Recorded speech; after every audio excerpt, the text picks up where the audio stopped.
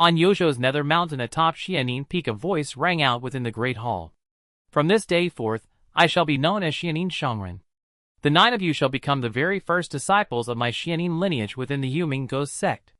From now on you must cultivate diligently. Now each of you may go, and choose your own cave dwelling. As Xianin Shangren finished speaking, the 9 disciples responded in unison, and filed out of the hall one after another. Among them Qin Feng, only 8 years old, and rank 6, did not rush to snatch those popular cave dwellings alongside his senior brothers and sisters. Instead, he deliberately headed toward more remote and secluded places. In truth, he did not belong to this world at all, but had transmigrated here in spirit from Blue Star. Just a few days ago, Qin Feng had still been a cowherd boy working for a landlord unable even to fill his stomach. While herding cattle on a hillside, he suddenly saw a streak of multicolored light fall from the sky and hurriedly chased after it. In the end, however, he never laid eyes on any treasure. Instead, he saw a middle-aged Taoist with an immortal bearing standing in midair over the edge of a cliff, which left him utterly awestruck. He immediately rushed forward to bow and asked to become his disciple. That middle-aged Taoist is now his master Xianin Shangren. After a series of tests, Qin Feng finally had his wish granted, and was accepted under Xianin Shangren's gate. This should have been a cause for great joy. Yet he had never imagined that this master who looked every inch like an immortal would turn out to be an elder of the demonic Yuming Ghost sect. This was decidedly unfavorable. The existence of demonic sect disciples was incomparably brutal. Within the sect the rules did not forbid disciples from killing one another. It was even said that some elders had risen to power by slaying their own masters. Outside, if one encountered disciples of orthodox Taoist sects, they were like water and fire clashing at the slightest disagreement. Thus, when he had been just a cowherd, Qin Feng's life goal had been simply to eat his fill. Now it had become to stay alive. To survive in the cruel environment of a demonic sect was anything but easy. Qin Feng therefore set a simple strategy for himself encapsulated in a single word: endure. Whenever possible, he would avoid conflict, yielding whenever he could. To endure was to win. It was said that many years ago Xianin Peak had once been one of the most flourishing lineages of the Yuming sect, but it had gradually declined, and in recent years its inheritances had even been cut off entirely. For this reason, there were quite a number of cave dwellings on the mountain that were highly suitable for cultivation and living. In the end, Qin Feng set his sights on a cave dwelling with a tranquil environment and abundant spiritual energy. Just as he hung his wooden name plaque on the stone door, his third senior brother Chao Yu suddenly walked over and said coldly, "I want this cave. Get lost and find somewhere else." Qin Feng was stunned for a moment, then smiled and replied, "Very well, senior brother, please help yourself." As he spoke, he took down the wooden plaque from the door. He uttered no harsh words, did not clench his fists, or let cold light flicker in his eyes. He simply walked away in silence. From a distance, he could still hear Chao Yu's disdainful snort. Trash is indeed trash. Among Xianin Shangren's 9 founding disciples, almost all possessed extraordinary aptitude. 1 had a unique spiritual root, 2 had heavenly spiritual roots, and even the lesser ones had dual spiritual roots of fine quality. Qin Feng alone was the worst of them all, burdened with 4 spiritual roots. With such aptitude, he was at best fit to be an outer sect disciple. How could someone like that ascend in a single step to become the direct disciple of a peak master? Thus there were many who harbored jealousy and resentment toward Qin Feng and could not stand the sight of him. "Ah, the way of endurance is a long and arduous road," he sighed inwardly. In the end, Qin Feng settled near the back mountain. On either side of his cave were sheer chasms and precipitous cliffs, with cascading waterfalls plunging down like thunder, water flashing past like lightning, an extraordinarily beautiful scene. Most importantly, it was secluded enough to minimize unnecessary conflict. That night Qin Feng sat cross-legged within the dwelling to cultivate. His face was flushed red, his forehead unconsciously beaded with sweat, and his expression showed faint traces of pain. The cultivation art he practiced was called the Fire Fiend art. When cultivating it, his entire body felt as though plunged into a sea of flames. Every instant was torment, and a single misstep could cause him to fall into deviation. After an unknown length of time, Qin Feng's robe trembled slightly, and he slowly opened his eyes, unable to hide the joy upon his face. To achieve entry into the Fire Fiend art, one had to circulate one's inner breath through 9 full great cycles. It had taken Qin Feng 5 whole days, but he had finally accomplished this just now, formally stepping through the gates of cultivation. By comparison, it was said that Chao Yu, who cultivated the same fire fiend art, had needed only the span of a single incense stick to circulate 9 great cycles. Even so, Qin Feng was now at last a first-layer cultivator in the Qi refining stage, the first of the 3 mortal thresholds of cultivation: Qi refining, marrow cleansing, and soul purification. The most immediate change this brought was that he could use his spiritual sense to look inward, examining the condition of any meridian or acupoint within his body. After a hurried inspection, Qin Feng finally focused on his dantian, the Qi Si where true Qi was stored. To his astonishment, he discovered strands of multicolored radiance emerging within his own dantian. These lights were exceedingly similar to the multicolored brilliance he had seen in the sky while herding cattle that day. When his spiritual sense dispersed the layers of concealing mist, a small, exquisite 9-story glazed pagoda appeared before Qin Feng's inner eyes. On its base were carved 2 lines of archaic seal script. When the tribulation pagoda appears, the myriad phenomena of heaven and earth arise. In the cultivation world, time flowed without notice in the blink of an eye. 3 years passed. On this day, the double 9th festival had arrived.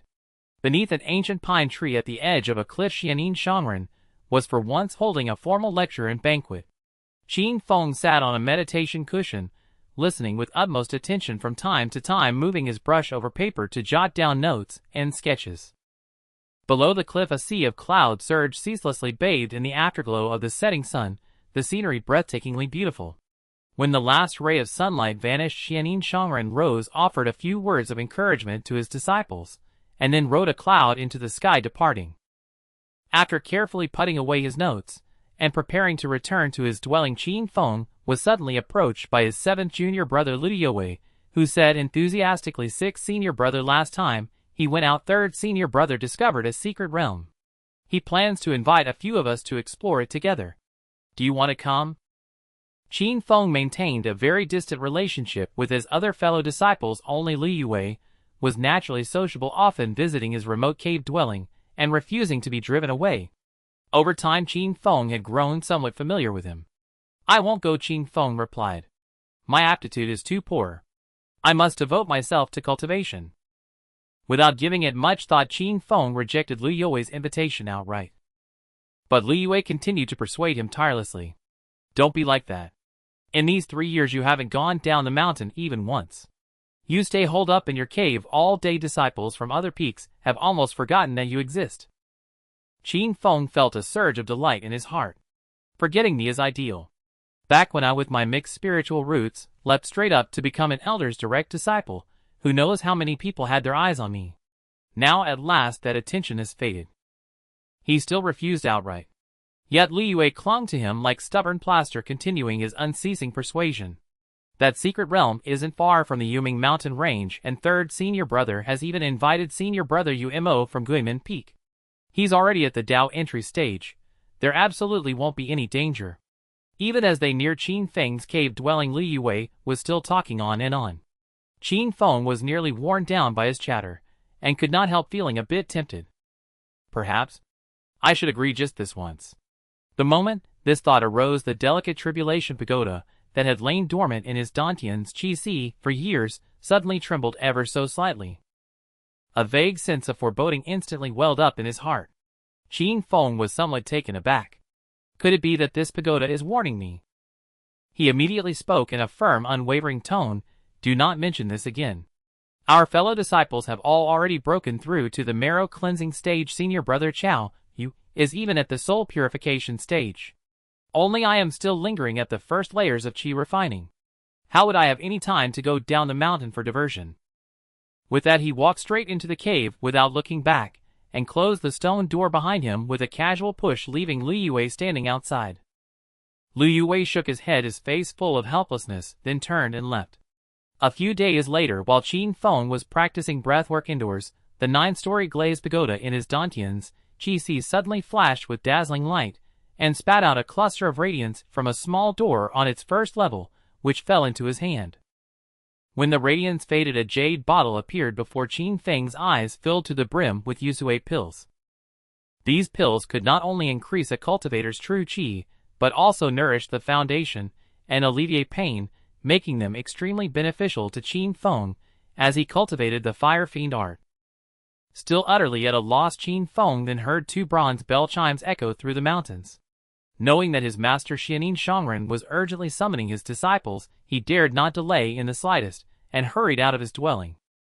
Very soon Qin Feng saw his senior brother Qiao Yu and junior brother Lu Yue lying on the ground. Lu Yue's condition was relatively better. Blood streamed from the corner of his mouth, as though he had suffered internal injuries. Proud Qiao Yu, the favored genius of Xianin Peak, was far more miserable. One arm had been severed, his eyes were ruined, and his body was drenched in blood, clinging to life by only a single breath. A chill of lingering fear rose in Qin Feng's heart. Had he agreed to go with them, that day his own fate would certainly have been little better. Recalling the Tribulation Pagoda's earlier warning and the Usui pills that had just appeared, Qin Feng thought to himself, could it be that so long as I endure and survive a calamity, the pagoda will reward me? If this were truly the case, it would be wonderful indeed, perfectly suited to Qin Feng's temperament. A year later, under a scorching sun, with not a single cloud in the vast sky, in a mountain valley, a dozen sturdy laborers were working under the blazing heat, swinging hoes and sweating profusely, daring not to slack off in the slightest. Suddenly a young boy in blue robes, only 11 or 12 years old, drifted gracefully over and stood in the center of the farmland. He chanted a few incantations, then pinched a talisman between 2 fingers, rubbed his hands together, and the talisman ignited spontaneously without fire. Spring wind transforms rain, hasten. The boy pointed upward with his finger, and the talisman flame soared into the sky, emitting a dull thud. In the cloudless sky a drizzle began to fall, bringing a refreshing coolness to the hot valley. The spiritual crops in the field slowly grew under the nourishment of the rain. The laborers looked at the boy with envy, murmuring among themselves, immortal Qin's rain-summoning spell is growing more and more skillful. Ah, if only I could learn immortal arts too. Ha, with your simple-minded look, Wang Sama, you think you deserve to learn immortal arts. Then a quarrel ensued. The blue-robed boy who had summoned the rain paid no heed, beginning to inspect the several hundred mu of spirit fields. This boy was naturally Qin Feng. 3 months earlier Qin Feng had turned 12, and was sent down the mountain by his master Xianin Shangren, the venerable of mysterious Yin, to manage this spirit field and accumulate sect merits. In the Nether Ghost sect, the lower and middle echelons consisted of servant laborers, outer disciples, inner disciples, and true disciples. Among them, servant laborers and outer disciples had to handle numerous chores, yet received the fewest sect resources, with little time for cultivation. True disciples enjoyed high status, free from any chores, with unrestricted access to the sect's scripture pavilion, needing only to focus on cultivation and follow orders when summoned. Inner disciples were in between. They were not as leisurely as true disciples, but did not have to deal with all sorts of miscellaneous chores, only needing to complete a certain amount of sect merits each year. It was uncommon for an inner disciple like Qin Feng to be directly sent to manage specific chores, somewhat akin to an imperial official being dispatched to a remote post. Managing a large spirit field was not difficult for Qin Feng, who was already at the 4th layer of Qi refinement, but it was extremely tedious and annoying. Every day, he had to cast the Spring Wind Transforms Rain spell 3 times, morning, noon, and evening, oversee the laborers' weeding and tilling, and care for the spirit plants. Tilling allowed the plants to absorb spiritual energy from heaven and earth, while weeds, if not removed in time, would compete for nutrients and affect the harvest. Some particularly troublesome weeds could not be pulled out by the laborers, and required a cultivator like Qin Feng to handle personally. Additionally, there were insects and rodents in the fields that stole the spirit plants, which Qin Feng had to eliminate promptly. Otherwise, if the yield of his spirit field dropped significantly, he would not only fail to earn merits, but could be penalized by the merit and penalty hall of the affair's peak. Thus Qin Feng could no longer concentrate on cultivation every day as before. At first, he was extremely reluctant to take this assignment. But gradually Qin Feng discovered that since he had been exiled here, the whole world seemed much quieter, and even his 7th junior brother Lu Yue had stopped visiting him. If someone else had encountered such a change, they might have felt depressed. However, Qin Feng felt completely at ease, thinking he could finally quietly practice the way of keeping a low profile. As for the delay in cultivation, he remembered he still had an entire bottle of jade marrow pills from the Glazed Pagoda. So in the following days, Qin Feng spent each day in the secluded valley of Xianin Peak tending the spirit field while taking jade marrow pills to cultivate. His cultivation began to advance by leaps and bounds unbeknownst to others. Winter passed and spring arrived, bringing life to all things. Qin Feng also cultivated a small plot of spirit field in the courtyard of his residence. After work and practice, he had already learned a great deal about spirit plants. He planted sunflower of blazing sun in sunny spots, cicada flowers in the shade, and wind grass in the corners. In the gaps between each sunflower of blazing sun, he planted some ginseng and lingji mushrooms. These ginseng and lingji mushrooms would take several hundred or even 1,000 years to mature. Qin Feng merely hoped that planting them would reduce the number of weeds. Qin Feng had invested considerable effort into this small plot. After all, no matter how well the hundreds of mu in the outer valley yielded, most of the harvest had to be turned over to the sect. For example, last year, after a full year of hard work, he only received 50 sect merits and 60 first-grade spirit stones as a reward. But the yield from the courtyard's small field could all belong to Qin Feng himself. He'll go steal some spirit spring water and spirit soil later, and turn the empty land behind the house into a spirit field too. Well, for a scholar this can't be called stealing. It's taking advantage of public resources after all. Qin Feng sat on the threshold eating fragrant spirit rice, while mentally planning what to plant after the spirit field behind the house was transformed. The sun was setting, weary birds returning to the forest. Qin Feng, carrying a bamboo basket full of spirit soil, took a detour through a mountain forest. With great effort, he finally sneaked back near his residence. This spirit soil, having been nourished by spirit spring water over the years, was much heavier than ordinary soil. Even with Qin Feng's cultivation at the 7th layer of qi refinement, carrying it for a long time left him sweating profusely and gasping for breath. I saw Chao Yu buy a storage pouch when he went down the mountain, which can hold a summer space. If only I had one, it would be much easier to borrow spirit soil and water. Unfortunately, storage pouches were quite expensive at the cultivation market, costing a full 100 first-grade spirit stones. Qin Feng couldn't bear to spend that much. Qin Feng leaned against a large rock, planning to rest a while before continuing. Suddenly the sound of several monkeys came from atop the rock. He put down his basket, leaped up lightly like a swallow, and after a few bounds reached the top of the rock. There he saw a white female monkey and 2 baby monkeys. The mother monkey had bloodstains all over her body. Upon closer inspection, she had already died. The 2 babies, unaware, still clung to her and cried out from time to time. Qin Feng also noticed golden shimmering bird feathers scattered nearby, clearly left from a fierce battle. Huh, what's this? The mother monkey, even in death, tightly clutched something. After prying it open, with some effort, Qin Feng discovered a translucent red fruit. Though not yet tasted, its fragrance already filled the air, looking extremely extraordinary. Qin Feng stared at it for a moment, then smiled. Hey, it looks somewhat like the longevity vermilion fruit recorded in the sects classics. One fruit can extend life by 500 years. But he didn't truly believe such a blessing would fall from heaven. He pocketed the fruit, then picked up the golden feathers one by one, planning to make a feather duster.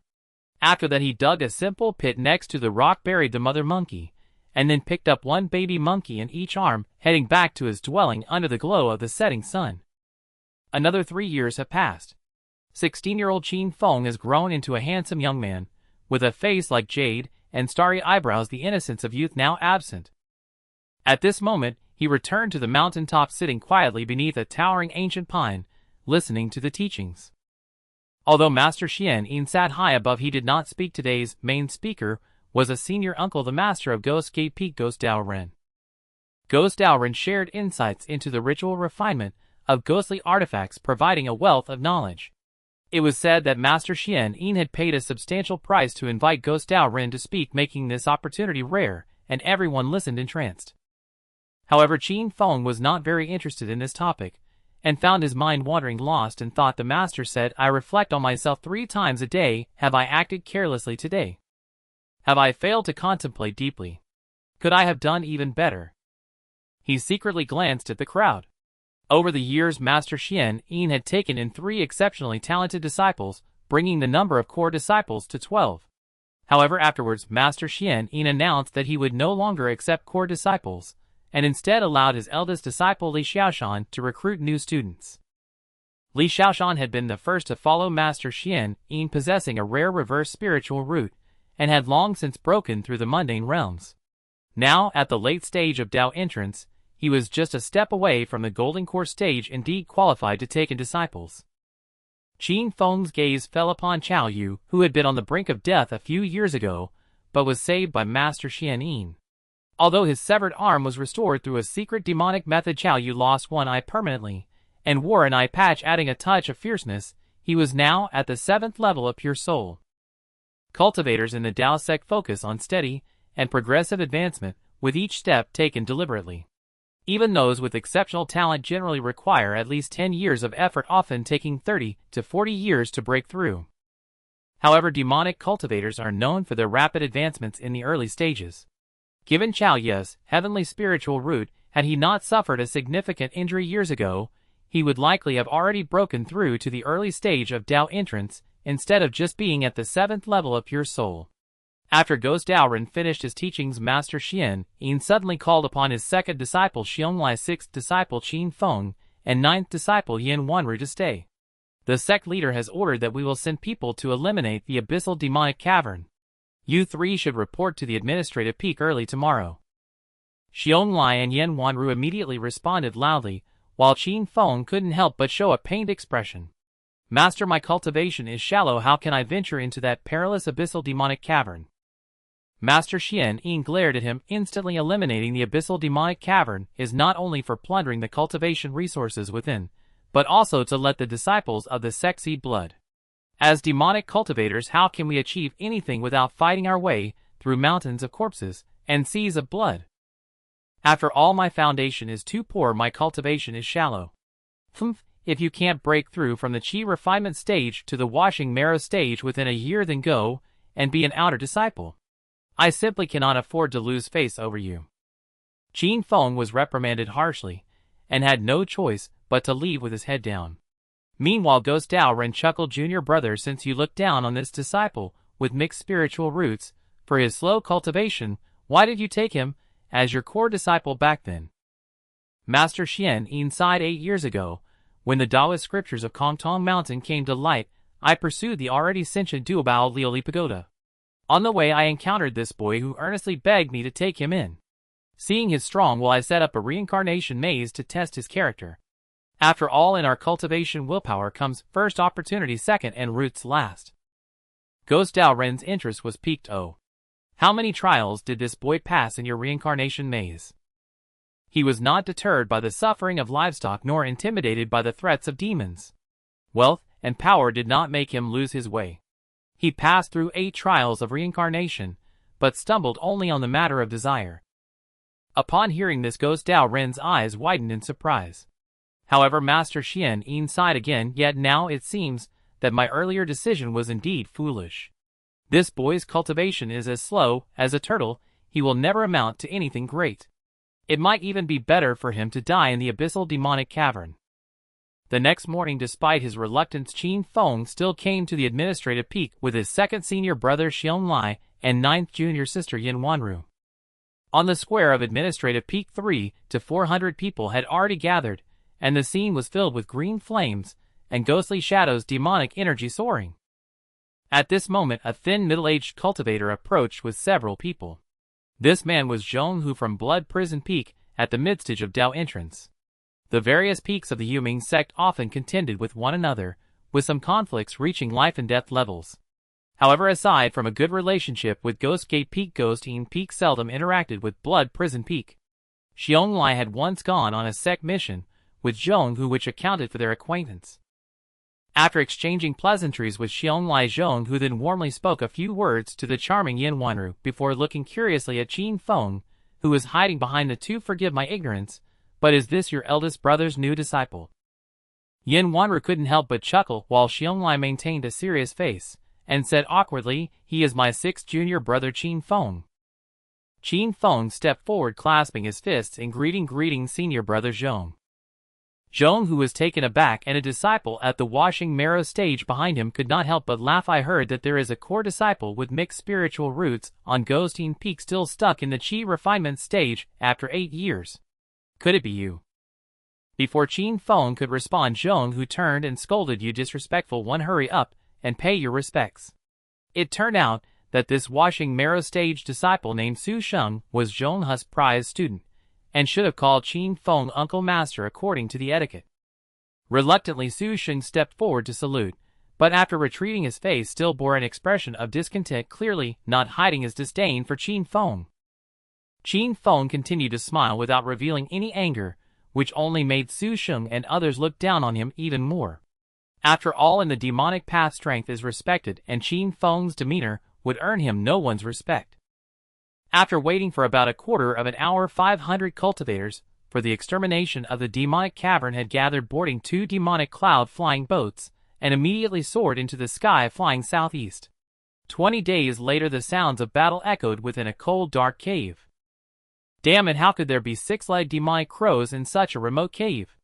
Qin Feng cursed silently, fiercely swinging his long sword to fend off a group of crows with 6 legs, continuously spewing black mist.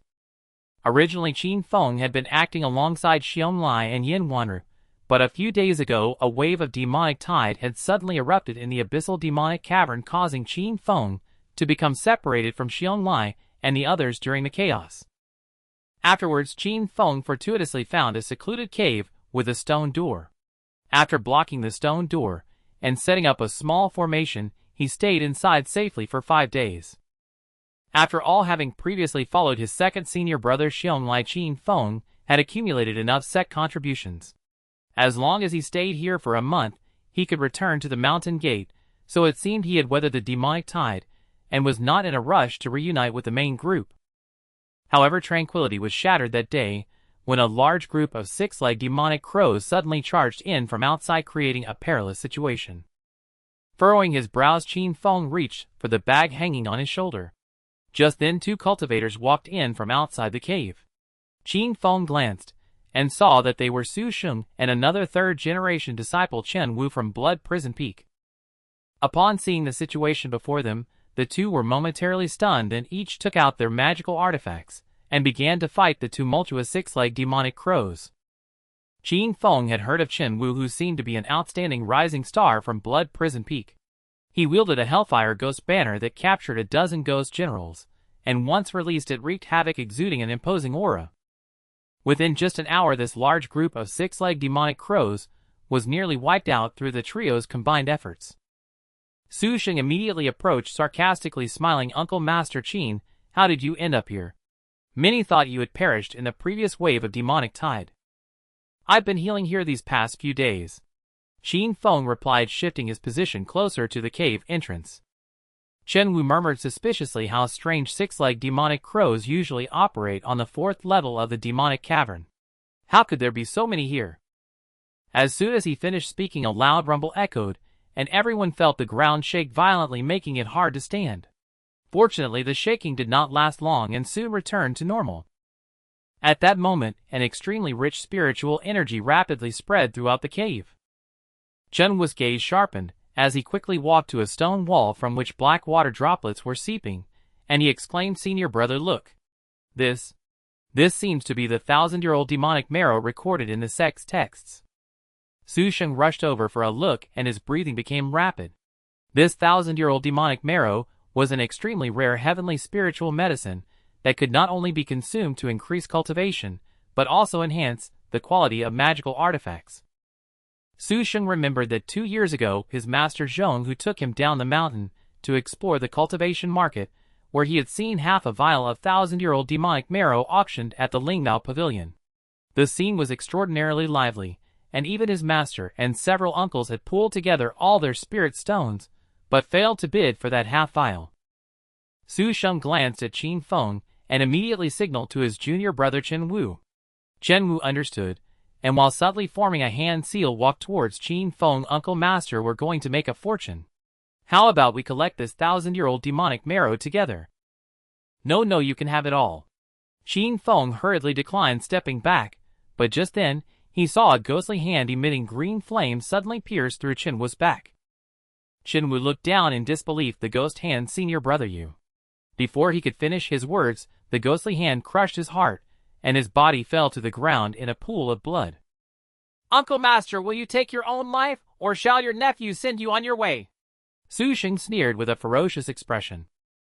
Su Sheng was at the 6th layer of marrow cleansing, Qin Wu at the 5th, and Qin Feng at the 10th layer of qi refining. Thus in Su Sheng's view, once he swiftly disposed of Qin Wu, Qin Feng would be like a fish on a chopping block at his mercy. This way he could securely claim all the millennium-old demon spirit marrow for himself. Without a word, Qin Feng turned and dashed toward the cave entrance, only to be met by a ghostly figure charging at him with jaws wide open. It turned out that Su Sheng and Qin Wu had stationed a ghost general at the entrance before entering the chamber, and now it blocked Qin Feng's path. Su Sheng let out a triumphant laugh, then lunged forward in a single stride, extending a ghostly hand wreathed in green flames to grab Qin Feng.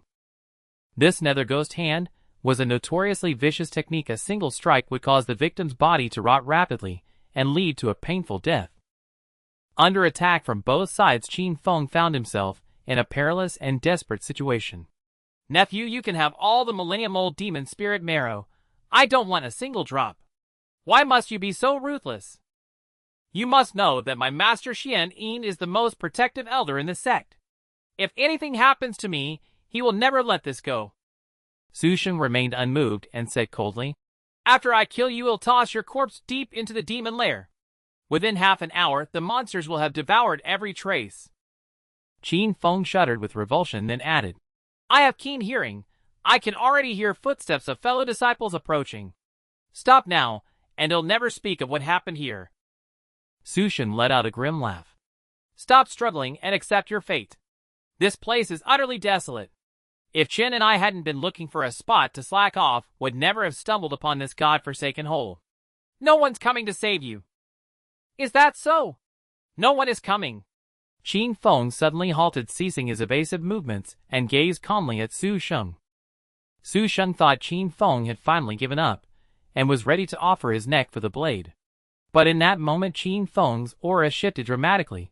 1st layer of marrow cleansing, 2nd layer, 3rd layer.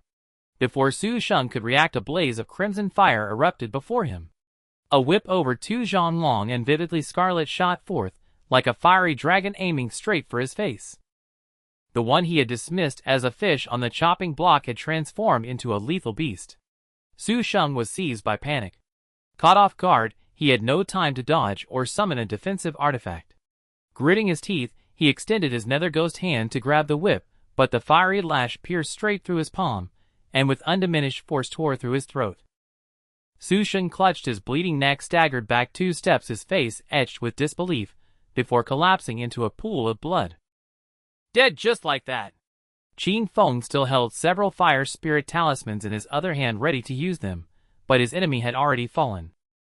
Yet fearing Su Sheng might not be fully dead, he activated the talismans anyway. They instantly transformed into a roaring inferno, consuming Su Sheng's corpse. Before long, Su Sheng was reduced to ashes beyond any chance of revival. Qin Feng, who had been on edge, finally let out a long sigh of relief. In truth, Qin Feng's actual cultivation level was not the 10th layer of qi refining, but the 10th layer of marrow cleansing. 5 years ago, after obtaining that bottle of jade marrow elixir, his cultivation had soared. However, ever a proponent of the path of concealment, he never revealed his true power in public, preferring to show only a 10th or a 5th of his strength at most. As it happened, the glazed pagoda within Qin Feng had another wondrous property. It could suppress his aura, fooling even his master Xian Yin, a cultivator of considerable power. Moreover, the whip that had dealt the fatal blow to Su Sheng was called the Blazing Dragon Scale Whip. Its handle bore golden runic inscriptions, and dragon scales occasionally shimmered along its tip, marking it as an artifact of exceptional quality. This whip had also flown out from the glazed pagoda after Qin Feng survived one of his tribulations. Its fire attribute aligned perfectly with his cultivation of the blazing calamity art. By then, the stone wall had stopped seeping millennium-old demon spirit marrow, all of which had pooled into a groove below. Qin Feng took out a jade bottle and collected the marrow, filling it about a quarter full. After a moment's thought, Qin Feng, still uneasy, wiped away the bloodstains left by Su Sheng. He then picked up Su Sheng's storage pouch, selected a personal item, and deliberately tossed it not far outside the cave. As for Qin Wu's corpse, he left it untouched, taking only the storage pouch. Having done all this, Qin Feng left the chamber, and sought another place to continue his concealment. Days later, battered and ragged Qin Feng finally emerged and reunited with senior brother Xiongli and junior sister Yin Wenru to return to the sect.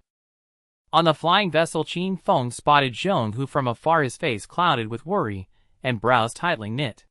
Xiongli, refraining from approaching, whispered gleefully to Qin Feng and Yin Wenru. The Blood Prison Peak took a heavy hit this time. They lost 10 disciples in that demon tide, many of them highly talented. And there's even a rumor that Zhong He's 2 direct disciples turned on each other over treasure and fled. Qin Feng's face filled with shock. How? How utterly unfortunate. After returning to Xianin Peak and paying respects to their master, Qin Feng promptly retreated to his rustic cottage at the foot of the mountain, declaring he would go into seclusion and not emerge until he broke through to the marrow cleansing stage. In truth, his real target was the soul purification stage. The marrow is the pivotal foundation of the Buddhist blood, qi, and bones. Thus, the marrow cleansing stage involves refining the marrow to fundamentally transform the physical form, laying a solid groundwork for the path of cultivation. Moreover, the brain is the sea of marrow. Refining the marrow also enriches the mind and opens spiritual apertures, an endlessly profound process. Having reached the 10th layer of marrow cleansing and completed all steps, Qin Feng's breakthrough to soul purification was a natural progression. Half a year later, in his secluded chamber, Qin Feng sat cross-legged for a long time, clearing his mind until his spiritual platform was utterly tranquil. He then slowly took out the small bottle of millennium-old demon spirit marrow from the abyssal demon lair and swallowed it in one gulp. A surge of pure, dense, demonic spiritual energy spread through his abdomen. Qin Feng dared not be careless. He immediately activated his cultivation technique, gradually refining this naturally born spiritual essence into his marrow. His marrow began an indescribable transformation, surging toward the barrier of the soul purification stage. 7 days later, 3 faint wisps of azure qi shot out from the crown of Qin Feng's head, converging above him, before slowly dissipating. At that moment, Qin Feng felt his mind clear and slowly opened his eyes. His entire body felt weightless, as if he might float into the air at any moment. A gleam of light flashed in his eyes, and joy spread across his face. Soul purification stage. Qin Feng withdrew his technique, and the surging true qi within him flowed back to his dantian, like a stream returning to its source, dispelling the ethereal sensation. Nearly 9 years had passed since he began his cultivation on the mountain, and now he had finally reached the last of the 3 mortal barriers. Once he crossed this final threshold and broke through to the Dao entry stage, his life would truly change. Dao entry meant first step into the Dao. In other words, Qin Feng was still standing outside the gates of true cultivation, with a long and perilous road ahead. Shortly after emerging from seclusion, Qin Feng revealed his marrow cleansing first layer cultivation and made his way to the peak. After all, his master profound Yin Shangren had previously stated that if he failed to break through to the marrow cleansing stage within a year, he would be demoted to an outer disciple. Thus, he needed to report his progress lest he overplay his hand. The status of an inner disciple and a direct disciple of profound Yin Shangren still held considerable value, sparing him many unnecessary troubles. If he were truly sent to the outer sect stripped of profound Yin Peak's protection, Qin Feng feared he would have to witness the true cruelty of the demonic sect, making it difficult to continue lying low. Upon arriving at the main hall of profound Yin Peak, Qin Feng learned that profound Yin Shangren had gone on a journey and had not yet returned, with all peak affairs currently managed by senior brother Li Shaoshan. This was a common occurrence. Even when Qin Feng lived on the mountain, before, he often went a whole year without seeing profound Yin Shangren more than a few times. 6th senior brother, I heard you broken through to the marrow cleansing stage. Just as he emerged from Li Ziashan's chambers, Qin Feng bumped into 7th junior brother Li Yue and 3rd senior brother Chao Yu. Li Yue's face was wreathed in smiles, seemingly genuinely happy for him, while Chao Yu wore a grim, overcast expression. With a cold snort, he strode ahead without a word. Once Chao Yu had distanced himself, Qin Feng pulled Li Yue aside and asked quietly, "What cultivation level has senior brother Chao reached? Has he made any breakthroughs?" Li Yue chuckled. "Same as me, still at the 10th layer of soul purification." Qin Feng clicked his tongue in surprise. It was well known that Chao Yu possessed the heaven-defying talent of a heavenly spiritual root. Passing the 3 mortal trials should have been as easy for him as drinking water. Now even Liu Yue with his dual spiritual roots had reached the 10th layer of soul purification, yet Chao Yu had still not broken through. A truly unexpected turn of events. It seemed the severe injury he suffered years ago had indeed damaged Chao Yu's foundation. What a terrible misfortune! Qin Feng said aloud, but inwardly, he was overjoyed. This is the price of not following the path of lying low. A lesson to be heeded, a lesson to be heeded. Liu Yue hastily cautioned Qin Feng. Whatever you do, don't mention cultivation matters in front of third senior brother. The day before yesterday, a junior disciple gossiped behind his back. When third senior brother found out, he went and beat the disciple severely. Senior brother Li was furious and seems to be preparing to punish him even now. With that he hurried away.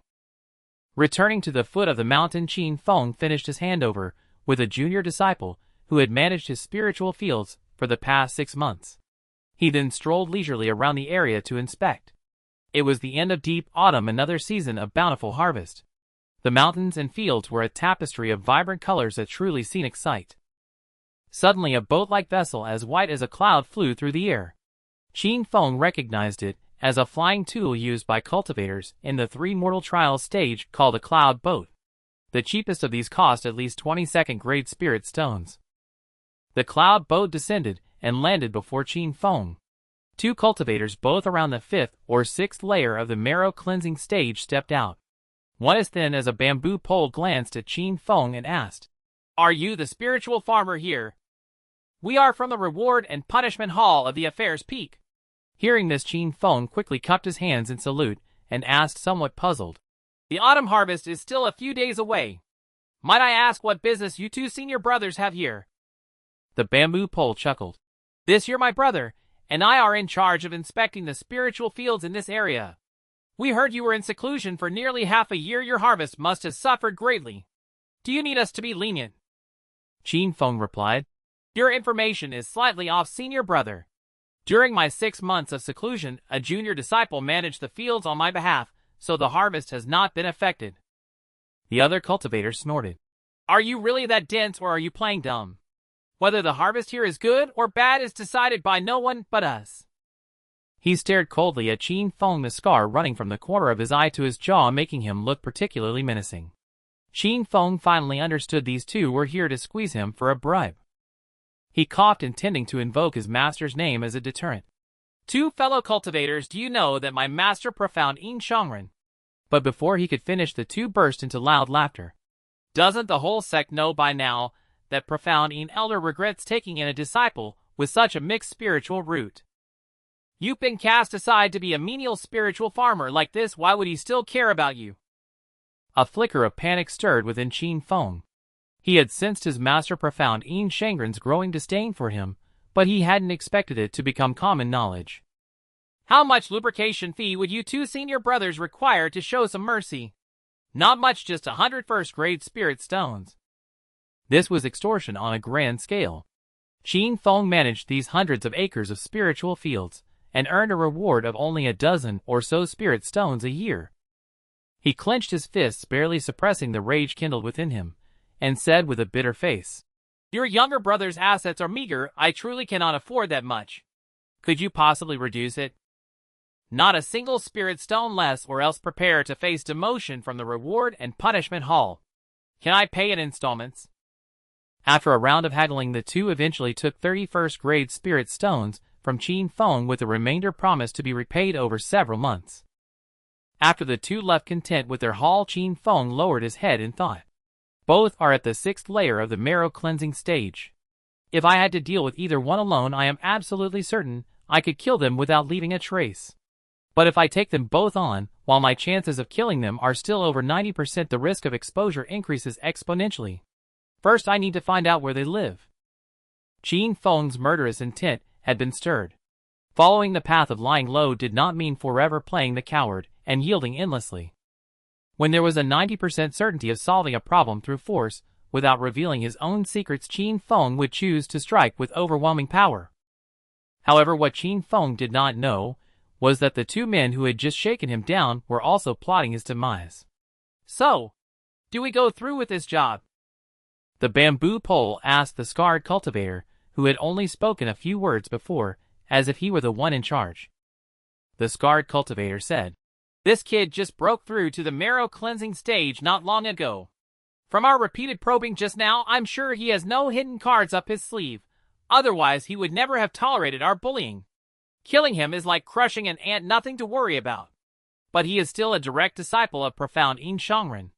Even if the elder has grown weary of him, he hasn't been formally expelled. If we kill him at the foot of this mountain, it's hard to say whether that eccentric old man will fly into a rage and launch a massive investigation." The bamboo pole frowned. "It's not like this is the first time we've done this kind of work. As long as we are clean about it, no one will know." Seeing the scarred cultivator still hesitating, he added, "Don't you want to buy the jade marrow pill? If we just make off with the spiritual plants from these hundreds of acres of fields plus the spirit stones we've saved up, it will be enough for you to buy the jade marrow pill. Otherwise, when will you ever break through again?" Hearing this, the scarred cultivator narrowed his eyes, staring at a ball of ghostly fire dancing between his fingers. He pondered for a long time, before finally nodding reluctantly. A few days later, the year's busiest autumn harvest finally concluded. Bulk goods, like spirit rice, were stored in the warehouse, while the more precious spirit plants were kept in the courtyard where Qin Feng resided, awaiting the arrival of the Merit Hall disciples for inventory the following day. At dusk, Qin Feng sat in the courtyard meditating. Two little monkeys lay at his feet, neither noisy nor restless, appearing utterly tranquil. After a long while, Qin Feng finished his cultivation and slowly opened his eyes. A pang of hunger struck his stomach, yet the sweltering heat made him reluctant to eat. Thus, he retrieved the strange fruit he had obtained from the mother ape from his storage pouch. He first sliced off a small piece and tossed it to the two little monkeys. Seeing them devour it with relish and showing no signs of discomfort, Qin Feng finally took a confident bite. The fruit was sweet to the taste, somewhat like a pear, yet it did not enhance his cultivation in the slightest, leaving Qin Feng, who had long anticipated its effects, profoundly disappointed. He wolfed down the pear and belched. Examining the core in his hand, he walked to the center of the courtyard and buried it. At the third watch of the night, Qin Feng, who had been meditating in his room, twitched his ears. He immediately emerged from his trance, rose, and hid by the window. Since breaking through to the soul purification stage, his hearing had become exceptionally acute, and he distinctly caught the sound of furtive footsteps approaching. Peering through a gap in the window into the courtyard, he saw two figures under the moonlight. It was none other than Bamboo Pole and Scarface, who had previously extorted him. Qin Feng's eyes turned icy cold. "Well, as they say, there are paths in heaven you refuse to take, yet you barge into the gates of hell. This saves me a lot of trouble." After a moment, Bamboo Pole and Scarface silently passed through the wall. One wielded a bone spear, the other held 4 morning nails. They crept to the bedside. Then black mist coiled around the bone spear as it thrust forward violently. Simultaneously, the 4 morning nails transformed into streaks of emerald light, flying toward 4 vital acupoints of the figure on the bed. At that moment, Qin Feng seemed utterly defenseless, a corpse in their eyes. Yet the next instant they sensed something amiss. Throwing back the covers, they found only a pillow. The bed was empty. Not good. They feared Qin Feng had grown wary and fled early. But they never expected that Qin Feng had not left at all. He had been lurking in the shadows, waiting for this moment of their shock to strike without mercy. The blazing dragon scale whip coiled out from his sleeve, like a dragon, instantly piercing the body of Bamboo Pole, who stood closest. With a jerk of his arm, he yanked back, sending blood and bone fragments flying through the air. "What?" Scarface was stunned, his eyes wide. Even after recognizing Qin Feng's face, he found it even more unbelievable. This aura. Could it be the soul purification stage? Impossible. Scarface's mind raced. He crashed through the window, attempting to flee. But the dragon scale which shot forth, instantly coiling around his arm. In that moment, Scarface's hand felt as if consumed by raging flames, dashing his hopes of escape and subjecting him to unbearable agony. Gritting his teeth, Scarface severed his own arm with a blade, while employing a secret demonic art, teleporting himself 100 paces away. Startled by this turn of events, Qin Feng gave chase. Scarface, ignoring the blood gushing from his wound, had already launched a cloud boat and ascended into the sky on the verge of escaping. Qin Feng hurriedly swung his whip. The dragon scale whip, originally only a few feet long, stretched infinitely, hurtling towards Scarface. Scarface brandished a ghost-headed blade in defense, producing a grating teeth-grinding sound. The whip instantly coiled tightly around the broadsword. The two engaged in a brief tug-of-war, testing each other's strength. But soon the whip's tip began to spin ceaselessly like a long serpent, slithering along the blade towards Scarface. Caught off guard, Scarface's throat was pierced by the dragon scale whip, and he died on the spot. Phew! Qin Feng exhaled a breath of foul air. He carried Scarface's corpse into the courtyard, cleaned up the battlefield, and then began to loot the bodies, his eyes falling on the two storage pouches in his hands. He emptied their contents, which filled a corner of the room, with a motley assortment of items. First, the spirit stones. He had previously been extorted for 31st-grade spirit stones. Now, with interest and compound interest, he had amassed a total of 530. Qin Feng could not help but marvel at serving in the merit hall so lucrative. Little did he know that Bamboo Pole and Scarface were ruthless and audacious, often engaging in illicit business, making their wealth far beyond that of ordinary merit hall disciples. Next came a considerable quantity of various spirit plants. Perhaps some had used spirit plants as bribes for smooth passage. Among the spoils, spirit plants accounted for half. Qin Feng estimated their value to be around 300 to 400 spirit stones. Additionally, there were several magical artifacts bearing distinct personal imprints. Qin Feng intended to dispose of them all, keeping none. Finally, there were some pills. Scarface's collection mostly consisted of healing and cultivation-enhancing pills, which Qin Feng gladly pocketed. Bamboo Pole's pills, however, were largely aphrodisiacs, like harmonious joy pills and ecstasy powder. No wonder he was so thin. Qin Feng scoffed at such pills, and instinctively pushed them aside. But then a sudden heat surged in his heart. I might as well keep them. Who knows when they might come in handy? After finishing the looting, Qin Feng hauled the corpses to the spirit field behind the house, and reduced them to ashes with a fire talisman. Then he cast the spring rain transformation art to disperse the strange odor lingering in the air. Thus Bamboo Pole and Scarface vanished from the world, transformed into fertilizer nourishing the spirit field behind the dwelling. Having meticulously cleaned up all traces, Qin Feng had just returned to his room, and sat down, when the glazed pagoda in his dantian flashed with a strange light, once more ejecting a bronze heart-protecting mirror the size of a palm. Qin Feng was overjoyed. So there's a reward from the pagoda, this time as well. Since he had not weathered this calamity through his usual passive approach, he had assumed there would be no reward. During his previous expedition to the abyssal demon lair, the pagoda had remained utterly still for an entire month, yet now it had stirred. Qin Feng pondered the difference. This time disaster had come to his doorstep inescapable. The demon lair mission, though ordered by his master, could have been avoided if he had wished. He simply had not wanted to. The disappearance of Bamboo Pole and Scarface caused no stir in the Netherghost sect. After all, in a demonic sect where private duels were not forbidden, such incidents were commonplace and hardly surprising. Moreover, no one suspected Qin Feng in their disappearance. In truth, the two were not the disciples sent by the Merit Hall this year to inspect the spirit plant harvest in the Xian Peak area. They had intended to kill Qin Feng on the eve of the inspection and plunder everything there. Thus, they had acted secretly, and few knew they had visited Xian Peak in the days before their disappearance. Consequently, no one would ever connect them to Qin Feng. As autumn yielded to winter, Qin Feng departed the Nether Mountain range aboard his cloud skiff, arriving at a nearby cultivation market known as the Immortal-seeking Bazaar. His purpose was to purchase seeds for spiritual plants to sow in the coming spring.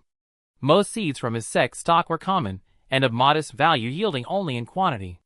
Qin Feng desired something more distinctive for his own courtyard. Moreover, having recently come into a windfall, he now had some spare funds to acquire elixirs and talismans, bolstering his arsenal. Hence this excursion to the Immortal-seeking Bazaar. Though situated near the Netherghost sect, the Immortal-seeking Bazaar was not solely its domain. It was jointly managed by several factions claiming perpetual neutrality and forbidding private conflicts within its bounds.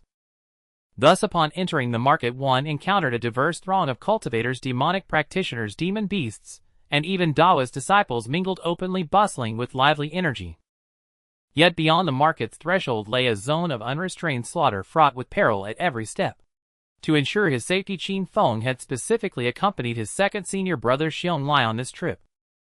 Within the Xian Peak lineage, the eldest senior brother Li Shaoshan possessed a rare spiritual root, while Xiongli and Chao Yu were blessed with heaven-raid roots. These three, being the most talented, were regarded by Xian Saint as the pillars of Xian Peak. Among them, Chao Yu was cruel and perpetually at odds with Qin Feng. Li Shaoshan was solemn and taciturn, a veritable replica of Xian Saint, sharing no camaraderie with Qin Feng. Xiongli, however, was renowned for his generosity and chivalry, often championing the disciples of their lineage. Half of Xian Peak's reputation within the Nether Ghost sect was forged through his battles. His relationship with Qin Feng was amicable. He had never uttered a single derisive word to him, and had even descended the mountain to personally instruct him in cultivation techniques. With Xiongli at the early stage of Dao entry, traveling to and from the immortal-seeking bazaar in his company offered considerable reassurance. Upon reaching the bazaar, however, Xionglei's expression shifted. After arranging a meeting time for their return, he departed hastily, vanishing into the sea of people. This being Qin Feng's first visit to the immortal-seeking bazaar, he felt disoriented without Xiongli. Though called a market, its scale rivaled that of a city, and the similarity of the street-side buildings made it easy to lose one's bearings. Just then a crisp voice sounded beside him. "Young friend, is this your first time at the immortal-seeking bazaar? Do you require a guide?" Qin Feng turned to see a voluptuous, heavily made-up woman of fair complexion, with willow-leaf brows and captivating phoenix eyes that seemed to ensnare the soul. "Indeed, it is my first time here," Qin Feng replied. "What is the cost for such guidance?" The woman's eyes lit up as she approached. "Merely 2 spirit stones, and I shall guide you through the entire bazaar. An honest deal, I assure you." She was a cultivator herself, at the second layer of marrow cleansing, and naturally demanded spirit stones rather than mortal gold or silver. After a moment's thought, unwilling to waste time wandering aimlessly, Qin Feng agreed. "Very well. First, take me to a place where I can purchase high-grade spiritual plant seeds. If I am satisfied, your spirit stones will be well earned. Follow me, please." The woman led the way. For superior seeds, the 100 Treasures Pavilion and the Alchemy Sect stores here offer a vast selection. Anything you can imagine they sell, though at a steep price. But I know of the Medicine King Valley shop not far ahead. Its variety is smaller, yet the prices are more reasonable. The woman seemed a local expert and did not deceive him. Soon Qin Feng purchased the desired seeds at a shop bearing the sign, Medicine King Valley. He even spent 100 spirit stones on a tome titled, The Compendium of Mid-Grade Spiritual Plants, which systematically detailed the knowledge required of a mid-grade spiritual gardener, a valuable acquisition for him. In high spirits, Qin Feng paid the woman 2 spirit stones in advance and learned her name, Shinsan Yang. Guided by Shinsan Yang, Qin Feng then toured the immortal-seeking bazaar in a whirlwind fashion, eventually arriving at a bustling square. The area was filled with cultivators sitting on the ground hawking their wares. "This is the loose cultivator square of the bazaar. Anyone can set up a stall here for free. Occasionally one finds treasures, so it's quite famous." Intrigued, Qin Feng recalled the batch of spiritual plants he had recently harvested from his own field. This square seemed the perfect place to sell them. Thus he dismissed Shinsan Yang, found a secluded alley to disguise himself, and spread a silk cloth in a corner of the square displaying spiritual plants like ice cicada flowers and netherwind grass. He had previously learned that a first-grade mid-tier ice cicada flower, when sold to the 100 Treasures Pavilion or Medicine King Valley, fetched 10 first-grade spirit stones per plant. Yet those establishments resold them for 22 spirit stones each, more than double the price. So Qin Feng priced his ice cicada flowers at 18 spirit stones each. Thanks to his meticulous care, they were in excellent condition, and 5 were sold within no time. With 90 first-grade spirit stones in hand, Qin Feng's heart swelled with delight. Ice cicada flowers ripened only once every 2 years, and were vulnerable to wind and rain, requiring diligent attention. Gazing at the spirit stones, Qin Feng recalled the hundreds of days and nights spent tending to them, a bittersweet pang rising within him. Yet all the hardship had borne fruit. It was not in vain. After a moment's thought, Qin Feng tossed 3 storage pouches and several magical artifacts onto his stall. Most of the artifacts he had obtained from looting were destroyed and buried. Those he now offered bore no distinct personal marks. For instance, the funeral nail, a sinister demonic hidden weapon, was widely used, and utterly unremarkable. Nevertheless, for sake, he preferred to sell them. By mid-afternoon, nearly all the spiritual plants on his stall had been sold along with one storage pouch, though the artifacts remained unsold. As the sun set, Qin Feng hastily packed up and headed out of the market. Simultaneously, several cultivators, with grim expressions, rose and followed him. Not long after, when Qin Feng rejoined his second senior brother Xiong, the pursuers exchanged glances, shook their heads, and dispersed in frustration. Add treasure reward. Upon safely returning to his residence, the glazed pagoda flashed once more, and a gourd flew out containing a blue unknown liquid, leaving Qin Feng utterly bewildered.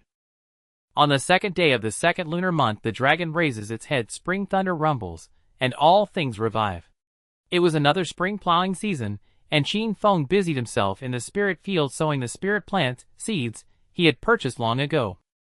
On the newly opened spirit field behind the house, Qin Feng once again planted ice cicada flowers, fire phoenix sunflowers, and wind grass. As for the spirit field in the courtyard with its superior soil quality, he planted moon sprout grass, needle ghost grass, and white angelica flowers purchased from the Medicine King Valley. These three were all first-grade superior spirit plants. Among the moon sprout grass was the main ingredient for refining moon sprout pills, maturing once every 2.5 years. The moon sprout pill was a type of elixir that could enhance cultivation during the marrow cleansing and soul purification stages, making moon sprout grass extremely popular. At the 100 Treasures Pavilion, it cost over 30 first-grade spirit stones per plant. Half of the courtyard's spirit field was planted with this moon sprout grass by Qin Feng. As for white angelica flowers, they had the effect of promoting blood circulation and removing blood stasis, serving as an ingredient for refining healing elixirs. The needle ghost grass, on the other hand, was material for making poison pills, mainly planted by Qin Feng in the corners to repel insects, with no hope of earning many spirit stones from it. After a day's toil, Qin Feng returned to the courtyard somewhat weary, and sat down on a stone bench. Then, to his astonishment, he discovered that a tiny green sprout had emerged in the center of the yard. Wasn't this the very spot where he had buried the core of the red exotic fruit last year? He had buried it in late autumn, thinking it had long rotted, yet now a seedling had sprouted. Speaking of that exotic fruit suspected to be a longevity vermilion fruit, Qin Feng felt no physical enhancement after consuming it. However, there was one anomaly: for over half a month afterward, he felt no hunger. One must know that cultivators only achieve complete abstinence from food and drink after reaching the Dao entry stage. Those still in the three mortal barriers were no different from ordinary mortals needing to eat, drink, and sleep. Thus, going half a month without eating or drinking had truly startled Qin Feng. Yet once the half month passed, everything returned to normal, leaving him utterly bewildered. He was curious to see what the plant of the red exotic fruit would grow into, so he built a fence around the seedling to prevent the two monkeys from trampling it in their play. The two monkeys, one white and one gray, made one wonder if they truly shared the same parents. Yet both were quite intelligent, now fully grown, and excellent at guarding the house and courtyard. Moreover, one night after Qin Feng had been meditating and cultivating in the yard until late, he was about to rise and return indoors, when he discovered the two monkeys sitting on the ground, drawing in the spiritual light of the sun and moon. Only then did Qin Feng realize that these two monkeys were likely anomalies among their kind, capable of cultivating into demons in the future. This was not particularly surprising. The Yuming mountain range, stretching thousands of miles, teemed with demonic beasts, and the broader cultivation world was rife with mighty demons of great power. Furthermore, when Qin Feng read the sect's ancient texts, he found that many senior experts often kept spiritual monkeys as guardians, and legends even told of some who ascended to the upper realms with them. Several months later, Qin Feng was summoned once again to the peak of Xian Yin Peak to listen to his master Xian Yin Shangren expound on the Tao. Beneath Xian Yin Shangren, there were still exactly 12 direct disciples, neither more nor fewer. However, on Xian Yin Peak now, Li Shaoshan and Xiong had begun taking on disciples, introducing many unfamiliar faces Qin Feng had never seen before. The peak had become livelier than ever, showing signs of prosperity. Qin Feng and the others listened to the teachings from dawn until the red sun rose in the east. Then Xianyin Shangren concluded the lecture, but did not dismiss the disciples. Do you know that the sect's decennial tournament is approaching? Qin Feng had heard of the sect tournament long ago, but he had no intention of participating. After all, it was voluntary. Achieving a good ranking would bring fame and generous rewards, but there was no compulsion to join. Given his personality, how could he be willing to reveal his techniques before a crowd? Qiao Yu then shouted loudly, "Rest assured, Master, we will achieve outstanding results in the tournament and bring glory to Xianyin Peak." Xianyin Shangren nodded.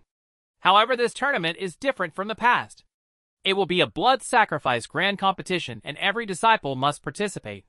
You will all be gathered in the Demon Fall Valley, where a formation will be activated for mutual slaughter. Only after 5 days may you emerge, and rankings will be based on the number of heads taken." Qin Feng gasped in shock, finding it hard to believe. "Master, wouldn't this lead to too many deaths and harm the vitality of our Demon Sect?" Xianyin Shangren smiled. "Matters of the sect's vitality are not your concern. Go and prepare well." With that he rose and departed on a cloud. Li Xiaoshan said sternly, "Junior brothers, this blood sacrifice grand competition occurs every century. All those below the Golden Core stage must participate. It is bloody beyond compare, and must not be taken lightly." He then shared everything he knew about it.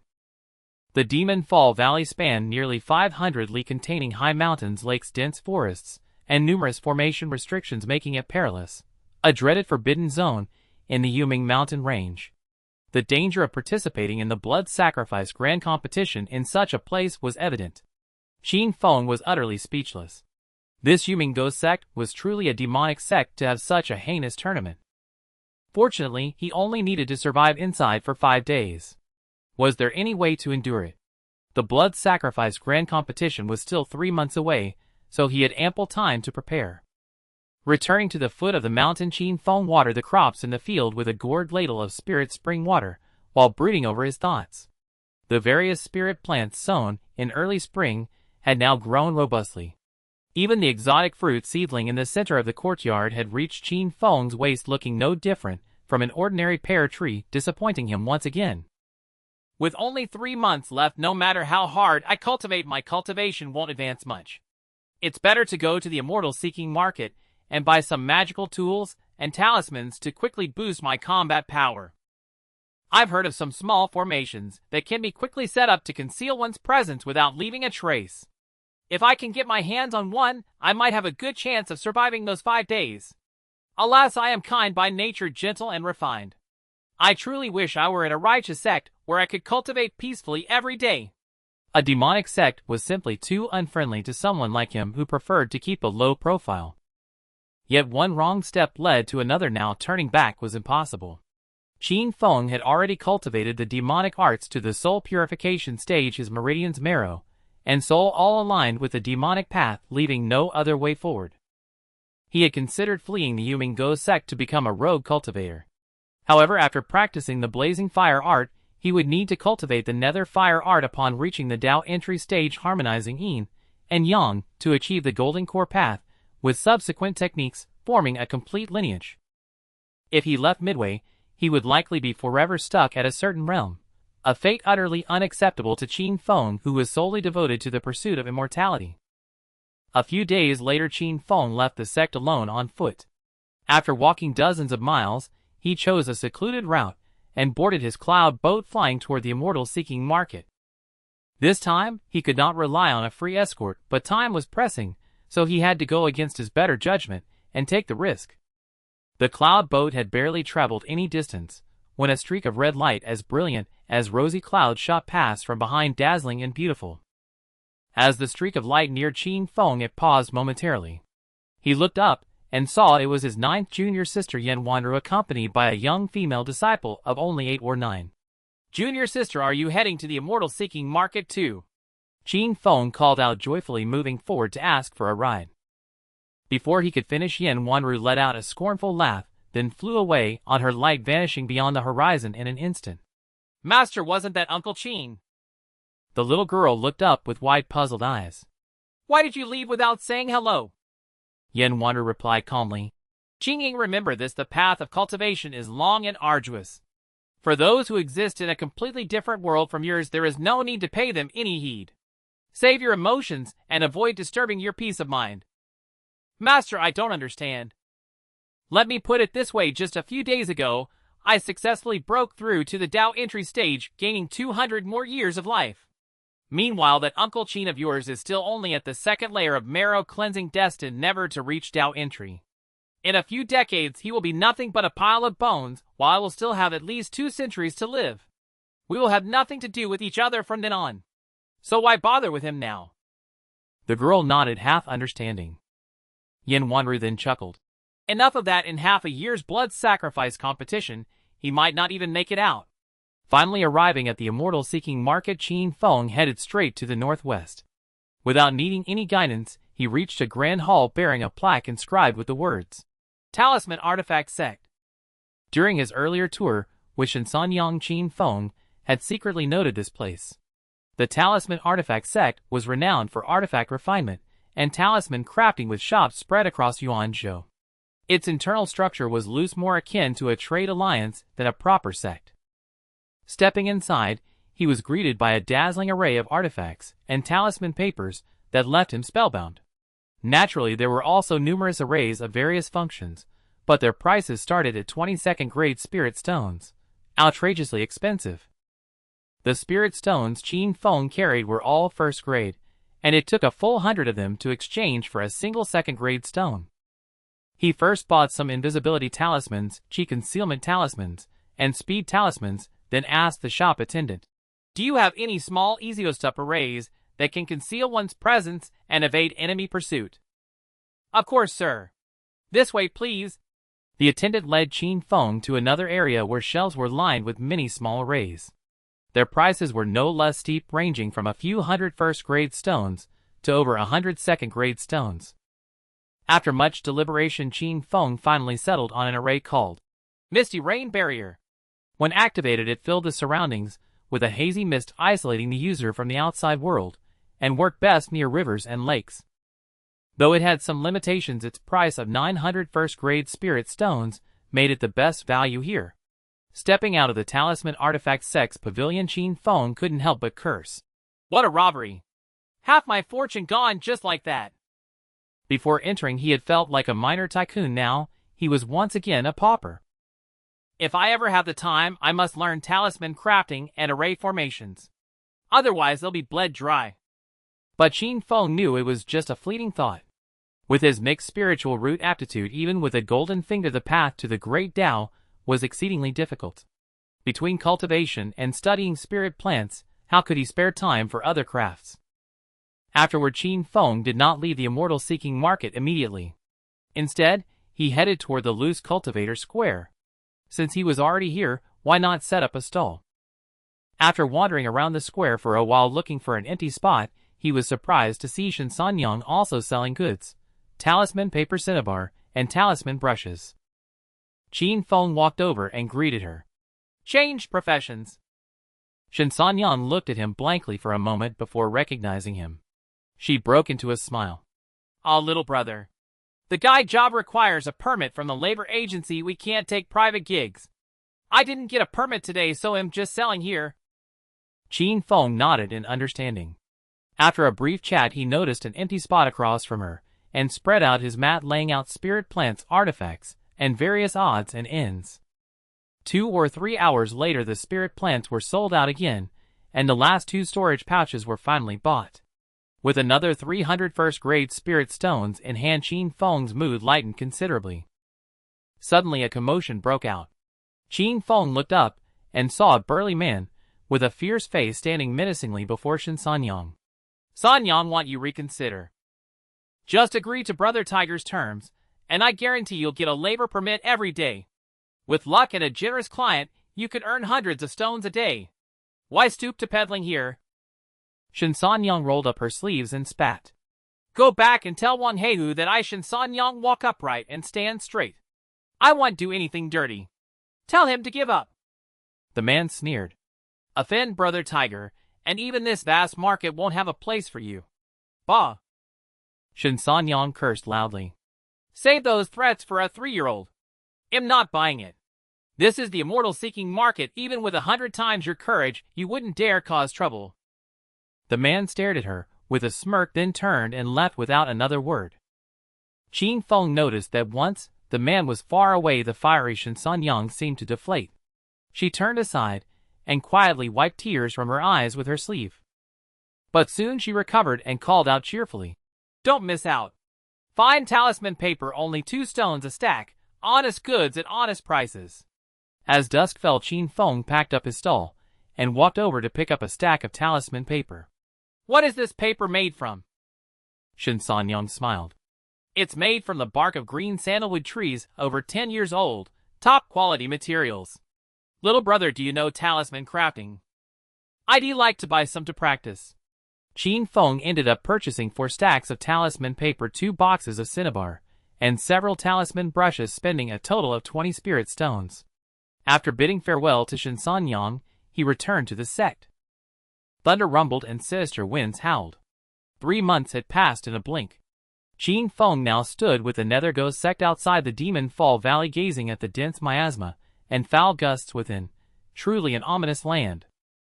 "In this blood sacrifice competition, I will slaughter to my heart's content and bring glory to our Darking Peak." Among the disciples of Darking Peak, Chao Yu was unusually excited.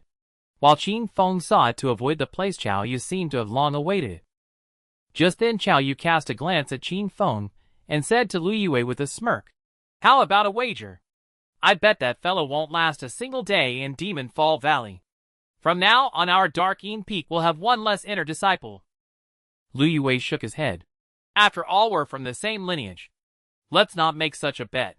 Yen Wanru smiled sweetly from the side. "Third senior brother, you underestimate him too much. I heard 6th senior brother has been toiling diligently at the foot of the mountain these past years, earning quite a few spirit stones. He must have some good magic tools on him. I bet he can at least see the sun of the 2nd day. All right, let's stake 10 2nd-grade spirit stones. Though I fear he might die without a trace, and we won't even know when he perished. That is a problem." As the two were speaking, boom! A long bell toll echoed through the valley, causing the very spiritual energy of heaven and earth to tremble. The black mist at the valley mouth churned even more violently. "The Nether Sect leader arrives. 100 ghosts flee, all immortals retreat." With this announcement, several figures emerged from the crowd. Leading the way were 2 great elders, Ghostly Taoist and Darking Supreme. Behind them, 4 nascent soul cultivators of the sect carried a sedan chair, walking slowly. Seated on the sedan chair was a man in resplendent robes, wearing a 9-tassel crown. Qin Feng knew he was the current sect leader of the Nether Ghost sect. After a brief glance, he dared not look further, bowing his head in respect like the others, yet couldn't help thinking, with a nascent soul cultivator carrying the sedan and a soul formation cultivator clearing the way, this is the life of a true man. This thought startled him. He quickly shook his head to clear the chaotic musings. After a long while, seeing other disciples straighten up, Qin Feng let out a deep breath and looked into the distance. The sect leader and his entourage had arrived near the valley mouth, burning incense and chanting ancient unintelligible incantations that made Qin Feng's skin crawl. After a while, the sect leader personally took a blade and slaughtered 5 pigs, 7 goats, and 9 oxen. Then he cast a magical seal into the air. Rumble! A thunderclap erupted from the ground, and the thick fog at the valley mouth slowly revealed an opening. Disciples of the Nether Sect enter Demon Fall Valley at once. At the command of an elder, the crowd filed in one after another. As Qin Feng approached the valley mouth with the others, he glanced at the dead livestock. Having read extensively, he recognized this as the Tai La Rite, the highest ritual used by ancient kings and lords to honor their ancestors. In some regions, this rite even included human sacrifices. And now, as thousands of Nether Ghost Sect disciples entered Demon Fall Valley, were they not the human sacrifices? A blood sacrifice of such magnitude, who are they worshipping? Passing through the mist gate, Qin Feng felt a dizzying spin. When he came to, he found himself in a primeval forest filled with towering trees. Invisibility Talisman, Kai Concealing Talisman, Swift-Footed Talisman. Qin Feng quickly applied several talismans to himself, then dashed far away, intending to find a place dense with water vapor to set up his misty rain barrier and survive the 5 days. Soon sounds of battle and screams began to rise and fall. The feast of slaughter had begun. Qin Feng was fortunate. After traveling only 40 or 50 li, he spotted a large lake surrounded by mountains. He found a secluded spot and deployed the misty rain barrier, instantly merging perfectly with the mist around the lake. Phew! The feeling of safety returned and Qin Feng breathed a slight sigh of relief. After a while, sounds of a fight drew near. Li Jun! Have you lost your mind? Nearly 30 years of acquaintance, and you attacked me by surprise. I've been holding this in for too long. Last time we both put in the effort to kill that rogue cultivator, yet you took the lion's share. Two cultivators at the Dao entry stage engaged in a fierce battle by the lakeside 2 li away from Qin Feng, fighting until the sky darkened. Finally, the one named Li Jun, severely wounded and unwilling to prolong the fight, used the sect's blood escape technique to flee. Where do you think you're going? The other gave chase, and the lakeside fell silent again. But soon a cultivator, at least at the 7th layer of soul purification, chased two cultivators at the 3rd and 4th layers to the lake. After a fierce struggle, he killed them and emerged victorious. However, he grew careless at the critical moment and was hit by a 5 poison palm. His face turned black, his body trembled, and he urgently needed to heal. Just then another figure flew into view. The 7th layer cultivator was alarmed. Gritting his teeth, he quickly activated his cloud boat and fled toward the center of the lake.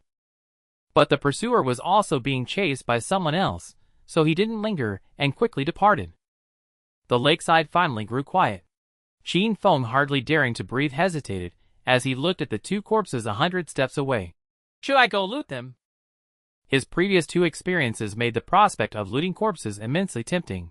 But in the end, he restrained himself, continuing to meditate in his formation, turning a deaf ear to the outside world. Soon night fell over Demon Fall Valley. At night, the entire valley seemed infested with demons filled with ghostly wails and flickering green flames.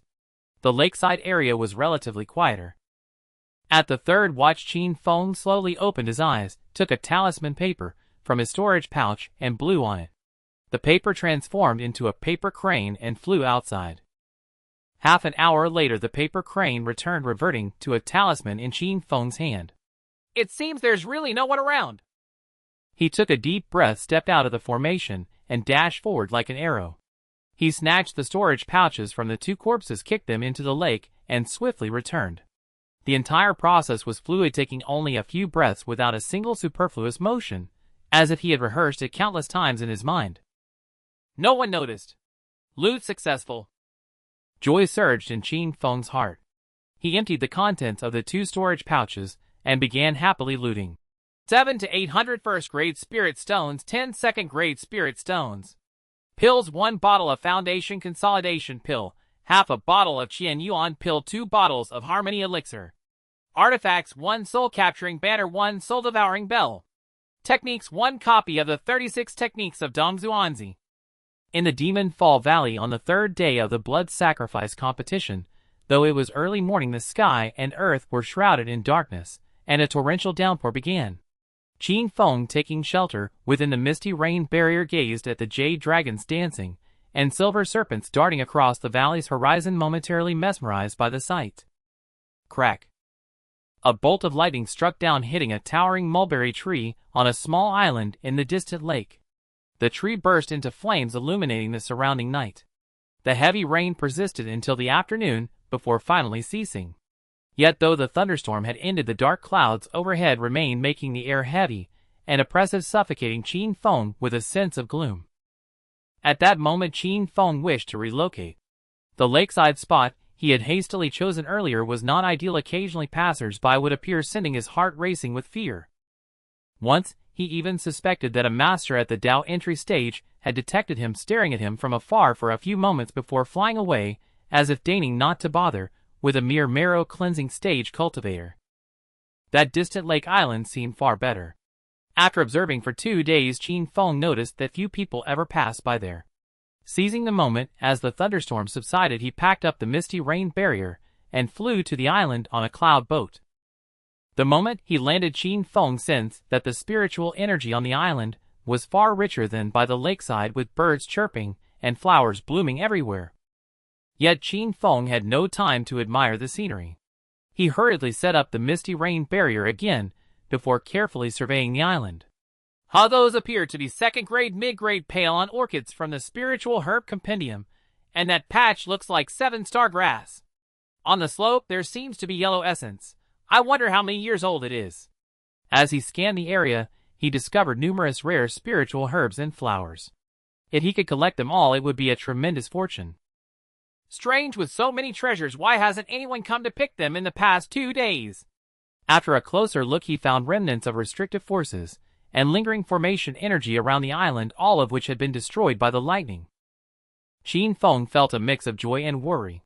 Joyful at the prospect of a huge windfall, yet worried because he had moved here precisely because it seemed isolated and safe, a place to lie low. But now that the island's barriers were gone, had he relocated for nothing? Roar. A savage beast's roar echoed across the island.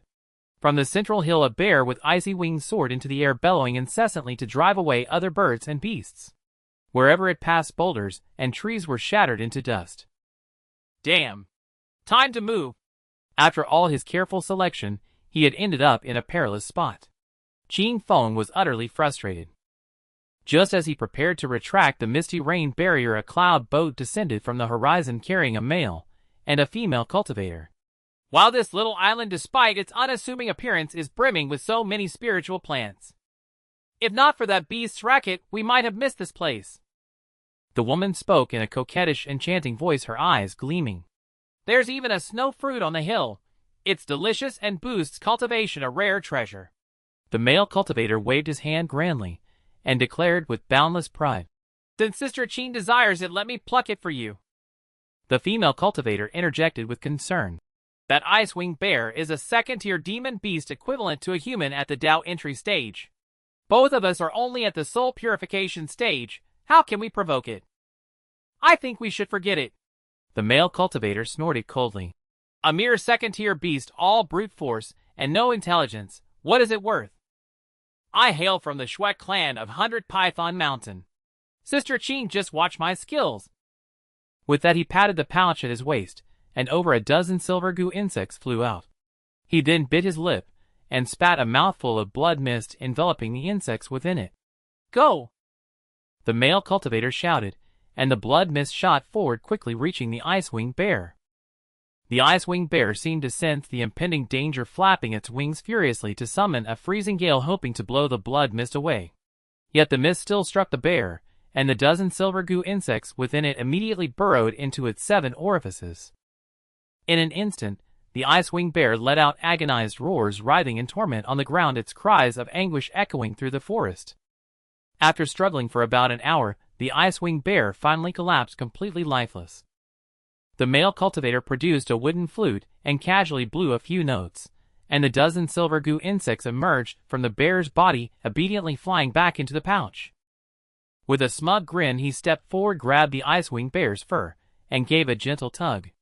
The entire hide came off intact, revealing that the flesh and bones beneath had all turned into a pool of blood. Brother Siyun, how are your goo insects so formidable?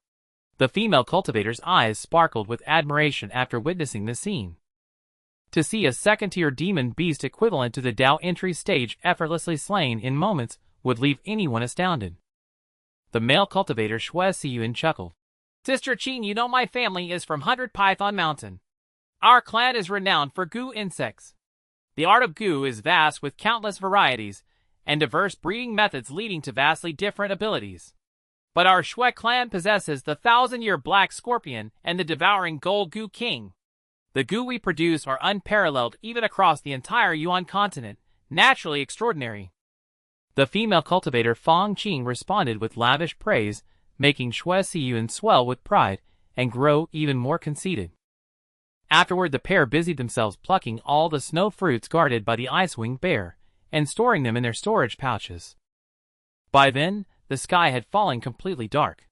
The Demon Fall Valley was once again plunged into pitch-black silence. Fang Qing and Shui Siyun seemed unwilling to continue traveling through the night, so they lit a campfire and burned a stick of sandalwood on the spot. Brother Siyun, I want to learn the art of controlling goo too. Please teach me, won't you? Fang Qing said, collapsing into Shui Kun's arms. Shui Siyun hesitated. Sister Qing, it's not that I'm unwilling to teach you, but the Q controlling technique is a secret art exclusive to the Shui clan of 100 Python Mountain. Without the clan's permission, I dare not pass it on to outsiders.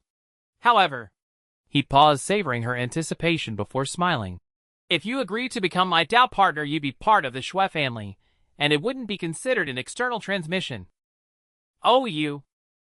Feng Qin cried out with a flirtatious amorous gaze, slowly letting her shawl slip off. As the night deepened, the campfire crackled and blazed fiercely.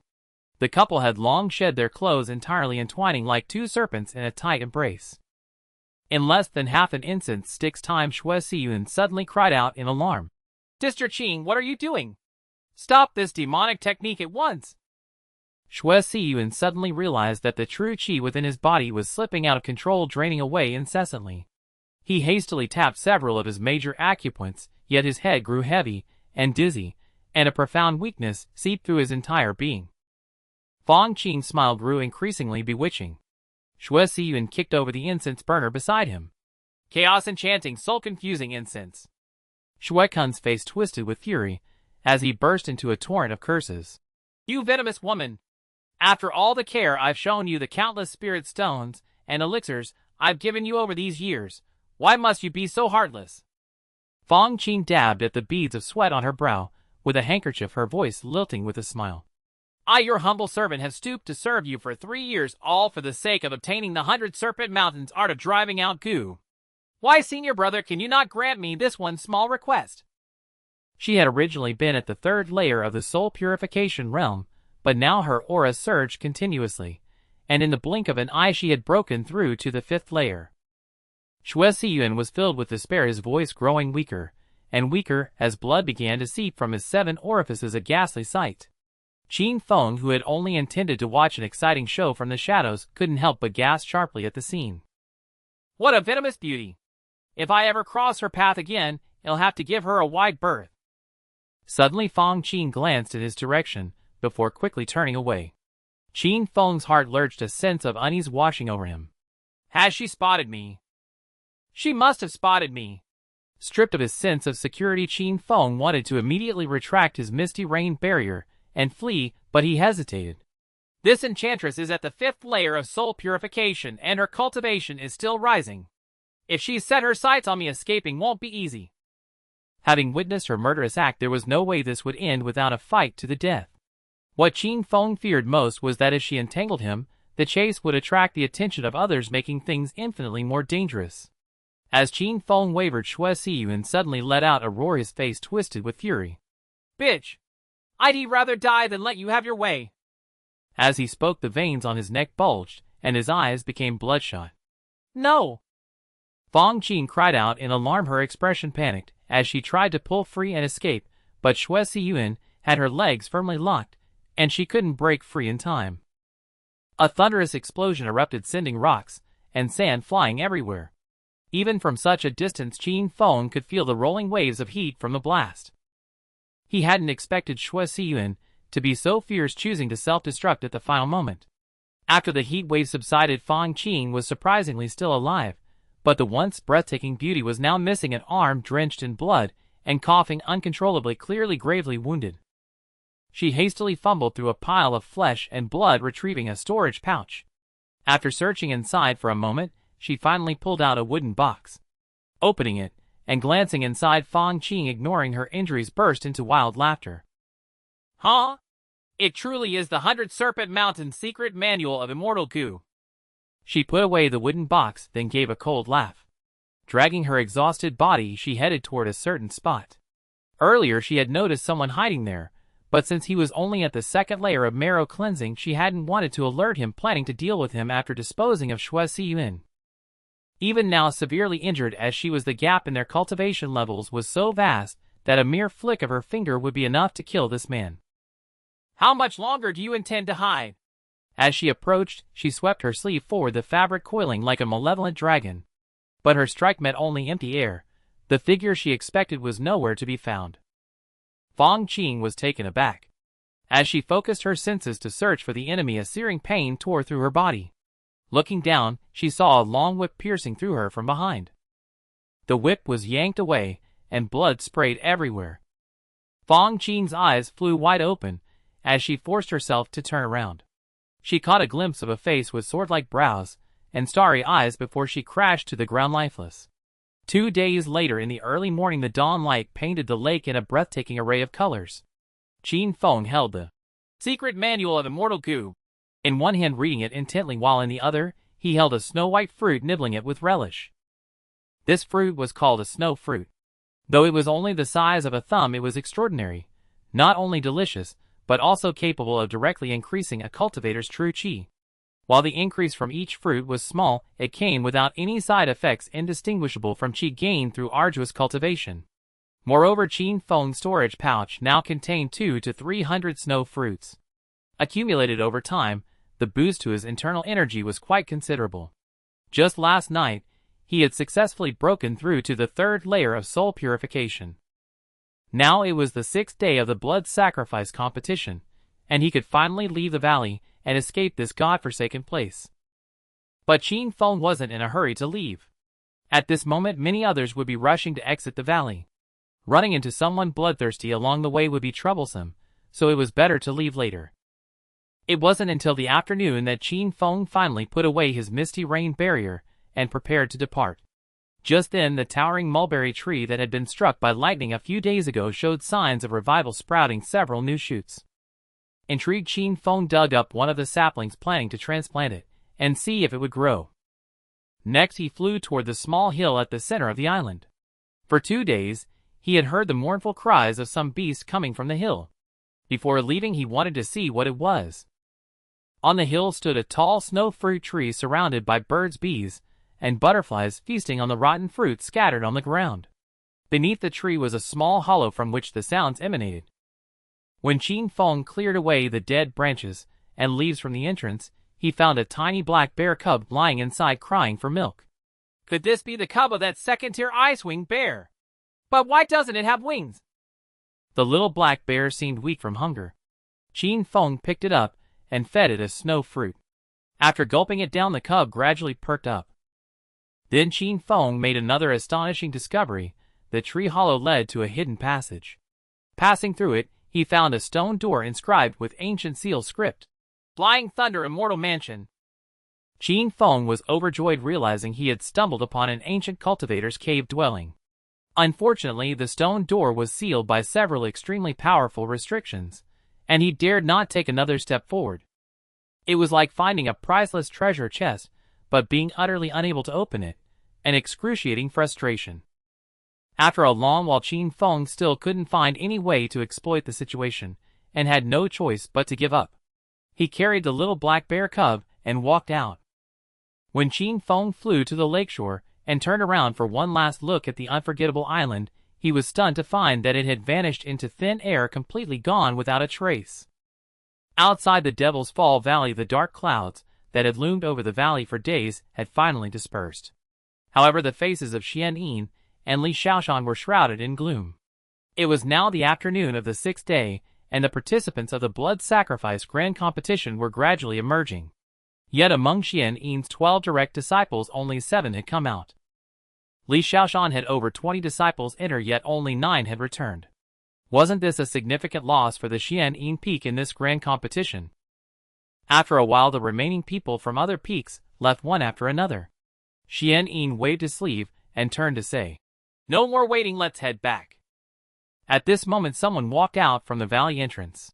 "It's Senior Brother San and Senior Brother Qi," Yin Wanru exclaimed joyfully, but she quickly noticed that Qiao Yu seemed unwell, as he was being carried out by Lu Yue. Lu Yue, covered in wounds, approached Xian Yin with great grief and anger, saying, "Master, when we were leaving the valley, the scoundrels from Guimen Peak suddenly backstabbed us in a bid to seize the head, severely injuring Senior Brother San. If it weren't for my quick thinking and the protective talismans bestowed by you, we might never have seen you again." Upon hearing this, the people from Xian Yin Peak were outraged. Guimen Peak had always maintained a friendly relationship with Xian Yin Peak, and their disciples frequently interacted. The master of Guimen Peak, Gui Dao Ren, would occasionally come to Xian Yin Peak to impart knowledge. Before the blood sacrifice grand competition began, both peaks had agreed to support each other in the valley, and Li Xiaoshan and Xiong Lai had indeed rescued many disciples from Guimen Peak over the past 5 days. Thus, the sudden viciousness from Guimen Peak filled everyone with anger. Xian Yin, however, appeared quite calm. From today onwards, no sect members are allowed to engage in private duels for the next 10 years. Violators will have their cultivation abolished and be expelled from the sect. Upon hearing this, Lu Yue and the others were taken aback. After a while, seeing no one else emerging from the valley, Yin Wanru sighed. It seems that 5th brother, 6th brother, and 10th junior sister have perished in the Devil's Fall Valley. It was expected that Qin Feng would meet his end in the Devil's Fall Valley, which was not surprising. However, it was indeed regrettable that both Xian Yin's 5th and 10th disciples, who were in the early stages of enlightenment, did not survive this time. Xian Yin said to Li Xiaoshan, "When we return, erect a tombstone for those 3 on the back mountain." Meanwhile, Yin Wanru quietly asked Lu Yue, "Have you seen Qin Feng's corpse?" Lu Yue shook his head, and Yin Wanru sighed. "What a pity. I don't even know which day he died. My bet with senior brother Chao is now void. 20 pieces of 2nd-tier spirit stones are gone just like that." Just then, she suddenly spotted 2 figures appearing at the valley entrance, her eyes widening in surprise. "Is that 6th brother?" "This? How could this be possible?" Yin Wanru rubbed her eyes, her face filled with disbelief. Everyone turned to look, and sure enough, they saw Qin Feng, who was holding a bear cub in front of him and carrying someone on his back. Upon closer inspection, the person he was carrying was none other than Xian Yin's 10th disciple, Lianxiu. Qin Feng, merely at the 3rd level of the cleansing marrow stage, appeared completely unharmed without a single trace of blood, while Lianxiu, in the stage of enlightenment, was drenched in blood and barely conscious. It seemed that the situation should have been reversed. After approaching Xian Yin, Qin Feng bowed respectfully and said, "Master, as I left the valley, I passed by a mountain of corpses and saw someone crawling out from it. Upon closer inspection, I discovered it was junior sister Li." Xian Yin, upon hearing this, quickly handed Lianxiu a pill and looked at Qin Feng with suspicion, asking, "How many heads did you claim during this blood sacrifice grand competition?" Qin Feng, feeling a bit embarrassed, replied, "I found a hidden cave and hid there for 5 days, barely escaping with my life. I didn't claim any heads." Upon hearing this, Xian Yin lost all interest in Qin Feng's experiences in the valley. "Everyone head back. Remember, do not stir up trouble." With that, he waved his sleeve and soared into the clouds. Back at the foot of Xian Yin Mountain, Qin Feng sat in his courtyard. Although only a few days had passed, he felt as though he had returned from another world. After resting, he planted the mulberry sapling he obtained from the central island at his doorstep, and sowed dozens of huangjing in the spiritual field. The huangjing plant, like ginseng and lingji, becomes more valuable with age.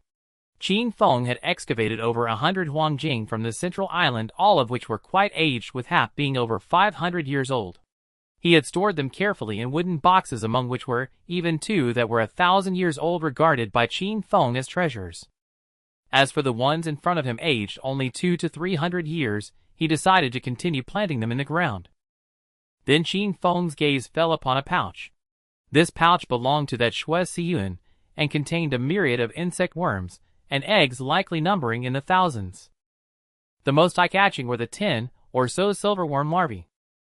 Qin Feng had previously witnessed the efficacy of these worms, and the female cultivators, near madness to acquire the Gui family's insect-controlling techniques, left a deep impression on him.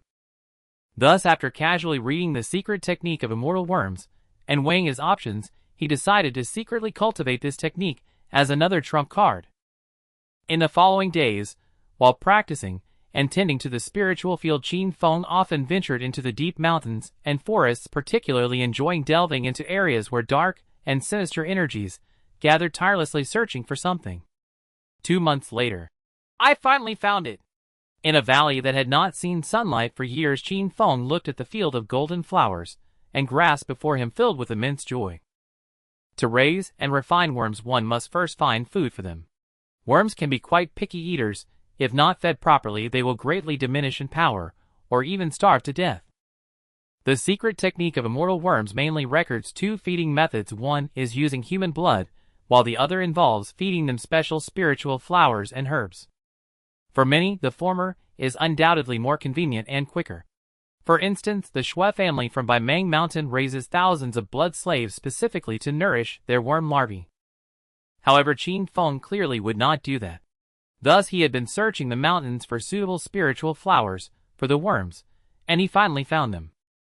The flowers before him, known as golden silk fungi, had beautiful green and golden leaves. In reality, these fungi are poisonous flowers that thrive by consuming poisonous mists. They emit a strong foul odor that repels others. Most people see these flowers as worthless and would choose to avoid them. Yet such flowers are a great supplement for the worms. Feeding them not only satisfies the worms, but also enhances their power. Thus, without hesitation, Qin Feng transplanted this patch of golden silk fungi to a valley near his residence for easier care and harvesting. Afterward, he selected a secret chamber, took out several hundred worm eggs, and began to stimulate their hatching according to the guidance of the secret technique of immortal worms. White clouds drifted lazily as 5 years passed in the blink of an eye. 10th junior sister, where are you headed? On Xian'an Peak, Yin Wanru casually inquired, as she noticed Lianxiu, who had recently recovered from her injuries and emerged from seclusion, seemed to be preparing to go out. Unlike Yin Wanru's peerless beauty, Lianxiu was merely of average appearance. After a severe illness, her hair had turned withered and yellow, and her haggard countenance made her resemble a middle-aged woman. My body is largely recovered now. I plan to go down the mountain to express my gratitude to 6th senior brother. Would you like to join me, senior sister? She knew well that Yin Wanru's relationship with 6th senior brother was strained, so her invitation was merely a casual remark. To her surprise, Yin Wanru readily agreed. All right, I've never visited his place before. As they spoke, the two had already reached the edge of a sheer cliff. Lianxiu stepped forward, and the long sword slanted across her back, unsheathed itself, landing beneath her feet. In an instant, her entire form transformed into a streak of azure light soaring down the mountain. Yin Wanru summoned a crimson silk ribbon, which coiled around her, then turned into a flash of red light, following closely behind Lianxiu. Before long, the two had descended to the foot of the mountain. After inquiring with some laborers working in the fields, they learned where Qin Feng resided. After all, neither of them had ever been there before. Strolling for a while, a few bamboo fences and thatched cottages nestled against the mountains and rivers came into view. Drawing nearer, they saw that the cottages were surrounded by lush trees and clusters of blooming flowers resembling the dwelling of a hermit. In front of the courtyard gate, a row of willows swayed in the wind, their catkins drifting. Among the many willows, a single mulberry tree stood tall with a canopy as broad as an umbrella, likely no less than a century old, its origin unknown. Is senior brother Qin inside? Lianxiu knocked on the door ring, but a fierce roar of a strange beast came from within. Moments later, a black bear with wings on its back flew over the courtyard wall, glaring menacingly at Lianxiu and Yin Wanru. Yin Wanru chuckled. This seems to be the little black bear that 6th senior brother brought back from the Demon Fall Valley back then. I didn't expect it to be a rare breed of bear. I wonder how its meat tastes. Enraged by her words, the black bear immediately erupted in fury, snarling at Yin Wanru. Just then, a white ape climbed onto the courtyard wall, glared at the black bear, and sharply slapped its head. The once ferocious black bear dared not resist, revealing a pitiful expression as it obediently flew back down. Knowing that monkeys were the most intelligent of creatures, Lianxiu clasped her hands and said, We are your master's junior sisters. Please trouble yourself to announce our arrival. Upon hearing this, the white ape indeed jumped down, and with a creak pushed open the courtyard gate. Another gray ape climbed onto a beam and began incessantly striking a bell hanging there. After a considerable wait, just as Yin Wanru was growing impatient, a thatched cottage door finally opened and Qin Feng hurried out. What brings my 2 junior sisters to my humble abode? I was just practicing my cultivation and was somewhat remiss in receiving you. My apologies, Lianxiu said. It is we who should apologize for arriving uninvited and disturbing you, senior brother. As she spoke, she produced a pouch. 5 years ago, if not for you saving my life, I would likely be nothing but a pile of bones by now. Here are 22nd grade spirit stones, a small token of my gratitude. How could I possibly accept this? Qin Feng's words were one of reluctance, but his hand had already reached out to take the spirit stones. This was a joke. 22nd grade spirit stones. How many spiritual plants would he have to sell to earn such a sum? Please have a seat, junior sisters. In high spirits, Qin Feng smiled and led the two to a towering pear tree. beneath which stone stools and a stone table were arranged. They sat down to converse. Qin Feng flicked his finger, and a spark shot out, igniting a blazing fire in the tea stove on the stone table. The white ape and the gray ape each brought over some fruit and placed it on the table, their movements practiced, clearly not their first time performing such tasks. Junior sister, you are already at the Dao entry stage. Back in the Demon Fall Valley, why were you injured so severely? Qin Feng asked curiously as he poured tea. Lianqiu replied, It's all because I fell into a trap set by the Ghost Gate Peak. Surrounded and attacked by several of their disciples, I was caught off guard.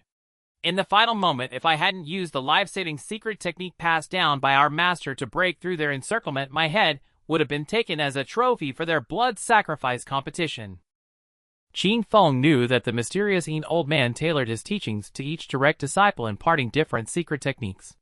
He was the only one who had never received any exclusive instruction from the mysterious old man. The three of them spent some more time cursing the despicable Ghost Gate Peak when suddenly Yin Wanru sniffed the air and approached a place where some herbs were drying. These seem to be polygonum. Qin Feng was alarmed. Damn it, I forgot to put away my 1,000-year polygonum. Now my wealth will be exposed. But Yin Wanru then let out a snicker. Such small pieces and dried to a dark black. They can't be more than 10 years old, surely. What use are they to a cultivator? Qin Feng was secretly overjoyed but quickly replied, Yes, they are all 10-year polygonum. I dry them to stew with chicken soup. They are quite delicious. Would you like to stay for a meal, junior sister? I have long since transcended the need for food, subsisting only on morning mist and evening dew. I think you'll pass. Yin Wanru said with disdain. Little did she know that the 1,000-year polygonum before her had been soaked in wine, steamed, and then dried by Qin Feng, a process repeated 9 times. After 9 rounds of soaking, steaming, and drying, the result was 9-cycle polygonum, which appeared dry and black, resembling pieces of beef jerky, its age completely obscured. Ordinary 9-cycle polygonum was already a potent tonic, but 1,000-year 9-cycle polygonum had the effect of cleansing the marrow and improving the physique for cultivators. A true treasure that was hard to come by even for 1,000 gold pieces. Junior sisterly, what was your experience like when you first entered the Dao? After some more casual conversation, Qin Feng suddenly asked Lianqiu about matters related to the Dao entry stage. Yin Wanru laughed. 6, senior brother, you're only at the first layer of soul purification, yet you're already asking about the Dao entry stage. Don't reach for what is beyond your grasp, it's better to stay grounded. Little did she know that Qin Feng had actually broken through to the 10th layer of soul purification the previous year. His entire aura was now perfectly rounded, and he was merely waiting for the right opportunity to completely pass through the 3 mortal barriers and become a Dao entry cultivator. Unfortunately, opportunities were elusive and mysterious. He had already waited a year without success, which left him quite frustrated, prompting him to ask Lianqiu. Lianqiu said, The matter of entering the Dao differs from person to person, each with their own unique experience. It took me 9 years to reach the peak of soul purification, but I spent over half a year without sensing the opportunity to enter the Dao. Later, the master advised me to go out and relax, to visit places that could stir my heart, and that was how I finally achieved a breakthrough. Places that can stir my heart. Qin Feng lowered his head in contemplation. Due to his philosophy of lying low, his life experiences seemed somewhat too monotonous. The places that could truly move his heart seemed to be few and far between.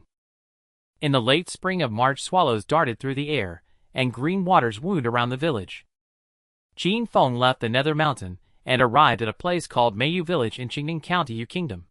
Though this was a remote and impoverished area with 7 parts mountains, 2 parts water, and 1 part farmland, over 100 years ago, a family named Qin produced 8 consecutive Jinsher scholars.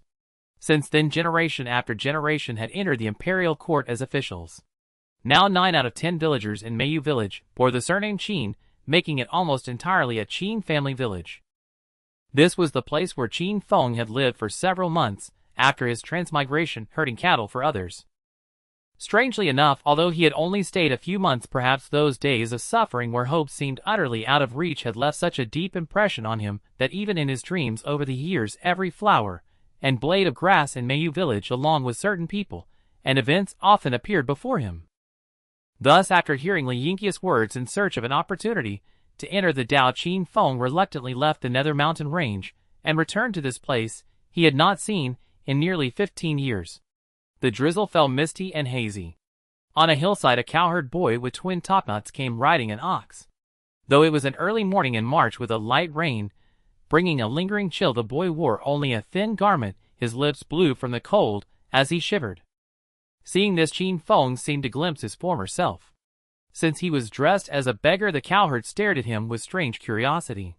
As the yellow ox passed by Qin Feng, the boy suddenly asked timidly, "Uncle, do you want something to eat?"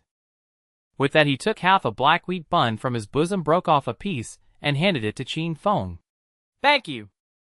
Qin Feng expressed his gratitude, took the small piece of black wheat bun, and crouched by the roadside to eat. It was made from sorghum flour, also called a bran ball, hard and dry, extremely difficult to swallow. In the past, when Qin Feng herded cattle for others, his greatest dream was to eat a white bun made from wheat flour every day, a luxury only the wealthy could afford. When Qin Feng finally managed to swallow the small piece of black wheat bun with difficulty, the cowherd had already left, he knew not when. Suddenly, a group of people appeared on the road. Servants, maids, and sedan bearers, as if a wealthy family was returning from a trip. Several servants rushed fiercely toward Qin Feng, and a steward behind them shouted, "The old lady is kind-hearted and cannot bear to see beggars. Why don't you hurry and drive this beggar away?" Before he finished speaking, the servants had already started punching and kicking Qin Feng.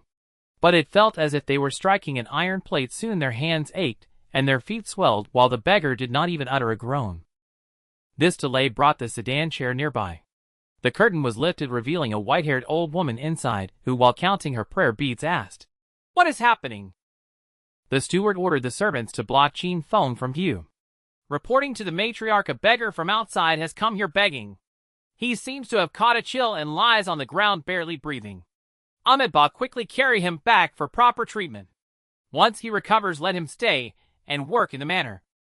"Yes." And so Qin Feng became a servant in the Qin manor of Mayu village. Each day he was tasked with disposing of kitchen scraps, cleaning the household waste, and sweeping the stables. It was quite tiring by the end of the day, but with white buns to eat, it was far better than herding cattle. This Qin manor was the direct lineage of the family that had produced 8 Jinsher scholars, a true grand estate. Although Qin Feng had once herded cattle for them, he had never even stepped through the manor's front gate. In the days that followed, Qin Feng abandoned his cautious approach from the cultivation world and frequently displayed his abilities. With his great strengths of martial skills, diligence, and quick wit, he gained the appreciation of a steward in the manor, who promoted him to the position of a guard servant. Now in charge of over 20 men, he cut a rather impressive figure. Even some of the bolder pretty maids in the manor began to cast flirtatious glances his way, greatly satisfying Qin Feng's vanity. It seems that if cultivation fails, in the end returning to the mortal world to become a wealthy gentleman might not be so bad after all. On a summer night after his patrol, Qin Feng rested under a tree to cool off. 2 younger subordinates fanned him as they chatted. "Brother Qin, the move you taught us, exploding heavenly star, is too hard. I just can't learn it." "It's because you're too stupid. The rest of us have learned it, only you haven't." Qin Feng was generous and magnanimous, earning the admiration of all his subordinates. He even taught them martial arts, techniques originally used by the outer sect laborers of the Nether sect to build strength for work, completely unremarkable. Yet in the eyes of the servants they were unparalleled, profound martial secrets. Seeing Qin Feng willing to impart them fully, everyone felt respect and gratitude. Suddenly Qin Feng frowned, stood up, and gestured for the 2 servants to be silent. Then he leaped into a tree. Under the dim moonlight, a black-clad figure was skulking furtively, his intentions unknown. "What thief dares to trespass in our Qin manor?" With a loud shout, Qin Feng bounded over in a few leaps and stood before the black-clad thief. The thief was startled and tried to flee using lightness skills, but Qin Feng appeared beside him like a ghost, capturing him in an instant. By then, the 2 servant subordinates were already banging gongs loudly, and the entire manor lit up like daylight. Under interrogation, the black-clad thief turned out to be a notorious rapist who had sneaked into the manor for his vile purposes. Without Qin Feng, the consequences would have been unthinkable. The next day, the most powerful old steward of the Qin manor under everyone's gaze, made a grand show of coming to see Qin Feng, smiling broadly. You are Qin Feng, right? The master has heard about last night's incident and has specifically chosen to promote you to manor steward. Now follow me to the main hall. He wants to see his great hero. At these words, everyone was filled with envy. Several young maids thought resentfully, This Qin Feng is about to rise to prominence. If only I had known, I would have sneaked into his bed. Qin Feng happily clasped his hands to the crowd and followed the old steward toward the manor's main hall. That was where the Qin family received visitors and relatives, a place Qin Feng, given his status, had never been qualified to set foot in. Outside the main hall, the old steward patiently reminded him, Our Qin family is a scholarly household that values etiquette above all. Remember, when you enter, kneel and kowtow first. Do not rise until the master tells you to. Then keep your head lowered and your eyes downcast. Do not look around. Answer only what the master asks, and do not speak recklessly. Understood? Understood. Qin Feng frowned slightly. The old steward thought he was merely nervous and did not pay much attention, repeating the reminders a few more times. Then the old steward entered first to announce him. When he came out, he whispered nervously in Qin Feng's ear, Not only the master but also the old lady, several madams, and some young masters of the manor are all present. Don't make any mistakes. Qin Feng nodded silently and followed the old steward inside. The old steward knelt with a thud. Reporting to the master guard, Qin has arrived. With that, he turned his head and saw Qin Feng still standing straight as a pole. Furious, he exclaimed, Hey, this lad seems to have been stunned by the master's presence. What are you standing there for? Come and kowtow. Yet Qin Feng remained unmoved. The main hall fell into a hushed silence. Qin Feng arrived in late spring, and by now it was the height of summer. He had spent over 3 months at the Qin estate in Meiyu village. During this time, he unexpectedly found himself living quite comfortably, even beginning to enjoy his current life. He no longer fretted over cultivation troubles, feared no treacherous ambushes, and was surrounded by flattering subordinates and beautiful maidservants who teased and jested with him daily. Several ladies of the manor even gazed at him with burning intensity, hinting at potentially delightful encounters to come. Qin Feng thus pondered whether he should simply abandon his return to the Nethermoon Mountain and instead settle quietly in Meiyu village as a guard or servant, living a carefree life. It seemed not so bad after all. It was not until he stepped into the main hall of the Qin estate that Qin Feng truly understood the difference between his present self and his past self. His knees could no longer bend to kneel. When the old steward demanded he prostrate himself, Qin Feng suddenly found it rather amusing. 15 years ago, when Qin Feng had bowed to Master Xian Yin after 3 kowtows, Xian Yin had helped him up and spoken words that now echoed with startling clarity. We cultivators contend with heaven and earth for longevity.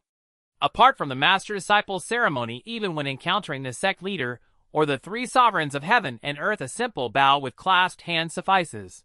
Never kneel to another, or you shall not be my disciple. The patriarch of the Qin family before him was a Jinshe graduate holding the esteemed positions of Grand Secretary of the Hanlin Academy and Minister of Rites, wielding immense authority in the Yu Kingdom. Yet so what? Any mortal, even an emperor, would turn to a pile of bones after a fleeting century. But if he successfully entered the Dao, he would gain 200 more years of life commune with the spiritual energy of heaven and earth and soar on a flying sword, becoming no different from the immortals of mortal legend. Could this man before him compare to heaven, earth, and the 3 pure ones? What right did he have to demand a kneel? The Qin family patriarch, a stickler for propriety, was enraged to see Qin Feng, a mere servant, not only refusing to kneel and kowtow, but also staring him straight in the eye. Guards! Seize this insolent wretch! The guards and servants outside the hall rushed in, surrounding Qin Feng. However, many of them had learned martial arts from him and were indebted to him, well aware of his prowess. They hesitated, reluctant to act rashly. Qin Feng strode out calmly. As he reached the courtyard outside the main hall, the old steward bellowed, forcing the men to steel themselves and swing their clubs at him. Qin Feng moved in a blur, leaving afterimages as he caught each club one by one. With a slight tremor, the servants were flung in all directions, collapsing with cries of pain. For a moment, everyone in the Qin estate was stunned, too afraid to advance.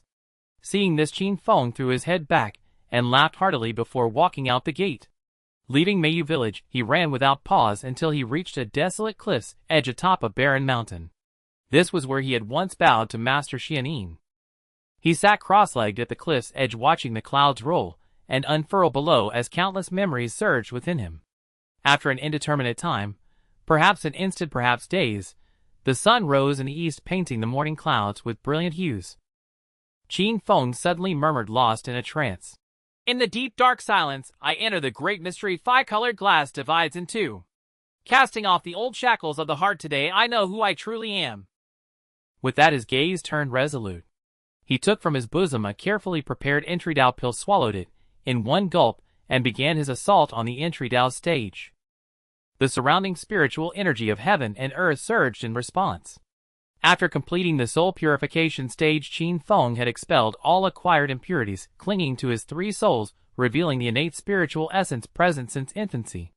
This greatly enhanced his sensitivity to the spiritual energy of heaven and earth. The entry Dao stage marked the transition from sensing spiritual energy to communicating with spiritual energy. Before long, within Qin Feng's Dantian, thick true qi began to churn, like boiling water, gradually bubbling and forming a vortex. Spiritual energy from all directions converged, forming layers of mist around him. Then a wisp of five-colored vapor rose from the crown of his head, curling upward, thin and delicate yet cohesive and unbroken, casting a dreamlike glow against the surrounding mist. In this desolate wilderness, a cultivator dares to assault the entry Dao stage. A hunched old crone leaning on a staff descended from the sky, her eyes gleaming with greed. My 100-ghost banner still lacks a ghost king. Once this brat breaks through but fails to master his newfound power, I shall trap him in the banner and refine him into a ghost king. Such an opportunity was a once-in-a-lifetime stroke of luck. The old crone marveled at her fortune encountering someone reckless enough to attempt the entry Dao stage in the wild without any protection. As the entry Dao stage was a critical step on the path of cultivation, its breakthrough was far from instantaneous. Soon the sunset night fell, and a heavy gloom settled. At the third watch, when darkness was deepest, and the moon's radiance most potent, strands of moonlight wrapped by converging spiritual energy descended from the sky into the colorless watery mist. Then a joyful, unrestrained cry suddenly pierced the mist, like a dragon's roar echoing through the valley. It's done! Now! The impatient old crone rejoiced, tapping her staff on the ground. Dozens of black qi streams shot forward. But at that moment, dozens of silver lights flew out from ahead, devouring the black qi in an instant and hurtling toward the crone. In the crone's astonished gaze, she discerned the silver dots, tiny silver insects. Thighs! Silver goo worms! The old crone paled in terror and leaped into the air, intending to flee immediately. Yet a whip of fire shot out, coiling around her leg. Halted, the dozens of silver goo worms swarmed onto her body. Ah! A scream echoed through the night sky. Moments later, the old crone dissolved into a pool of blood, splattering the ground. Qin Feng slowly emerged from the thick mist. With a wave of his hand, dozens of silver specks like fireflies returning to their nest flew back into the pouch at his waist. He sat cross-legged on the ground for a long while, meditating. Only when the eastern sky began to pale with the light of dawn did he open his eyes and rise.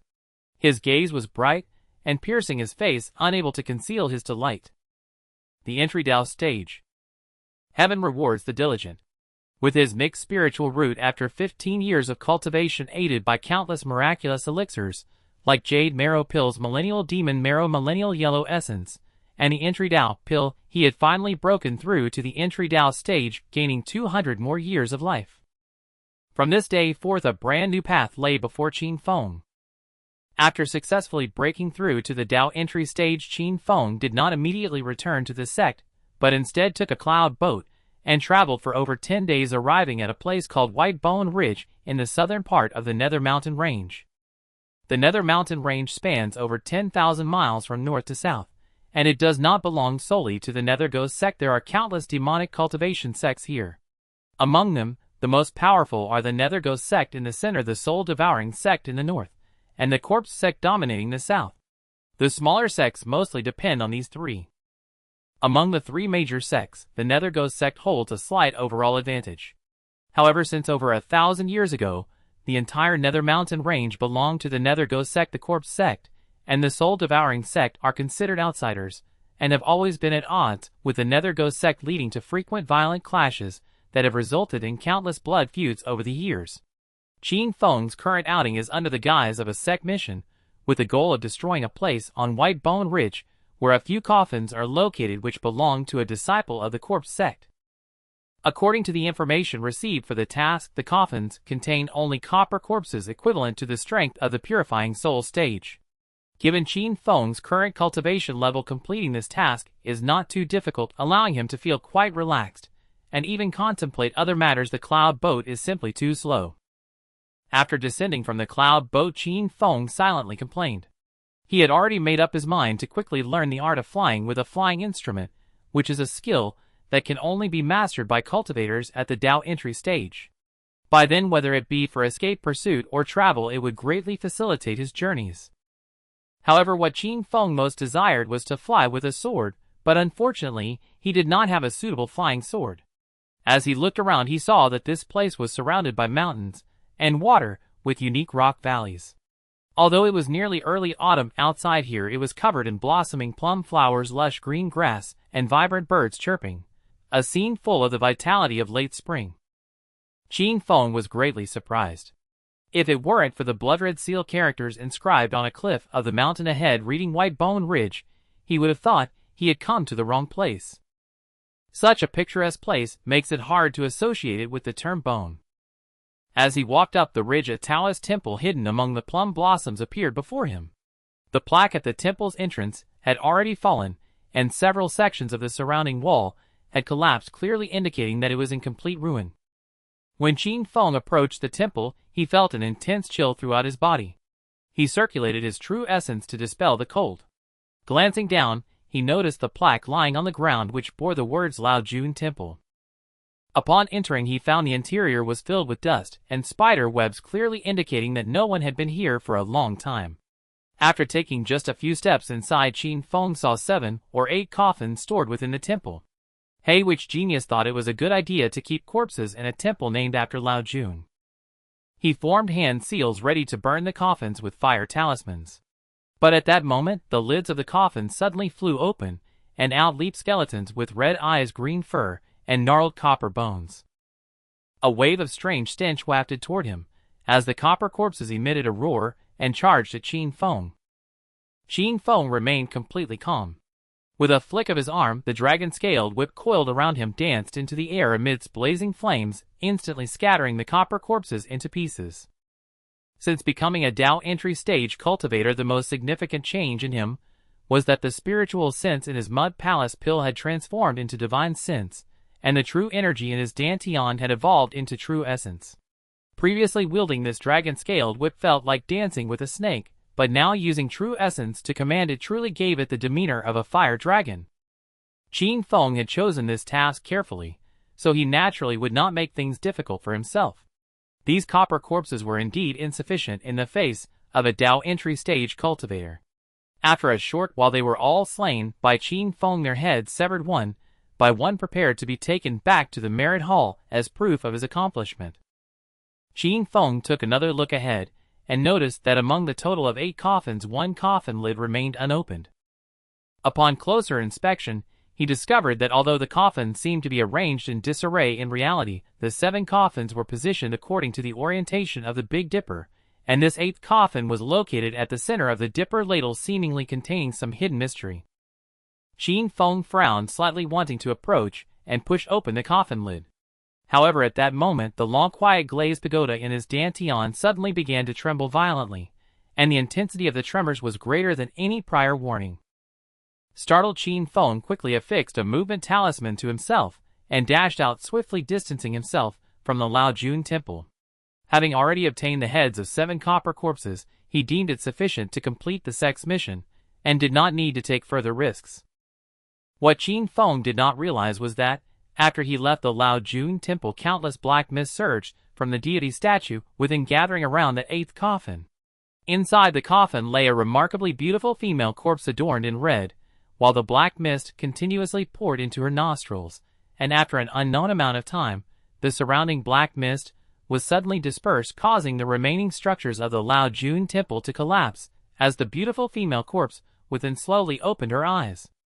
Upon returning to the mountain gate and completing the sect mission at the administrative peak, Qin Feng went to the top of the Xian Peak. Revealing his cultivation at the purifying soul 10th layer, he sought out his senior brother Li Shaoshan to request the cultivation technique for the Dao entry stage. Despite the fact that the purifying soul 10th layer is merely one step away from the early Dao entry stage, the two are worlds apart and completely incomparable. Therefore, exhibiting his cultivation at the purifying soul 10th layer completely aligned with Qin Feng's full cultivation level, only revealing a fraction of his principles of action. Li Shaoshan was greatly surprised, given your mixed spiritual root aptitude. Achieving perfection in the purifying soul after 15 years of cultivation is not too slow. If the master knew of this, he would surely feel gratified. Our Nether Ghost sect has been established for 10,000 years, and very few with a mixed spiritual root have managed to pass through the 3 mundane trials. If you can be among them, it will bring glory to the entire Xian Peak. Currently at Xian Peak, not only does Li Shaoshan handle all the administrative affairs, but he also teaches many of the brothers' cultivation techniques on behalf of the master. As for the Xian master, he has increasingly become elusive in recent years, and Qin Feng has not seen him since the blood sacrifice competition. After chatting for a while, suddenly someone drunkenly barged in, mumbling to himself and appearing quite deranged. Li Shaoshan sighed again. Those with heavenly spiritual root aptitude who failed to pass the 3 mundane trials are even fewer than those with waste spiritual roots entering the Dao. This deranged drunkard was none other than the former pride of Xian Peak, Qiao Yu. It was truly unbelievable. Qin Feng, with his mixed spiritual roots, had successfully entered the Dao, while Qiao Yu, blessed with a heavenly spiritual root, remained stuck at the peak of soul purification. He had lingered at this stage for 8 or 9 years. Initially, both cultivated the same technique, the blazing fire art. Qin Feng took a full 5 days just to grasp the basics, while Qiao Yu completed 9 grand cycles in a single hour. Later, when Qin Feng was merely at the 3rd or 4th layer of qi refining, Qiao Yu had already reached marrow cleansing. The gap between them was as vast as the heavens and the earth. Yet not long after breaking through to marrow cleansing, Qiao Yu joined an expedition to explore a secret realm and returned gravely wounded. From then on, his cultivation suffered greatly. After stumbling his way to the peak of soul purification, he could make no further progress.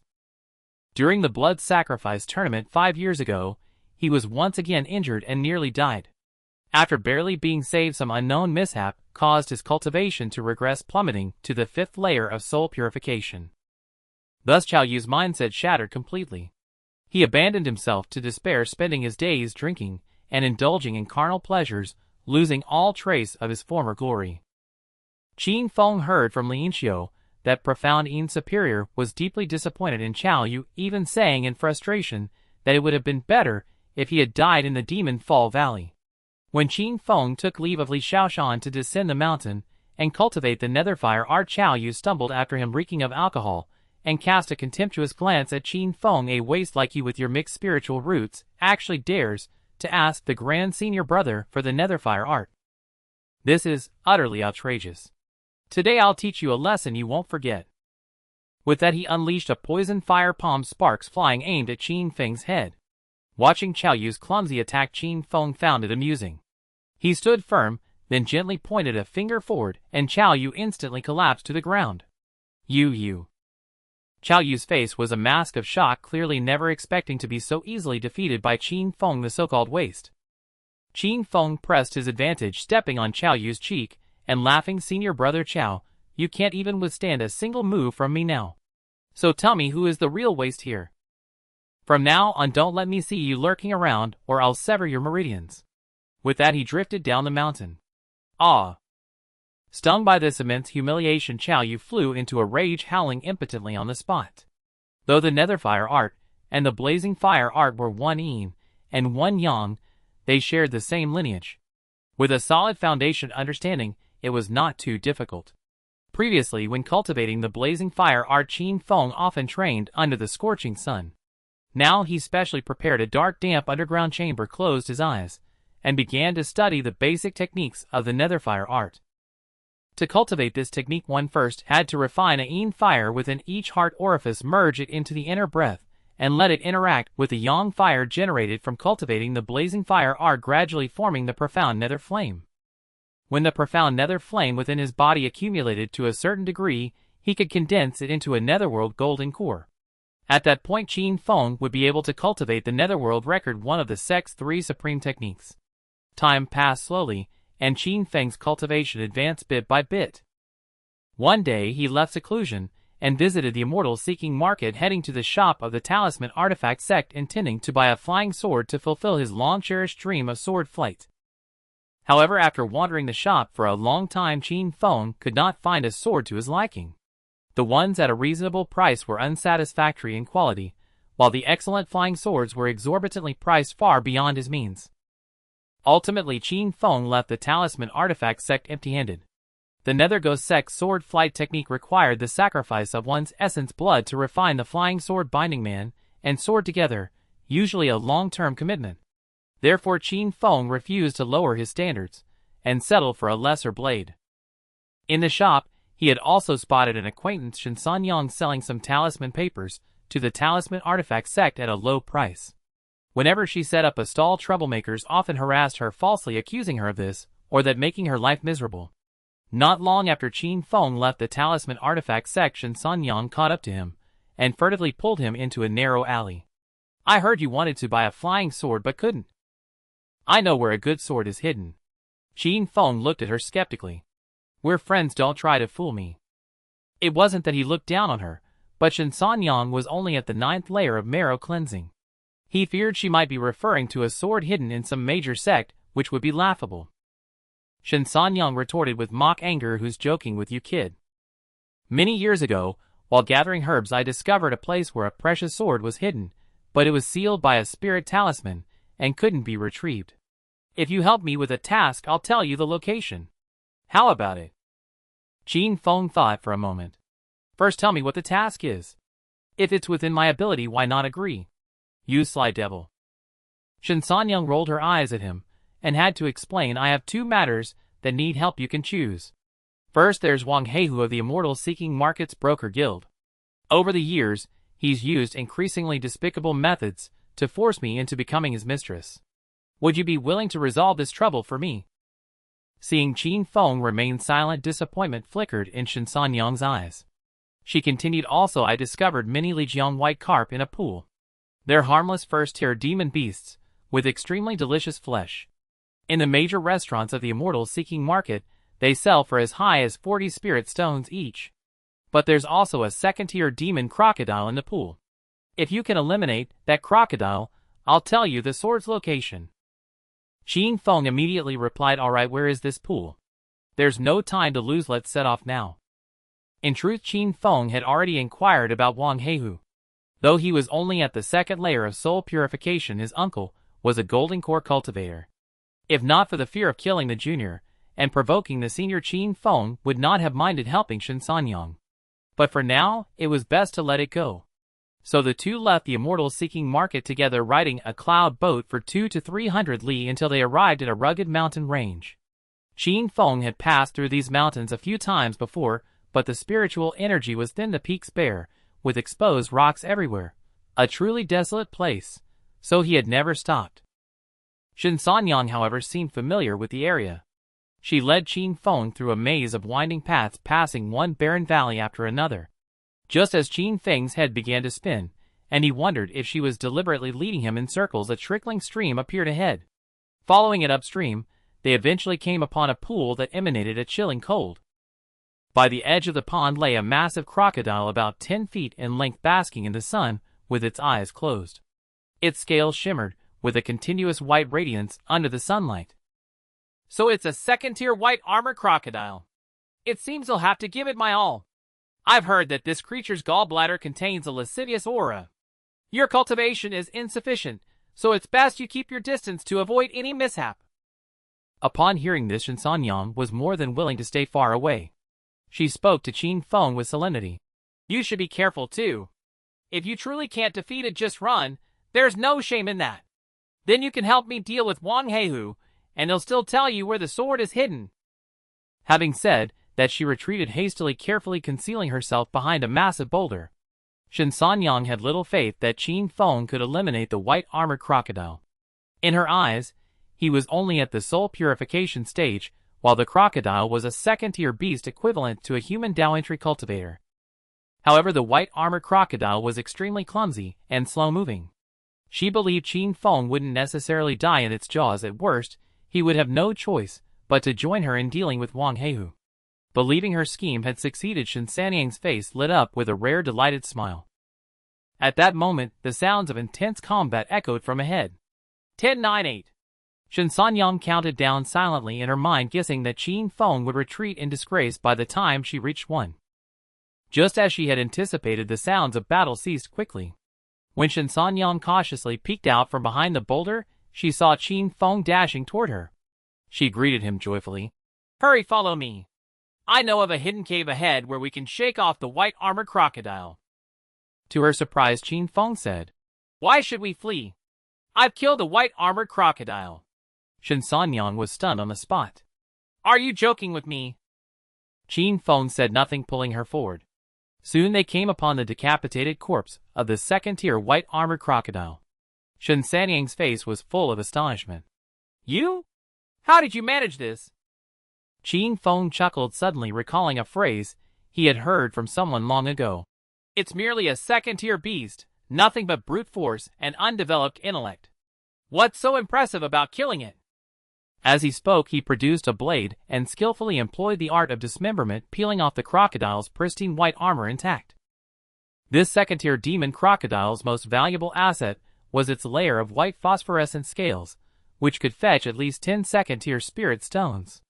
Thus, even if he ultimately failed to find the treasured sword, this expedition would not have been in vain. Qin Feng turned to Shen Sanyang and said, The remaining crocodile bones and flesh are all yours. Take them to the various taverns in Xuanxian Market. They should fetch a good price. Shen Sanyang snorted twice, unceremoniously storing the crocodile meat into her storage pouch. Afterward, she took out several prepared fish traps, baited them, and cast them into the pond. Having done this, Shen Sanyang took a deep breath and said sullenly to Qin Feng, Follow me. The two first entered a canyon barely wide enough for one person, then climbed up from an inconspicuous spot, pressing forward with difficulty. After walking for about a quarter of an hour, the path gradually leveled. White clouds drifted among the mountain's mist, and haze gathered thickly, making it impossible to clearly see the face of the person opposite. Qin Feng asked Shen Sanyang with some curiosity, How did you find a place like this? Won't you get lost? Shen Sanyang gave a humph. Rest assured, my home is near this great wilderness mountain. I've been gathering herbs with my grandfather since I was a child. I could find my way out even with my eyes closed. Don't let the barren look of this place fool you. There are some herbs growing tenaciously in the crevices of the cliffs, though few know of them. After walking a bit further, a cave appeared before them. Qin Feng noticed the cave was backed by a perilous cliff, faced a gorge below, and was adorned by a cascading waterfall beside it. He couldn't help but clap in admiration. Who would have thought that within the great wilderness mountain there could be such an exquisite spot? Stepping into the cave, it felt as warm as spring. The first thing that caught his eye was a large smooth bluestone, as flat as if carved by a knife on all sides. Shen Sanyang pointed at the bluestone. The sword is behind it. It was originally hidden by the stone. 5 years ago, when I was tired from herb gathering and fell asleep in the cave, the bluestone collapsed, revealing the sword. Qin Feng could no longer contain himself. He leaped onto the bluestone and saw a small cave wall behind it, as white and smooth as jade. Protruding from it was a piece of jade shaped like half a broken jade hairpin, flawless except for a crack in the middle that was a pity to behold. Drawing closer, he saw a sword wedged within the crack. It was about 1 foot and 2 inches long, its scabbard made of neither metal nor stone, with an antique form that clearly marked it as extraordinary. Shen Sanyang had not deceived him. A treasured sword was indeed hidden here. However, the sword was bound within the crack by iron chains upon which several talismans were affixed, emitting an extremely powerful restrictive force. Removing it would be no easy task. Shen Sanyang sat on the bluestone, not coming down, eating something to stave off hunger, her legs swinging idly. I didn't lie to you, did I? I brought you to the place. Whether you can take the sword now depends on your own skill. I've studied it for years, and still found myself at a loss. Qin Feng said nothing, fixing his gaze on the talisman restrictions before him. 5 years ago, due to his complete ignorance of such formations, he had been unable to advance before the Flying Thunder Immortal Mansion, missing out on a great opportunity. After that bitter lesson, Qin Feng had resolved to study the arts of talismans and restrictions in his spare time. However, these arts were vast and profound, and with limited time, he had only managed to grasp the basics. After about an hour, Shinsanyang, who had been dozing on the bluestone, woke up. Seeing Qin Feng still standing there flipping through books one moment, and scratching his head in frustration the next, as anxious as a monkey, she couldn't help but cover her mouth with a smile. She knew all too well the torment of having a treasure within sight, but beyond reach. She stood up, stretched, and said loudly, "It's getting late. I'm going home. You can take your time figuring things out here." Just then, Qin Feng, looking at the book in his hands, suddenly slapped his thigh. "All right. Even if it's only a 40% chance, it's worth a try." But then a troubled expression crossed his face. After a moment of deep thought, he approached Shinsanyang. "Sanyang, I need a small favor. Could you procure for me the first menstrual blood of a virgin?" Shinsanyang spat at him in disdain upon hearing this, but she did not refuse. She left the cave and descended the mountain. Qin Feng immediately went to catch over 100 toads, nearby, slaughtering them for their blood. He also caught a black dog and collected a bottle of its blood. If combined with the virgin's menstrual blood, the 3 bloods could be merged into a single entity, using a secret technique to refine the most filthy black spirit blood in the world. This blood had a certain probability of corrupting the talismans. Outside the cave on the great desolate mountain, Shinsanyang stood holding her nose for a long time, saying, "It stinks to high heaven. How could that lad bear to stay inside?" Unable to endure it any longer, she went to a mountain pool and caught over a dozen Lijiang white carps with a net trap. When she returned to the cave, the stench had mostly dissipated, and she was startled to see a glow emanating from within. Could he have truly broken the talisman seal? Hurrying inside, she leaped onto the blue stone, and indeed saw the talisman and iron locks lying on the ground. Qin Feng's face lit up with joy. He stepped forward, grasped the sword hilt embedded in the jade crevice, and pulled it out with a clang. In an instant, azure radiance filled the cave, illuminating everything with a shimmering green light that made even their eyebrows gleam. A cold, gleaming sword that pierced the eyes with its chilling aura had now fallen into Qin Feng's hands. Shinsanyang was utterly stunned at the sight. Qin Feng's heart soared with delight. He caressed the hilt lovingly, and noticed 2 small ancient seal characters engraved on it, which he barely recognized as Juing gathering fireflies. "What a fine sword, Juing! Heaven has been kind to me." Overjoyed, Qin Feng couldn't help but laugh heartily. More than half a month later, he sat cross-legged on a secluded cliff peak in the Nether Mountain range, eyes closed in meditation. The Juing sword lay flat across his knees, as his true chi flowed continuously through it, gradually merging their auras into one. A pale azure sword light radiated far into the dim sky.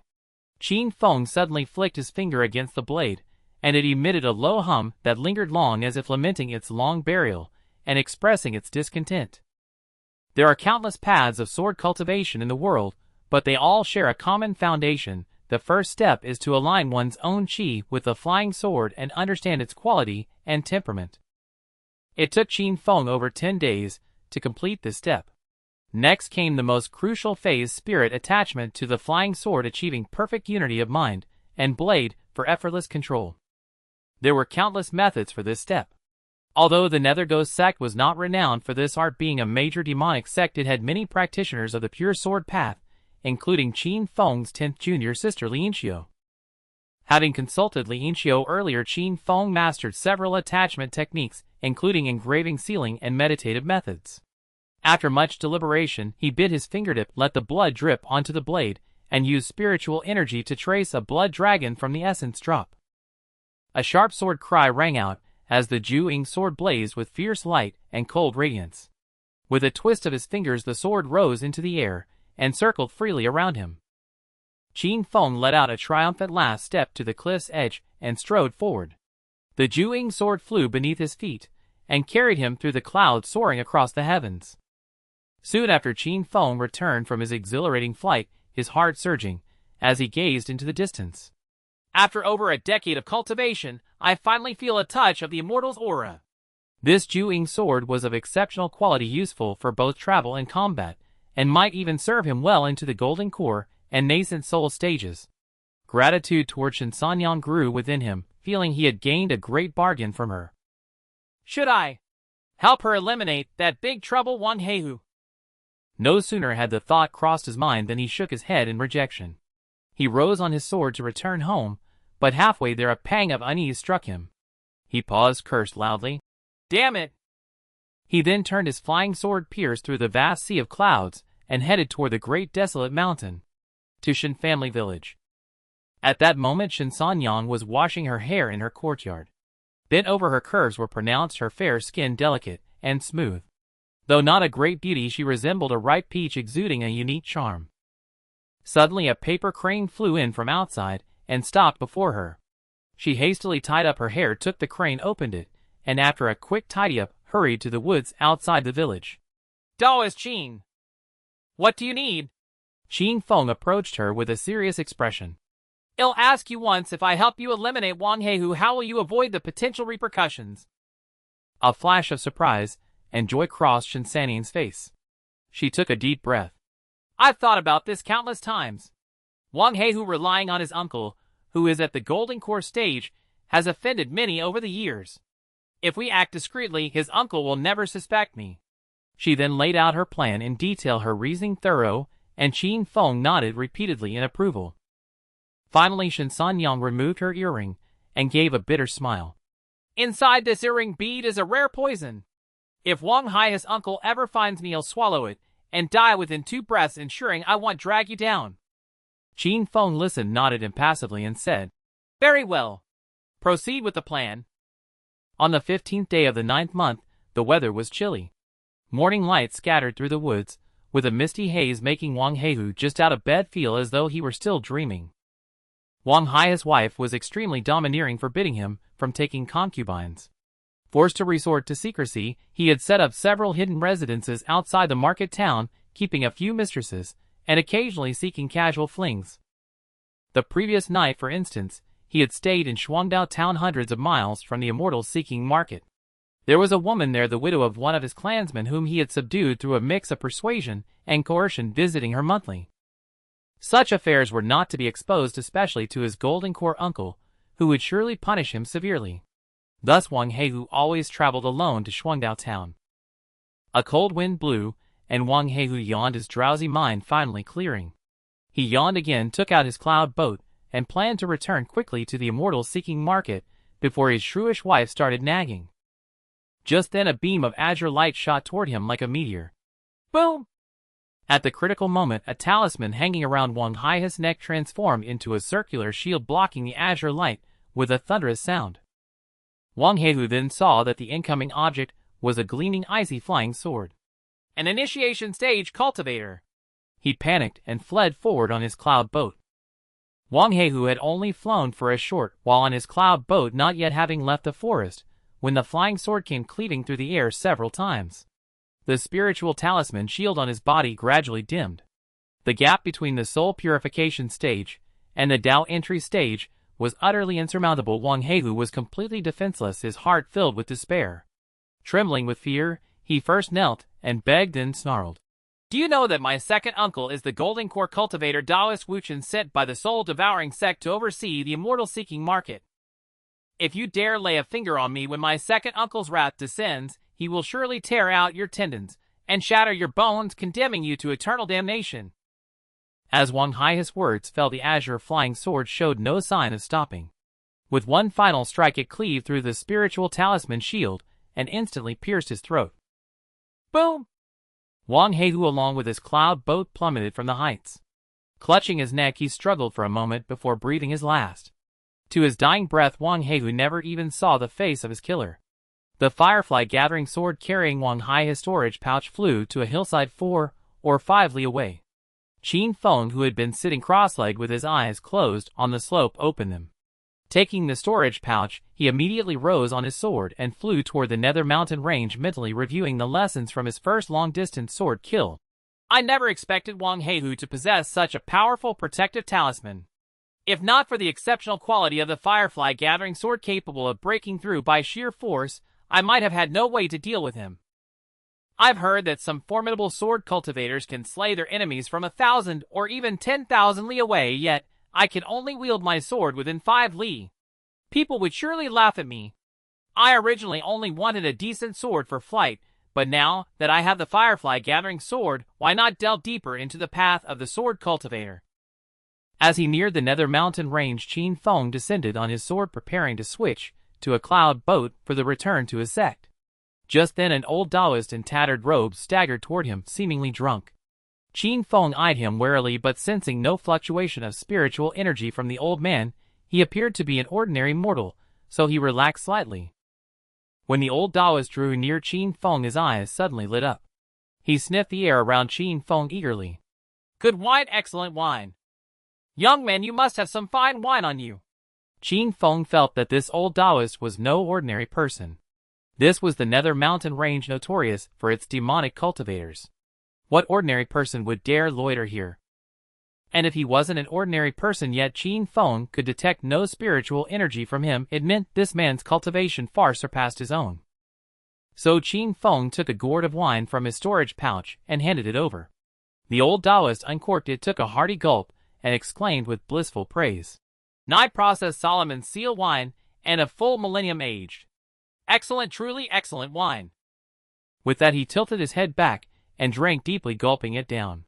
Qin Feng winced in pain. He rarely indulged in this wine himself, only taking a small sip before training. He longed to beat the old Taoist senseless, but ultimately restrained himself, uncertain of the man's true capabilities. A lack of forbearance in small matters will ruin great plans. Patience is a virtue. I shall endure. Soon the old Taoist had drained every last drop of the millennium-aged 9-processed Solomon seal wine. He tossed the gourd back to Qin Feng and said, Good, you took my sword and I drank your wine. We're even now. With that he staggered onward. One step took him 100 paces away. With another sway of his form he vanished without a trace. Qin Feng stood rooted to the spot for a long time. When he came to his senses, he found his back drenched in cold sweat. Returning to his dwelling, the glazed pagoda shimmered with light, and a gourd flew out filled to the brim with blue spiritual liquid. It seemed this was the reward for having just survived a tribulation. Qin Feng had obtained this blue spiritual liquid a few times before. It was not for human consumption, but when dripped onto spiritual plants it greatly accelerated their growth. The effect varied depending on the plant. For low-grade spiritual herbs like ice cicada flower or netherwind grass, the effect was mediocre and wasteful. However, when applied to plants like ginseng lingji or Solomon seal, whose value increased with age, the effect was remarkable.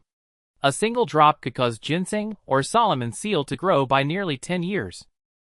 Thus the blue spiritual liquid he had obtained previously was almost entirely used up. Now he could replenish his stock. He even sprinkled some on the mulberry tree by the gate and the strange fruit tree in the courtyard, both of which had unusual origins. Unfortunately, the mulberry tree grew lush and shady, but its mulberries were utterly unremarkable. As for the strange fruit tree in the courtyard, it had yet to bloom even once. I might as well have planted an ordinary pear tree. Qin Feng fumed whenever he thought of that strange fruit tree. Several months later, the mysterious peak was bedecked with lanterns and festive colors filled with joy. The senior disciple of mysterious Peak, Li Xiaoshan, had successfully broken through a few days prior and become a golden core cultivator. Li Xiaoshan had been at the late Dao entry stage for many years. Now that he had finally succeeded, and as the first golden core cultivator among the younger disciples of mysterious Peak, a grand celebration was naturally in order. Qin Feng was also honored to be invited up the mountain, and after years once again saw his master mysterious elder. However, Qin Feng felt no joy, only trepidation. His recent audiences with mysterious elder had never boded well, leaving him apprehensive. Thus, upon entering the hall, Qin Feng retreated to a corner, keeping his head down and drinking, hoping to avoid mysterious elder's notice. The great hall was filled with over 50 seated cultivators, a considerable number. Most were disciples of Li Xiaoshan, Xianglai, and others. Among mysterious elders' direct disciples, the fifth had died in the Demon Fall Valley, and the third Chao Yu had gone mad, and did not attend, leaving only 10 present. As the banquet drew to a close, Li Xiaoshan ascended a high platform to share his personal insights on forming a golden core. Such experience was rare and invaluable, helping others avoid detours. For solitary cultivators, who had to figure everything out on their own, such an opportunity was like finding a needle in a haystack. Thus Qin Feng and the others perked up, listening with rapt attention. When the feast ended and Qin Feng prepared to take his leave, mysterious elder called him aside. He scrutinized Qin Feng carefully, then nodded slightly. To have cultivated to the peak of soul purification with a mixed spiritual root is quite an achievement. If you can successfully enter the Dao, I will grant you a Dharma artifact and teach you a profound Taoist art. Go now, and do not disappoint me. With that he waved his hand, dismissing Qin Feng. Another 5 years slipped by. During this half-decade, Qin Feng spent his days peacefully holed up beneath a shadow-in peak. Apart from tending to the spirit fields, he rarely ventured beyond his doorstep, let alone to places like the immortal market. In this period few troubles befell him. The Nether Ghost sect was enveloped in an atmosphere of harmony and tranquility. Each day after tending the fields, Qin Feng would sit cross-legged in his courtyard to cultivate, practice talisman crafting, or delve into the art of formations. He also dug a pond near his residence, filling it with lotus flowers and white carp. When boredom struck, he would sit in the pavilion by the water, fishing rod in hand, brewing tea, and savoring the moment, utterly carefree. Indeed, these 5 years had been the most pleasant since Qin Feng began his cultivation on the mountain. Yet such blissful days were now irrevocably gone. A full decade had passed since the blood sacrifice grand competition in the Demon Fall Valley. The Nether Ghost sect had never prohibited private duels among its disciples, but after the competition, when deep grudges had festered between the peaks, the sect imposed a ban. Thus, despite their burning fury, everyone had to swallow their anger. Now that the ban was lifted, the shadowy mountain erupted in a storm of blood and violence. When the nest is overturned, no egg remains intact. Qin Feng was inevitably caught in the turmoil. The main adversaries of Shadow-in Peak were Ghost Gate Peak and Blood Prison Peak. Ghost Gate Peak had gravely wounded Chao Yu and Li Inchio in the Demon Fall Valley, leaving an irreconcilable enmity. Meanwhile, Zhong Hu of Blood Prison Peak was the murderer of Qin Feng's 5th senior brother, making their conflict even more intense. As soon as the sect ban was lifted, Li Inchio single-handedly challenged several downentry experts from Ghost Gate Peak. Xianglai also ambushed Zhong Hu, but the latter sensed the danger and escaped. In short, the entire Nether Ghost sect descended into chaos, with daily skirmishes and killings. Even Qin Feng's home was attacked by a group a few nights ago. Fortunately, they were merely minor cultivators at the Mortal 3 barriers. They were wiped out by Qin Feng before causing any disturbance. Today, Qin Feng was summoned by his senior brother Li Xiaoshan to a meeting to discuss strategies against Ghost Gate Peak and Blood Prison Peak. Qin Feng assumed he was merely there to fill a seat, as his displayed cultivation was still at the perfect soul-cleansing stage, rendering him unable to contribute much. Only after breaking through to the mid-downentry stage would he publicly announce his successful entry into Dao. Upon reaching the downentry stage, the time required for breakthroughs multiplied exponentially, and Qin Feng had no idea when he would make progress. Sitting silently in a corner, he kept his eyes on his nose, and his nose on his heart for a long while. Just as drowsiness overcame him, he vaguely heard Li Xiaoshan mention setting up a formation to trap enemies when they came to attack. 6th junior brother. Suddenly Qin Feng heard Li Xiaoshan calling him. He snapped back to attention. Ah. Senior brother, what is it? Li Xiaoshan, slightly displeased, had someone recount the plan for Qin Feng. The formation Li Xiaoshan intended to set up was called the Demon Sound Soul Confusion Array, which would ensnare those who entered, luring them into the demonic melody. If they failed to escape in time, their souls would be trapped within the array as ghosts unable to reincarnate, a most vicious and deadly scheme. The key to deploying the Demon Sound Soul Confusion Array was to use musical instruments like Qin flutes, sheng, and pipa as array eyes. The higher the quality of the instruments, the more powerful the formation. Thus Li Xiaoshan assigned several junior brothers to gather musical instruments, and specifically tasked Qin Feng with retrieving a pipa. The setting sun bled like crimson and the vast desert stretched endlessly. On a desolate ancient road stood alone and occasionally visited by merchant caravans seeking rest, lending it a semblance of life. Qin Feng, dressed as a scholar, rode a donkey with several scrolls hanging from its neck, swaying in the wind. Without paying attention to the road, he drank from his flask and read a book while riding slowly, approaching the inn. "Sir, would you like lodging or a meal?" A waiter greeted him with a smile. "I'll stay for the night. Bring me some food to fill my stomach first. I'm starving," Qin Feng said, jumping off the donkey and tossing a silver ingot to the waiter. "Right away." The waiter took the donkey, tied it up, and led Qin Feng inside, seating him by a window. In the final years of the previous dynasty, chaos reigned across the land. The northern barbarians took advantage and invaded southward, massacring cities wherever they went. Amidst this national crisis, our dynasty's founder, barely 20 years old, gathered a group of fellow villagers. On the second floor of the inn, an elderly man with white hair passionately narrated a story. The storyteller was skilled, his voice shifting from bold and resonant to gentle and melodious, immersing the listeners completely. At every climactic moment, he interrupted in applause. Qin Feng sipped his own wine and ate the lamb brought by the waiter, thoroughly enjoying the tale. Yet he remained silent throughout, not touching the plate of steamed buns set before him. After a long while, a merchant caravan of over 20 people decided to settle their bill and continue their journey. The innkeeper said nothing, but the storyteller upstairs grew displeased. "Gentlemen, my tale, 2 dragons at the gathering, hasn't even reached its climax. Why are you leaving?" The caravan leader laughed. "If we don't leave now, we won't make it out of this desert to the next town before nightfall." He put on his hat and asked the innkeeper, "This inn is quite nice. Is it newly opened?" The innkeeper replied, "You just, sir. This humble establishment has been here for decades." The caravan leader frowned. "You're the one jesting. I've traveled this route for nearly 10 years, and I've never seen this inn before." As he spoke, he quickened his pace toward the door. Suddenly a chilling wind swept through, and the inn's door slammed shut, blocking their way. The storyteller on the second floor, his face darkening, said, "One must see things through to the end. You're not leaving until you've heard 2 dragons at the gathering to its conclusion." A caravan guard shouted, "Old man, you're being unreasonable. Who forces people to listen to stories?" No sooner had he spoken than the storyteller, who had been upstairs moments before, appeared behind him like a ghost, his long fingernails piercing the guard's neck in several bloody holes. "Monster! Run!" The caravan members scattered in terror. Seeing this, the storyteller grew even more frenzied and bitter. "Why won't any of you just sit still and listen to my tale? Humans are indeed worthless creatures." As he spoke, the inn turned pitch black. The other patrons, including the waiter, the server, and the innkeeper, floated into the air, transforming into hideous, ferocious ghosts. The eerie upheaval within the inn sent many fainting in terror.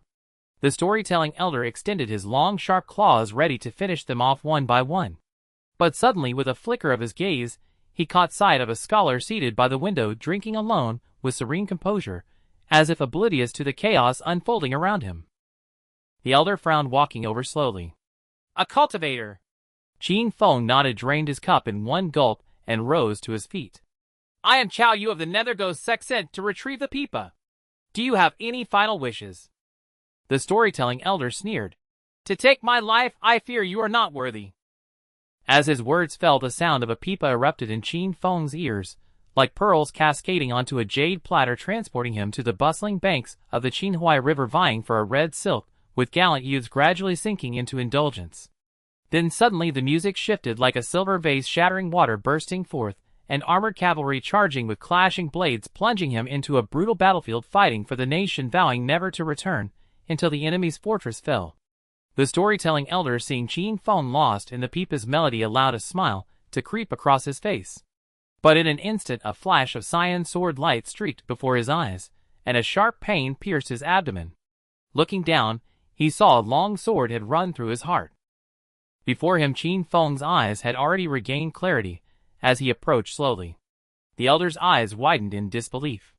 "You? Why are you immune to my demonic music?" Qin Feng did not answer. He withdrew the Ju-Ying sword, and the elder collapsed with a thud, transforming into a worn, broken-string pipa. The inn's door, which had been impossible to open, finally yielded to the caravan members. Without a second thought, they fled, crying out in terror. The vengeful spirits, once ordinary people slain by the Pipa demon, regained their senses and knelt before Qin Feng, thanking him for delivering them from their misery. Qin Feng said, "All of you go to the underworld for reincarnation. Do not linger in this mortal realm." The spirits bowed once more and vanished one by one, setting off on the path to the Yellow Springs. The inn, once bustling with noise, fell into utter silence.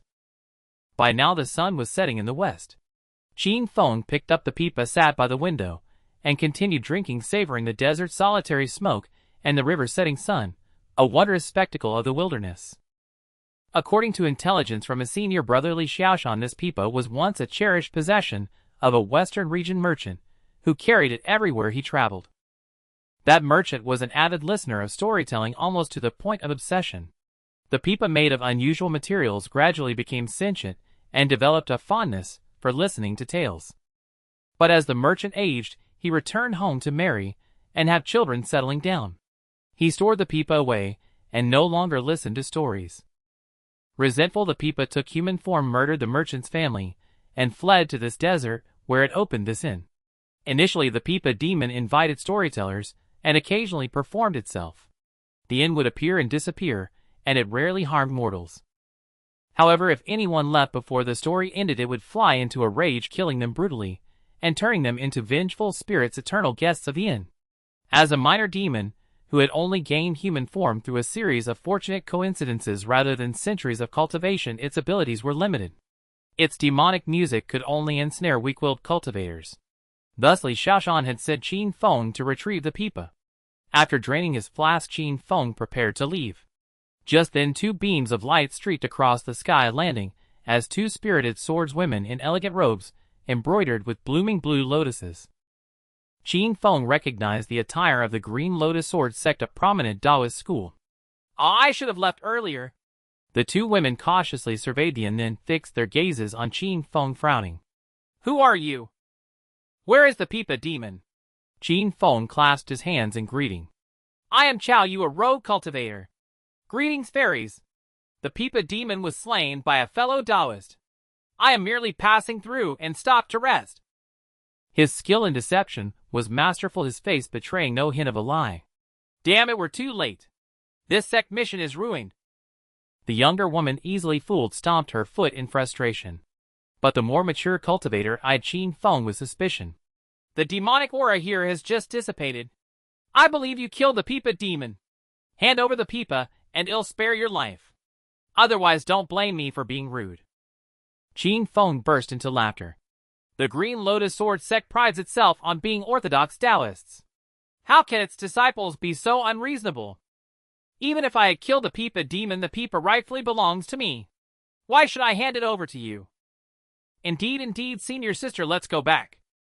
The young girl nodded vigorously, seemingly convinced by Qin Feng's logic. "Junior sister, you are naive.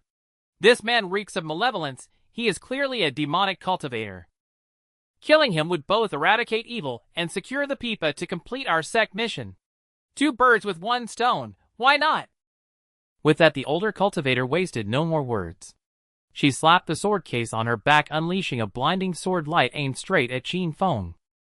Qin Feng immediately leaped out the window, mounting his Ju-Ing sword to soar into the sky, fleeing into the distance, without any intention of engaging them. "Damn it! That's the style of the Nether Ghost sect. He's no rogue cultivator. Junior sister, after him." Days later, a bedraggled Qin Feng returned to Xianin Peak and handed the pipa to Li Xiaoshan. The sword flight techniques of the Green Lotus Sword Sect were truly profound, nearly catching him several times. Had it not been for the superior quality of his Ju-Ing sword and his repeated descents to hide among mortal crowds, using invisibility and aura-concealing talismans, he might not have made it back safely. 2 vixens. Just wait until you fall into my hands." Back in his quarters, Qin Feng applied medicinal ointment to his wounds, gritting his teeth in pain. With a crucial artifact, he brought back the Demon Sound Maze formation was finally set up on Xianin Peak. Soon after, the Ghost Gate and Blood Prison Peaks indeed launched a joint assault, trapping over 50 Dalentry cultivators and hundreds of mortal-level disciples in the maze. The news shocked all the peaks of the Nether Ghost sect, even reaching the sect leader. Under the intervention of the sect leader, the hundreds of disciples trapped within the demon sound soul-confusing formation on Xian'an Peak were ultimately all released. However, Guimin Peak and Shuiyu Peak paid a heavy price for this. First, they compensated with several thousand second-grade spirit stones as ransom, and then they handed over the culprits, who had injured Lin Qiu and Chao Yu, and killed Qin Feng's fifth senior brother, to be dealt with by Xian'an Peak. Finally, both parties swore an oath to restore peace and never invade each other again. Although during the negotiations Zhong Hu of Shuiyu Peak suddenly defected, causing the talks to nearly collapse, in the end the covenant was still signed. In fact, after a period of conflict and venting of hatred, the other peaks also gradually returned to tranquility, choosing not to engage in endless slaughter. As for those above the Golden Core stage, except for a few, it was almost as if by tacit agreement that they did not intervene in this chaos. The sun rose and said grass grew and orioles sang. The sky was clear all around, but above Qin Feng's courtyard clusters of clouds gathered. Then a fine rain began to drizzle from the clouds, shrouding the yard in a misty haze. If any cultivator passed by, they would surely be amazed that the water spiritual energy contained within this mist was several times denser than elsewhere. Half an hour later the clouds dispersed, and a rainbow appeared in the sky. Huff! Qin Feng seized his cultivation technique. This is the first time I've used the third layer of the spring breeze and rain art. I wonder how effective it is. The spring breeze and rain art consists of 5 layers.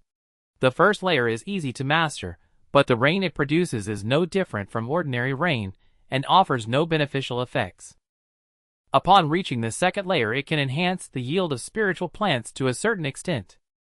Qin Feng rose to observe the moon grass he had been cultivating for 2 years. The plants were a lush green and thriving. With a few more applications of rain, he estimated an increase in yield of about 20% compared to usual. Not bad, not bad. No wonder the cultivation world sets the standard for a mid-grade spiritual farmer, as mastering at least 3 third-layer spiritual plant-related spells. It's by no means arbitrary. He calculated in his mind that besides the spring breeze and rain art, his wood and grass art had also reached the 3rd layer, and his metal art was at the peak of the 2nd layer, likely to break through at any time. By then Qin Feng would be a genuine mid-grade spiritual farmer, a rarity even in the entire Nether Ghost sect. After all, in a demonic sect, who would bother to cultivate such harmless techniques? Better to spend that time refining magical artifacts or practicing several lethal demonic techniques. Just then a streak of light flew down from the sky and landed directly in Qin Feng's courtyard, revealing a grim-faced man. 4th senior brother. Qin Feng was somewhat startled, wondering why Lin Yi Dao, his 4th senior brother, with whom he had almost no interaction, would suddenly seek him out. Before becoming a disciple, Lin Yi Dao was said to be a swordsman in the mortal martial world, gloomy and ruthless, having killed countless people. Later he was taught the demon blade art by Xian'an Shangren, and spent his days training alone under the waterfall at the back mountain. He had even fewer acquaintances in the sect than Qin Feng. I heard that a few months ago you struck the 3rd senior brother and even stepped on his face. Lin Yi Dao stared coldly at Qin Feng. Qin Feng replied calmly, It's true that I struck the 3rd senior brother, but that was only after he attacked me with his poison fire palm while drunk. He was outmatched, and I merely defeated him. As for stepping on him, that's purely slander. Even though he has tormented me countless times before, we are still fellow disciples. I have that much magnanimity. You'd better not have. Lin Yi Dao warned, his voice fierce, but his eyes betraying uncertainty. It wasn't that he valued the bond between fellow disciples. For one, Lin Yi Dao had once received a favor from Chao Yu, one of the few people in the sect he could talk to. Moreover, like Chao Yu, he had always looked down on Qin Feng, a disciple with a mixed spiritual root. So when he heard that Chao Yu had been humiliated by Qin Feng, the normally indifferent Lin Yi Dao flew into a rage. He glanced around at the spiritual plants and sneered. A mixed spiritual root is a mixed spiritual root. You'll never amount to anything. Just stay here and be a farmer for the rest of your life. Don't let me hear you bullying the 3rd senior brother again, or I'll make sure you regret it. Having said this, Lin Yi Dao ostentatiously drew a blade of apparently excellent quality, mounted it, and soared into the sky, vanishing in an instant. I must have forgotten to check the almanac today, letting a mad dog bark at my door. After dismissing Lin Yi Dao, Qin Feng quickly adjusted his mindset and continued tending to the spiritual plants in the field. Previously, after using the spring breeze and rain art, Qin Feng would feel exhausted and needed to meditate to recover before attending to other tasks. Now that he was at the Dao entry stage, his true essence had become much more abundant, allowing him to continue using other techniques without needing to rest. Inspecting the spiritual field, Qin Feng noticed that the cicada flowers in the rear field had developed many black spots, a sign of aphid infestation. Aphids are extremely tiny pests, almost invisible to the naked eye, and often hide deep underground. Ordinary farmers have no way to deal with them. If encountered, they can only watch helplessly as the spiritual plants are gradually devoured, resulting in no harvest after a year of hard work. However, the metal art that Qin Feng had mastered was the perfect technique to deal with these aphids. So Qin Feng sat cross-legged, closed his eyes, formed hand seals, and emitted faint golden metallic energy that drilled into the spiritual soil. Guided by his divine sense, the metallic energy quickly located the numerous aphids, and like a cat pouncing on mice, immediately attacked and slew them. In just a short while, the metallic energy destroyed countless aphids with irresistible force. Using the metal art to kill pests consumed divine sense, which was far more tiring than performing the spring breeze and rain art. After about the time it takes to burn an incense stick, Qin Feng had to stop, close his eyes, and rest. Only after recovering could he continue to activate the metallic energy. After half a day of hard work, Qin Feng finally seized his technique. Looking at the cicada flowers before him, he found that all the black spots on the plants had been completely eliminated. Moreover, Qin Feng was pleasantly surprised to discover that his divine sense seemed to have strengthened slightly. Although the increase was utterly negligible, it was still an excellent way to temper his divine sense. This was an unexpected bonus. In fact, the benefits of diligently cultivating spiritual plant techniques did not end there. For instance, Qin Feng also noticed that his sensitivity to the 5 elements seemed to be greater than that of ordinary people. As the sun set, Qin Feng, after a day of hard work, looked upon the various exotic flowers and strange herbs that had thrived under his meticulous care, and a sense of pride welled up in his heart. At the same time, being a money grubber, he couldn't help but silently calculate how many spirit stones he would earn when the harvest came. Time flows like water, and clouds drift like dogs. 30 years later, in a dark chamber, Qin Feng slowly opened his eyes, revealing a look of joy on his face. He had reached the midstage of Dao entry. After painstakingly cultivating for a full 30 years, he finally broke through to the midstage of Dao entry today. He exhaled a breath of stale air and stepped out of the chamber. The 2 monkeys sang and immediately came to welcome him joyfully, while the black bear, that silly creature, still lay on the ground sound asleep. His retreat lasted several years, but thanks to the highly intelligent song, and by managing the courtyard, it showed no signs of decay. To Qin Feng's surprise, he soon discovered that the extraordinary fruit tree in the courtyard had actually bloomed. This tree had been planted for nearly 60 years, and Qin Feng had poured plenty of green spiritual liquid on it. Its age was said to be at least 300 years, yet it only began to bloom now. Qin Feng walked under the tree and looked up closely. He saw white petals blooming on the pale yellow and tender green branches glistening like layers of silk curtains. It actually looks like pear blossoms. Could this really be a pear tree? This question seemed to have crossed Qin Feng's mind countless times. However, this time, his tone was slightly weaker, as the flowers before him were far more translucent than ordinary pear blossoms, and they attracted swarms of honey butterflies that fluttered around, making them seem quite extraordinary. Soon the news of Qin Feng's successful breakthrough to the early stage of Dao entry spread throughout the entire Xian'an Peak. With his mediocre spiritual root, it was already a blessing for him to reach the pure soul stage, let alone now being nearly 60 years old, his vitality beginning to decline, making further breakthroughs even more challenging. Yet under such circumstances, he actually succeeded in breaking through. The whole Xian'an Peak was astonished. If they knew that Qin Feng had actually been at the early stage of Dao entry 30 years ago, and was now at the midstage, they couldn't even imagine the expressions on their faces. His master Xian'an, who had not seen him for over a decade, quickly summoned Qin Feng. There was a look of satisfaction on his face, as he then produced a purple gold gourd with a flash of light in his hand, and handed it to Qin Feng. Many years ago, I promised you that once you broke through to the Dao entry stage, I would bestow upon you a magical artifact and a profound Dao technique. I will not go back on my word. This gourd can unleash Yin fire to defeat enemies. It was my famous artifact from years ago, and since I no longer need it, keep it for your protection." Upon hearing this, Qin Feng's heart soared with joy, and after expressing his gratitude, he took the Yin fire gourd into his hands. After that, Master Yin pondered for a moment, seemingly considering what technique to impart to Qin Feng.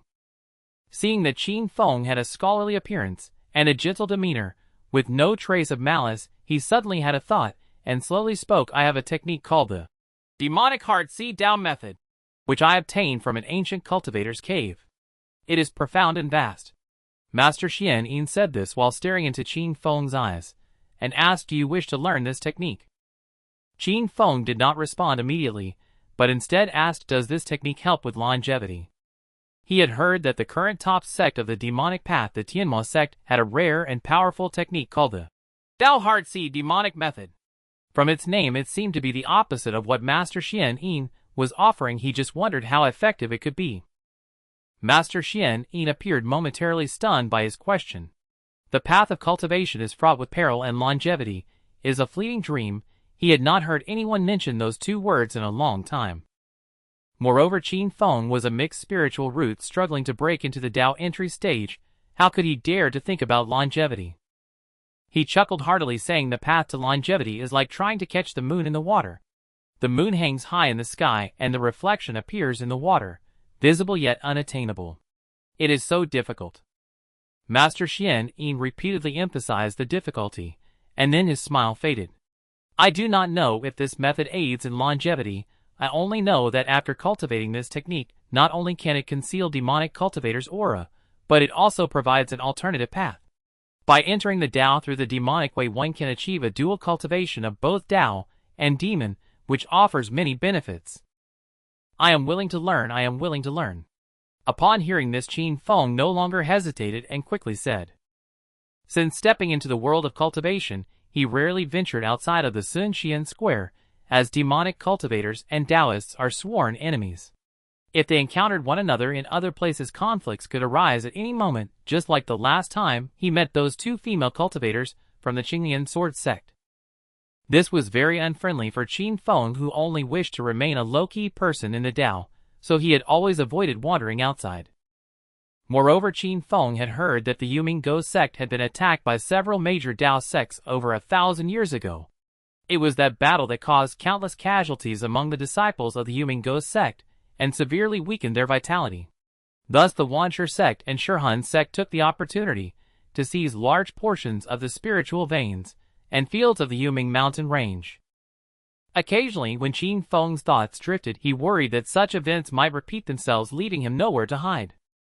If the Demonic Heart Seed Dao Method truly had the miraculous qualities that Master Yin described, all his current concerns could be resolved. Thus Master Yin recited the contents of the Demonic Heart Seed Dao Method, word for word, to Qin Feng.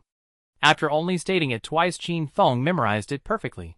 His mixed spiritual root affected only his cultivation speed. His memory and comprehension were not significantly worse than others. Master Yin nodded in satisfaction, saying, "I have 12 direct disciples, 2 of whom have died, 1 has gone mad, and the rest have all entered the Dao. I hope you will cultivate diligently in the future, and soon condense your golden core to bring glory to our Yin lineage." "Yes, I will heed your advice, Master," Qin Feng replied, bowing respectfully as he withdrew. Just as he was about to leave the grand hall, Master Yin suddenly said, "When you reach the 3rd layer of the Demonic Heart Seed Dao Method, come find me, and there will be good fortune awaiting you." Upon hearing this, Qin Feng was momentarily stunned, but quickly agreed. He flew down the mountain with his sword, and upon returning to his residence immediately delved into the Demonic Heart Seed Dao Method. This technique was rather obscure and difficult to understand. Previously, he had only memorized it by rote. Now, he needed to thoroughly comprehend it line by line before he could begin cultivating. Sometimes Qin Feng fantasized about having a system as his golden finger where a simple ding would allow him to effortlessly learn the techniques and break through realms. How wonderful that would be! The Demonic Heart Seed Dao Method emphasizes entering the Dao through the demonic path. After cultivating the demonic arts and developing a demonic heart, one would plant a Dao seed within the demonic heart, nurturing it with demonic true Qi day and night. Eventually, the Dao seed would grow into a towering tree, transforming all demonic energy into Dao essence, allowing for a seamless exchange between the demonic and Dao paths. This kind of technique is truly bizarre and extraordinary, however it is fraught with danger. A single misstep could lead one to lose themselves to the demonic path, becoming a creature that is neither human nor ghost. Only those with an incredibly firm will can cultivate it. The demonic heart seed Dao art comprised 12 chapters, each corresponding to a level. The first chapter, the demonic entry chapter, required one to cultivate the most orthodox demonic heart technique, at least reaching the Dao entry stage. Qin Feng had already achieved this, so he could skip it directly. The second chapter, the seed Dao chapter, was like starting a fire in snow or planting a tree in sand, the most challenging of all. It could be said that this step was the most critical for successfully cultivating this art. To accomplish this step, the demonic heart seed Dao art primarily recorded 3 methods. The first was to cultivate it oneself, the second was to cultivate the demonic path personally, while seeking a cauldron to cultivate the Dao, then use demonic arts to directly seize the cauldron's demonic heart and Dao seed. When the Dao seed reached maturity, the cauldron was destined to wither from exhaustion of essence and blood. As for the third method, it was the reverse of the previous one, making the cauldron the beneficiary. Since the cauldron suitable for planting the seed was extremely rare and Qin Feng was unwilling to commit such a nefarious act, he chose the first method to cultivate. To this end, Qin Feng had been in seclusion for several months, constantly condensing his essence, energy, and spirit to ignite the yin within the yang of the demonic art, thereby triggering his nascent soul and forming the Dao seed. At that moment, he was seen bare-chested with steam rising from his head. His skin flushed red and then turned pale, as if about to burst. His expression was one of extreme pain, yet he remained silent, gritting his teeth and persevering. After another 14 days, a loud boom suddenly echoed from the secluded chamber, raising a cloud of dust. Cough, cough. Damn it, this art is truly sinister. I cannot continue cultivating it. Qin Feng coughed a few times as he emerged from the chamber, greedily gulping the outside air, as if he had just crawled back from the brink of hell. In truth, during those 14 days, he had indeed brushed past death several times, barely managing to endure and survive. If not for this art's ability to conceal his demonic aura, Qin Feng would never have risked cultivating it. Now, having successfully planted the seed and reached the second level of the demonic heart seed Dao art, he could use the art's secret techniques to hide his demonic aura. However, the next level, forming the seed, required the cultivator to disperse all their cultivation to foster the growth of the Dao seed. Every bit of his true essence was hard-earned. How could he bear to give it up? Moreover, the mysterious Yin elder had specifically instructed him to seek him out after reaching the third level, stirring a sense of unease in Qin Feng's heart. Thus, with his heart pounding in alarm, Qin Feng was determined not to continue cultivating the demonic heart seed Dao art any further. After resting with his eyes closed in the courtyard for a long time, Qin Feng suddenly formed hand seals and activated his mental technique. His entire aura shifted, and the demonic energy around him dissipated completely, making him indistinguishable from an ordinary Taoist cultivator. Ha ha! Qin Feng couldn't help but laugh heartily, feeling that the suffering he had endured to cultivate this art had not been in vain. Sixth senior brother, would you like to go to the immortal seeking market together? That day, seventh junior brother Liuwei, who had gradually grown distant from Qin Feng, suddenly visited him again. They chatted for a long while before he invited Qin Feng to visit the immortal seeking market. Qin Feng thought for a moment. Since killing Wang Heihu, he had not visited the immortal seeking market for nearly 30 years just to be safe. Now he had accumulated many spirit stones and spiritual plants. It was time to go to the immortal seeking market and spend some. Thus Qin Feng gladly agreed. He took out his Juying sword and prepared to fly on it, but Liuwei smiled and said, "Why bother flying yourself? Let's take the 1,000 feathers flying boat. My treat. Let's take the 1,000 feathers flying boat. My treat." Qin Feng had ridden the 1,000 feathers flying boat once before, many years ago, when he went to the Abyss Demon Cave. The sect often had such boats traveling between the immortal seeking market and the Nether Mountains, trading specialties and purchasing cultivation resources. But unless it was for a sect mission, writing one required a fee, which Qin Feng was naturally reluctant to pay, so he had never taken one since. Since Liu Yue was being generous for once, Qin Feng didn't stand on ceremony. The two immediately flew towards the affair's peak. Upon arriving at the bustling affair's peak, 1,000 feathers flying boat happened to pass overhead and stopped above an open space. The boat was as massive as a mountain. Looking up, Qin Feng saw the hull covered in various restrictions, emitting a dazzling array of strange lights and colors. The two flew onto the deck. After Liu Yue paid 81st grade spirit stones, they found a quiet spot inside to sit. Liu Yue seemed intent on currying favor with Qin Feng. He even summoned an attendant disciple on the boat to order a fine bottle of wine and several plates of snacks. After about half an hour, the boat shook, and the 1,000 feathers flying boat slowly left the mountain gate, then began to fly rapidly. Qin Feng sat steadily in the boat, eating and chatting with Liu Yue. It was indeed far more comfortable than flying on his own. After a few rounds of drinks, Liu Yue suddenly asked Qin Feng, "Sixth senior brother, I heard the master privately taught you a powerful technique." Qin Feng nodded. "It's the demonic heart seed Dao art. I'm still hesitating whether to cultivate it." Liu Yue's eyes widened upon hearing this. "I've heard that no one has ever successfully cultivated this art. Why would the master pass it on to you?" At the same time, a flicker of disappointment crossed his face. Originally, Liu Yue had hoped to privately exchange the techniques taught by the mysterious Qin elder with Qin Feng. "Oh, junior brother, are you familiar with this demonic heart seed Dao art?" Qin Feng knew that Liu Yue was very sociable and well-connected, knowing far more than someone like himself who stayed hidden away all day. Liu Yue nodded. "It is said that this art was deduced by an ancient cultivator after studying the Dao Heart Demon Seed art. However, while the heavenly Demon Sect's Dao Heart Demon Seed art is notoriously difficult, a few have managed to cultivate it throughout history. But this demonic heart seed Dao art of yours has never been successfully cultivated by anyone, not even the ancient cultivator who created it. He ultimately died from chi deviation." Upon hearing this, Qin Feng gasped sharply. It was a good thing he hadn't continued cultivating, or the consequences would have been dire. "Well, since this art is so perilous, I'd better not cultivate it." Then Liu Yue asked to see the magical artifact bestowed by the mysterious Qin elder. This time Liu Yue was full of praise, his eyes gleaming with envy. "This mysterious Qin gourd was the master's famed artifact in his early years. Many years ago, I saw 9th junior sister borrow it once. It was truly formidable." Before they knew it, the 1,000 feathers flying boat had arrived at the immortal seeking market. As Qin Feng disembarked with the crowd, he noticed the sky was already darkening with dusk.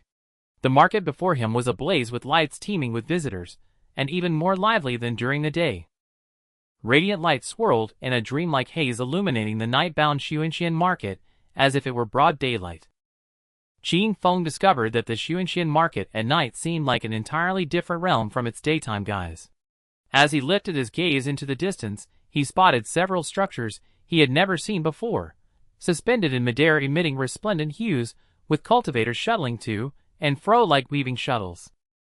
Liu Yue seemed to read Qin Feng's bewilderment. "Senior brother, that is the opulent den of pleasure, the 1,000 charms, and one smile. They say that if you have enough spirit stones, you can even have a golden core cultivator as your bedmate. Shall we go and indulge ourselves?" Qin Feng's face registered incredulity. A golden core cultivator is already a sovereign in many lands. Even in our netherworld sect, such a person is a pillar of the sect. How could they possibly stoop to such a demeaning trade? Liu Yue chuckled. "I suspect they are captives whose cultivation has been sealed, or perhaps they were forcibly elevated to the golden core stage through some secret art. Who knows? No one ever cares. What matters is that the 1,000 charms and one smile indeed boasts golden core courtesans." Qin Feng's heart grew heavy after hearing this. Even a formidable golden core cultivator could be so bereft of autonomy, a stark testament to the cruelty of the cultivation world. In the end, Qin Feng naturally did not visit the 1,000 charms and one smile. Instead, he and Liu Yue flew to a floating island in the sky where a plaque on the building bore 3 characters: Precious Pavilion. The Precious Pavilion was an entity purely dedicated to trade, buying and selling anything at fair prices. Qin Feng planned to sell half of his spirit plants to the pavilion and keep the other half to peddle himself later. The fragrance of flowers, the melodious strains of celestial music, and the welcoming smiles of beautiful attendants. The precious pavilion was indeed extraordinary. The number of Taoist cultivators in the Xuanxian market seems to have increased considerably of late. Lu Yue furrowed his brow as he watched several female cultivators selecting artifacts inside the precious pavilion. Though private duels were forbidden within the Xuanxian market, and cultivators of all paths, demonic Taoist demonic beasts, or ghost cultivators, could come and go freely, this place bordered the Netherworld Mountains, a demonic cultivator's domain. Taoist disciples were usually rare here, yet their numbers had suddenly swelled compared to usual. But it was none of their concern, so Qin Feng and Li Yue paid it little heed. Qin Feng quickly sold all the spirit plants he wished to unload to the precious pavilion, the entire process unfolding without a ripple, netting him a total of 23 second-grade spirit stones. The plants he sold, icicle, cicada flowers, moonbud grass, and the like, were nothing extraordinary, and the pavilion staff had seen them countless times. He did possess some 1,000-year yellow essence ripened with blue spiritual liquid, but fearing that selling it might draw undue attention, he refrained. Qin Feng preferred to continue processing it into 9-cycle yellow essence, consuming a piece now and then to improve his constitution rather than flaunt his wealth and invite unwarranted covetousness. Feeling his purse now comfortably full, Qin Feng began to browse the precious pavilion, with Lu Yue intending to purchase 1 or 2 artifacts. No cultivator ever tires of owning too many artifacts. They may be seldom used in daily life, but in a critical moment, they could save one's life. Moreover, Qin Feng had spent most of his time diligently cultivating techniques. Plagued by a constant lack of security, he always felt his means of self-preservation were far too monotonous, merely 2 or 3 paltry tricks at his disposal.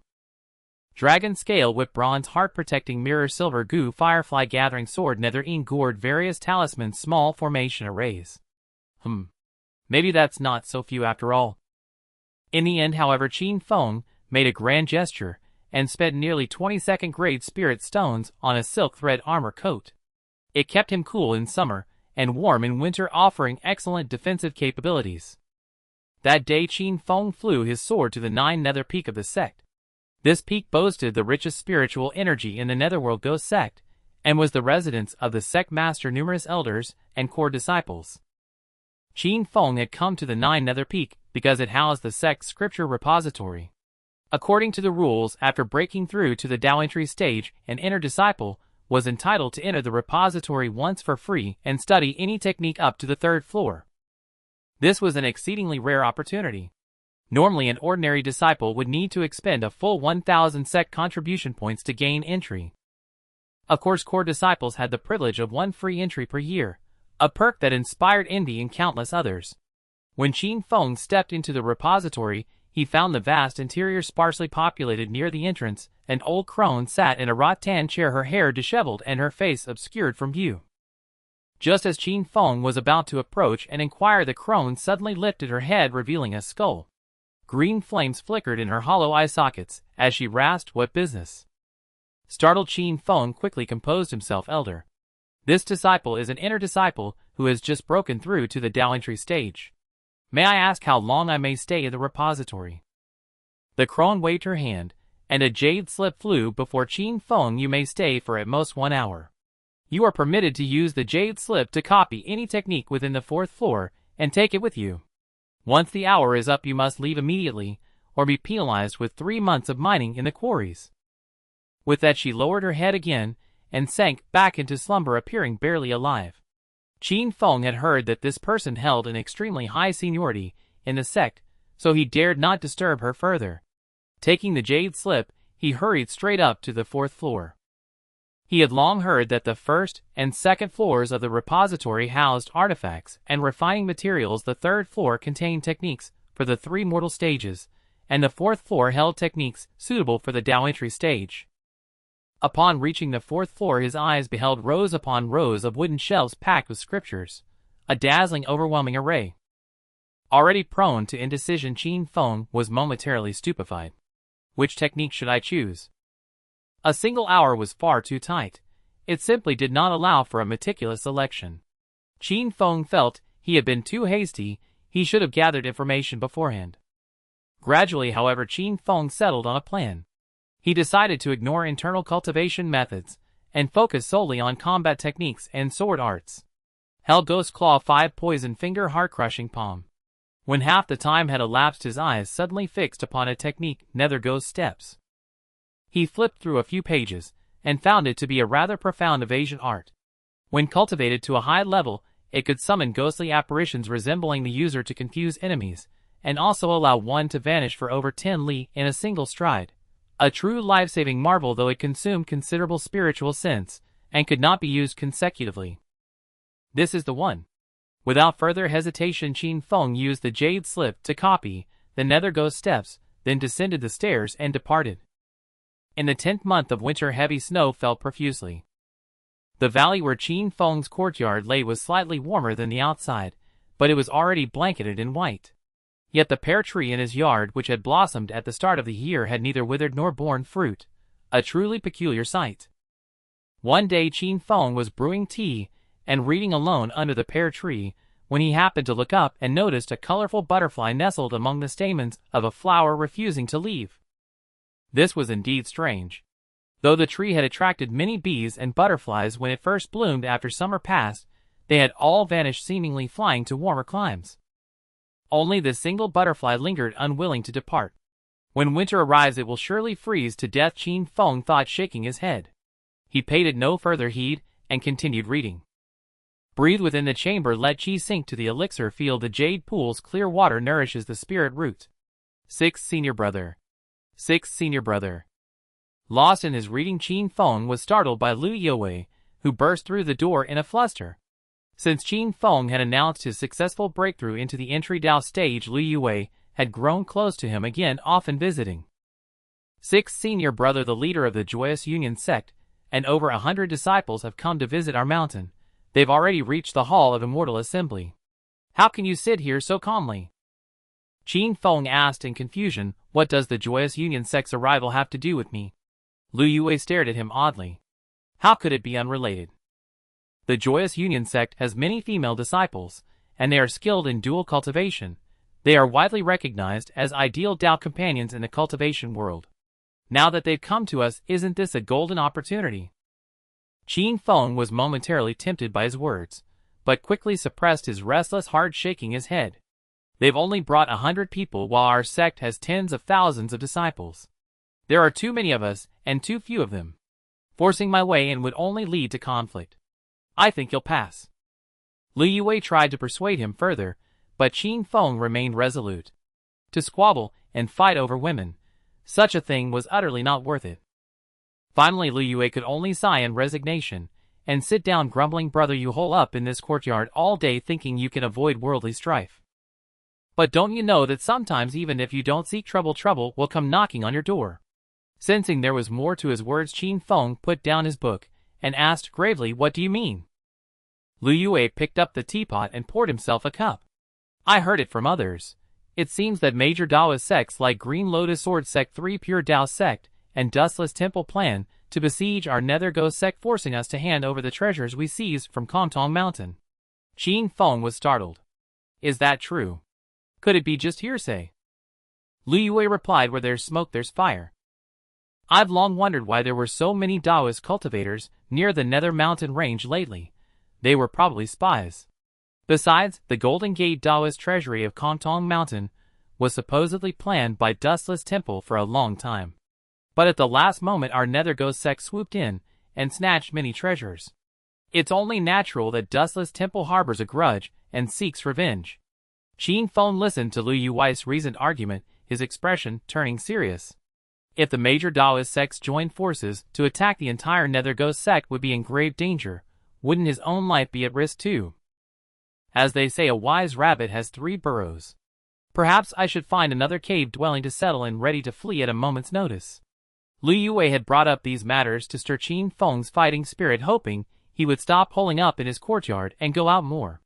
But the first thing Qin Feng thought of was how to escape. After Lu Yue left alone to court the female cultivators of the Joyous Union sect at the Hall of Immortal Assembly, Qin Feng went to his underground chamber, took a bundle of golden thread fungus from his storage pouch, and threw it into a stone circle. The hundreds of silver goo insects in the circle swarmed over it, devouring the fungus, greedily finishing it in mere moments. These hundreds of silver goo insects were the fruit of years of labor by Qin Feng following the secret manual of immortal goo. They were undoubtedly one of his greatest trump cards. Unfortunately, though these goo insects had both male and female, if they were allowed to mate and lay eggs, they would not only lose much of their own power, but the offspring would also be far weaker, practically useless. This was because goo insects were somewhat similar to bees. Bees have a queen, and goo insects have a goo queen. Only eggs laid by the goo queen could hatch into goo insects of undiminished power. Thus, unless Qin Feng could find or cultivate a goo queen, these goo insects would only dwindle in number. After feeding the goo insects, Qin Feng was about to leave the chamber, when suddenly the silver goo became extremely agitated and began to bite each other uncontrollably. Startled, Qin Feng was about to intervene, when he saw that a silver goo that had devoured its companion now had golden specks on its wings. He stopped immediately, recalling the secret manual of immortal goo. Goo insects were naturally inclined to devour each other. After consuming their kind, there was a chance they could evolve, transforming from silver goo into golden goo. And a golden goo was capable of killing a golden core stage cultivator. 1,000 silver goo might not be worth a single golden goo. After several days, the goo insects finally stopped devouring each other. Of the nearly 800 silver goo, only about 400 remained, exactly half. Though each silver goo now bore golden spots and had grown significantly stronger, none had fully evolved into a golden goo, much to Qin Feng's disappointment. It seemed that cultivating a golden goo was no easy task. There was still a long road ahead. Unbeknownst to him, it was now the depths of winter, with heavy snow sealing the mountains. Qin Feng, clad in a straw raincoat, braved the snowstorm, sipping nigh-processed polygonatum wine as he fished alone by the pond, seeking amusement. His recent cultivation had hit a bottleneck, leaving him anxious, and he needed such activities to ease his mood.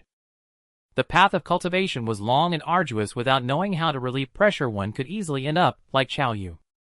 By noon the snow fell even heavier. Qin Feng had caught 3 Lijiang white carps, and satisfied, he carried his bucket back, planning to roast them. As he reached his courtyard gate, he noticed something crawling on the large mulberry tree. Drawing closer, he saw it was a silkworm as translucent as ice. Well, a stubborn butterfly on the strange fruit tree, and now an ice silkworm on this mulberry. Strange things keep happening. Qin Feng shook his head, paid it little mind, pushed open the door, and went inside to cook his fish. The vast Baimong mountain range stretched from east to west, a formidable expanse of towering peaks and ridges where tigers and leopards roamed freely. Disguised as a humble herbalist, Qin Feng bore a basket on his back and a hoe over his shoulder. He traversed the ancient bridge draped in moss, leaped across several icy springs winding through rocky gullies, and scaled a lofty ridge. Upon this ridge Qin Feng ambled along, pausing now and then to gather herbs or plant spiritual flora in suitable spots, showing no haste in his journey. After half a day of such travel, he finally reached the apex of the precipice. The surroundings were serene and picturesque, yet the path ahead vanished. An ordinary person would have no choice but to turn back. Qin Feng, however, parted the thick ancient vines before him and slipped through an opening shaped like a stone tortoise. Suddenly the vista opened wide, veiled in mist, revealing an entirely hidden paradise. This place, known as the Floating Cloud Cave, was a secluded retreat Qin Feng had meticulously chosen, believing in the wisdom of having more than one refuge. The 800-mile Baimong Mountain, lying east of the Nether Mountain range, required 5 days of sword flight to reach, a distance Qin Feng considered neither too near nor too far. Most importantly, this region was famed for its abundance of strange insects. Qin Feng harbored a hope of finding a goo queen here. As for the Floating Cloud Cave, where Qin Feng now dwelled, it seemed to be an abandoned hermitage from a previous era.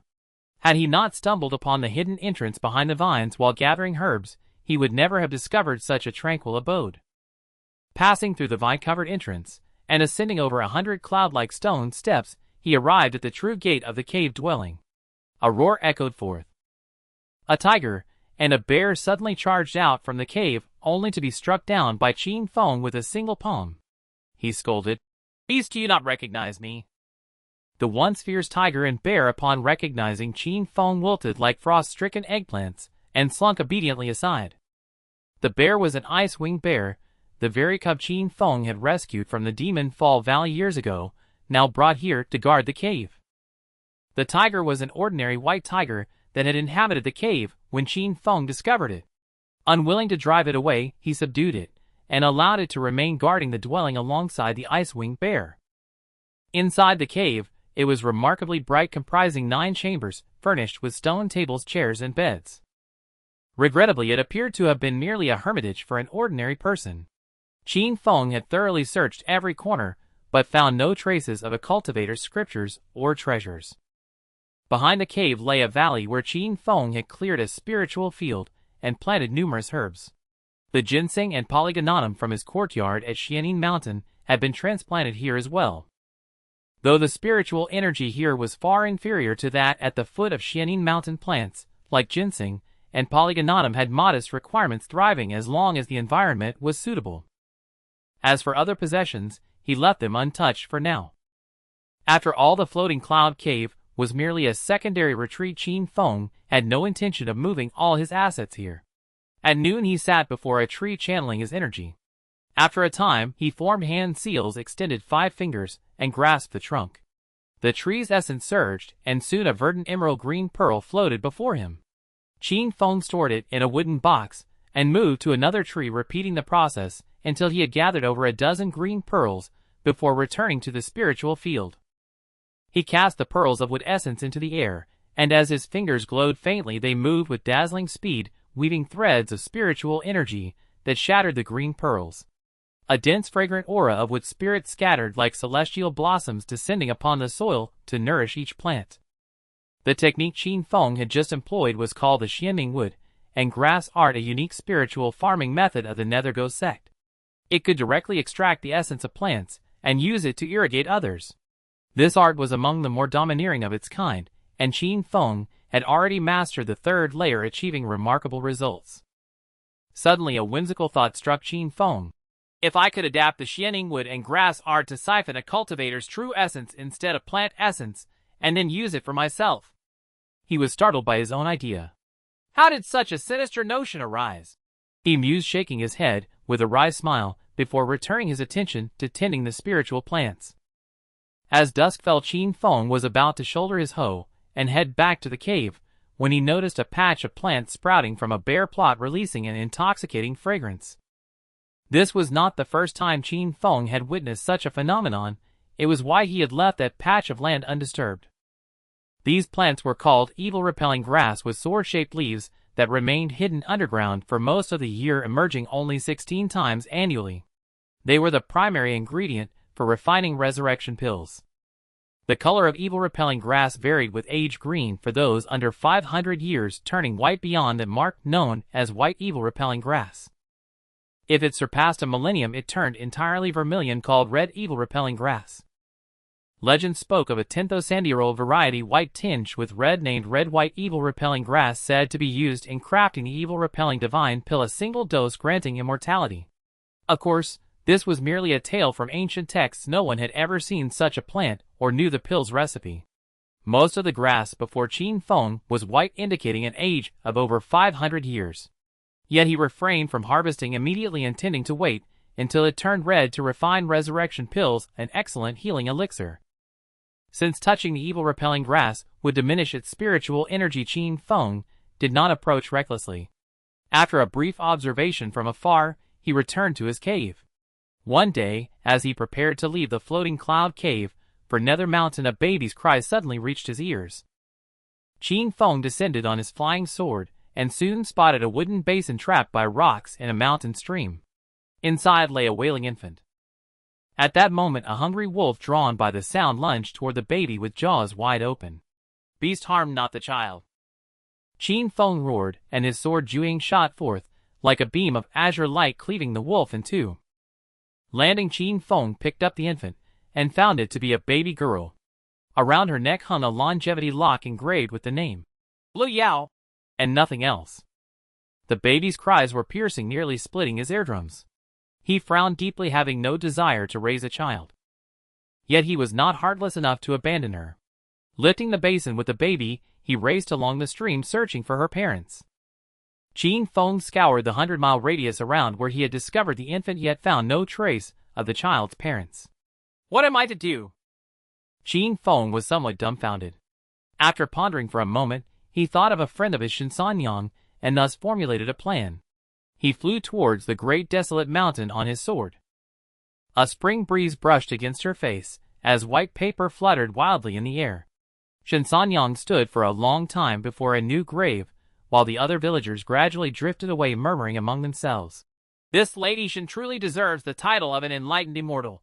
Shin-san has withered and died, yet she remains so youthful. Indeed, indeed. But what a pity that Shin-san was a useless man bedridden for decades, and the two never had a single child. The Shin family line is about to end. Speaking thus, what use is attaining enlightenment? Without descendants it all amounts to nothing in the end. These words drifted into Shinsanyang's ears with the wind. Yet she felt no anger whatsoever. It was only because she had heard such words countless times over the years, especially from Shinsanyang's former in-laws, who would lament and complain nearly every day. Alas, now not only had her in-laws passed into the earth, but even her husband, who had lain paralyzed for decades, had breathed his last. And Shinsanyang herself, with a hint of wrinkles at the corners of her eyes, was no longer young.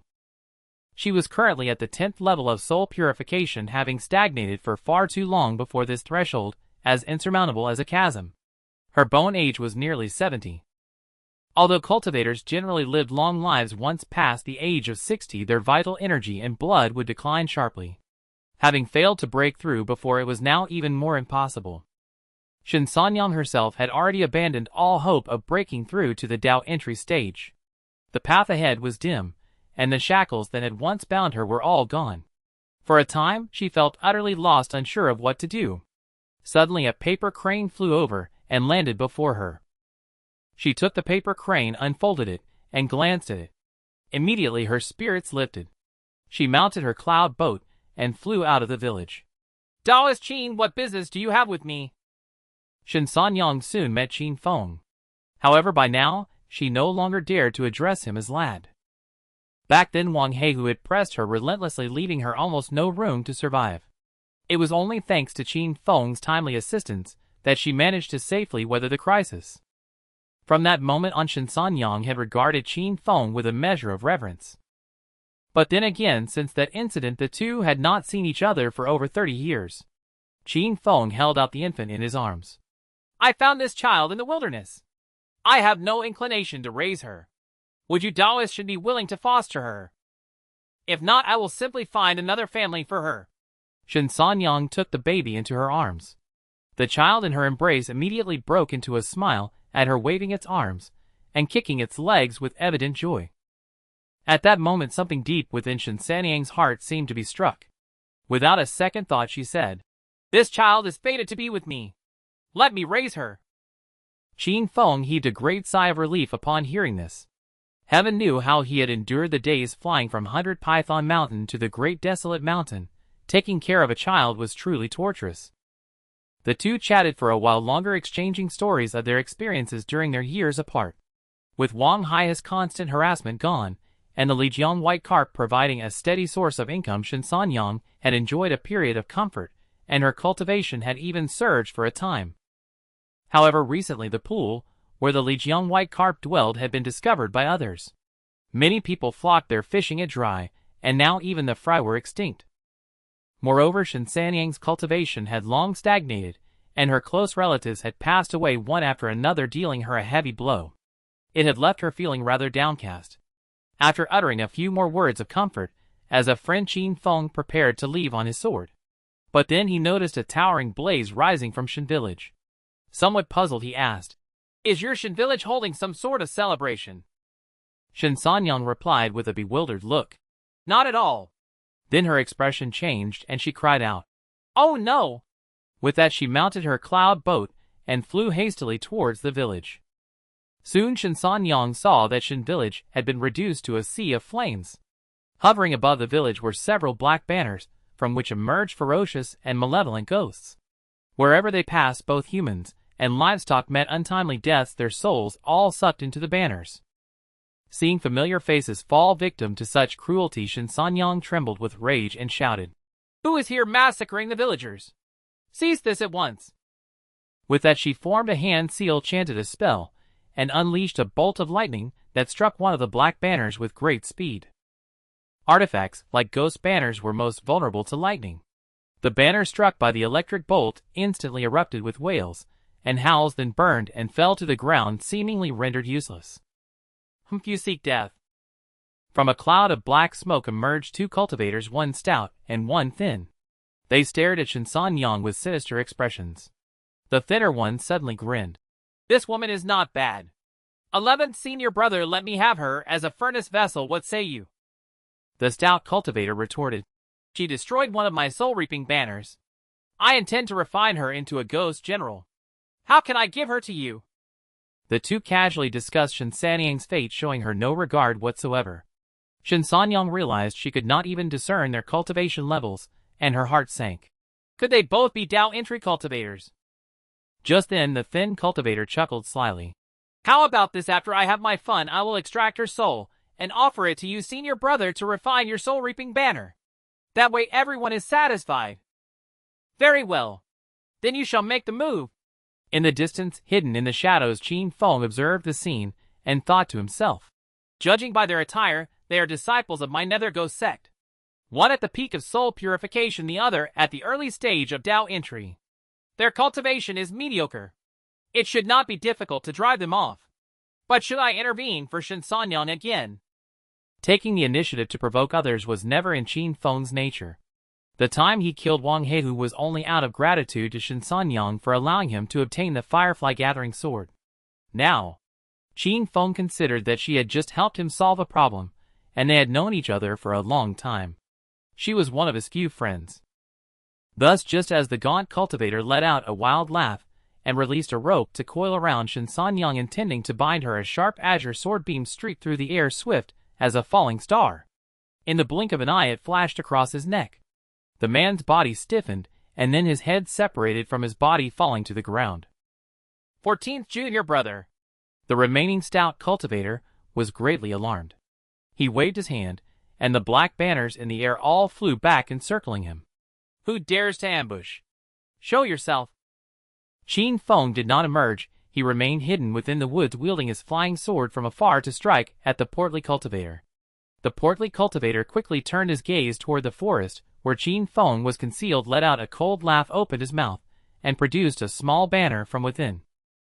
As the small banner flew out, it unfurled in the wind, transforming into a white satin magical artifact less than 6 feet long, adorned with a chaotic array of red and green talismanic inscriptions. Go! The portly cultivator roared, and the white satin banner immediately dispersed 100 zhang of yellow dust and crimson mist, its momentum terrifying as it shot straight toward Qin Feng. But just as it reached the midway point, the portly cultivator suddenly sensed a flash of silver light ahead. Then dozens of flying insects tore through his protective magical shield, buzzing as they pounced onto his left arm. His entire arm instantly went numb, in excruciating pain piercing into his very soul, and it began to wither at a visible pace.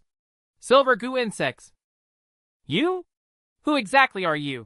The portly cultivator exclaimed in terror, gritting his teeth as he directly chopped off his own left arm with a blade, then hastily retreated several li. Seeing that his opponent's flying sword was fierce, and that he commanded goo insects, the portly cultivator knew he was no easy foe. Already severely wounded, he quickly summoned the white satin banner back, his mind set on retreat. I am the 100 goo Taoist of the 100 Python Mountain. If you know what's good for you, get far away from me immediately, or I will make you taste the agony of 100 goo insects devouring your body. His voice was hoarse and elusive, causing the portly cultivator's hair to stand on end. Without further hesitation, he rolled up the white satin banner into a thick crimson mist and fled into the distance, vanishing over the horizon in the blink of an eye. In battles between cultivators at the Dao entry stage, even if one side held an overwhelming advantage, killing the opponent was no easy feat. For instance, this portly cultivator, though only at the early Dao entry stage, wielded a white satin banner of immense power, far from ordinary. Had he not released the banner, but kept it in hand, Qin Feng's silver goo insects would never have been able to tear through his shield so quickly. Thus, after severely wounding the man and driving him off, Qin Feng did not give chase. He flew on his sword to Shen Sanyang's side. Shen Sanyang spoke with heartfelt apology. I'm truly sorry to trouble you again for your aid. Qin Feng waved his hand. I failed to kill him. I fear he may return for revenge once he recovers. What are your plans from now on? Shen Sanyang gazed at the hellish ruins of Shen family village, her eyes dim with sorrow. This place is destroyed. I intend to move to a secluded spot and raise this child. Qin Feng pondered for a moment. The cave where we found the Juing sword, though its spiritual energy is somewhat lacking, it was chosen as a sword-nurturing site for a reason. Why not open it up as a cave dwelling? Shen Sanyang's eyes lit up. That place is extremely remote, yet its surroundings are the most beautiful in the entire Dahuang Mountains. It would indeed be a perfect spot for seclusion. At the foot of Xianin Peak, a bamboo fence and a thatched cottage. Qin Feng sat cross-legged beneath the exotic fruit tree, breathing and cultivating. He no longer referred to this tree as the pear tree, for it had taken 300 years to bloom, and its flowers endured through the seasons without withering. Who knew how many years it would take to bear fruit? It was far beyond any ordinary pear tree. Moreover, Qin Feng discovered that this exotic tree seemed to gather spiritual energy. The qi beneath it was several times richer than elsewhere. Hence, unless he was practicing a special technique, he would always choose to sit and meditate under this tree. A colorful butterfly fluttered down from the tree, circled above Qin Feng's head for a long while, and finally landed on his knee, its wings flapping incessantly. He cultivated from dawn until afternoon, then opened his eyes and strolled through the fields to relax. He noticed that the spiritual fields in the courtyard, neglected for just a few days, were overrun with weeds. He picked up a hoe to clear them, but after only a short time the hoe's handle snapped. Over the years, the spiritual fields in his yard had become second grade, and the soil with its increased grade had grown far heavier. An ordinary farmer's iron hoe was no longer sufficient. He needed a specialized spiritual farmer's tool, the spirit-crushing hoe. Should I buy one from the immortal market? Qin Feng hesitated because the spirit-crushing hoe, despite its seemingly simple refinement, was sold at an exorbitant price, as if designed to exploit spiritual farmers. Thus, he had long wanted to forge one himself. But he had never attempted artifact refinement before, and feared wasting materials without success, only to end up buying one anyway. How ridiculous that would be. Finally, he made up his mind. Artifact refinement, like talisman crafting, requires extensive experience to gain insight. So we'll start with forging this spirit-crushing hoe. He then visited the immortal market and purchased materials such as bronze ingots, flame iron ore, and silver pine rods, embarking on the first artifact refinement of his life. Though it was his first attempt, Qin Feng had read extensively on the subject, making him a classic case of rich in theory but zero in practice. He first hammered the bronze ingot into the shape of a hoe, a straightforward task requiring only brute force. Then he took an iron stylus and slowly carved array patterns onto the hoe-shaped bronze. While the patterns for the spirit-crushing hoe were not complex, they demanded intense concentration. A single mistake would ruin the ingot. After discarding 3 bronze ingots and spending over 2 hours, Qin Feng finally succeeded in carving 6 array patterns onto 1 ingot. Phew! Qin Feng exhaled a breath of turbid qi, wiped the sweat from his brow, and felt mentally drained. Yet it was not time to rest. He conjured a flame of true essence from his palm and began to forge the bronze ingot, fixing and stabilizing the array patterns. Afterward, he took out a second-grade spirit stone and placed it at the center of the array. Instantly, the hoe-shaped bronze ingot flared with light, a wave of radiance surging across its surface. The once rough ingot became exceedingly smooth and shiny. But this was only half the process of crafting the spirit-crushing hoe. He then used his true essence flame to melt the flame iron ore into a glowing red liquid, which he poured over the bronze ingot. The array patterns on the ingot blazed with intense light, causing the entire piece to become sponge-like, absorbing every drop of the molten iron without a trace. Afterward, Qin Feng tossed the bronze ingot into a pond and let it sit for 3 days. When he retrieved it, he inserted the prepared silver pine rod and headed to the weed-infested spiritual field. With one swing of the hoe, the blade vibrated slightly, effortlessly lifting a large clump of soil. Looking down, a smile of joy spread across his face. Near the overturned soil, the spiritual energy had been evenly dispersed, ensuring better absorption by the plants. It seemed the spirit-crushing Ho lived up to its reputation, proving that his arduous refinement had not been in vain. Once again, it was the height of summer. On this day Qin Feng lay beneath the mulberry tree enjoying the cool shade. The two monkeys sung and brought ice blocks from the ice cellar, and set some spiritual fruits in the ice, carrying them over. Lu Yue took a few spiritual fruits to eat, and suddenly asked, "Senior brother, although these two monkeys are exceptionally intelligent, they cannot be compared to humans in terms of companionship. Now that all the other brothers have taken on many disciples, you alone have none. Would you like me to introduce a few clever young disciples to you?" Qin Feng shook his head, saying, "The human heart is difficult to gauge. I actually prefer to stay with these spiritual beasts." Seeing that Lu Yue seemed eager to continue the conversation, Qin Feng quickly added, "Moreover, I feel that taking on disciples is truly the most troublesome affair in the world. Not only do you need to diligently teach and guide them in their cultivation, but you also have to provide them with gifts as a sign of respect. If you encounter those with fickle temperaments, they might attract trouble outside, and you would have to step in to resolve it. Just thinking about it makes me feel overwhelmed. It's much better to be carefree alone." Lu Yue chuckled. "Senior brother, you are truly an honest person. If everyone were to teach like you say, who would still be willing to take on disciples?" He then cleared his throat, and began to share his experiences with Qin Feng. "As long as you focus on teaching your first disciple well, the rest are simply a matter of the master leads the way, but the practice is up to the individual. If they encounter something they don't understand, let them consult their senior brother or comprehend it on their own. Only when in a good mood should you offer a bit of guidance. Moreover, whenever something occurs, feel free to command those disciples. Hey, you could even have your female disciples warm your bed at night, that feeling you can't imagine how wonderful it is. As for the troubles they cause outside, that's entirely their own business. Who has the patience to step in and resolve their issues?" Qin Feng was taken aback. "Cultivation can actually be played like this?" Qin Feng thought for a moment, and felt that compared to Lu Yue, he seemed rather miserable.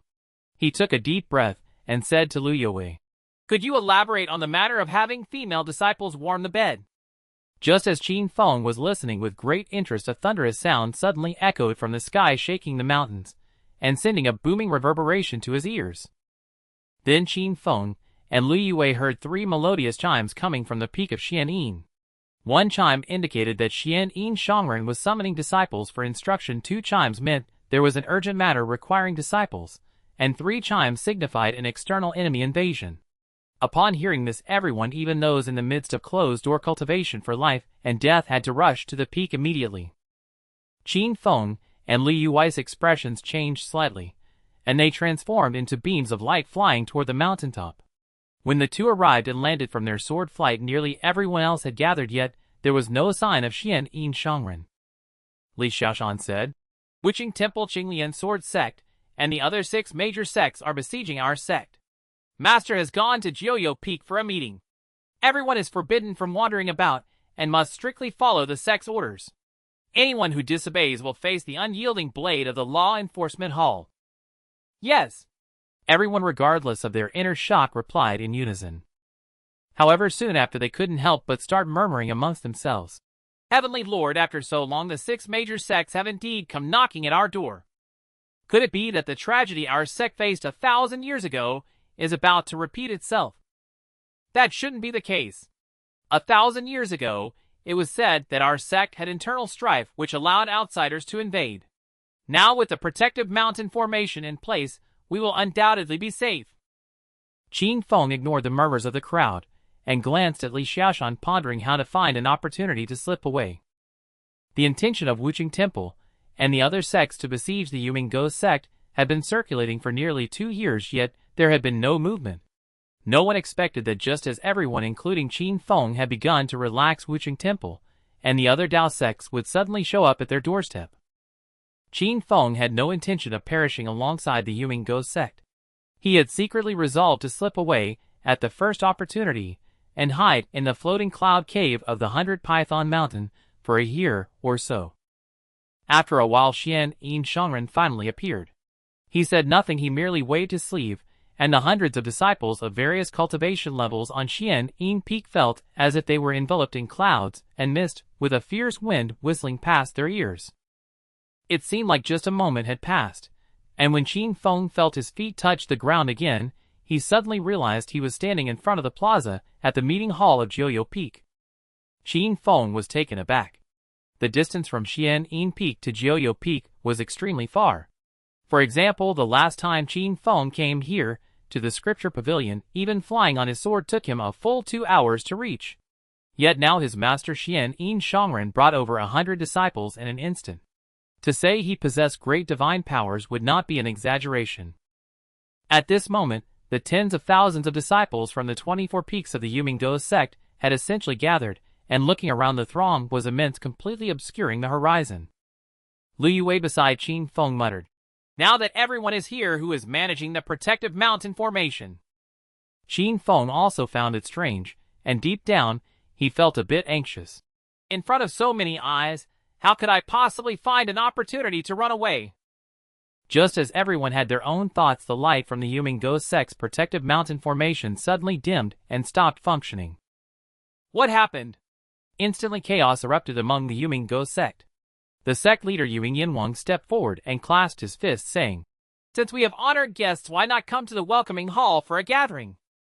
His voice did not seem loud, yet everyone present heard it clearly, and it echoed continuously among the mountain peaks, lingering for a long time. From his tone, it appeared that the protective mountain formation had been voluntarily opened by the Yumingo sect, leading to a prolonged silence outside. Even the people from the 6 Dao sects seemed somewhat bewildered and dared not rush in. About a stick of incense later, a sound of breaking air emerged from the front, and soon after dozens of flying boats, along with celestial cranes, eagles, and wind-sweeping birds, carried hundreds upon thousands of cultivators flying in an orderly manner from the front. These cultivators wore highly uniform attire, unlike the chaotic and disheveled clothing of the Yumingo sect. Quickly the people from the 6 Dao sects stopped in front of the welcoming hall, arranged from left to right: Qinglian Sword Sect, Tiangang Sect, Sanqing Dao Sect, Wuqing Temple, Taichuan, and Lishao Sect. Among them, the people from Wuqing Temple occupied the central position, faintly suggesting they were the leaders of this action among the 6 Dao sects. The head of Wuqing Temple, Qingshu Daoist, stepped forward and proclaimed loudly, "Yuing brat, if you do not wish for your ghostly den to be exterminated today, then return all the Golden Gate Dao texts you stole back in the day." The Golden Gate Daoist treasury, a collection of celestial artifacts and elixirs left behind in the mortal realm by the ancient immortal Guangqingzi, had circulated for ages yet remained undiscovered. The Wuqin Temple, however, happened to inherit Guangqingzi's lineage.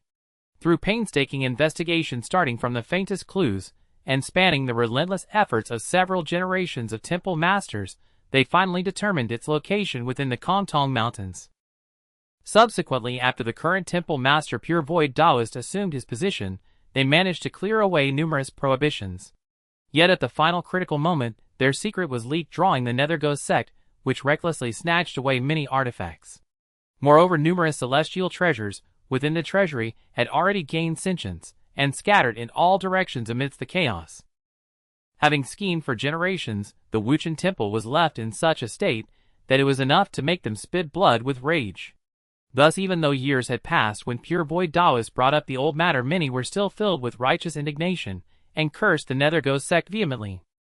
The sect leader Nether Yama, however, let out a hearty laugh. "Guangqingzi is an ancient immortal belonging to no sect.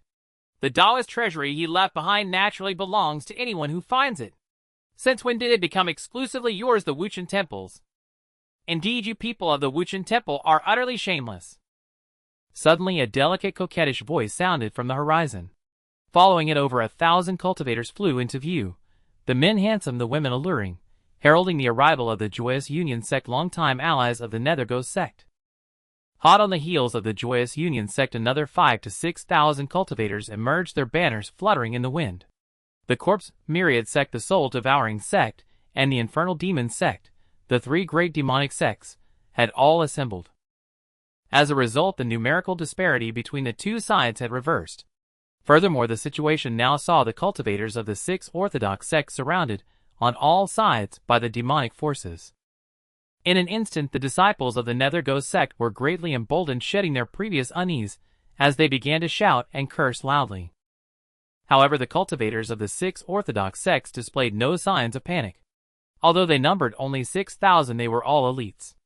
The lowest among them had reached the soul purification stage with Dao entry and elixir replenishment cultivators forming the absolute core.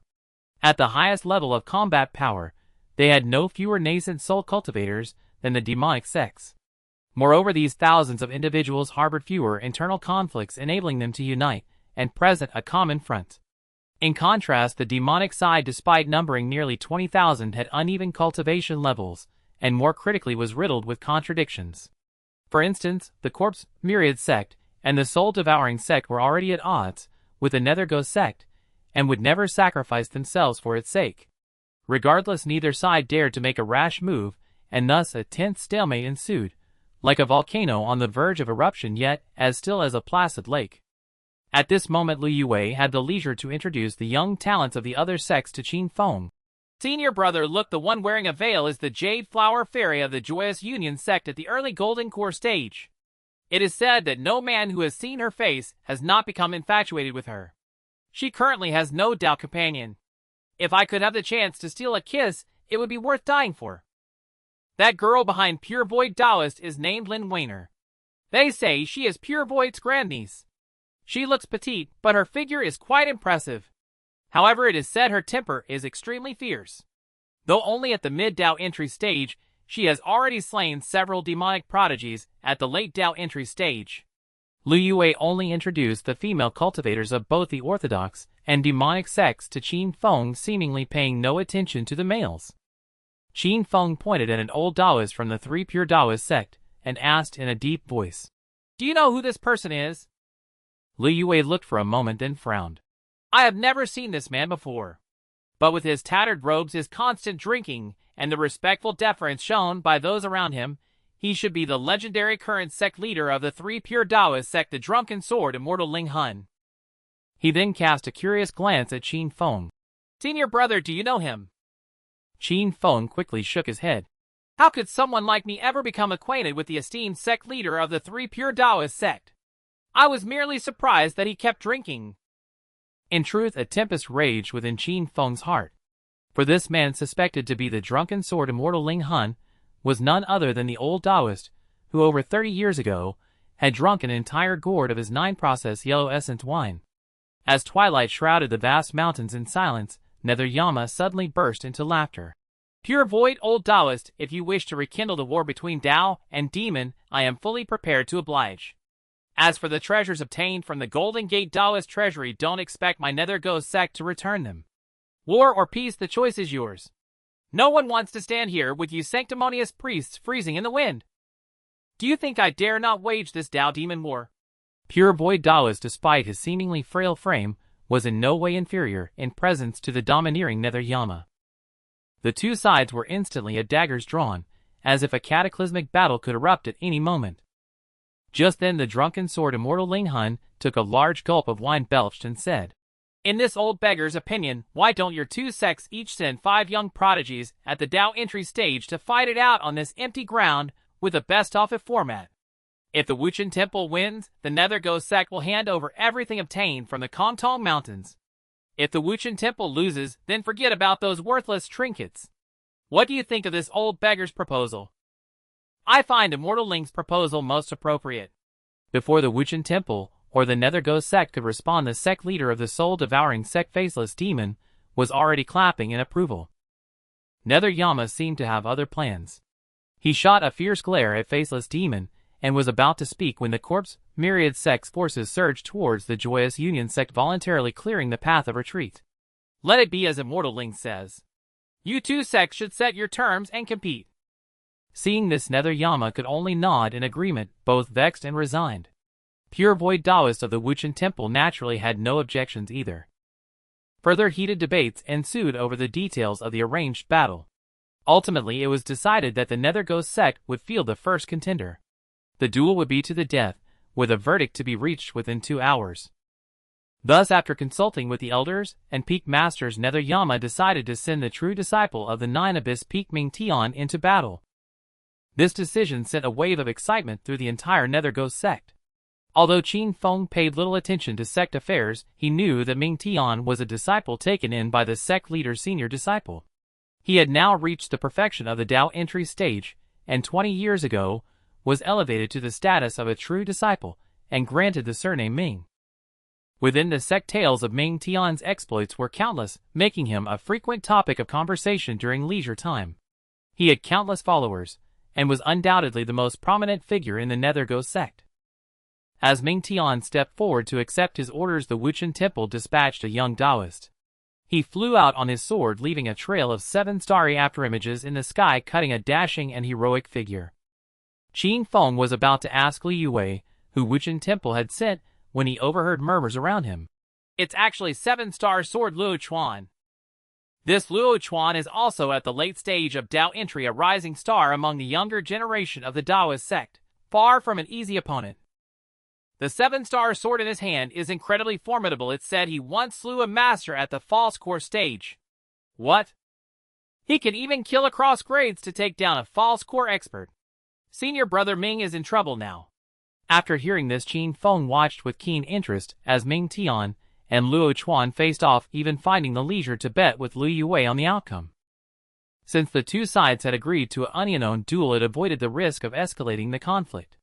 Win or lose, it wouldn't drag him, this small fry, into trouble, so his mood had vastly improved. Li Yue said, 10 spirit stones on senior brother Ming winning. I'll bet 20 on that pale-faced Taoist winning. Qin Feng saw the two men lock eyes for a while before Ming Tian, unable to hold back, struck first. He decisively placed his bet on the opponent. Dozens of black auras burst from Ming Tian's fingertips, closing in on Luo Chuan in an instant. Luo Chuan seemed to know those black auras were untouchable, so he swung his sword, sending out layers of sword light that shattered and scattered the auras. Senior brother Ming's Nether Ghost Chi is wielded with masterful skill, but it's been effortlessly neutralized by his opponent. Their duel is going to be quite a spectacle. From the very first clash, even Li Yue, who had absolute faith in Ming Tian, had to admit he had finally met his match. At that moment, Ming Tian, enraged by his initial setback, let out a sharp howl, closed his eyes, and his aura surged, whipping up a blood-red whirlwind centered around him. Luo Chuan's expression turned grave. Without waiting for Ming Tian to act, he gripped his 7-star sword, lunged forward, and slashed 12 sword auras through the air in succession. The sword auras blazed with dazzling starlight, fiercely cutting through everything in their path, sending sand and stones flying and dispersing the blood-red whirlwind. None dared face their edge. The 12 auras were already upon him when Ming Tian, who had been casting with eyes closed, suddenly opened them. The blood-red whirlwind trembled violently, and several dozen foot-long blood pythons burst forth. The blood pythons opened their massive jaws, swallowing the incoming sword auras with eerie howls, and encircled Luo Chuan from multiple directions. In the blink of an eye, Luo Chuan had nowhere to flee, seemingly doomed to become the python's prey. Mere heretical tricks dare to rival the brilliance of the moon. Luo Chuan laughed heartily, his form flickering as he merged with his 7-star sword, becoming a blinding beam of light that dashed and weaved his sword auras, soaring in all directions. After a moment, when Luo Chuan reappeared, he had broken free from the blood python's encirclement, his white robes untouched by a single drop of blood. Boom!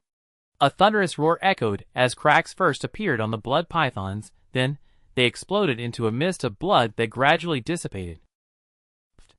Affected by this, Ming Tian couldn't help but spit out a mouthful of blood, his demeanor suddenly wilting.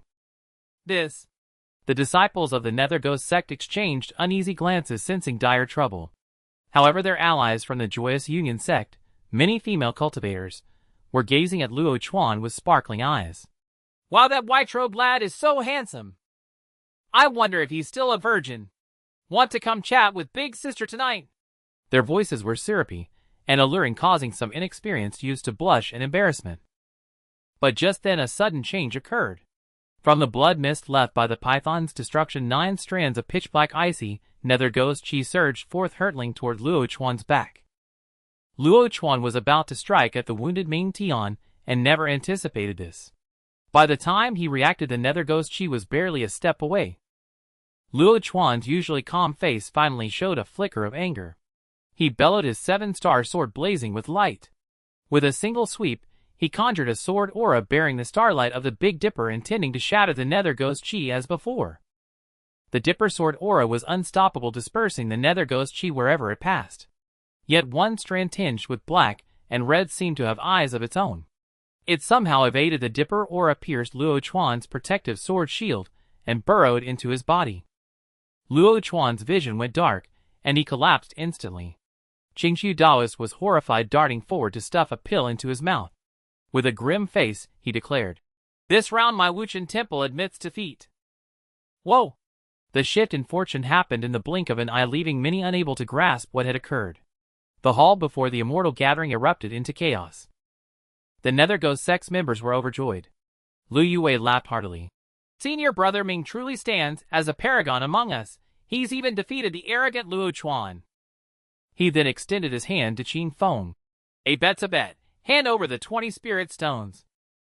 Qin Feng had no choice but to pull out 20 first-grade spirit stones and pass them to Lu Yue. Lu Yue paused. "When we made the bet, weren't we talking about second-grade spirit stones?" Qin Feng shot him a glare. "Who said anything about second grade? If you don't want them, give them back." Amid their banter, Wuchen Temple had already set forth their challenger, Lin Weiner, the grandniece of Qingshu Daoist, as Lu Yue had mentioned earlier. "Which reckless fool wants to die? Come on up." Lin Weiner was indeed fiery-tempered, shouting arrogantly from the start. On the Nether Ghost Sect's side, no one volunteered. Qin Feng had heard that Lin Weiner carried a small red gourd at her waist containing the famed 5 Fire Divine Thunder, a bane to many demon cultivators.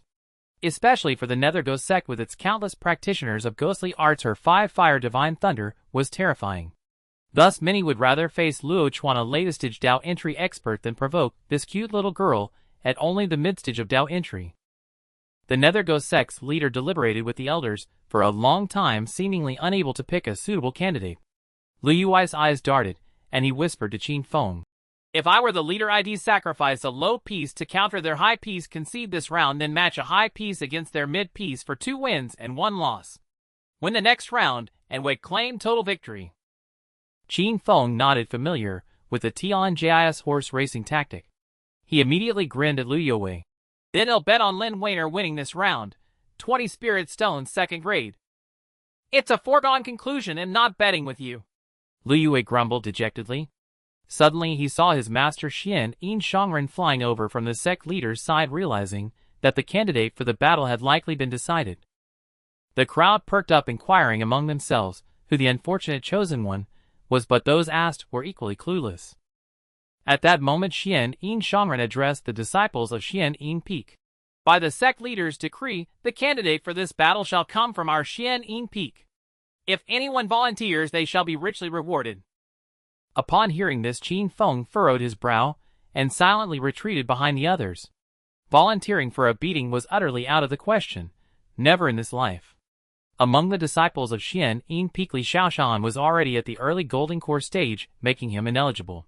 Below Li Xiaoshan, Xiong had the highest cultivation at the great perfection of the Dao entry stage. Xiong, being bold and chivalrous, hesitated for a moment and opened his mouth to volunteer, but then noticed his master Xian Yin Shangren subtly shake his head.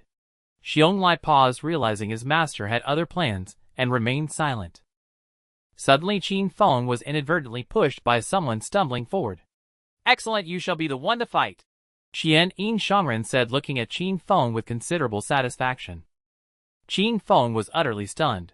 He turned to glare at Lin Yidao, who had somehow appeared behind him, then pleaded with Xian Yin Shangren. "Master, this disciple was pushed out by 4 senior brother." At this moment Lin Weiner on the battlefield seemed extremely impatient and shouted, "Is it that no one from the illustrious Nether Ghost Sect dares to oppose me, and you wish to concede defeat?" Xian Yin Shangren then said to Qin Feng, "Go to the field quickly. Don't bring shame upon our sect before the Taoist and demonic sects." His tone was exceedingly calm, yet it left Qin Feng no room for refusal. Qin Feng took a deep breath, reluctantly took 20 second-grade spirit stones from his storage pouch and handed them to Lu Yue beside him. "Find a place with decent odds and bet on the opponent to win. Give all the winnings to a woman surnamed Shen on the Great Wilderness Mountain." With that he leaped forward, and after a few bounds he finally appeared in the plaza ahead. "And who is this? Don't know, never seen him before. Does our Nether Ghost Sect have such a person?" Not only the members of other sects, but even the cultivators of the Nether Ghost Sect were utterly bewildered, unsure where Qin Feng had come from. Alas, it seems the Nether Ghost Sect truly has no one left, sending out a mere early Dao entry disciple to fight. I think they're being clever. Knowing they can't handle the 5-fire divine thunder, they casually send an insignificant person to die, conserving their strength for the next round. For a moment, the surrounding discussion was lively, even more so than when Luo Bai or Ming Tian had appeared. Qin Feng paid no heed to the opinions of others. As soon as he appeared in the empty plaza, he hastily applied numerous talismans to himself: Windwalking Talisman, Golden Light Shield Talisman, Mind Clearing Talisman, Chi Concealment Talisman. Well, the Chi Concealment Talisman seemed of little use, but he didn't care. He used every talisman at his disposal, his mind racing. What should I do? I definitely can't win. Alright, to prevent the fight from dragging on too long, there was a rule to decide the outcome within 2 hours. Why don't I just avoid fighting her and stall for the 2 hours? No sooner had Qin Feng made up his mind than the already impatient Lin Weiner wasted no words. She patted the gourd in her hand, and instantly 5-colored sparks flew like a hailstorm toward Qin Feng. The 5-fire divine thunder arrived in an instant, striking Qin Feng and reducing his body to ashes that slowly dispersed in the air. How boring, dead so quickly. Lin Weiner pouted, dissatisfied, and began to walk off the field. But suddenly, she heard a burst of astonished exclamations from the crowd. Lin Weiner turned back and saw that Qin Feng, who had been reduced to ashes by the 5-fire divine thunder, was standing there perfectly intact. Excellent! Cheers erupted from the watching crowd. Hurry, place your bets. Lu Yue finally squeezed through the crowd and asked, What are the odds here? 1 to 10. Would you like to bet on Qin Feng, senior brother? If he wins, 1 spirit stone yields 10. The bookmaker rambled on, constantly urging people to bet on Qin Feng's victory, but there were few takers. Lu Yue gritted his teeth and pushed all 40 spirit stones he had onto the betting table. On the plaza, Lin Weiner unleashed several more blasts of the 5-fire divine thunder. Yet each time the divine thunder seemed to annihilate Qin Feng, only for him to miraculously come back to life. This 5-fire divine thunder was actually condensed from the thunderous flames of a heavenly tribulation by Qingshu Daoring years ago, using supreme Taoist techniques to help someone survive the 5-fire thunder tribulation. Its power was immense, and only 3 gourds of it had ever been refined.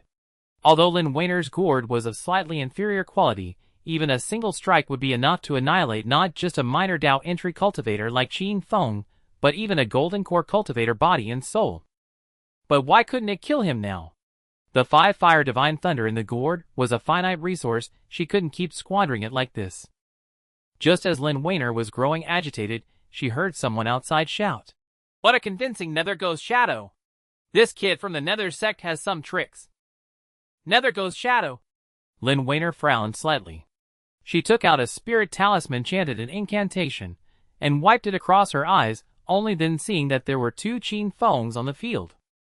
It seemed that every time she had used the divine thunder to obliterate him, she had only destroyed the phantom shadow conjured by Qin Feng. No wonder she couldn't kill him completely. Deviant arts deserve no mercy. Lin Weiner sneered coldly. Then she soared into the air, and thunderous light flew from her gourd, filling the entire arena with dazzling colors as it shot toward Qin Feng. This time the divine thunder was not a single bolt, but countless rays forming a vast net that enveloped both the real and illusory Qin Feng. Boom! The divine thunder struck with an earth-shattering roar, leaving a thick cloud of smoke and a massive crater in the ground. Now will you die? A triumphant smile finally appeared on Lin Weiner's face. But as the smoke gradually cleared, her smile suddenly froze. For behind the smoke the figure of Qin Feng appeared once again.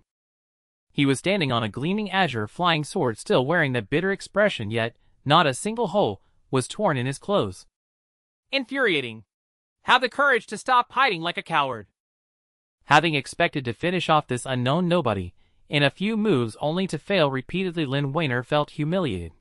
Her face flushed red with anger, clearly enraged beyond measure. Gloomy clouds and dismal mist shrouded the scene.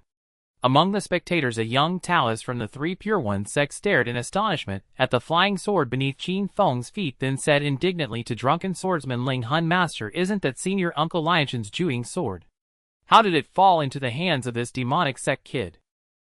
Ling Hun, however, seemed utterly unconcerned, continuing to drink heartily, As he said in a drunken haze, all things in the world have their destined course, why bother with so much? The young Taoist disagreed, speaking with resentment. Senior Uncle Lianshan was brilliant all his life. I will never allow the sword he once wielded to fall into the hands of a demonic disciple. Ling Hun's bleary eyes suddenly cleared as he fixed his gaze on the young Taoist, and said, don't forget how your senior Uncle Lianshan died. Who's to say this wasn't part of his scheme? Ignorant child, you trouble yourself over nothing. The young Taoist fell silent, speechless. Over at the Nether Ghost Sect, Xian Yin Shangren watched with keen interest as Qin Feng flew around the arena on his sword, dodging Lin Weiner's attacks, and suddenly asked Lu Yue, do you know where your senior brother obtained this sword? Lu Yue replied, it seems he acquired it from the great desolate mountain, about 100 li from the immortal seeking market. He treasures it greatly, and rarely shows it to others. I haven't even had the chance to examine it closely. Xian Yin Shangren mused after hearing this. Is that the great desolate mountain where Master Lianshan perished? How intriguing. An hour passed, and Qin Feng still persisted in the arena. Many in the audience were growing drowsy, for Qin Feng had only evaded throughout, never launching a single attack, making the spectacle utterly tedious. If the spectators felt this way, Lin Weiner was even more frustrated. Naturally impatient, she was already stamping her feet in fury at Qin Feng. However, Qin Feng's true cultivation was no weaker than hers, and with his sword escape technique and long-practiced nether ghost steps focused solely on evasion, Lin Weiner, despite her powerful artifacts, could not overcome him. Lin Weiner then burst into curses. Coward! Are you even a man? Have the courage to fight me for 300 rounds. What skill is there in nothing but dodging? She tried to provoke Qin Feng with words, but as a devotee of the path of cautious survival, Qin Feng was immune to such taunts, letting them pass like wind in his ears, his emotions utterly undisturbed. Another half hour to endure. Qin Feng silently calculated the time, sensing his internal true energy nearly depleted. Fearing he could not hold on much longer, he quickly took out a second-grade spirit stone, gripping it in his hand to absorb its spiritual energy. Spirit stones were the universal currency of the cultivation world, primarily because of their versatility. They could be used in refining tools and talismans, and in critical moments directly consumed to replenish true energy. This was only done in emergencies, as it left hidden risks requiring careful recuperation afterward. You spineless coward, not like a man. Lin Weiner seemed unskilled at insults, repeating the same few phrases, and Qin Feng had grown tired of hearing them. Suddenly an idea struck him. He swallowed a pill, then stealthily retrieved half a stick of incense from his storage pouch, placed it behind him, and flicked a spark to ignite it. It emitted a wisp of colorless, odorless smoke. Next, Qin Feng subtly closed the distance, with Lin Weiner circling around her as he fled. After a while, Lin Weiner, who had been attacking relentlessly, suddenly halted. Her brows furrowed as she felt waves of heat surging through her body, and even her Dao heart seemed to waver. Qin Feng chuckled, little wench, you kept saying I'm not like a man. How about we find a secluded spot, and I'll show you what a man truly is. Lin Weiner then realized she had unknowingly fallen into Qin Feng's trap. Shameless rogue. The incense Qin Feng lit was called Old Nun's Spring Incense, the same used by a female cultivator named Fang Qing in the Fallen Demon Valley to slay the male cultivators of the 100 Serpent Mountain Shui family. It was extremely potent. Coupled with Qin Feng's deliberately cowardly evasive tactics, Lin Weiner had grown careless, allowing herself to be ensnared by such a lowly trick. Soon Lin Weiner could barely stand. She planted her sword on the ground and knelt on one knee, just managing to keep herself upright. Seeing this, Qin Feng spirit sword, and he smiled. Let's call it a draw, shall we? You've been hit by my 9 heaven soul confounding incense. If you don't recover quickly, in a little while you'll die bleeding from all 7 orifices. Before Qin Feng could finish, Lin Weiner suddenly merged with her sword, transforming into a dazzling white light that shot straight for his vital core. In truth, Lin Weiner was a highly gifted sword cultivator. At the mid-stage of Dao entry, she could already perform the sword-body union, a technique usually mastered only in the late stage. This was extremely rare in the entire Dustless Temple. Yet from the start of the battle she had never used her sword technique, waiting for Qin Feng to reveal a flaw and deliver a fatal strike. In an instant, the fierce sword tip pierced Qin Feng's protective talisman golden light shield and broke through his body, protecting true chi, finally striking the silk armor he wore.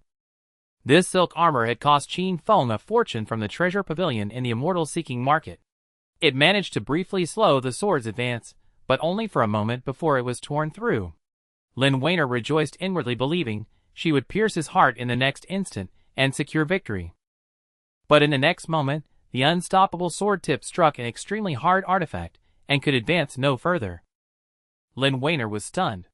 Qin Feng finally reacted, swinging the Jueying sword to pierce through her abdomen, spilling blood that instantly stained her robes red.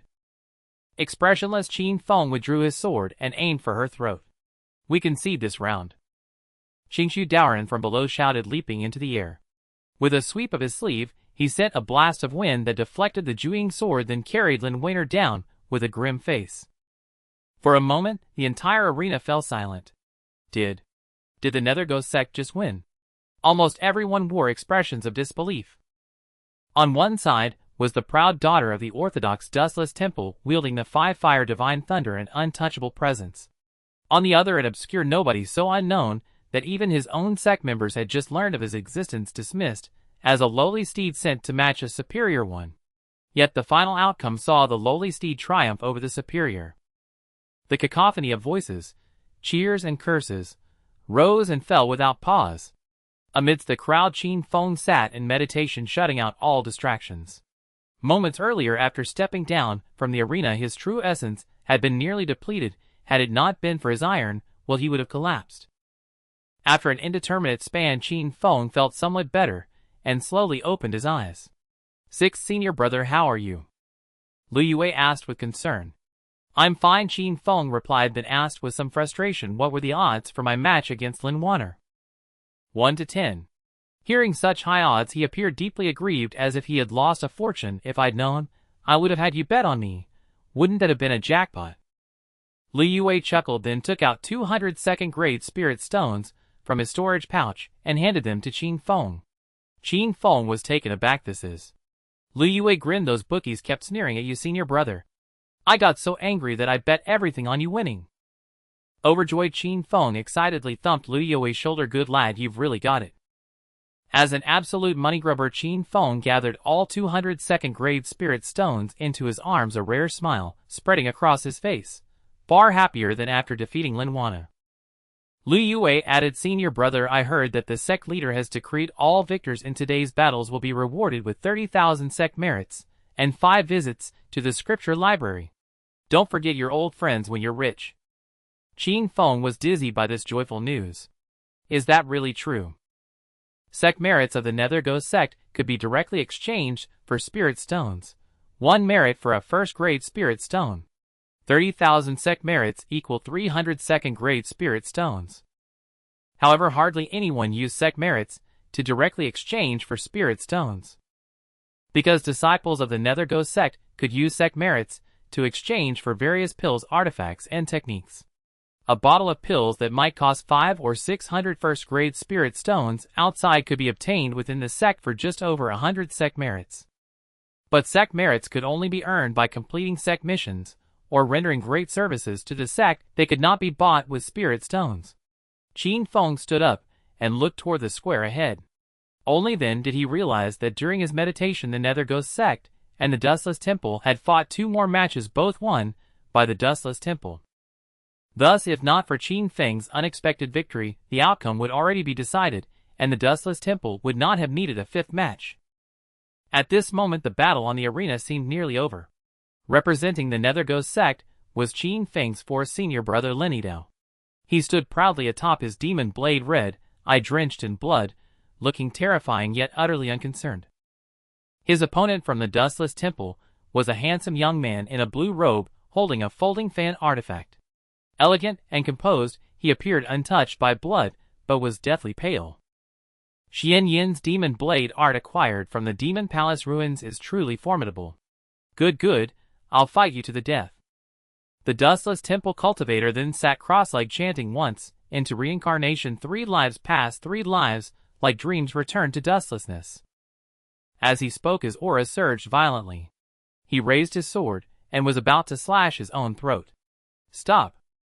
Pure Boy Daoist flickered swiftly, sealing several of the cultivator's major acupoints, then turned to the Nether King. "This match is lost by the Dustless Temple." From now on we will never again inquire about the treasures from the Golden Gate Dao Cannon you stole." With that he lifted the man and walked away. These 6 Taoist sects kept their word. Once the outcome was decided, they wasted no time. They returned to their flying boats and spirit beasts, forming orderly formations as they slowly retreated outward. The demon sects made no move to stop them. After all, with the external enemy gone, the Nether Ghost sect had to be doubly vigilant against the 10,000 Corpse sect and the soul-devouring sect. The 3 sects were nearly irreconcilable.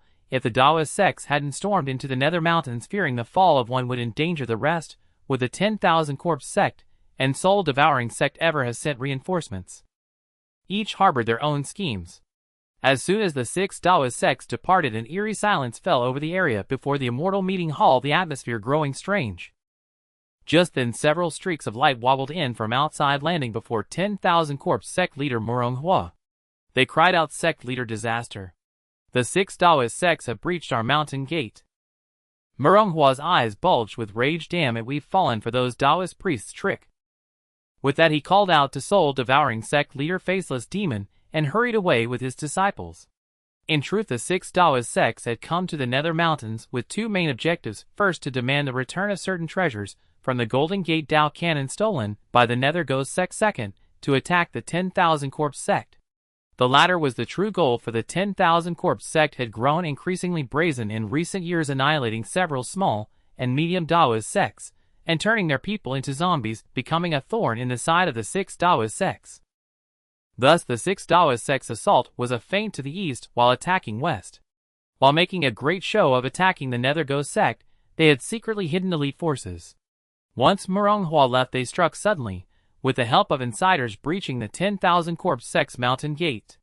Above the sect drunken sword, immortal Ling Hun took a hearty gulp as he watched Corpse immortal peak engulfed in flames, laughing loudly. What a thrill! What a thrill! Seeing his old friend Pure Void Taoist looking troubled, he offered his gourd. Old Taoist still brooding over the loss to the Nether Ghost sect. Pure Void Taoist waved his hand, saying anxiously, "You old beggar, how many times must I say it? I've abstained from alcohol for 500 years. The loss to the Nether Ghost sect is trivial, but in this righteous crusade, I've seen many talented young disciples of our 6 Taoist sects. Yet their temperament and combat experience lag far behind the demon sect's rising stars. With the next 6-9 tribulation approaching in this era of great upheaval, how can I be at ease?" Ling Hun chuckled. "You old Taoist, always borrowing trouble. Talents emerge from every generation. When you and I first faced the 4-9 tribulation, were we any better than these youngsters? Let's go! I'm dead broke, and I don't want to fight Murong Hua right now." As he spoke, his figure gradually faded, vanishing to who knows where. As the sun dipped below the horizon, a full moon as vast as a jade platter ascended above the treetops, casting a celestial aura against the evening glow of distant mountains. Qin Feng sat in meditation within the floating cloud cave, savoring the rare tranquility of the moment. Over a month had passed since the 6 Taoist sects launched their assault on Nether Mountain, yet its repercussions lingered, still serving as idle chatter among cultivators over tea. Among the tales, the feigned attack on the east to strike the west at the Corpse Peak was widely discussed, yet the most riveting topic remained the 5 life-or-death duels between the Wuchen Temple and the Nether Ghost sect before the Assembly of Immortals Hall. Those who shone brilliantly in that battle, such as Ming Tian and Lin Yido, earned resounding titles. Ming Tian was hailed as the Blood Python, and Lin Yido as the Demon Blade. As for Qin Feng, a central figure, he became known to the world for the first time, receiving 2 monikers from the gossip mongers. The Taoists dubbed him the Lecher, while the demonic sect commonly called him the Gentleman's Sword. Poor Qin Feng, though not averse to women, possessed such poor spiritual roots and an unyielding obsession with longevity that he devoted himself entirely to cultivation, never daring to slacken. Thus in this life he still remained a virgin. How then had he become the Lecher so inexplicably? Blame lay in his unsavory victory over Lin Weiner, where he resorted to the despicable old nun's spring fragrance. Hence Taoist cultivators sneered at his name, and some in their indignation spread rumors that he was behind certain notorious flower thief cases. Thus Qin Feng became an unwitting scapegoat, and as rumors multiplied, he accumulated more such crimes, earning the title of Lecher, while still a virgin, a grievance more unjust than Dao Es. As for the title Gentleman's Sword, It sounded far more pleasant, yet it originated from the demonic sect laden with biting sarcasm.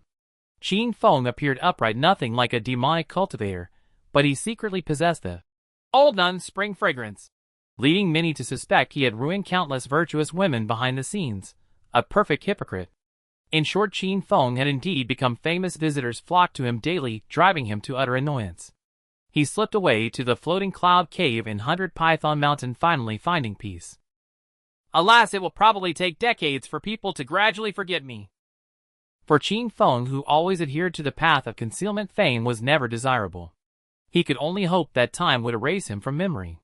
After all, the cultivation world was rife with eye-catching events. In the far north of Yuan Prefecture, a crimson ominous star streaked across the sky above the nightless city, causing violent tremors, and a cacophony of howling beasts beyond the walls. On the vast eastern sea, the Sajo demon palace, extinct for over a millennium, revived in a storm of blood. In the misty depths of the Cloud Dream Marsh, a corpse demon suppressed for unknown ages in an ancient formation broke free, unleashing a flood hundreds of feet high, drowning countless lives. 5 years later, near a cascading waterfall in the great wilderness mountains, a little girl of 5 or 6 carried 2 small wooden buckets, filled them with clear spring water, and trudged uphill. Her steps faltered, swaying unsteadily, yet she never fell. After walking for some time, the cave entrance came into view ahead. The girl paused, sat on a rock, wiped the sweat from her brow, and rested for a while. She looked up at the birds in the sky, dreaming that one day she too could soar freely above the clouds. Suddenly a streak of cyan light shot down from the heavens, falling like a meteor before the cave, revealing a young man in a dark blue Taoist robe. The girl froze in astonishment. The young Taoist approached her with a smile and asked, "Are you Lu Yao? Is your mother inside the cave?" The girl looked at him curiously. "How do you know Lu Yao's name? Mother is ill and resting in the cave. I held you for a few days when you were little, so of course I know your name." This young Taoist was none other than Qin Feng. Since the 5 Taoist sects invasion, he had earned a full 30,000 sect merits in one go, freeing him from sect tasks for a considerable time. This time, after 5 years of seclusion in the floating cloud cave at 100 Python Mountain, he had recently returned to Xian Ying Peak, only to receive a letter sent by Shinsanyang. The letter mentioned urgent matters, but he never expected Shinsanyang to be ill. Qin Feng's heart sank as he entered the cave. This was the very place where he had once retrieved the gathering radiance sword. Formerly it held nothing but stone, but now several rooms had been carved out, adorned with screens, calligraphy, and paintings, the stone walls draped in fine silks arranged with exquisite elegance. Shinsanyang emerged from one of the rooms, a silk scarf covering her face, coughing intermittently. Qin Feng frowned. "Who hurt you?" Shinsanyang shook her head. "I've hardly left the great wilderness mountains these years. No one has harmed me." As she spoke, she calmly prepared tea for Qin Feng. "I bought a Canli pill and forcibly attempted to break through to the entry Dao stage, but I failed again. I barely managed to cling to life." Qin Feng fell silent. The barrier between the soul purification stage and the entry Dao stage was the first great chasm in a cultivator's journey, surmountable only through individual ability, with no external help possible. Even Qin Feng's third senior brother Chao Yu, who possessed a heavenly spiritual root, remained stuck at this threshold, and even their all-powerful master Xian Yin Shangren was at a loss. Shinsanyang handed a teacup to Qin Feng and smiled. "I called you here for 2 reasons. First, to have you take Lu Yao as your adopted daughter, so that if anything happens to me, she will be entrusted to your care. Second, I discovered a seal within the cave that I cannot break. I wanted you to see if there is a way." Qin Feng initially intended to refuse the adoption, but seeing Shinsanyang's frail, coughing form, his heart softened, and he agreed. After all, Lu Yao was originally a child he had found, and insisted Shinsanyang take in. Shortly after, Shinsanyang called Lu Yao in, and had her present a cup of tea. "Yao, this is your foster father. Kneel and pay your respects." Lu Yao's large eyes were filled with confusion, yet she obediently handed the tea to Qin Feng and kowtowed 3 times. "Yao pays respects to foster father. May you be as blessed as the eastern sea and live as long as the southern mountain." Qin Feng helped little Liu to her feet, then took out a jade pendant engraved with a phoenix pattern and hung it around her neck. "This jade pendant isn't worth much, but it can pray for blessings and ward off misfortune. Consider it a gift for our first meeting." Thank you, foster father, Lei said joyfully, then walked over to Shinsanyang's side, gently massaging her back, appearing docile and quiet. Qin Feng nodded silently, suddenly feeling that taking on this foster daughter might not be such a bad thing after all, so he asked Shinsanyang, "Has Yaoer had her spiritual root aptitude tested?" Shinsanyang replied gladly, "Yes, she has excellent aptitude with water, and with dual spiritual roots. However, the techniques I've learned are not profound enough, and I feared they might hold her back, so I haven't rashly taught her." As she spoke, she looked at Qin Feng with hopeful eyes, her meaning clear without words. Qin Feng frowned and said, "I see that Yaoer is refined and intelligent. She might not be suitable for cultivating our sect's techniques. Perhaps we should find a way to send her to a Daoist sect for cultivation." Shinsanyang sighed. "Those major Daoist sects are extremely strict in taking disciples. They not only look at aptitude but also require a clear background and upright family. Someone like us born near the Nether Mountain range they probably won't accept." What Shinsanyang said was indeed an undeniable truth. However, Qin Feng often regretted his own inadvertent descent into the demonic path. How could he bear to let little Leo walk the same road? He pondered for a moment, then said, "Let's leave this matter for later consideration. After all, Yaoer is still young, there's no rush for her to start cultivating." After chatting for a while longer, Shinsanyang led Qin Feng to the place where she had recently discovered the forbidden formation. The entrance to that place was not unfamiliar to Qin Feng. It was the very cave where he had obtained the Gathering Radiant sword back then. Previously, this cave was small, only able to accommodate a few people. The surrounding walls were as white and smooth as jade, with a stone in the center resembling a broken jade hairpin. Now the broken jade hairpin had completely collapsed, revealing an opening about as tall as little Leo. Qin Feng crouched down, following Shinsanyang into the opening. After traversing a long tunnel, they finally emerged into an open space, greeted by a wave of scorching heat. Before Qin Feng appeared a vast lake, but instead of clear water, it contained boiling, scorching magma that cast a fiery red glow all around. Qin Feng was stunned. Is this great desolate mountain actually an active volcano? No wonder it's so barren.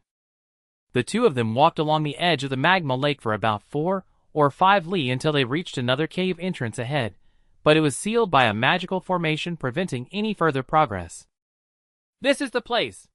The fluctuations of the forbidden seal here are even stronger than those that once sealed the treasured sword. I dare not approach too closely, you must be careful." Qin Feng nodded and stepped forward to examine it closely.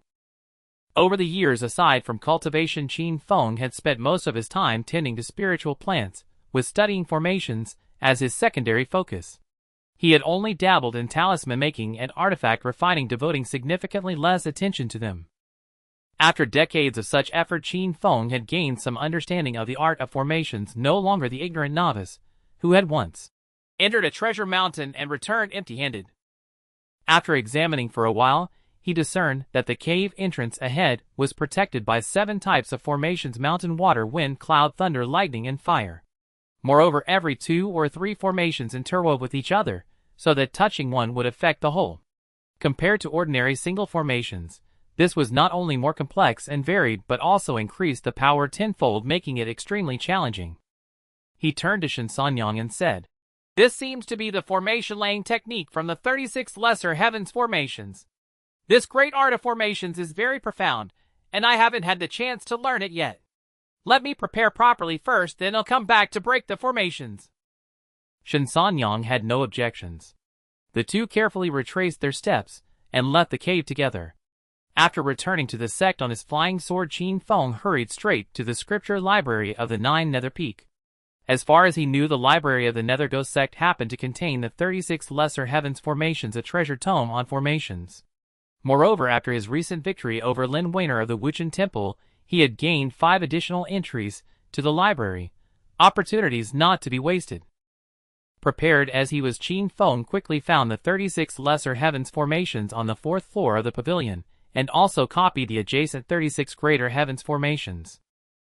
Unfortunately, the Nether Ghost sect's 36 lesser heavens formations only contained the first 30 formations, missing the most profound final 6. As for the 36 greater heavens formations, the loss was even greater, with merely 9 formations remaining. Despite the severe incompleteness, both formation tomes originated from the artifact talisman sect, and were profound enough to occupy Qin Feng's studies for several centuries. Later, as Qin Feng prepared to descend the stairs, he suddenly noticed a technique called blood shadow evasion. Though he had already cultivated the nether ghost steps, such escape and life-saving techniques always held an inexplicable allure for him. He took down the blood shadow evasion and casually flipped through a few pages. When he read that at a high level of mastery this technique could allow one to consume a large amount of vital blood in an emergency and flee several hundred li in an instant, he copied it without hesitation. After descending the pavilion, Qin Feng presented the copied jade slips to the old crone near the entrance for inspection and recording. The crone glanced at them and immediately scolded sternly. You only have a waste-grade spiritual root. The path of cultivation is difficult and time is pressing. How can you still have the mind to study such obscure and profound greater and lesser heavens formation arts? Beware of biting off more than you can chew only to waste your cultivation. Qin Feng did not know how she had learned about his waste-grade spiritual root, but he dared not ask or say anything, only nodding meekly in response. Fortunately, after severely reprimanding Qin Feng, the old crone still registered the copied techniques and handed the jade slips back to him. Qin Feng respectfully bowed toward the jade slips into his storage pouch, and without daring to linger hurriedly left the place. For some reason, whenever facing this old crone, Qin Feng felt a chill run down his spine, his skin crawling with goosebumps, unwilling to stay a moment longer. Returning to his residence, Qin Feng began to immerse himself day and night in studying the 36 lesser heavens formations. 5 years had now passed since the invasion of the 6 Daoist sects. Due to his long absence from public view, he had gradually been forgotten. The courtyard at the foot of the Nether Shadow Peak had once again fallen into tranquility, with few disturbances to his cultivation. The lesser heavens formation art, like the formations in the mysterious cave of the Great Desolate Mountain, consisted of 7 types: mountain, water, wind, cloud, thunder, lightning, and fire. Each type had numerous variations, and could be combined with others truly intricate and complex. However, Qin Feng did not need to master them all at once, he only needed to understand enough to break the formations within the cave. 3 years later, in the deep autumn season, Qin Feng was practicing calligraphy under a lush mulberry tree. Drunk, I knew not the sky was reflected in the water. The boat full of clear dreams pressed upon the Milky Way. The restrictions around the lava lake of the Great Desolate Mountain remained unbroken. As he delved deeper into the 36 lesser heaven restrictions, the prohibitions appeared increasingly formidable. Thus he chose the most tedious yet safest method, purchasing high-cost restriction-breaking talismans to stabilize the seals and gradually peel away the layers of barriers. This required immense patience and time, far from an easy task. After 3 years, he had barely broken half of the restrictions, still far from completion. One day, feeling mentally and physically exhausted, he returned to the foot of the shadowy Qin Mountain, intending to rest and recharge before heading back to the Great Desolate Mountain to continue his work. Excellent calligraphy, truly excellent. Suddenly Liu Yue and a middle-aged scholar-like cultivator approached, applauding loudly, though it was uncertain if they had even seen what Qin Feng had written. Qin Feng put down his brush and stepped forward. Brother Yue, your esteemed presence truly graces my humble abode. This middle-aged scholar, named Umo, was a Golden Core stage cultivator and the second disciple of the Ghost Path Master of the Ghost Gate Peak. He had been renowned for many years. Speaking of Umo, when Chao Yu had explored the secret realm and returned severely injured, his courage to go stem from having Umo then at the Dao entry stage accompany him. Qin Feng invited Liu Yue and Umo into his courtyard, where they sat on stone stools beneath the exotic fruit tree. After the white ape served tea, Qin Feng asked, Brother Yue, you are a busy man. What brings you to my humble place today? As the saying goes, one does not visit the temple without a reason. Qin Feng had only met Umo a few times, and they were not close friends. He knew Umo's visit was not without purpose. Umo took a slow sip of tea before speaking. Junior brother, have you heard about the treasure light that shot into the sky at the Sun Moon Cliff of Little Cold Mountain 3 days ago? Qin Feng nodded.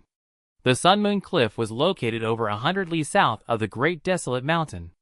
At that time, he had been inside the Great Desolate Mountain cave, breaking a crucial restriction.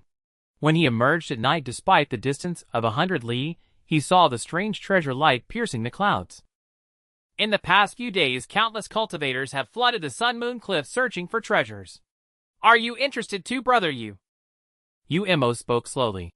The Sun Moon Cliff was once where Lianshan, an elder of the three pure Dao sect, resided. After Lianshan sacrificed himself to a demon and fell at the great desolate mountain, the cliff had been searched countless times, yet no treasures were ever found. However, 3 days ago, a stone wall collapsed, revealing an ancient cave filled with numerous dangerous restrictions. Many have already obtained pills and artifacts after breaking through the seals. I just returned with junior brother Liu and plan to try our luck at the Sun Moon Cliff. I heard you are well versed in the various heaven restriction techniques. Why not join us? Qin Feng shot a glare at Liu Yue before replying. Brother, I think there's a misunderstanding. I've studied the 36 lesser and greater heaven restrictions for less than 3 years. How can I claim to be proficient? With my shallow cultivation and rudimentary understanding of restriction arts, I would be of little help even if I went. It's better for me to stay here and cultivate diligently. I'll pass on this venture. Imo looked at him with slight surprise, but did not insist. He smiled, chatted a while longer, then took his leave. Liu Yue quickly pulled Qin Feng aside. Brother, you are so foolish. Brother Imo is a golden core cultivator. Many would jump at the chance to accompany him to the Sun Moon Cliff in search of treasures. I worked hard to persuade him to come here, and you so casually refused. Qin Feng replied. I appreciate your kindness, but I only wish to focus on my cultivation. I have no desire to seek treasures. Now the Sun Moon Cliff was swarming with hundreds of cultivators, becoming a volatile hotspot. It was far too dangerous, and Qin Feng had no intention of going. Moreover, most of his energy was devoted to breaking the restrictions within the great desolate mountain cave. He had little interest in risking his life at the Sun Moon Cliff. Liu Yue said dejectedly. When we return laden with treasures from the Sun Moon Cliff, don't be envious, brother. Several days later, after resting, Qin Feng returned to the great desolate mountain. Compared to Little Cold Mountain 100 li away, this place remained desolate and neglected. Inside the cave, he quickly met Liu Yao and Shen Sanyang. Little Liu Yao was now over 8 years old, had grown taller, and had begun cultivation. Qin Feng did not teach her the techniques of the Nethergo sect, but instead bought a Taoist scripture called Sitting and Forgetting Sutra from the market. She had now reached the 8th level of qi refining. Shen Sanyang's condition, however, was not good. Her lifespan was nearing 80, and after her failed attempt to break through to the Dao entry stage, her vitality had been severely damaged. She grew weaker with each passing year. Though she still wore a veil to hide her face, her temples were gray, and she showed all signs of aging, now walking with a cane. In her state, only a divine pill could save her, but Qin Feng was helpless. Even golden core or nascent soul cultivators, if their lifespan was exhausted, and they could not break through, could only await death. Qin Feng sighed in resignation, silently reciting, What is hardest to keep in this world is youth, like flowers falling from the tree, beauty fades from the mirror. Several months passed. The clumsy method Qin Feng had adopted was hardest at the beginning. As he skillfully peeled away and broke through layer after layer of restrictions, the task became easier, and the pace of breaking increased significantly. One day, Qin Feng sat cross-legged before the restrictions and took out a silver talisman from his storage pouch. The talisman's patterns were drawn with a strange silver thread, complex and profound. It was a high-grade restriction-breaking talisman that Qiao Yu had purchased at great cost from the market. He chanted a spell and tossed the talisman forward. The paper ignited without fire and merged into the restriction of the wooden box. The layers of swirling radiance on the wooden box momentarily froze, then emitted a violent aura, as if about to explode at any moment. Qin Feng rapidly formed hand seals, shooting several incantations toward the restriction. These techniques came from the 36 lesser heaven restrictions, which could be used both to set and break seals. Shen Sanyang, with nothing to do, came to the lava lake supported by little Liu Yao to watch Qin Feng break the restrictions. Seeing his hand seals accelerate, sweat covering his forehead, and his expression strained, both Shen Sanyang and Liu Yao looked on with deep concern. After about another half hour, break! Qin Feng shouted. The restriction array burst with dazzling light, which quickly dimmed, revealing the entrance to the cave ahead. Could he truly have succeeded in breaking the seal? Shen Sanyang's eyes widened in disbelief. She was not entirely ignorant of the art of restriction. She had once attempted to break the talisman seal sealing the Gathering Radiance sword, but had failed to grasp the essential method, rendering her efforts futile. Yet the restriction before her at the lava lake was something Shen Sanyang could not even comprehend, let alone approach closely, much less break. However, after more than 3 whole years, Qin Feng had finally succeeded in breaking the seal. For a moment, Shen Sanyang felt profound admiration for him from the depths of her heart. After resting and regulating his breath for a while, Qin Feng walked toward the cave with eager anticipation. The first thing to greet his eyes was a stone staircase descending into an unknown depth. Qin Feng stepped down, and the surroundings gradually grew dim. Fortunately, as a cultivator with some achievements, his vision was sharp, allowing him to see the steps clearly even in the darkness, avoiding a misstep. After traversing over 500 twists and turns, estimating he had descended several hundred zhang beneath the surface, Qin Feng suddenly felt a wave of heat. Faint reddish glows flickered around him. He conjured a fireball to illuminate the area and was stunned. He found himself in an oval tunnel, its stone walls embedded with several translucent gleaming crystals. Beyond the crystals, crimson lava churned violently. Had he unknowingly reached the bottom of the lava lake outside? Qin Feng pressed against a crystal to peer outside, but suddenly caught a glimpse of several emerald eyes flashing past, startling him. Not daring to linger, he hurried further down the steps. After a while, a large cavern appeared ahead. At its entrance stood 2 ferocious primordial beasts, each with feet treading on flood dragons and hands gripping stone swords. Their massive stone swords crossed to block the entrance. As Qin Feng prepared to crawl under the giant blades, the 2 stone beasts suddenly parted on their own, clearing the way. Qin Feng was taken aback, wondering could these enormous stone beasts possibly be alive. Though the place was fraught with eeriness, since he had come this far, Qin Feng had no intention of turning back. He steeled himself and stepped inside. The cavern was spacious and brightly lit. Its walls, like those that had sealed the Gathering Radiant sword, were white as jade and dazzlingly radiant. Treasures of all kinds were scattered everywhere. This is a fortune. Qin Feng froze for a moment, his heart surging with ecstasy. At the far end of the chamber hung a portrait of a white-robed Taoist with a kindly countenance. Qin Feng noticed the cloud pattern on the Taoist's robe and found it vaguely familiar. Then it struck him, isn't this the sect attire of the 3 Pure Ones Taoist sect? It said that the Great Desolate Mountain is the burial ground of Lianshan, master of the 3 Pure Ones. Could this person be that very Master Lianshan? This Master Lianshan was said to have sacrificed himself to subdue an outer demon, feeding it with his own body, leading to his untimely demise. Otherwise, with his profound Dao arts, he was believed to have great hope of ascending to the upper realm. Thus, upon seeing the portrait, Qin Feng felt a surge of reverence and promptly bowed with clasped hands. After the bow, Qin Feng blinked and rubbed his eyes. He distinctly remembered that the hands of Master Lianshan in the portrait were empty moments ago. But now a gleaming bronze fan shimmered with treasure light had appeared in the painted hands. What a pity the bronze fan is merely painted, otherwise it would surely be an extremely powerful treasure. As Qin Feng thought this with regret, a sudden flash of brilliance lit the air, followed by a clang as the bronze fan actually fell from the painting. Overjoyed and astonished, Qin Feng hurried forward to pick it up. The bronze fan in his hand shimmered with golden rays, and on its handle were engraved 2 ancient seal script characters, Qin Ning. It was clearly no ordinary item, and the more he looked, the more he admired it. He then scanned the rest of the chamber, spotting more artifacts, elixirs, and a cultivation method inscribed on a jade slip. As Qin Feng reached out to take all the treasures at once, he suddenly felt a gust of wind behind him, and it chilled down his spine. Turning around, he saw the 2 stone beasts from the entrance now facing him, their eyes glowing crimson. The massive stone swords blazed with blazing light, pointing directly at his face. When Qin Feng withdrew his hand, the flames on the stone swords gradually faded. But as he reached for the treasures again, the light flared up intensely, sending a chill through his entire body. Thus Qin Feng realized that the stone beasts outside were bound by an extremely profound restriction. Anyone entering could take only 1 treasure, no more. This was exceedingly frustrating for Qin Feng, but he had no choice. Then he noticed beside the portrait of Master Lianshan on the stone wall a few lines of vermilion oral instructions about the Qin Ning fan.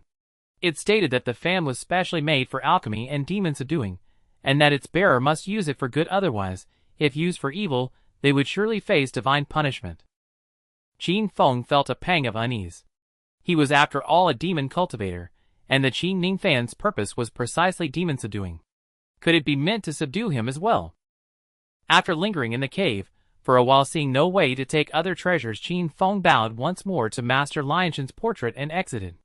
Outside, Shen Sanyang and little Li Yao were anxiously waiting. They breathed a huge sigh of relief when they saw him emerge. A thought struck Qin Feng: since only one treasure per person is allowed, why not have them go down as well? So Qin Feng immediately approached Shen Sanyang, explained the situation beneath the stone steps, and led the way again, guiding both of them to the giant stone beasts. Shen Sanyang, somewhat excited, took Li Yao's hand and entered together. Before long the two emerged safely, their faces barely concealing their joy. In Li Yao's hand was a pair of delicate dragon sparrow vermilion rings, which she said were ornaments from the Taoist portrait's garment sash. Somehow, they had fallen from the painting, and she had picked them up. Yet Qin Feng recalled that the portrait of Master Lianshan he had seen depicted a very plain robe with no such adornments whatsoever. Qin Feng then understood that the painting appeared slightly different to different viewers. He had seen the Qin Ningfan, Li Yao had seen the dragon sparrow rings, while others might see nothing at all. Some might not even perceive the portrait itself. He then asked Shen Sanyang what treasure she had obtained.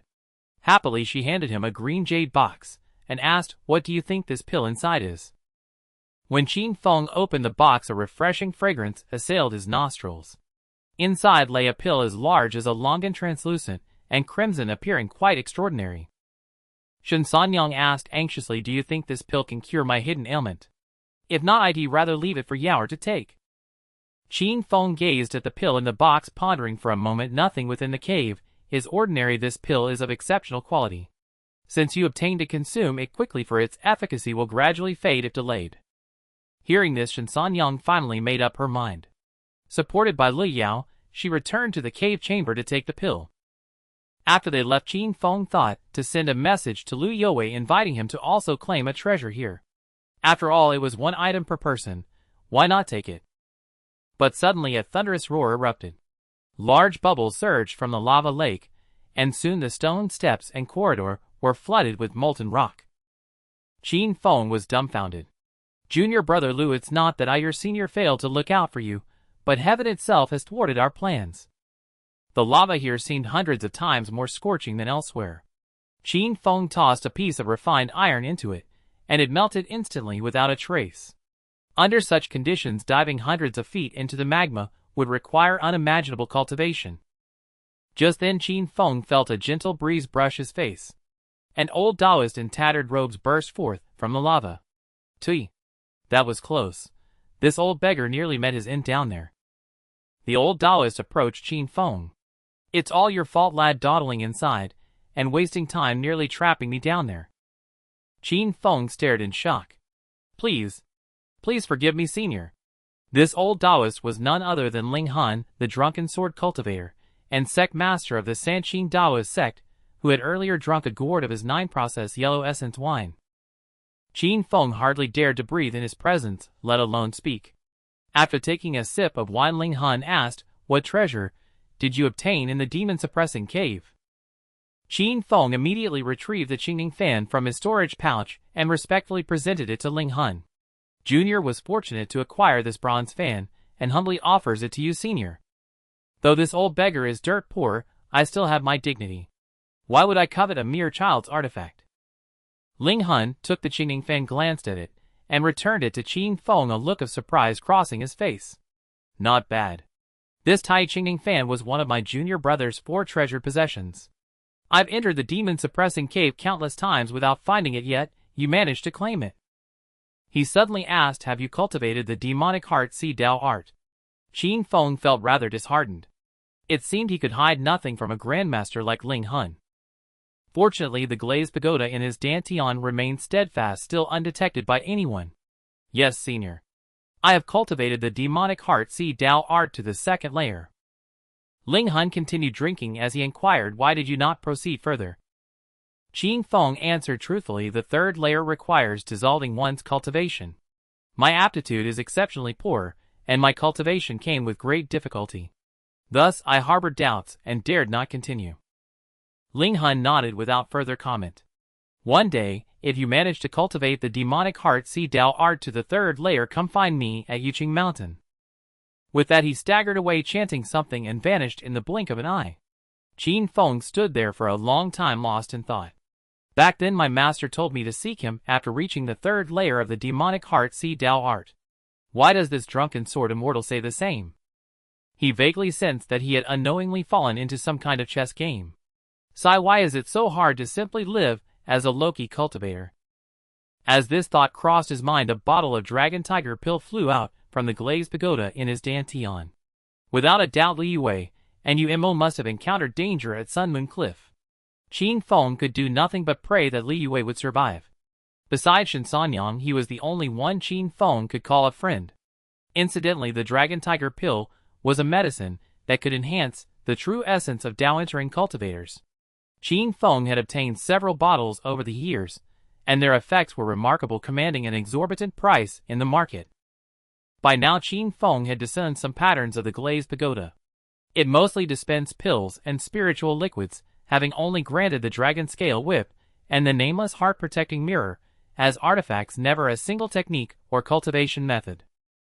Still, this was not bad.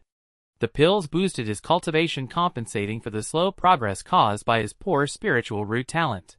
The spiritual liquids helped his spiritual plants age, allowing him to harvest more 1,000-year yellow essence to improve his constitution. Leaving the lava lake, he returned to Shen Sanyang's cave dwelling. He had barely sat down to chat with Li Yao when a sudden surge of spiritual energy rippled through the cave. Li Yao looked bewildered while Qin Feng gazed in astonishment toward Shen Sanyang's chamber. Could this be an attempt to break through to the Dao entering stage? Shen Sanyang was already withered with age, 1 foot in the grave, ready to depart at any moment. Who would have thought she now had a chance to strive for the Dao entering stage? It seems the pill she obtained from the demon-suppressing cave is nearly a divine elixir. This is nothing short of resurrection. Fearing someone might cause trouble, Qin Feng instructed Li Yao to stay put inside the cave, while he flew outside, vigilantly scanning the surroundings to guard Shen Sanyang. Fortunately, the great wasteland mountain was indeed notoriously barren. No cultivator paid any heed to someone attempting the Dao entering stage here, so all remained calm. Half a day later, the spiritual energy in the cave finally settled. Qin Feng breathed a sigh of relief and returned inside, staring at the door of Shen Sanyang's chamber, uncertain whether she had succeeded. If she had failed, whether she could even walk out alive was an open question. After a while, the door creaked open, revealing Shen Sanyang. Her body was no longer hunched, and she no longer leaned on a cane. With a smile in her eyes, she slowly removed the veil she had worn for nearly a decade, revealing a face as beautiful as a painting. Qin Feng was stunned. You successfully broke through to the Dao entering stage. Shen Sanyang scooped up Li Yao, unable to contain her joy. That pill was truly miraculous. It dissolved on my tongue and quickly healed all my hidden ailments, then shattered the vital barrier, leaving my mind clear and my body light. Before I knew it, I had broken through to the Dao entering stage. Qin Feng murmured, truly a divine elixir. Master Lianshan was renowned for his 3 excellences: alchemy, artifact forging, and demon suppression, and his reputation is well deserved. To enable a dying person to burst through barriers like a withered tree blooming anew, Qin Feng had never heard of any pill capable of such a feat. Regardless, Shen Sanyang had now gained 200 extra years of life and been reborn. This was certainly cause for celebration, and Qin Feng would no longer have to endure the sorrow of losing a dear friend. As dusk faded into dawn, time slipped away silently, and in the blink of an eye 100 years had passed. 2 beams of light descended at the foot of Xian Yin Peak, revealing the figures of Yan Wanru and Lianqiu. As the 2 walked towards Qin Feng's courtyard, they engaged in casual conversation. Lianqiu reminded, "Senior sister Jiu, when you meet 6th senior brother later, you must be a bit more polite. After all, we have something to ask of him." Yan Wanru replied, clearly annoyed. All right, you've said that so many times already. I promise I will speak to him nicely. Is that good enough?" Lianqiu continued with admiration. 6th senior brother is truly remarkable. He has unknowingly cultivated the 3 schools of 5 elements technique to the 6th level, becoming one of the few high-level spiritual plant cultivators in the sect. If it weren't for 7th senior brother accidentally mentioning it while drunk, we wouldn't even have known. Yin Wanru sneered. He is merely a waste with a useless spiritual root. With most of his lifespan already spent, he remains stuck in the midstage of the Dao entry realm. I fear he will never condense a golden core in this lifetime. Even if he has fortuitously become a high-level spiritual plant cultivator, it only means he can earn a few more spirit stones, so what? Li Yingqia's expression turned serious. Senior Sister Jiao, out of the 12 great disciples under our Master 5 have already passed away. Now only 7 of us remain. We should support and care for each other, yet you always hold prejudice against 6th senior brother. Yin Wanru softened her tone. Fine, let's just pretend I didn't say anything just now. Although she was a senior sister, Yin Wanru found it hard to stand her ground in front of Li Yingqiu. This was because Li Yingqiu had already condensed her golden core and became a high-level golden core cultivator, while Yin Wanru was still at the late stage of Dao entry. Moreover, Li Yingqiu had received the sword cultivation inheritance from the master of Xian Yin, which was incredibly powerful. Over the past century, she had built a fearsome reputation in the realm of cultivation, being referred to as the Xian Yin sword demon. Whenever Li Yingqiu became angry, a sword aura surged around her, causing Yin Wanru's heart to race with fear, making her reluctant to argue with her. After walking for a while longer, they spotted Qin Feng dressed in a Dao robe standing beneath a large mulberry tree at the entrance, seemingly busy with something. 6th senior brother. The two approached, first performing the courtesy of a junior sister, and then realized that Qin Feng was gathering silk from the mulberry tree. Different sects have different customs. For some sects, seniority is determined solely by strength, where those with higher cultivation are addressed as senior brothers or sisters. Even when a disciple's cultivation catches up to that of their master, they may refer to each other as brothers. Some paths of the Yumingdo sect follow similar practices, but at Xian Yin Peak a traditional approach is upheld, adhering to the principle of once a teacher, always a teacher, with seniority defined by the time of entering the sect. Therefore, even though Li Yingqiu was now a golden core cultivator, she still had to respectfully address Qin Feng as 6th senior brother and perform the courtesy of a junior sister upon meeting him. Qin Feng took a strand of icy crystal-like silk in his hand and turned around with a smile, saying, "What brings you 2 sisters here?" Yin Wanru looked at the silk in Qin Feng's hand with some surprise. 6th senior brother, why does your silk look like this? Qin Feng replied, "This is silk from an eye silkworm, which is different from ordinary silk and is slightly harder." Yin Wanru's surprise deepened. "You even raised eye silkworms?" It is said that eye silkworms are extremely difficult to raise, and only the far northern city of Eternal Night has managed to keep some alive. There are even a few thousand-year-old eye silkworms in Eternal Night, whose silk is a precious material for refining tools that cannot be bought even with spirit stones. Qin Feng chuckled. "I only managed to keep one eye silkworm that's not even 100 years old. If it dies, it will go extinct." Yin Wanru lost interest after hearing this. The silk production of an eye silkworm is very slow, and with only one it can hardly produce much silk. What use is there in that? The 3 of them sat down in the courtyard and chatted for a while. Yin Wanru took a deep breath and looked up at the blooming white flowers above, saying, "Senior brother, these pear blossoms of yours are truly fragrant. I wonder what variety they are. I should also buy a few to plant in front of my cave dwelling." I don't know what variety they are. I just randomly dug them up from the wild." Fortunately, Yin Wanru had only been here once in 100 years, unaware that the pear blossoms before her had actually bloomed for over 100 years without bearing fruit, and their fragrance grew stronger year by year. After chatting for a while longer, just as Li Yingqiu was about to speak on serious matters, the courtyard door was pushed open, and a gray-robed ape entered. This gray ape not only walked upright, but also wore a gray Dao robe and had a long sword slung across its back. Upon entering, it respectfully bowed to Qin Feng and surprisingly spoke. "Master Elder Lu has arrived."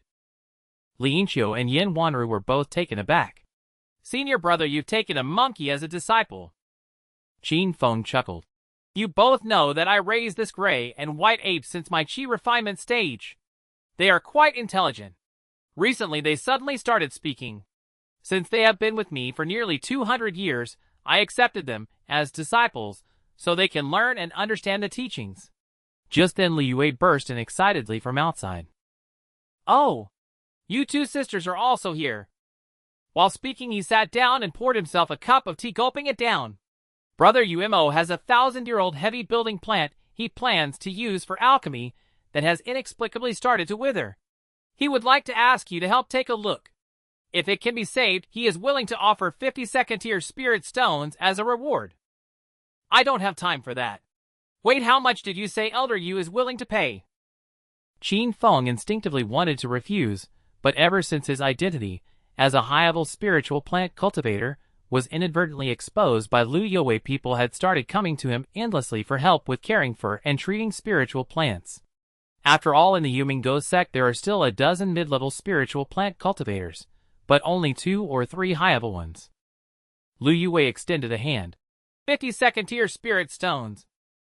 Hearing this, Qin Feng immediately stood up. Let's go! I actually have some free time now. He then turned to look at Lianqiu.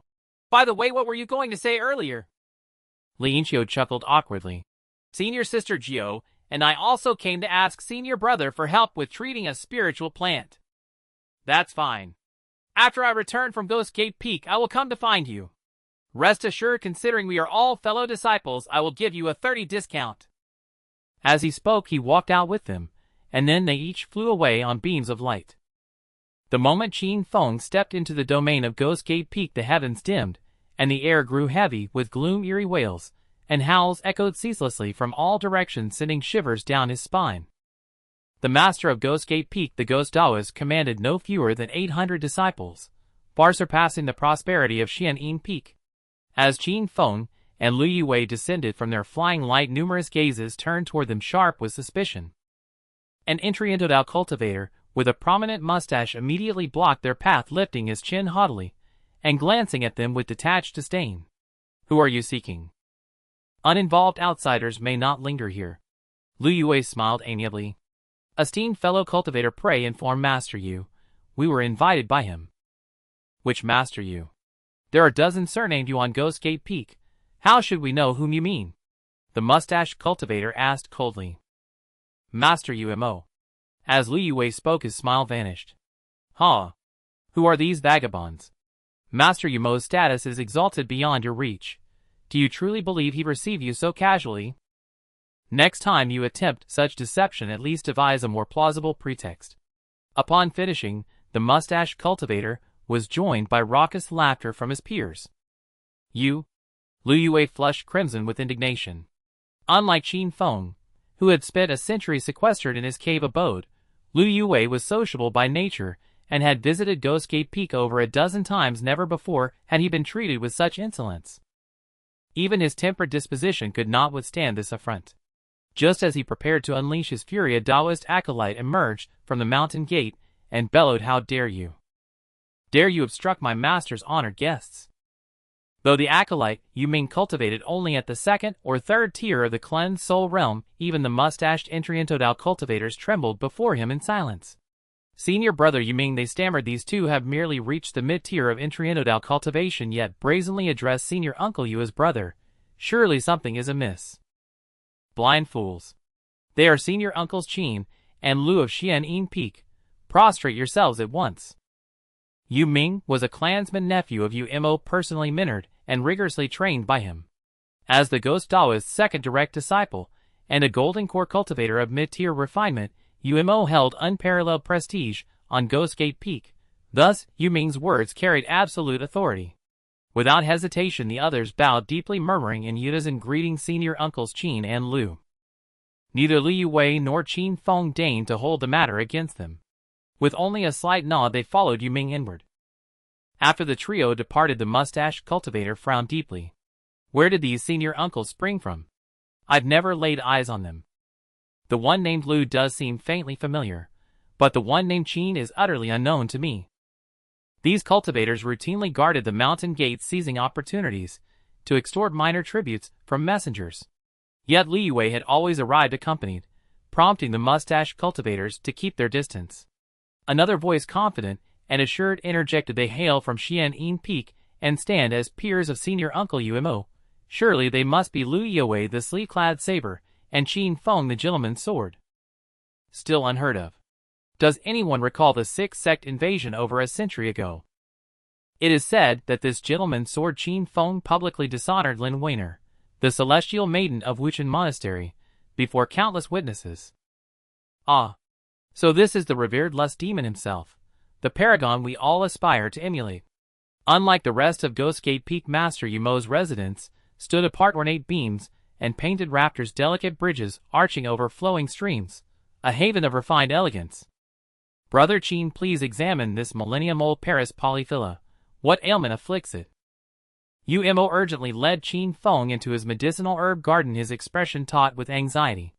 Though Paris polyphila was common like Huangjing ginseng or Lingji, its value soared once it surpassed 1,000 years. Qin Feng knelt observing closely the plant near desiccation, its entire form suffused with a pallid aura of decay. Death loomed within days.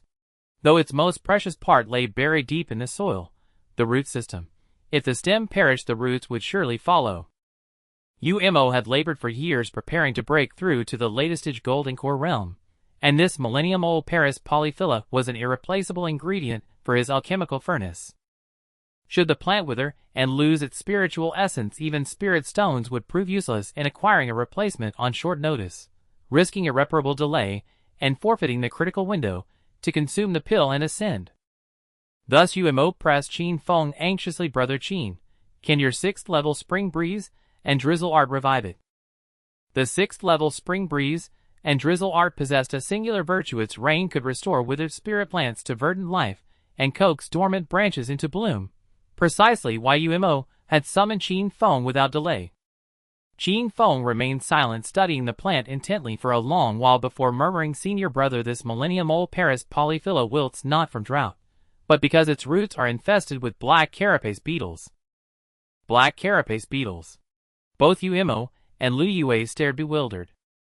Qin Feng spoke with unwavering certainty. "They are microscopic, nearly invisible to the naked eye, and instinctively devour the roots of ginseng foti and Paris polyphila, causing yellowing and withering.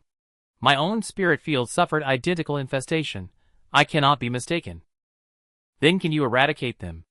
Umo demanded urgently. Qin Feng nodded. "The gung metal chi radiance from the gung metal art will suffice, but the procedure is perilous.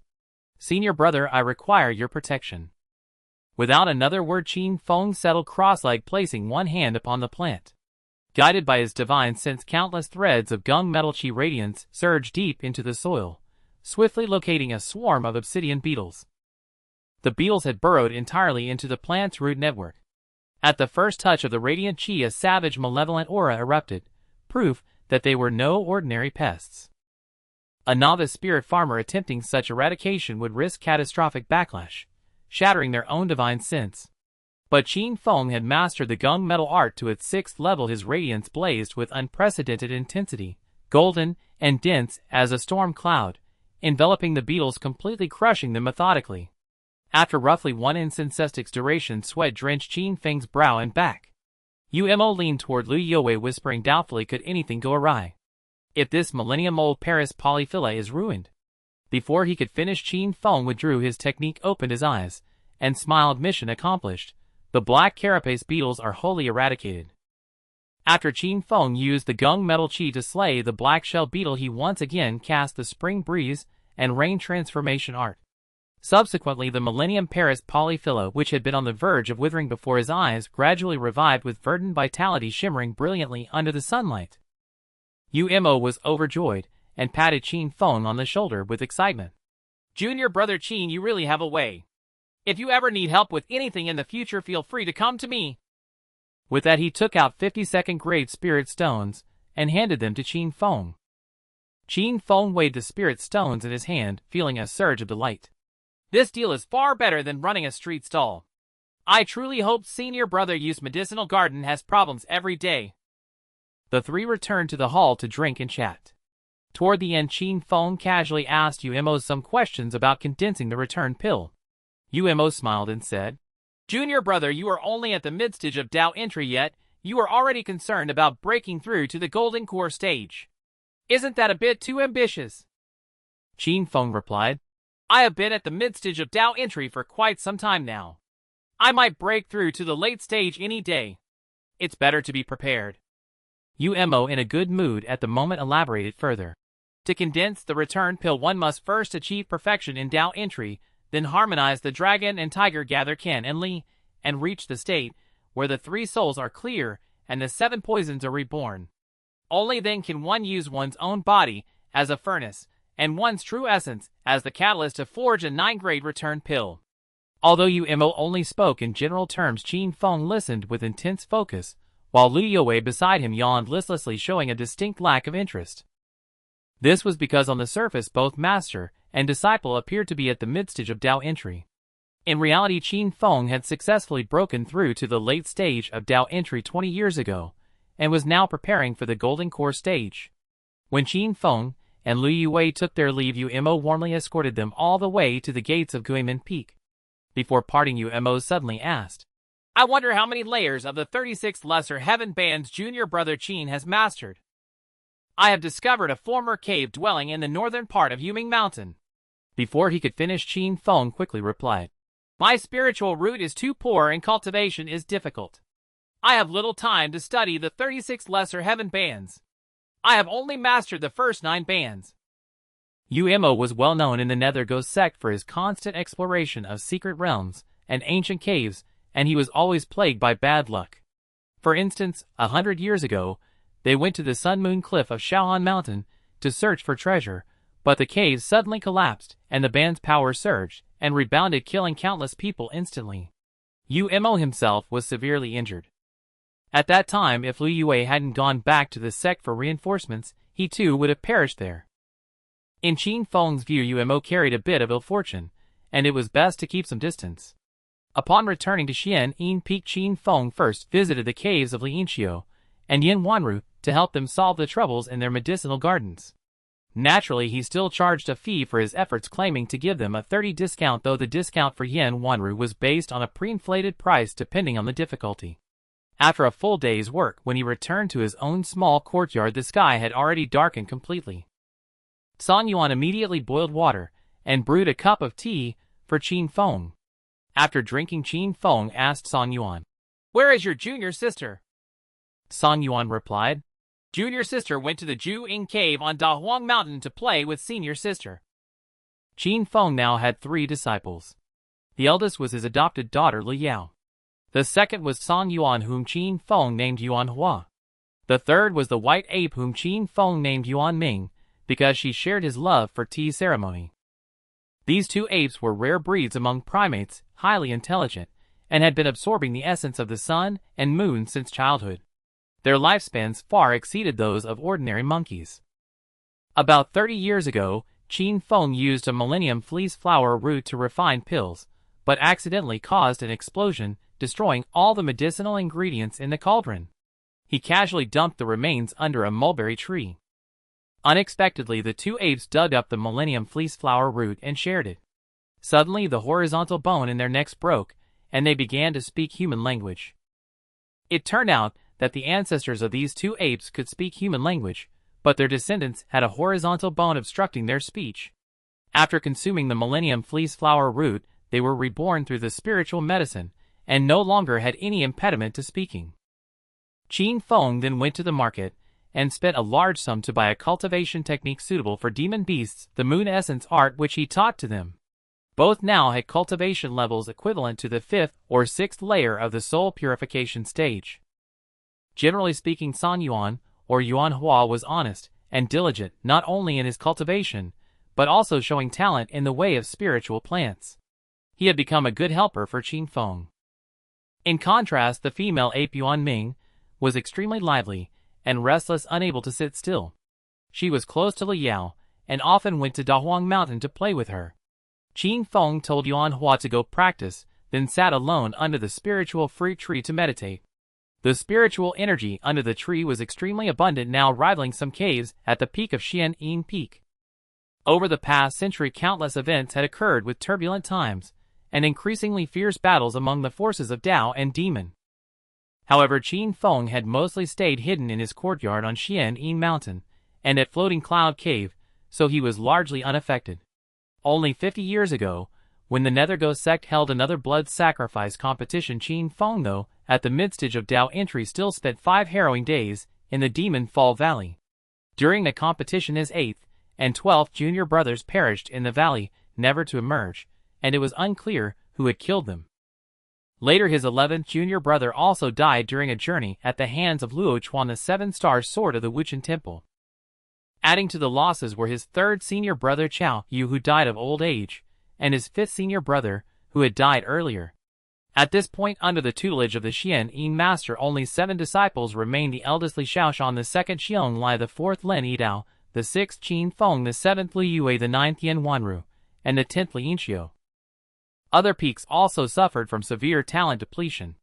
Although the sect continuously recruited new disciples, maintaining a total of over 10,000 members, the vast majority were only at the 3 mortal barriers level. The number of disciples advancing to the Dao entry stage was far less than those who died. Even a few nascent soul elders had died over the century, while only a handful of disciples successfully advanced to the golden core or nascent soul stages, showing a rapid decline across the entire sect. Of course, these observations were made by Qin Feng from a detached perspective, while others might not have noticed. In many eyes, the Nethergo sect remained the flourishing great demon sect among the 10 mountains, 7 seas, 3 cave heavens, 9 true 4 anomalies, and 6 absolute lands. In the golden autumn of September, Qin Feng for a rare moment set aside cultivation, and took a leisurely boat ride to the center of the pond wearing a bamboo hat. He sipped tea and fished, allowing himself to unwind. The pond was mostly filled with Lijiang white carps. Long ago, the pool of Lijiang carps discovered by 3rd Lady Shen in the Great Wilderness Mountain had been completely fished out, but those in Qin Feng's pond had continued to thrive through generations. The pond was covered with withered lotus leaves, a scene of breathtaking beauty in midsummer, but now far less impressive. Perhaps due to the impending thunderstorm, the air felt heavy and oppressive, and fish occasionally leaped from the water, stirring ripples across the surface. Suddenly, an exceptionally plump white carp leaped into the boat, flopping about incessantly. A white carp jumping into the boat. What an auspicious sign. Could some good fortune be coming my way today? Qin Feng smiled and gently tossed the carp, its belly pale with a hint of red, back into the pond. He fished for pleasure, not for the catch, and would only take one home for steaming if it willingly took the bait. Before long, another carp leaped into the boat. Picking it up, Qin Feng saw it was the same red-bellied white carp. Shaking his head, he released it again.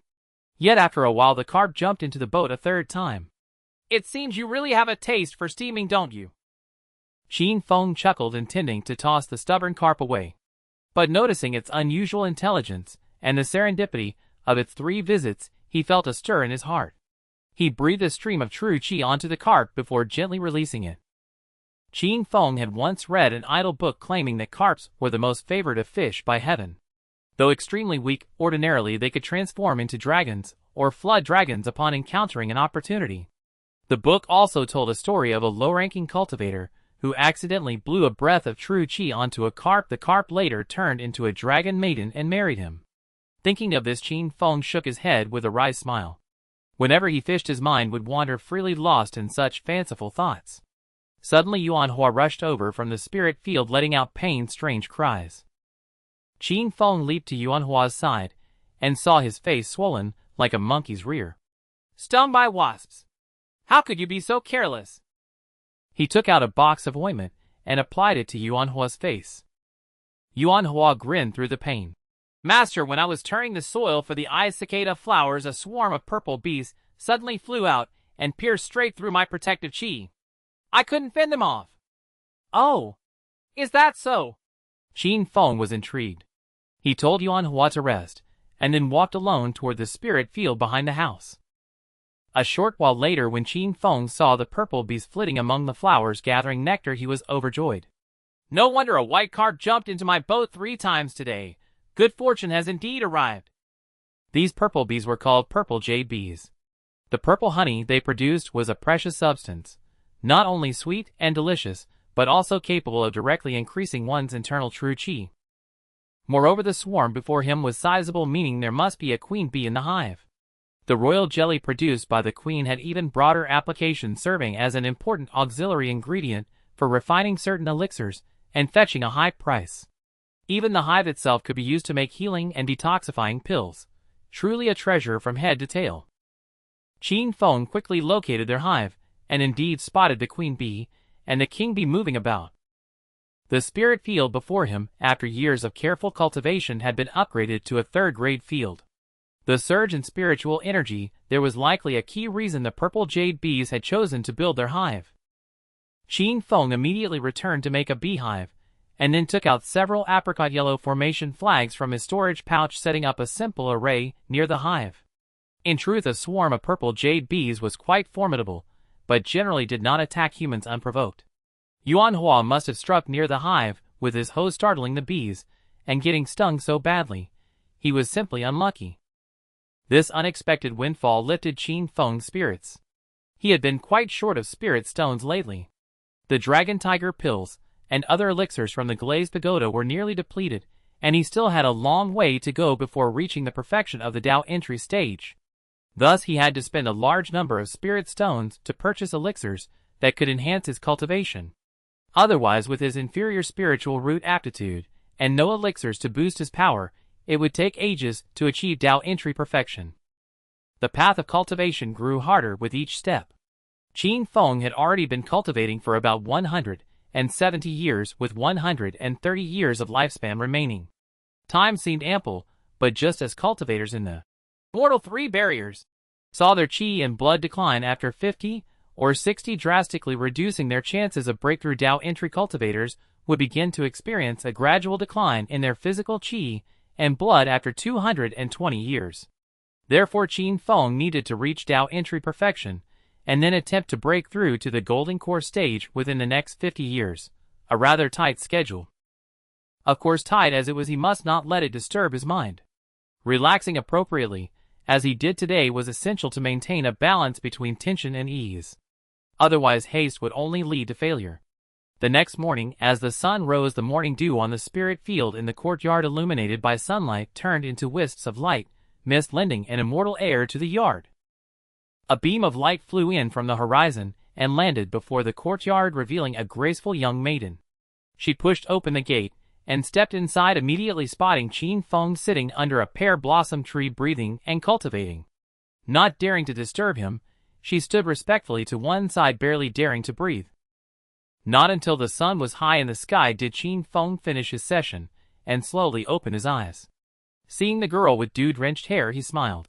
"Yao, you're here." The girl was none other than the little Li Yao from years past. Li Yao immediately stepped forward and bowed. "Yao pays respects to Master." She then took a gourd from her storage pouch. "Master, when I was exploring Little Cold Mountain with junior sister Yuan Ming, we discovered some monkey brewed wine. Yuan said you enjoy drinking, so we managed to steal a gourd and brought it specially for you." Qin Feng uncorked the gourd, and the aroma of wine filled the air. Taking a sip, he felt the rich warmth spread through his limbs and bones. Hastily sitting in meditation to refine it, he found his cultivation had actually increased slightly. "Excellent wine, excellent wine." Qin Feng was overjoyed and quickly asked Li Yao, "Where exactly on Little Cold Mountain did you find this monkey wine?" Li Yao looked down at her embroidered shoes and said softly, "We found it at a place called Sun Moon Cliff. Those monkeys were quite formidable, and Minger got hurt while trying to steal the wine. Yuan Ming, do you know your crime?" In the Firefly Cave of Dahuang Mountain, Qin Feng sternly reprimanded his third disciple, Yuan Ming. Yuan Ming was in a sorry state, with a bruised and swollen face and a bandaged arm. He cried out in grievance, "Master, I ended up like this trying to steal monkey wine for you. Even if I have no merit, I have at least toiled. Instead of healing my wounds, you're blaming me." Qin Feng snorted coldly. "How dare you quibble? You got into trouble because of your own greed for wine, and then you coaxed your senior sister into offering it to me, hoping I would settle the matter with the long-armed monkey king. Isn't that so? If you lie again, I will expel you from the sect." Yuan Ming's face showed panic, and he quickly knelt down, crying out, "Master, forgive me. I know I was wrong. I was bathing in a pool on Sun Moon Cliff when I discovered a vat of fine wine brewed by monkeys there. Seeing that those long-armed monkeys were nothing special, I thought of stealing a few gourds, most to offer to you and one for myself. I never expected that among them was a long-armed monkey king with formidable skills. If not for senior sister's timely rescue, I might never have seen you again." As he spoke, he hugged Qin Feng's leg and burst into loud sobs. Qin Feng, somewhat disgusted, pulled his leg back and wiped off the snot, saying, "Get up quickly. Haven't I told you that except for the day you became my disciple, you are never to kneel to anyone?" Yuan Ming then stood up trembling and said, "Just now, when I heard you were going to expel me, my legs went weak. I've never knelt to anyone else." Compared to Yuan Hua, Yuan Ming was clearly more cunning and articulate after awakening, which gave Qin Feng a headache. However, despite her lively nature, aside from this incident, she had never caused him any trouble over the years. On the contrary, she often showed filial piety by bringing back spiritual herbs, flowers, fine wines, and exotic fruits from outside to offer to Qin Feng. Thus Qin Feng's earlier threat to expel her was merely to teach her a lesson. Boom! Suddenly a loud noise came from outside the Firefly Cave. Qin Feng, Liao, and Yuan Ming stepped out to see a giant ape as large as a black bear lifting a massive boulder and hurling it toward the cave entrance. This was likely the long-armed monkey king with cultivation equivalent to an early-stage human Dao adept matching Liao. However, Liao was not skilled in combat, and Shinsanyang was out gathering herbs, so they were no match for this ape. A dazzling green light flashed, splitting the boulder into dust. Then the sword aura suddenly surged, flying straight toward the monkey like a bolt of lightning. The monkey bared its teeth and let out a roar, swinging an iron rod to strike the incoming green light. A clang of metal on stone rang out, sending sparks flying. The monkey felt its arm go numb, and the rod slipped from its grasp, clattering to the ground. Startled, the monkey scrambled to retrieve the rod, but then felt a chill at its heart. Looking down, it saw a gleaming flying sword pressed directly against its chest. A slight thrust would send it straight to meet the king of hell. The once arrogant long-armed monkey king froze instantly, not daring to move. Yet it remained proud, lifting its head with an air of resigned defiance, making no plea for mercy. "Get lost. If you dare trespass again, I will show no mercy," Qin Feng said, waving his hand. The firefly's sword returned to its sheath, sparing the ape. After all, his disciple was in the wrong for stealing the monkey wine. Though the long-armed monkey king could not speak, it seemed to understand human speech. After picking up the rod, it silently leaped away into the distance. A few days later, Qin Feng was chatting in the Firefly Cave with Shinsanyang, who had returned from herb gathering, when he heard Yuan Ming speaking with someone outside. "What? You want to become my master's disciple too? I advise you to forget it." Qin Feng looked through the cave window and saw that the one talking to Yuan Ming was none other than the long-armed monkey king. The two apes who had been at odds just days before were now amiably eating peaches and chatting outside the cave. The long-armed monkey king chattered in monkey language, which only Yuan Ming, a rare white ape herself, could understand. "My master is extremely strict about taking disciples. So far, including me, he has only 3 talented students. You ask how I was fortunate enough to become his disciple. Well, it's because senior brother Yuan Hua and I were raised by our master since childhood. We served him tea and water in the residence for 100 years, finally moving him with our sincerity. He bestowed upon us the 1,000-year-old polygonum to transform our bodies and learn the supreme immortal arts." Yuan Ming rambled on, then suddenly asked, "Do you have any more monkey wine? My mouth is dry from talking." The long-armed monkey king reluctantly pulled out a gourd and handed it to Yuan Ming. After taking a sip, Yuan Ming smacked her lips with satisfaction and patted the monkey king's shoulder in an old-fashioned manner. "In short, my master does not take disciples lightly, especially not creatures like us. He is even more cautious. However, if you are sincere enough, bring some monkey wine regularly for me to offer to him. Over time, when he is moved, I can put in a good word for you, and there might be a chance." It turned out that the long-armed monkey king, having been subdued by Qin Feng's sword that day, was deeply awestruck and regarded Qin Feng as an immortal from a celestial mansion. Later, learning that Yuan Ming, a fellow ape, was Qin Feng's disciple, he became intrigued. He actively brought monkey wine to curry favor with her, hoping to study immortal arts under Qin Feng. As for Yuan Ming, her lengthy tale was merely a ploy to swindle his monkey wine.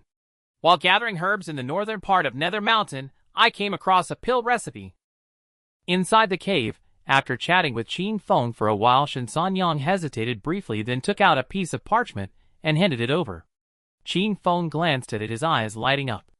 The 100 herbs pill made primarily with 1,000-year ginseng and 1,000-year polygonatum supplemented by dozens of spiritual herbs like donji grass and crescent grass. It can enhance the true essence of latest-stage human Dao and early-stage golden core cultivators. Lately, Qin Feng had nearly exhausted his savings buying elixirs. The 100 herbs pill required many herbs, but most were easy to obtain. As for the main ingredients, 1,000-year ginseng and polygonatum, Qin Feng had a considerable stock in his floating cloud cave. Herb of the red grass, crushed yellow essence, the 333 flowing fire, the cauldron's chi settling at the bottom. Over the years, Qin Feng had attempted to refine several batches of pills, but aside from simpler ones, like the fasting pill and foundation strengthening pill, he had failed at every slightly more challenging attempt. Either the resulting pills were utterly devoid of efficacy, or they turned into charcoal, and on one occasion, the cauldron even exploded, leaving him injured at home. After that explosion, Qin Feng felt that some spirit stones were simply destined to be earned by others. However, he was now short on funds. Only a few days ago had he made a substantial profit from UMO, otherwise his supply would have nearly run dry. Under these circumstances, Qin Feng had no choice but to consider picking up the art of alchemy once more.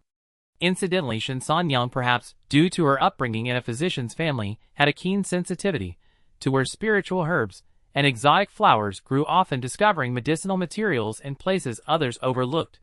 However, she too was not skilled in alchemy. She had caused more cauldron explosions than Qin Feng. This was a major reason why she was willing to share the recipe for the 100 herbs pill with Qin Feng. Of course, Qin Feng had promised that after successfully refining the first batch, he would give her at least 3 pills as a token of gratitude for the recipe. What exactly does this 333 flowing fire mean? Perhaps due to the ancient nature of this recipe, some of the terminology recorded in it was utterly incomprehensible to a novice alchemist like Qin Feng. Given his meager experience and lessons in alchemy, any slight misunderstanding of the recipe could easily lead to ultimate failure, wasting the hard-earned spiritual herbs and plants. Left with no other choice, Qin Feng had to take the recipe and seek advice from his second senior brother Xiong Lai. Though it might be hard for many to believe, despite Xiong Lai's fiery temperament, he was the most skilled in alchemy among the disciples of mysterious Yin Elder. When Qin Feng asked Xiong Lai about the meaning of 333 flowing fire, Xiong Lai gave him a somewhat speechless look, then instructed a boy to fetch a book titled Alchemy Essentials and handed it to him. Flipping through the pages, Qin Feng found that Alchemy Essentials contained no particularly obscure content. It was all basic knowledge about the art of alchemy. Among it, matters related to fire alone occupied half the text. The types of fire used in alchemy were countless, such as the true essence fire of an entry path cultivator, the core fire of a golden core cultivator, and the nascent soul fire of a nascent soul cultivator. The fires generated through formations were even more complex and varied. Certain pills required specific types of fire to achieve a high success rate, otherwise, there was a great risk of wasting the spiritual plants. In Alchemy Essentials, Qin Feng found the explanation he sought for 333 flowing fire. It referred to arranging 3 horizontal and 3 vertical streams of flowing fire within the cauldron. The so-called flowing fire was a flame that continuously circulated along fixed flame paths after setting up a flowing fire formation. Reading this, Qin Feng couldn't help but blush. So this is actually one of the most fundamental concepts in alchemy. To his shame, although Qin Feng had refined pills a few times, and even succeeded by luck, his foundational skills were terribly lacking. He had never settled down to study systematically. Thus he borrowed the Alchemy Essentials, which was filled with Xiong Lai's notes, and spent over a month reading it meticulously. After such careful preparation, he finally began to refine the 100 herbs pill. At the Firefly Gathering Cave in Dahuang Mountain, Qin Feng specially built a medicine stove and alchemy room, invested heavily in a large cauldron, and arranged several sets of formations around it, even enabling him to draw fire directly from the underground magma lake for alchemy.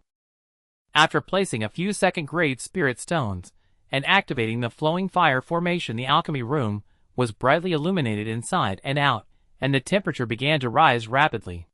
Once the cauldron reached a certain temperature, Qin Feng sequentially added measured amounts of herbs such as herb of the red grass, moon sprout grass, and pre-crushed millennial yellow essence into the cauldron. After closing the lid, he immediately sat cross-legged and continuously channeled his true essence through the bagua plate on the cauldron's wall. The true essence passing through the bagua plate into the cauldron adhered to the various spiritual plants, preventing them from burning, while better extracting their unique botanical essences. The key to a successful batch of pills lay primarily in controlling the heat and the subtle manipulation of one's true essence. For the next, while Qin Feng continuously channeled true essence into the bagua plate, while adjusting the fire temperature of the flowing fire formation by adding or removing spirit stones from the array disc. Additionally, he had to periodically fan the furnace chamber with a fan to achieve the optimal temperature, never allowing a moment's slack. No wonder many alchemists required assistance, like fanning boys. It was truly too much for one person to handle. 3 days later, Qin Feng was drenched in sweat and nearly exhausted. Fortunately, by this time all the spiritual plants inside the cauldron had liquefied, and it was no longer necessary to feed true essence into the bagua plate. He then summoned the most steady disciple Yuan Hua, patiently taught him how to control the fire, handed him the tiny pure serenity fan, and then retreated to a quiet chamber to sit. A thin stream of spiritual energy, not abundant, entered his body through his breath, flowing through acupoints such as Shinting Shanzhong and Yonghuan, before finally settling into the Dantian Sea of Qi. Whenever the spiritual energy passed through the Shiting point, it brought a refreshing coolness, gradually dispelling the fatigue. After a full 14 days, Qin Feng deactivated the formation and extinguished the cauldron's fire. At that moment, Shen Sanyang approached, even more anxious than he was asking, "Has this batch of 100 herbs pill succeeded?" Qin Feng's heart was equally uneasy, but he kept reassuring himself. "At least the cauldron didn't explode. Failure is the mother of success. At worst, I can just try again." He took a deep breath, reached out, and lifted the cauldron's lid. A fragrant aroma instantly filled the air. Eagerly peering inside, he saw a dozen or so emerald green pills lying quietly at the bottom. Qin Feng was overjoyed. The pills were intact and exuded a rich fragrance. His attempt at refining the 100 herbs pill had clearly succeeded. He quickly retrieved a Shifat jade bottle from his storage pouch, carefully placed all the 100 herbs pills inside, 14 in total, and gave 3 to Shen Sanyang as promised. Noticing that his fanning boy Yuan Hua looked utterly dispirited, Qin Feng, acknowledging his hard work, also bestowed 1 pill upon him. Upon receiving the 100 herbs pill, Yuan Hua became ecstatic, dancing with joy, much to the envy of Yuan Ming standing nearby. Afterward, Qin Feng returned to his meditation chamber, took out a freshly refined 100 herbs pill, and swallowed it. The pill immediately dissolved, releasing a rich herbal spiritual aura that gradually absorbed into Qin Feng's body as he circulated his cultivation technique. At the 100 Serpent Mountain, within the floating cloud cave, as dusk fell, Qin Feng, who had been cultivating all day, arrived at the spirit field. Gazing at the vibrant and thriving spirit flowers and exotic herbs before him, his initially somewhat gloomy mood could not help but lighten. Perhaps influenced by the farming nature ingrained in his past life as a descendant of Yin and Huang, Qin Feng always found great satisfaction while toiling in the spirit field. The heartfelt joy reaped after shedding sweat and gathering a bountiful harvest was something many could never experience. Qin Feng activated the profound nether flora art, gathering several essence pearls of plants and watering a dozen or so golden-stemmed emerald-leaved herbs resembling Ganoderma. These dozen herbs, named Doshui immortal mushrooms, were originally discovered by Yuan Ming on a steep cliff of Little Cold Mountain and transplanted here by Qin Feng. Ordinary aged Doshui immortal mushrooms were virtually useless, not even tempting cattle. However, those over 500 years old were top-grade herbs for healing cultivators' internal injuries, fetching high prices in cultivation markets. Furthermore, Doshui immortal mushrooms aged over a millennium would grow Doshui pearls, extremely precious spiritual treasures, with miraculous effects in improving a cultivator's physique, truly priceless and beyond purchase. Unfortunately, the Doshui immortal mushrooms, before Qin Feng, were merely 300 years old. Moreover, the blue spirit liquid obtained from the glazed pagoda had been completely used up. Unable to rapidly accelerate the aging of these mushrooms, he could only wait for them to grow slowly. Suddenly a roar of a bear and tiger resounded. Frowning, he returned to the cave dwelling and peered out through the cave window. To his surprise, 2 cultivators clad in animal skins had appeared outside, both at the midstage of Dao entry. The two guardian spirit beasts, the ice-winged bear and the white tiger, were incessantly roaring at them. A hunchbacked old man chuckled. In this world, rare treasures are usually guarded by fierce beasts. In my humble opinion, there must be a celestial treasure within the floating cloud cave. Another middle-aged cultivator remarked. Since Shua's money mouse led us here, there must be something good inside. However, bears and tigers have different natures and are usually incompatible, yet they coexist peacefully in the same cave and unite against outsiders. They seem to have been tamed by someone. This place is remote and lacks abundant spiritual energy. Whoever settles here can't be a formidable cultivator. Though the hunchbacked elder said this, he immediately grew vigilant. After exchanging a few whispered words, the middle-aged cultivator cupped his fists and shouted loudly.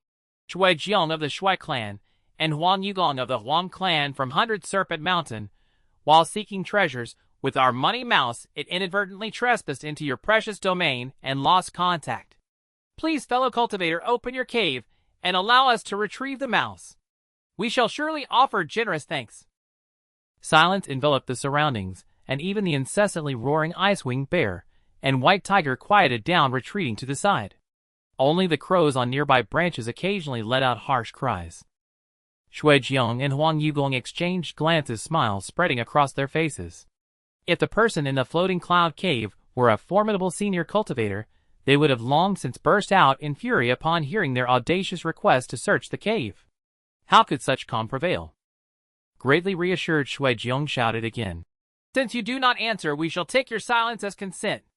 With that, he patted the pouch at his waist, releasing over 100 silver glinting goo insects to lead the way, charging straight into the floating cloud cave. The bear and tiger at the cave entrance did not stop them. Shui and Huang paid them no mind for now.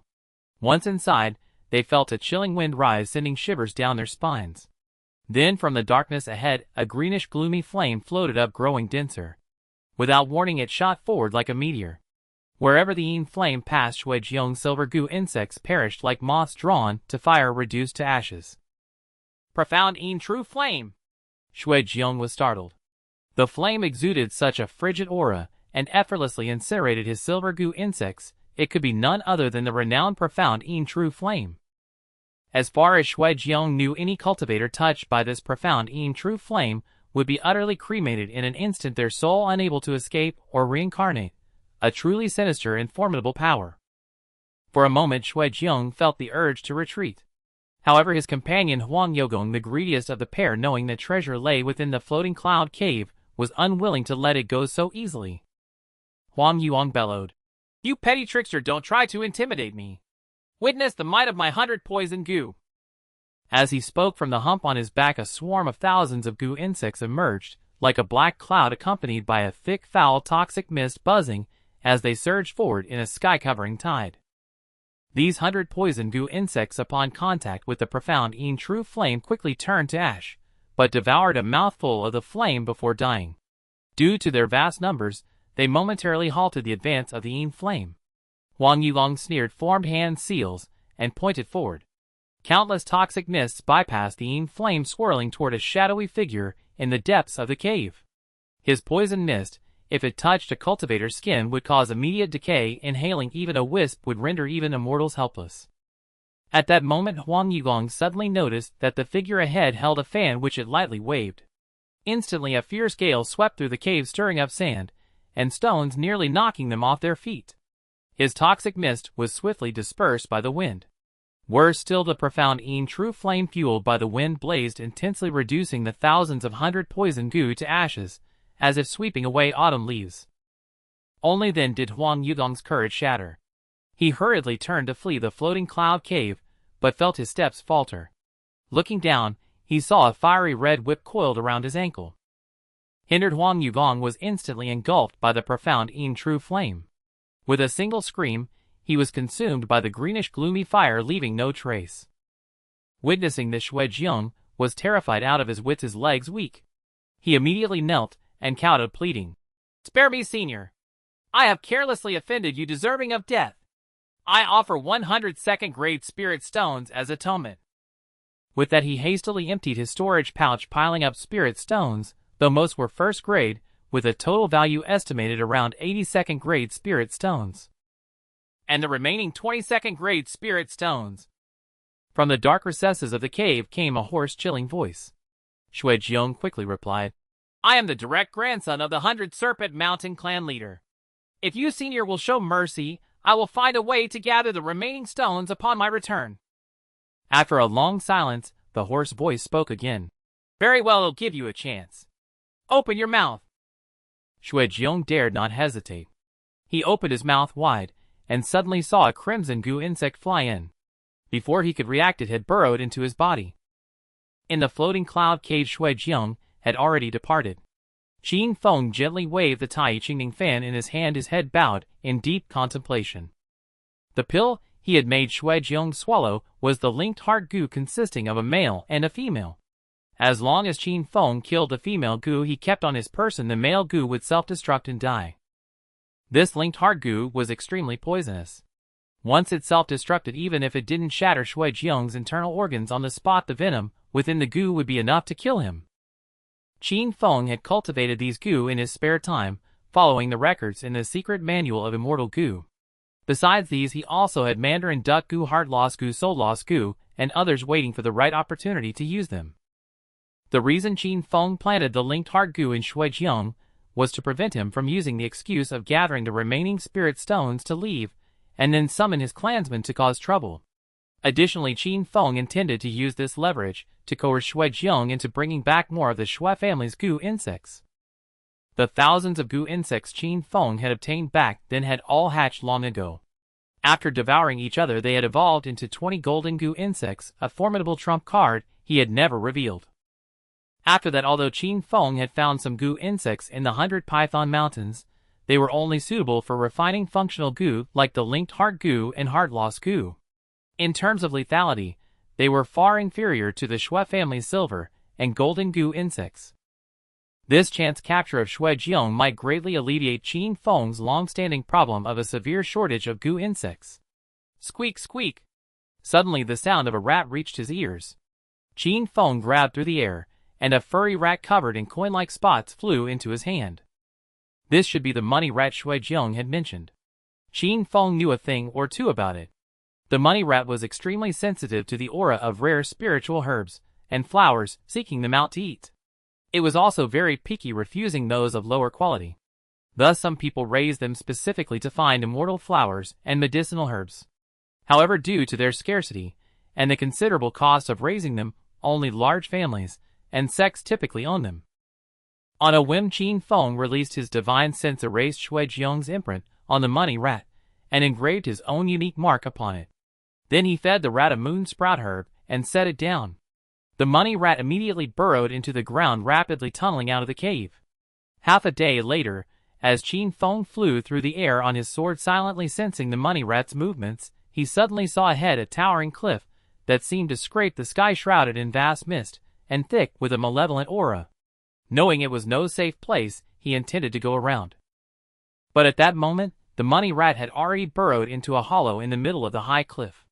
Through the wisp of divine sense attached to the rat, Qin Feng immediately sensed that the hollow was filled with the aura of lush vegetation, suggesting it contained many high-grade spiritual plants and herbs. However, to be safe, Qin Feng hurriedly flew elsewhere, while forcibly summoning the money rat back. Suddenly, faint, miserable cries of children came from the cliff. Qin Feng frowned, descended from his sword flight, applied an invisibility talisman and a chi concealment talisman, and quietly made his way to the top of the cliff. Hiding behind a towering ancient tree, he looked ahead. Before a large cave on the cliff was a flat expanse of ground surrounded by dozens of long black banners. At the base of the banners, black flames blazed fiercely, sending sparks flying in all directions. In the center of the flat ground stood a high altar upon which were placed tables, offerings, and incense candles. Below the altar was a row of wooden stakes to which a dozen or so children, all about 7 or 8 years old, were bound with iron chains. Their faces were filled with terror, and they were wailing loudly. 6 Ding and 6 Jia spirits lend your aid. Hanyuan Ichi encompasses the cosmos. Heavenly gate open. On the altar, a disheveled barefoot Taoist clad in tattered robes held a 3-edged short sword in his hand, muttering incantations. With a final loud shout, the 3-edged sword flew out and stabbed directly into a child's heart. The Taoist grabbed through the air and the three-edged sword flew back carrying a bloody heart. He caught it with one hand and crushed it instantly. The blood dripped entirely onto a small hemp banner in the center of the altar, which was inscribed with numerous talismans and cloud patterns. The three-edged sword flew out again, heading for the next child tied to the stakes. Qin Feng had never been a man of great righteousness or chivalry, but he had not lost his conscience. Having stumbled upon this, how could he tolerate this man continuing to slaughter children to refine his evil artifact? In a flash, the dragon scale whip shot out from his hand, entangling the three-edged sword. At the same time, the Ju-Ing sword transformed into a dazzling cyan sword, light soaring into the sky and flying straight towards the evil Taoist. This Taoist was named Fu Cheng. He was originally a disciple of a powerful rogue cultivator. Many years ago, when his master's enemies came knocking, Fu Cheng seized the chaos to steal a flying sword and a fragment of a refining manual, then fled to settle deep within the 100 Python Mountains. Fearing that his master might find him, Fu Cheng lived a reclusive life, rarely leaving the 100 Python Mountains. He usually spent his time cultivating some spiritual plants, and occasionally went to nearby villages to capture children for refining his magical tools, leading a simple but monotonous existence. Little did he expect that today Qin Feng would stumble upon him and immediately seize his flying sword. Startled, Fu Cheng raised his hand, and the long black banners arrayed around the altar flew to his side, shielding him. He shouted loudly, "Fellow Taoist, it seems I have not offended you. Why do you attack me so ruthlessly? Could there be some misunderstanding?" Qin Feng controlled his flying sword from a distance, while speaking in a deep voice. "Why do you harm these children? You are utterly devoid of conscience." Fu Cheng looked at Qin Feng with some disbelief. "I see you cultivate demonic arts as well. Mortals are but ants. What is so strange about killing a few to refine magical treasures?" Hearing this, Qin Feng said nothing more, and continued to drive the Ju-Ing sword in a fierce attack. Half of Fu Cheng's abilities lay in his three-edged sword, which Qin Feng had already taken with the dragon scale whip. The other half lay in the small hemp banner on the altar, but as it had just received a blood sacrifice, it could not be moved for the time being. Thus, for the moment, he could only use those long black ghost banners to defend himself, desperately hoping that when he could finally use the small hemp banner, he would launch a counterattack and kill Qin Feng in one fell swoop. But suddenly Fu Cheng saw a dozen golden stars fly out from the cyan sword light before him, instantly piercing through his ghost banner shield. When he realized these golden stars were actually a dozen golden flying insects, a look of terror immediately appeared on Fu Cheng's face. "Gee, golden goo insects!" Before he could finish speaking, the golden goo insects had already burrowed into his body without any hindrance. Fu Cheng let out a few agonized screams, then crashed to the ground. In an instant, all signs of life were gone. After a short while, his entire body dissolved into a pool of blood. Qin Feng waved his hand, sheathing the Ju-Ing sword and storing the golden goo insects in his pouch. He then went to release the chains binding the children, who were nearly scared unconscious one by one. "Thank you, immortal master, for saving our lives." Though most of these children were still young and unaware, they all obediently knelt and bowed to Qin Feng in unison. After some inquiries, Qin Feng learned that these children were all captured by Fu Cheng from various villages in the 100 Python Mountain. Thus, he decided to be a good person to the end, using his sword to return them one by one. Otherwise, in this deep mountain forest filled with tigers, wolves, and poisonous creatures, these children would find it nearly impossible to move, not knowing when they could return home. After much effort, when he finally delivered the last little boy, the child knelt and refused to rise. "Respectfully reporting to the immortal master, I am an orphan with no relatives left.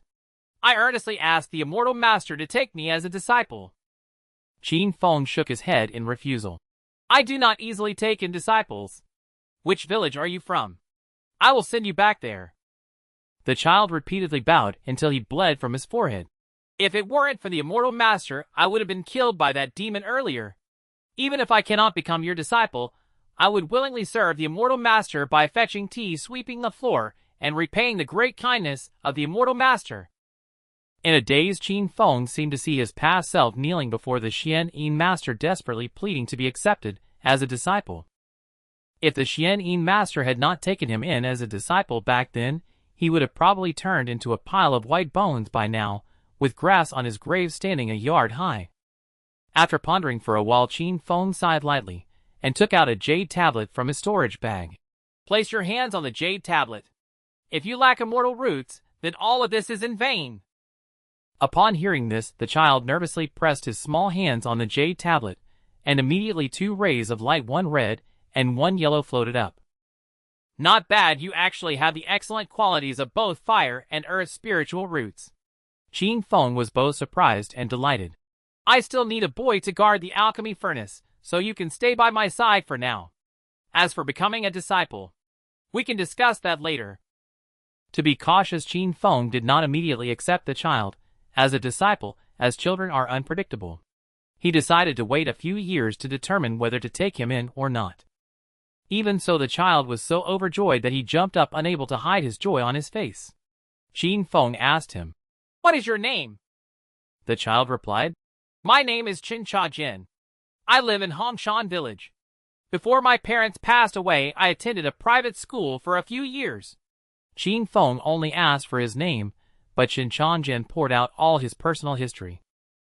Changjin, that's a good name. I hope one day you will not forget today and live up to this name," Qin Feng remarked as he leaped onto the high platform and picked up the storage bag of Fu Chung. Upon opening it, he found only a small amount of spirit stones and a significant number of spiritual plants and elixirs, among which was an ancient and elegant wooden box that looked particularly precious.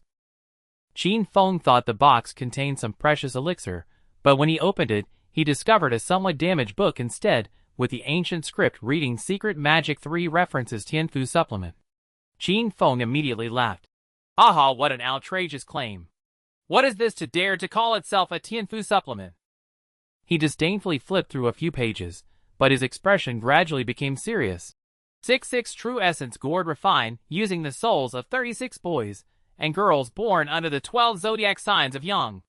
After refinement, the 66 will generate able to seize innate creation and promote the balance of yin and yang. Hun Yuan Banner refined using the blood of 14 boys born on Yang days and 14 girls born on Yin days. After refinement, it can produce Hun Yuan energy capable of shrinking space and traveling hundreds of miles. Yellow Spring Bell refined using the energy of the Yellow Spring and the mud of the 9 nether supplemented with the blood of 9 ferocious beasts. This so-called Tianfu supplement recorded the refining methods for 3 types of treasures. The first 2 were detailed, while the section on the Yellow Spring Bell was slightly lacking. What astonished Qin Feng the most was that the refining processes for these 3 treasures were X. This was somewhat similar to the demonic heart Si Dao he had practiced before. This is truly baffling. It can't possibly be some street vendor's goods written to deceive people, right? At that moment, the inconspicuous burlap banner on the altar suddenly trembled slightly, emitting a ray of light before returning to calm. Qin Feng took the banner in his hands and saw that the talismans on it were quite complex, seemingly corresponding to what was recorded about the Hun Yuan banner in the damaged volume of the Tianfu supplement. Qin Feng's heart stirred as he flipped through the book, silently reciting the incantation for the recording. He then urged his true essence, waving the burlap banner forward, and a mixed black and white aura shot out. A massive stone towering higher than a person was merely brushed by it, yet it was cleaved in half like rotten mud. Seeing this, Qin Feng was momentarily stunned. Could it be that all the records above are true? This Hun Yuan banner was still just a half-finished product, yet it was already this powerful. If it hadn't just been blood-refined, Fu Chung might not have been able to defeat Qin Feng with it in battle. Qin Feng stood in place for a long time, his mind at war. Ultimately, he made a decision. As for the Yellow Spring Bell, let alone the blood of 9 great ferocious beasts, just the Yellow Spring energy and 9 nether mud were hard to find, so there was no need to consider it. The 66 True Essence Gourd required the souls of boys and girls, which Qin Feng was unwilling to refine. Only this Hun Yuan banner had already been partially refined, and although it also stated that it required the blood of boys and girls for the ritual, there were definitely alternative methods that did not involve killing people, albeit they were overly complicated and time-consuming. What was more important was that once the Hun Yuan banner was fully refined, it possessed the ability to shrink space and travel hundreds of miles, making it an extraordinary escape technique, which was an immense temptation for Qin Feng. Shortly after, Qin Feng took Qin Jin to the semi-cave, where the money mouse had previously been, and indeed found patches of spiritual plants growing there with an extraordinary fragrance and quality. Observing this high cliff rich in spiritual energy, Qin Feng noted that the spiritual field within the cave far surpassed that of the floating cloud cave, and he considered moving here to settle down. However, thinking of whether the demon he killed had any relatives or friends, the uncertainties of living here were too great, which made him abandon the thought. Thus he wielded a hoe and dug out all the spiritual plants along with their soil, planning to transplant them back to the floating cloud cave, while internally estimating how many spirit stones he could earn if he sold them. It must be said that being brought out by the money mouse had indeed earned him a considerable profit, greatly alleviating his pressure of lacking spirit stones. 2 years later, amid the cicadas chirping outside the mountain village and clouds shrouding the stone bridge, a swarthy long-bearded itinerant physician holding a banner in hand and accompanied by an 8 or 9-year-old boy crossed a stone bridge. One side of the banner read "Healing the World," while the other bluntly stated "Specializing in children's ailments." Are you the 9-yang divine healer? Heavens above, we've finally been blessed with your arrival. An elderly steward-like figure immediately approached from the side of the stone bridge. What exactly is the ailment afflicting your esteemed master's eldest son? The itinerant physician spoke while walking toward an imposing mansion within the village. The steward slapped his thigh and said, "We simply cannot identify this strange malady. He languishes all day, plagued by nightmares night and day, wasting away before our eyes until he can no longer leave his bed. We have consulted every renowned physician to no avail, and we earnestly hope you divine healer can cure him." The itinerant physician nodded, said no more, and followed the steward into the Liu family estate, where he was warmly welcomed by Squire Liu, old Madame Liu, and others. Someone quickly served tea for the divine healer. The itinerant physician waved his hand. "Let us set aside the tea for now, the treatment takes precedence." Indeed, this way, divine healer." Squire Liu led the way, personally traversing a winding corridor to bring the physician and the boy before a certain room.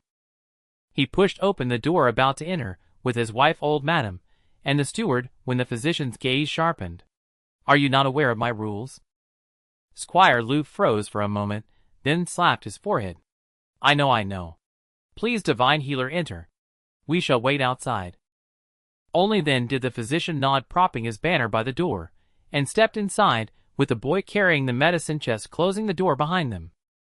Old Madame Liu asked suspiciously, "My son, with such strict rules, could this physician be a charlatan?" Squire Liu quickly shushed her, whispering, "Mother, you don't understand. This 9-yang divine healer rose to fame in the past 2 years. They say he can revive anyone with even a breath of life left. His renown is immense across the entire Yu kingdom. Even nobles struggle to secure his services." Old Madame Liu paused, then murmured happily, "So my grandson can be saved?" One of Squire Liu's concubines asked curiously, "Why is this physician called the 9-yang divine healer? That title is truly baffling. It's a name that leaves one utterly perplexed." Only the Liu family steward seemed to know. "From what I've heard, the divine healer once had a son and a daughter. The boy was born at the yang hour of a yang day in a yang month, and the girl at the yin hour of a yin day in a yin month. Neither survived. Thus he made a rule: if anyone born at those 2 hours falls ill, he will almost always answer the call, even waiving fees for the poor. Over time, he earned the title 9-yang divine healer." Inside the room, the famed 9-yang divine healer Qin Feng sat in a chair, drinking wine and reading a book. Instead, it was the boy Chen Chongqing carrying the medicine chest and playing the part of an apprentice who took the pulse of an 11 or 12-year-old young master lying in bed. After a long while, Chen rose and said, "Master, his pulse is normal. I cannot find the root cause." "Oh, such a case exists." Qin Feng put away his 9-process yellow essence wine and approached. His gaze sharpened as he noticed a wisp of black qi, invisible to most, swirling above the young master's head, a clear sign of sorcery. No wonder other physicians had failed to diagnose it. Then Qin Feng produced a mirror, pricked the young master's fingertip for a drop of blood, and let it fall onto the mirror. After studying it intently, he shook his head in disappointment. Not one born at the yang hour. Another wasted effort. With that, he and Chen Chongqing walked out. Squire Liu, old Madame Liu, and the others immediately rushed forward. "Divine healer, can my son be saved?" Qin Feng shook his head, chilling Squire Liu's heart. Yet he added, your son has fallen victim to a curse of black magic beyond the reach of medicine. Have your men search the estate thoroughly. Before he could finish, Squire Lu roared, steward, seal the gates at once, and search every corner. I want to see who dares such treachery. Soon the steward found a doll inscribed with the young master's birth date and time in the concubine's room, riddled with black threads and red needles. Qin Feng paid no heed to the sordid affairs of the great household. After collecting his fee and leaving the Lu estate, he planned to try his luck at the nearby villages. Over the past 2 years, during breaks from cultivation, Qin Feng had often disguised himself as an itinerant physician traveling from village to treat children. This had led him to a few children matching the birth criteria from whom he had successfully extracted essence blood to refine the mixed yuan banner. Qin Feng carried many foundation pills and consolidation pills. Though mere low-grade elixirs in the cultivation world, they sufficed to cure all ailments and extend the lifespans of mortals. Thus the children from whom Qin Feng had secretly drawn essence blood after consuming his immortal pills not only suffered no hidden ailments, but grew stronger than before. Yet fortune was not always with him. Those born under the 2 specific conditions were too rare, as the recent visit to the Lu estate proved a wasted journey. The Lu estate was situated in a village on a plain with abundant farmland and prosperous folk. Not far away, on a great mountain, lay numerous Miao villages where most lived by hunting, known for their fierce customs and occasional raids on passing merchants. When Qin Feng reached the large Miao stockade of 28 Gully, he found the entire village, young and old, gathered as if for a traditional ritual. At first Qin Feng paid no heed, but then he noticed an old monk and 2 young novices walking along the mountain path, their bodies radiating spiritual energy, clearly cultivators. Later in the village, he spotted a male and a female swordsman, both wearing the sect robes of the Green Lotus Sword sect. Moreover, the woman was someone Qin Feng had once met. Years ago, on orders from his senior brother Li Xiaoshan, he had retrieved a pipa from a desert, and only to be pursued afterward by 2 Green Lotus Sword sect female cultivators, Jiang Xuejuan and Qiu Lan. The female swordsman in now was none other than Jiang Xuejuan. Jiang Xuejuan had now reached the late stage of Dao entry, earning the epithet Peerless Dust Fairy for her icy ethereal beauty. Wielding her dust snow sword, she had slain countless disciples of the Nether Ghost sect over the past century. Fortunately, Qin Feng was in disguise, and had not seen Jiang Xuejuan in 100 years. Moreover, his demonic aura was fully concealed by the demonic heart see-down method he cultivated, so she took no notice of him. Qin Feng, maintaining a calm demeanor, found an empty table to rest, pondering inwardly, why has this unremarkable 28 Gully stockade suddenly attracted so many cultivators?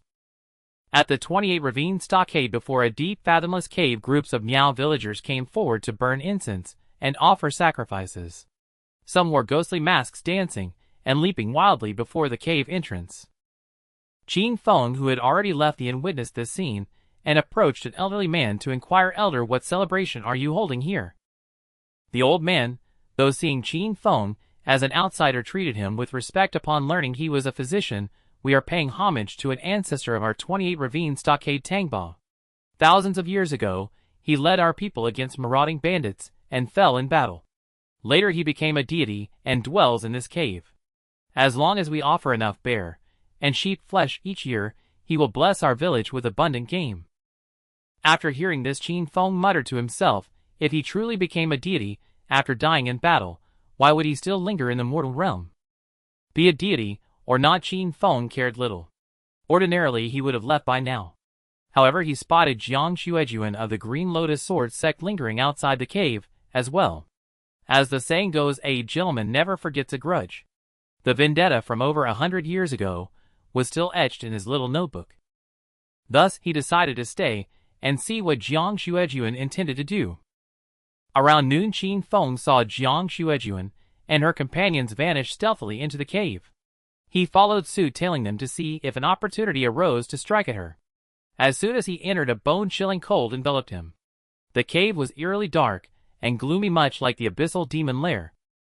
Sensing many cultivators within, including formidable experts, Qin Feng dared not approach too closely. He kept a safe distance, often pausing in the shadows. After about the time it takes an incense stick to burn, Jiang Zijian's figure had vanished from his sight. Just as Qin Feng hesitated whether to retreat from the unsettling cave, fierce sounds of battle erupted ahead. Creeping closer, he saw a spacious chamber filled with bizarre stalactites shrouded in chilling mist.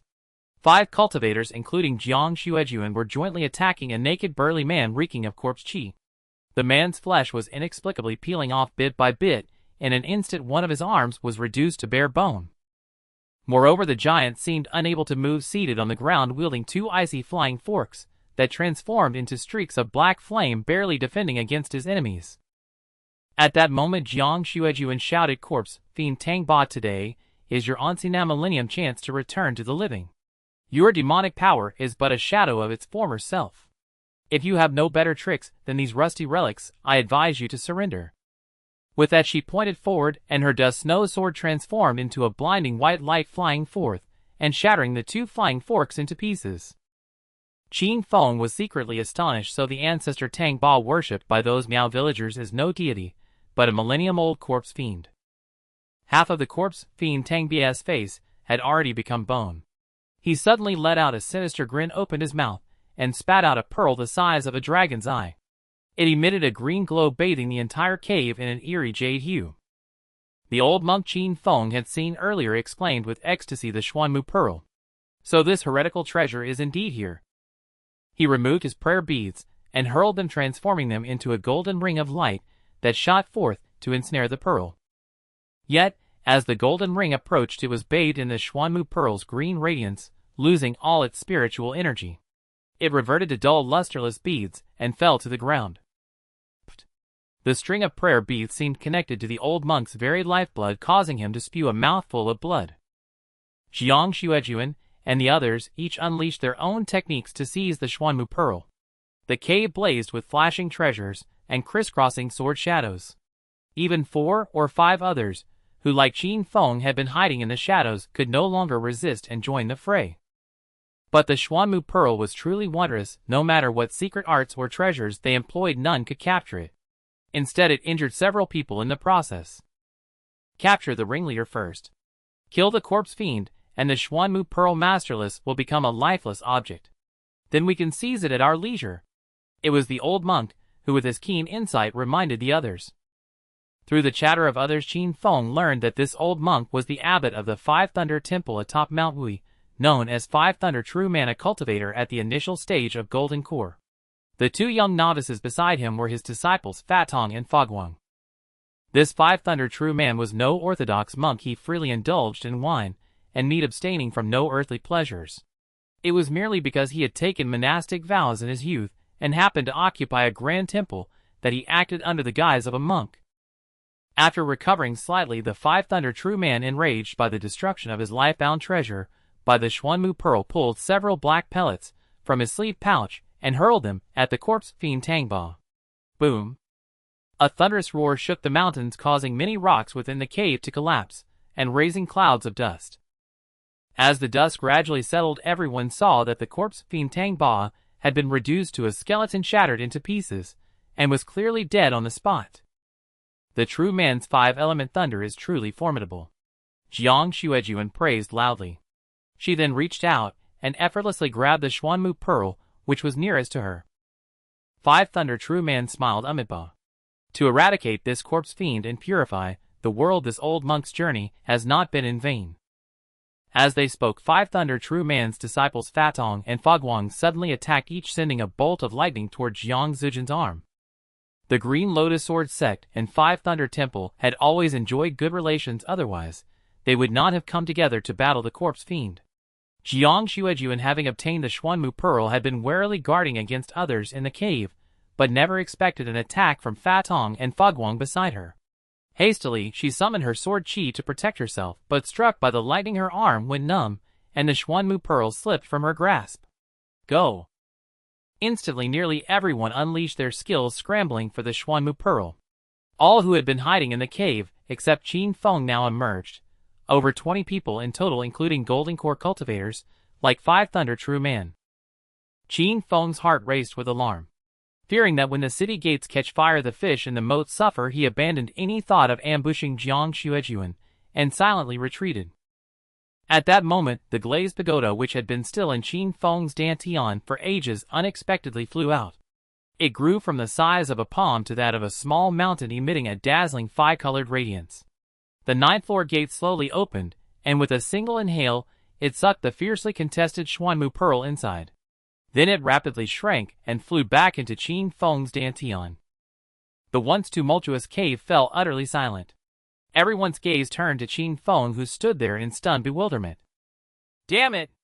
Qin Feng couldn't help but curse aloud. Never in his wildest dreams did he expect that the glazed pagoda, which had always remained motionless and never left his dantian's qi would suddenly fly out and snatch the treasure right before everyone's eyes.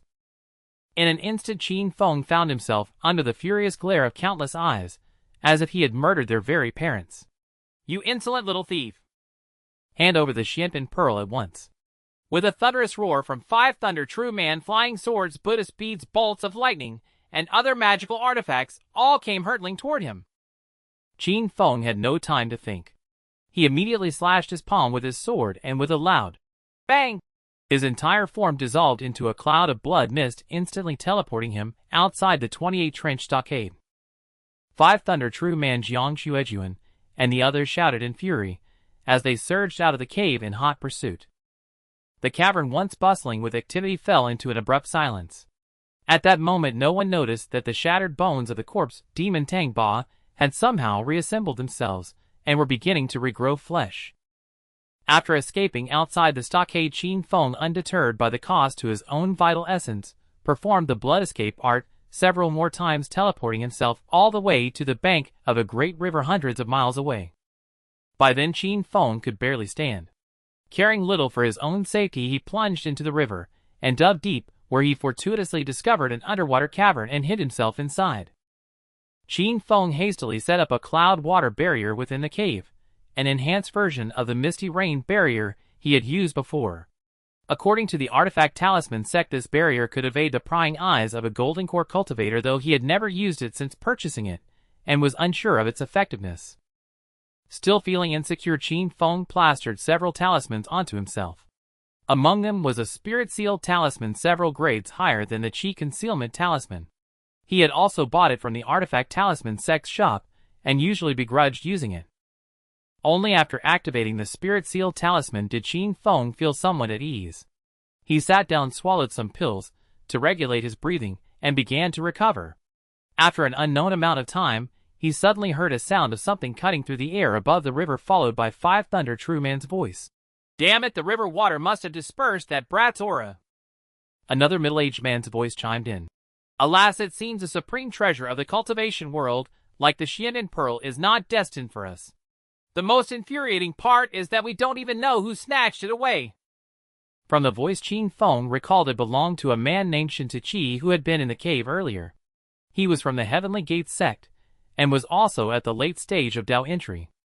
5 thunder true man said, Judging by that brat's aura, he seems to be from the Taoist path, yet he knows the blood escape art, a pure demonic technique. Shintachi pondered for a moment. There are quite a few sects that practice the blood escape art: the Nether Ghost sect, the Soul Devouring sect, the Blood Demon sect. Finding him among these sects would be like looking for a needle in a haystack. Shintachi then shifted to another question. True man, your mastery of the Tao is profound, and your vision far surpasses mine. Did you happen to see what magical artifact that little thief used to collect the Xianpin pearl? 5 thunder true man was instantly filled with rage. At the time, I only saw a blindingly bright fire-colored radiance and nothing else. It's infuriating. Then their voices gradually faded into the distance. Qin Feng let out a huge sigh of relief, secretly thanking his luck. It seemed the people from the artifact talisman sect hadn't been lying. The cloud water barrier and the spirit seal talisman were indeed quite effective. He wondered whether it was the cloud water barrier or the spirit seal talisman that had worked. If it was the former, it was fine, but the latter could only be used 3 times and was exorbitantly priced. Qin Feng had saved up for a long time to afford it. Moreover, the fact that Shintachi, 5 thunder true man, and the others hadn't seen the glazed pagoda put Qin Feng's mind completely at ease. The glazed pagoda was Qin Feng's greatest secret.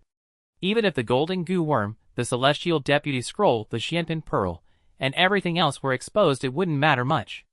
But if news of the glazed pagoda ever leaked out, Qin Feng would be as good as dead. This was no exaggeration. By then Qin Feng had long since learned that the full name of the glazed pagoda was the multi-treasure glazed demon-suppressing pagoda, a supreme artifact from the Golden Gate Dao treasury of Guangqingzi of Kongtong Mountain. His master Xian Yin Shangren had played a crucial role in the emergence of the Golden Gate Dao treasury. Legend had it that, after retrieving only 2 treasures, Xian Yin Shangren left Kongtong Mountain and pursued the glazed pagoda all the way to Meiyu village in the Yu Kingdom. It was there that Qin Feng, who was herding cattle at the time, saw the divine light in the sky emitted by the pagoda, which somehow entered his dantian and hid itself. Therefore, if word ever got out that Qin Feng possessed the multi-treasure glazed demon-suppressing pagoda, the first person to kill him and seize the treasure would undoubtedly be his master Xian Yin Shangren. Some time later, Jiang Xuejuan and her senior brother Liang Xing also arrived at that little thief who stole the Xianbin pearl. I feel like I've seen him somewhere before, but I can't quite recall. Jiang Zujian's words made Qin Feng's heart skip a beat. He had always been quite confident in his disguise skills, but he wondered where he had slipped up. Liang Xing said, "This person must be a renegade from the Taoist path who has fallen into demonic ways. There don't seem to be many who match the mid-stage Dao entry cultivation level and I Ding of the Lingxiao section Jing of the Wuchen Temple." Fortunately, Liang Xing's misdirection led Jiang Zujian's thoughts astray, and she never connected it to Qin Feng. After a few more exchanges, Jiang Xuejuan suddenly remembered something and shouted, "That's it! That scoundrel appeared at the inn in 28 trench disguised as a physician and seemed to have a child with him. Let's go catch that child, and we'll surely be able to find out the scoundrel's identity and retrieve the Xianpin pearl." Jiang and Liang immediately returned to the 28 trench stockade. However, after searching the entire place, they couldn't find Qin Chongqing. Unbeknownst to them, Qin Feng had already sent Qin Chongqing back before plotting against Jiang Xuejuan. Although Qin Chongqing was only 9 years old, he was clever, could speak the Miao language, and had trained with Qin Feng for 2 years. Navigating the treacherous wolf and tiger-infested mountain forests was no problem for him. Half a month later, Qin Feng finally flew back to the vicinity of the Nether Mountain Range on his sword. "This time I've really taken a huge loss." He was utterly disheveled, and yet, after the Xianpin pearl was taken by the glazed pagoda, it never spat it back out. Although Qin Feng didn't know the exact miraculous uses of the Xianpin pearl, given how fiercely everyone had fought over it, and that it had been stored on the 9th level of the glazed pagoda, it was undoubtedly a supreme celestial treasure. But after paying such a heavy price, Qin Feng seemed to have obtained the Xianpin pearl without truly having it, leaving him immensely frustrated.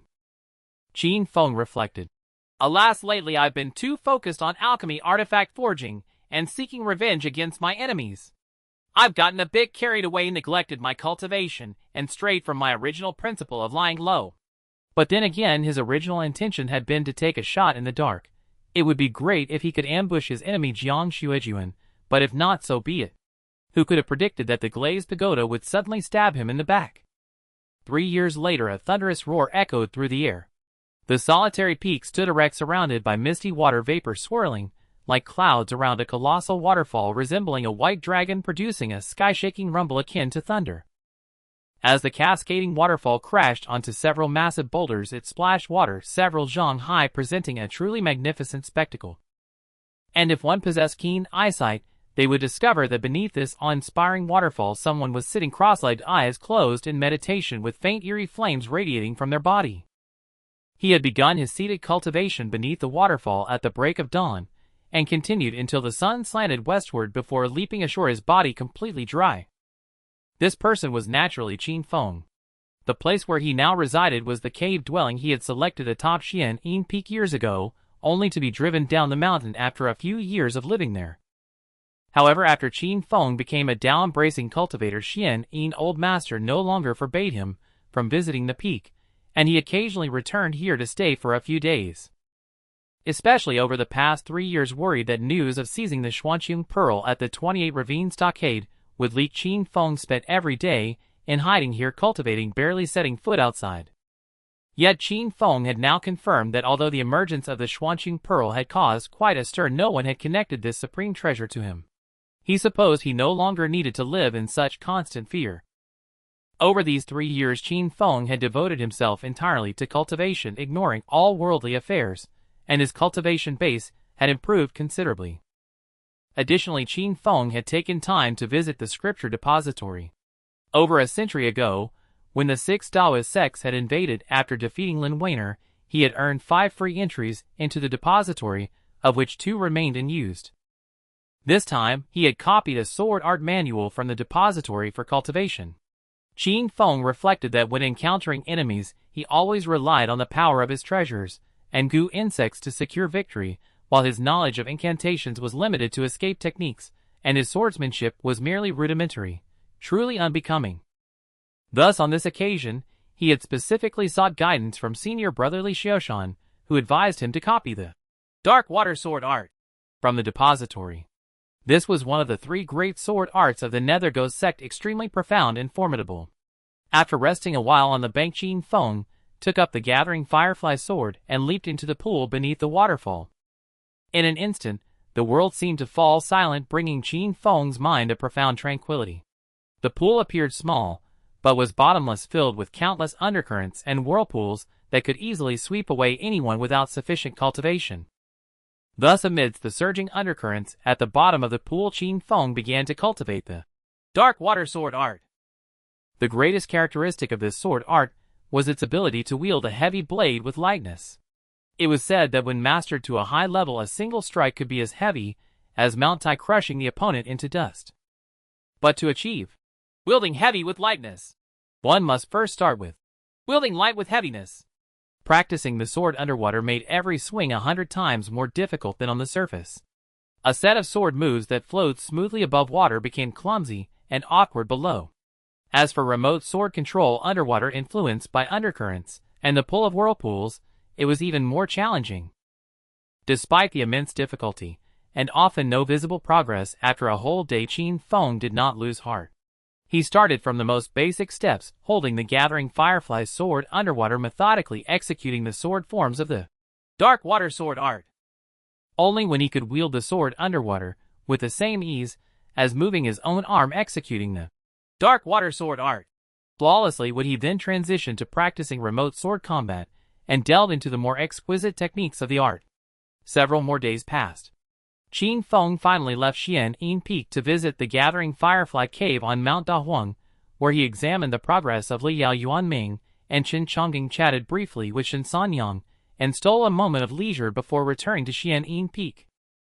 Just as he was about to descend from the sky on his sword, he spotted Li Xiaoshan's mount, a giant python with 4 wings and red scales, flying toward him. On the python, besides Li Xiaoshan, were also his disciples, and those of Xiong Lai and Lu Youwei, all looking fierce and determined, clearly on some urgent mission. Senior brother, where are you all heading? Li Xiaoshan smiled and said, The master has an old friend called the red-haired ancestor, who had been a rogue cultivator by the Eastern Sea. But recently he changed his mind and decided to take over the Heavenly Dog Cliff on Redwood Ridge to gather disciples and spread his teachings. The master sent me to bring some disciples to assist him. Oh! Qin Feng nodded. Should I come along to help? Before Li Xiaoshan could answer, his senior disciple Lei Peng blurted out grumpily. Everyone says that 6th uncle is skilled in escape arts, but not in combat. It wouldn't be much use for him to come. Hearing this, the disciples on the giant python couldn't help but chuckle lightly. Huh? So that's my reputation on Xianyin Peak? Qin Feng thought with secret delight. How impertinent! When elders speak, how dare you interrupt? Li Xiaoshan scolded Lei Peng harshly. Then he said to Qin Feng, Our mission is merely to repay a favor the master owes the red-haired ancestor.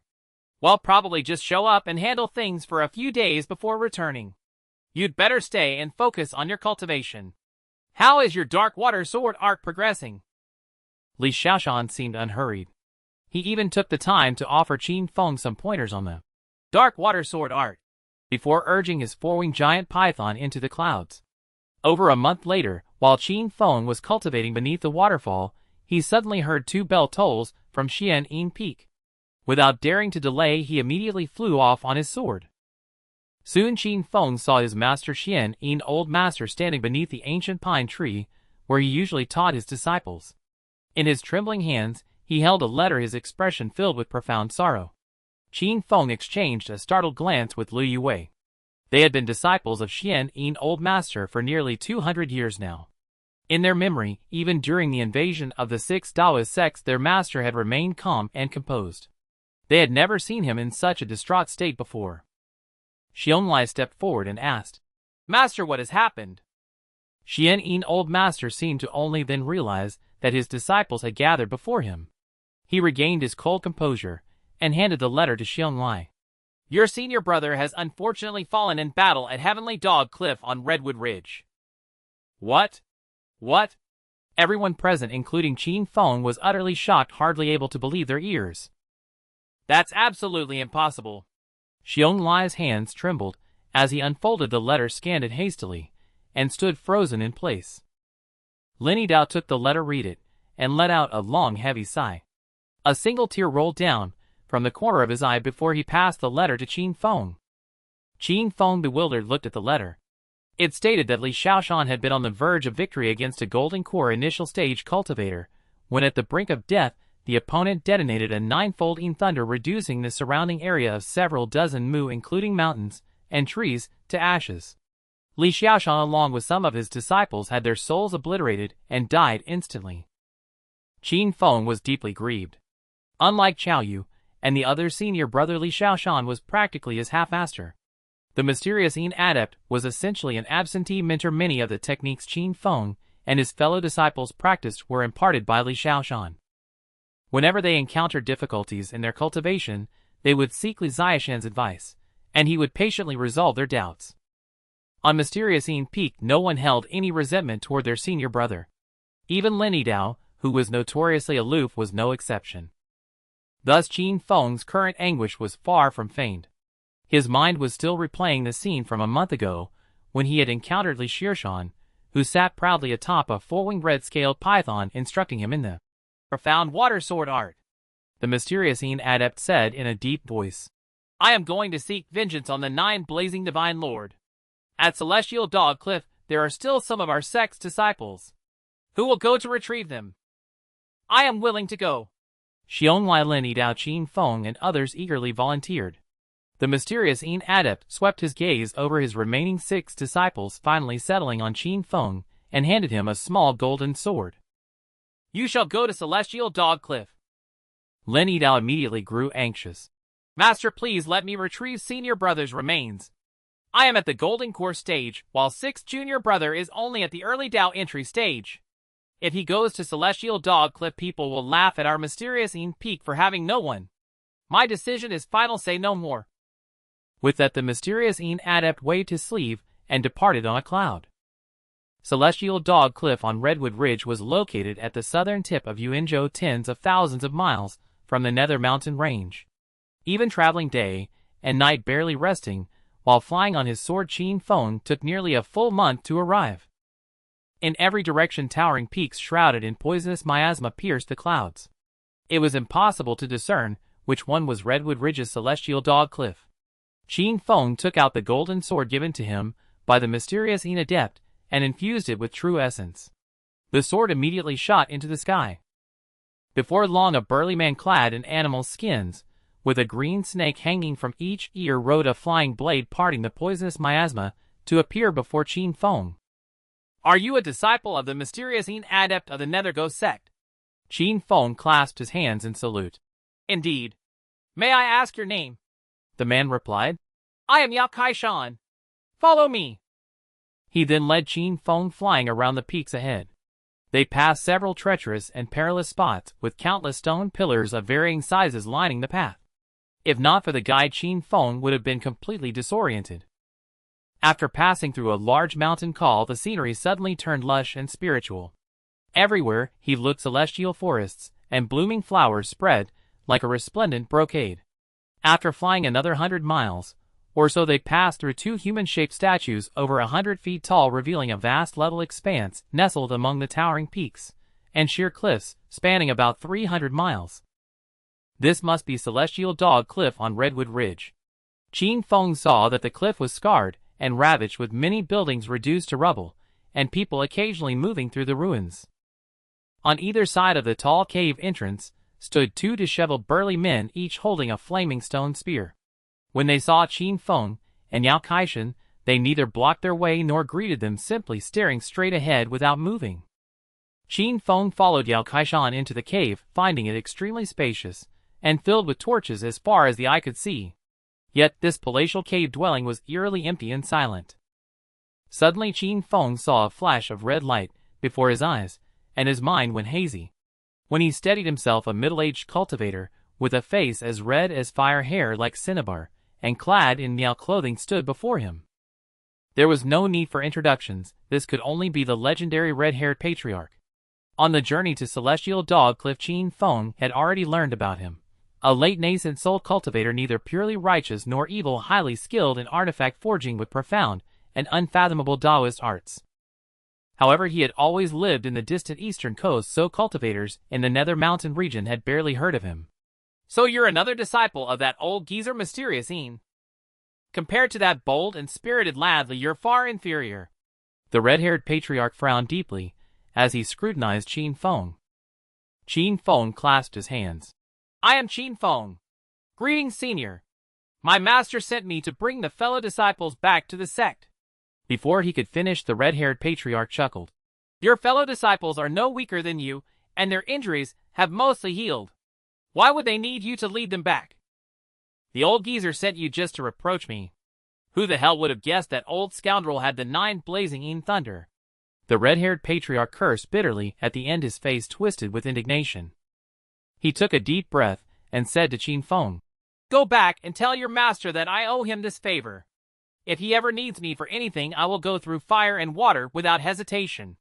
Also, the red-haired patriarch produced a crimson pill and handed it to Qin Feng. This is a return to origin pill. It can increase a Dao entry cultivator's chance of breaking through to the golden core stage by 20%. Consider it my apology gift. A pill that can increase the chance of forming a golden core by 20%. Qin Feng's heart pounded with excitement. His hands trembling slightly, he received the return to origin pill and carefully placed it in a jade bottle. Without another word, the red-haired patriarch transformed into a streak of red light and vanished. Qin Feng stayed at Celestial Dog Cliff for one night. The next day he set off with the 4 surviving fellow disciples to return to Nether Mountain. These 4 had been elsewhere when the 9 blazing Qin thunder detonated, which was why they had survived. As for the rest, not even ashes remained. Qin Feng's hope of retrieving his senior brother's remains was dashed. As the red-haired patriarch had said, these 4 were all at the Dao entry stage, capable of flying on artifacts, so they didn't need Qin Feng's guidance. Among them lay Pengli Xiaoshan's senior disciple, was even at the late Dao entry stage, matching Qin Feng's true cultivation level. They all seemed to harbor a suppressed rage, and without waiting for Qin Feng they flew off, disappearing over the horizon in an instant. Qin Feng shook his head and took up the rear, guarding the formation. After crossing dozens of solitary peaks, he suddenly heard a faint, strangely familiar screech. Curious, he paused. Having consumed 9-process polygonatum for years, his senses were several times sharper than an ordinary person's, and he was certain he hadn't misheard. After a moment, he heard it again distinctly, so he descended from his sword and followed the sound. Before long, Qin Feng stopped before an inconspicuous cave. This, a 4-winged red-scaled python. Qin Feng was astonished to see his senior brother's mount inside the cave. He instinctively thought that his senior brotherly Xiaoshan might still be alive, but after searching frantically, he was disappointed to find only the blood-soaked 4-winged python there. The 4-winged crimson-scaled giant python was said to be a primordial mutant, its scales granting it astonishing defensive power that would make even sword cultivators shake their heads in dismay. This python belonged to Li Xiaoshan, who seemed to have subdued it within the vast boundless mountains after breaking through to the golden core stage. Whenever Qin Feng visited Li Xiaoshan, the python often lay slumbering at his feet, so it was somewhat familiar to him. Yet now, the crimson scales on the 4-winged giant python before him had almost completely fallen off its body, drenched in blood, its breath barely a wisp of life clinging on. Highly intelligent, the python's eyes lit up upon seeing the familiar Qin Feng. Mustering the last of its strength, it picked up a massive snake egg from beneath it and placed it before Qin Feng, its gaze filled with desperate entreaty. Qin Feng was taken aback for a moment, before reaching out to accept the snake egg, speaking solemnly, "Rest assured, I will raise it to adulthood."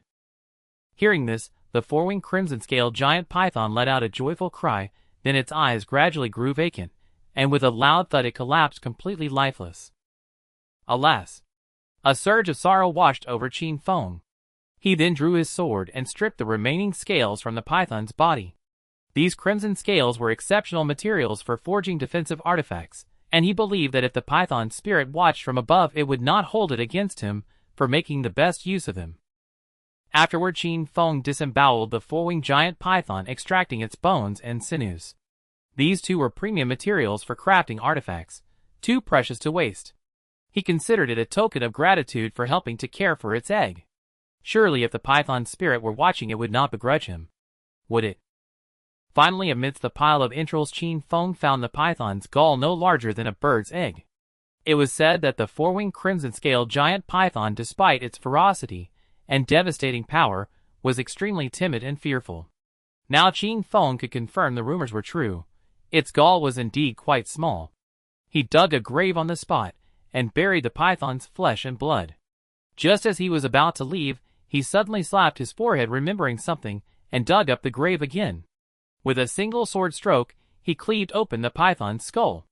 After fumbling for a while, a red pearl the size of a chicken egg appeared in his hand. The inner core of the four-winged giant python. Qin Feng was overjoyed.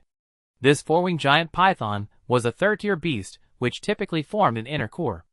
However, he hadn't found it in the python's belly earlier and assumed it didn't have one. Only later did he recall that some beasts store their inner cores in their brains, and upon checking, it was indeed there. A third-tier beast's inner core was incredibly precious. Cultivators with no hope of reaching the golden core stage could even incorporate it into their bodies, achieving a rare and special pseudo-core state with some of a golden core cultivator's abilities. After leaving Redwood Ridge, Qin Feng chased after Lei Peng and the others for half a day on his flying sword before catching up. When the group stopped to rest on a desolate mountain, Qin Feng asked Lei Peng, "Your master's mount, the four-winged crimson-scaled giant python, had astonishing defenses. Could it have survived the ninefold in thunder?" Lei Peng frowned and said that python was away from master at the time, fighting on the periphery. It might have escaped on its own. But the scene was utter chaos then. Everyone was stunned. Who knows if it lived or died? Lei Peng clearly didn't want to revisit this painful memory. He closed his eyes to regulate his breathing and refused to say another word. A month later, travel-worn Qin Feng finally returned to Xianyin Peak and met his master, the Xianyin Elder, who had also just come back from a journey. Qin Feng relayed every word the red-haired ancestor had said without omission, then, with a complex heart, presented the Guiyuan pill from the jade bottle. The Xianyin Elder glanced lightly at the pill Qin Feng treasured so dearly. "This is what the red-haired ancestor gave you. Keep it for yourself." With a wave of his hand, he dismissed Qin Feng. As Qin Feng descended the mountain, he practically floated with joy, his heart racing with ecstasy. "With this Guiyuan pill, my chances of forming a golden core have increased by a full 20%. But that's not enough. I've heard that within the Alchemy Alliance, someone can refine a Jinfu pill using a beast's inner core as the main ingredient, which further boosts the chance of core formation. I need to go and inquire about it." So he first returned to his courtyard at the foot of the mountain, set up a small formation to incubate the snake egg, instructed Yuan Hua, and then flew off without rest toward the great desolate mountain. Shinsan Yang was something of a native of the Immortal Seekers Market and well-informed. Through her connections, Qin Feng quickly learned that within the Alchemy Alliance, there was a man called Dao Longjinren, who knew how to refine the Jinfu pill. At the Four Directions Mountain, the Dao Long Temple stood. Like the artifact sect, the Alchemy Alliance was a rather commercialized sect establishing many branches across Yuan continent to do business and earn money. The Four Directions Mountain, located 1,000 li west of the Immortal Seekers Market, was an important stronghold of the Alchemy Alliance, managed entirely by the renowned Dao Longjinren. "Please come in, friend." A young Taoist appearing in his early 20s welcomed Qin Feng into the temple and asked, "Are you here to burn incense and pray, or to purchase pills and artifacts?" Qin Feng asked, "Do you have any Jinfu pills for sale here?" The young Taoist replied calmly, "As long as you have enough spirit stones, what pill in this world does our Alchemy Alliance not have?" The Jinfu pill costs 150 third-tier spirit stones. 150 third-tier spirit stones. Qin Feng was utterly stunned by the price. All the spirit stones he carried were second tier. Even after recently selling many spirit plants and making a tidy profit, he only had a little over 800, equivalent to a mere 8 third-tier stones. That's way too expensive. Qin Feng couldn't help but complain, wondering just what kind of wealthy elites could afford such a Jinfu pill. The young Taoist chuckled.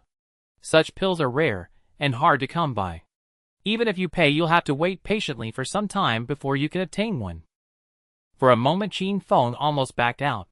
But thinking about his own waste-grade spiritual root and the immense difficulty of breaking through to the golden core stage, he knew that relying solely on the Guiyuan pill was far from safe. Gritting his teeth, he asked, "If I can provide the alchemy materials, how many spirit stones would I need to pay to request Dao Longjinren to refine the pill?"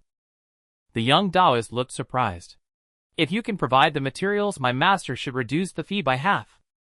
Even at half price, it would still be 70 or 80 third-tier stones, far beyond what Qin Feng could afford. Too expensive. I wonder if this little Taoist is trying to cheat me. So Qin Feng requested to see Dao Longjinren in person.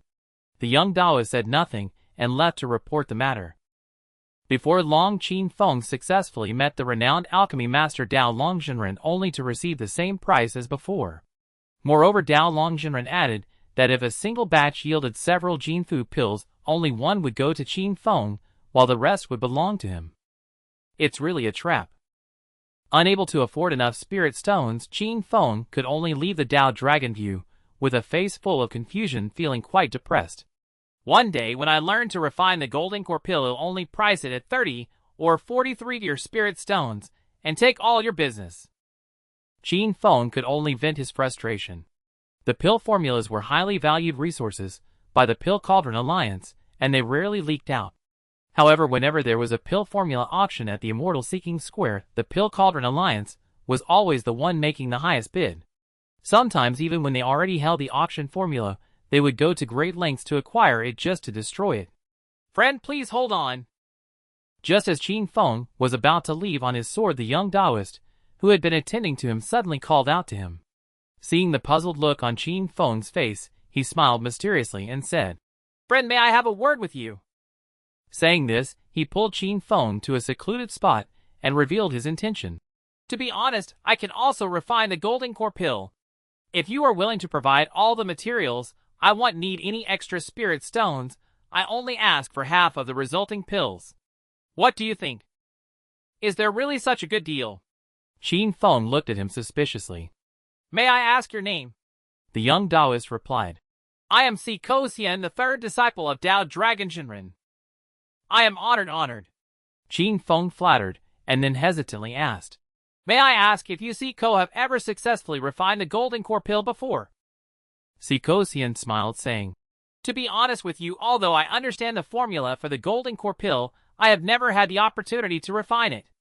If I had succeeded, would I have mentioned such a price just now?" It turned out that Seclusion's idea was to borrow Qin Feng's materials to hone his alchemy experience. Qin Feng pondered for a moment. "All right, I agree, but I must be present during the refining process, and if an odd number of pills are produced, the extras will belong to me. Deal?" Seclusion was quite straightforward, immediately listing the various materials needed to refine the golden core pill. Qin Feng glanced at it and found that the most precious item was indeed a core from a 3-tier demon beast. The rest of the spirit flowers were quite rare, many of which he had in his spirit fields, allowing him to save some money. Qin Feng told Seclusion, "I can gather all the materials within 5 days at the latest."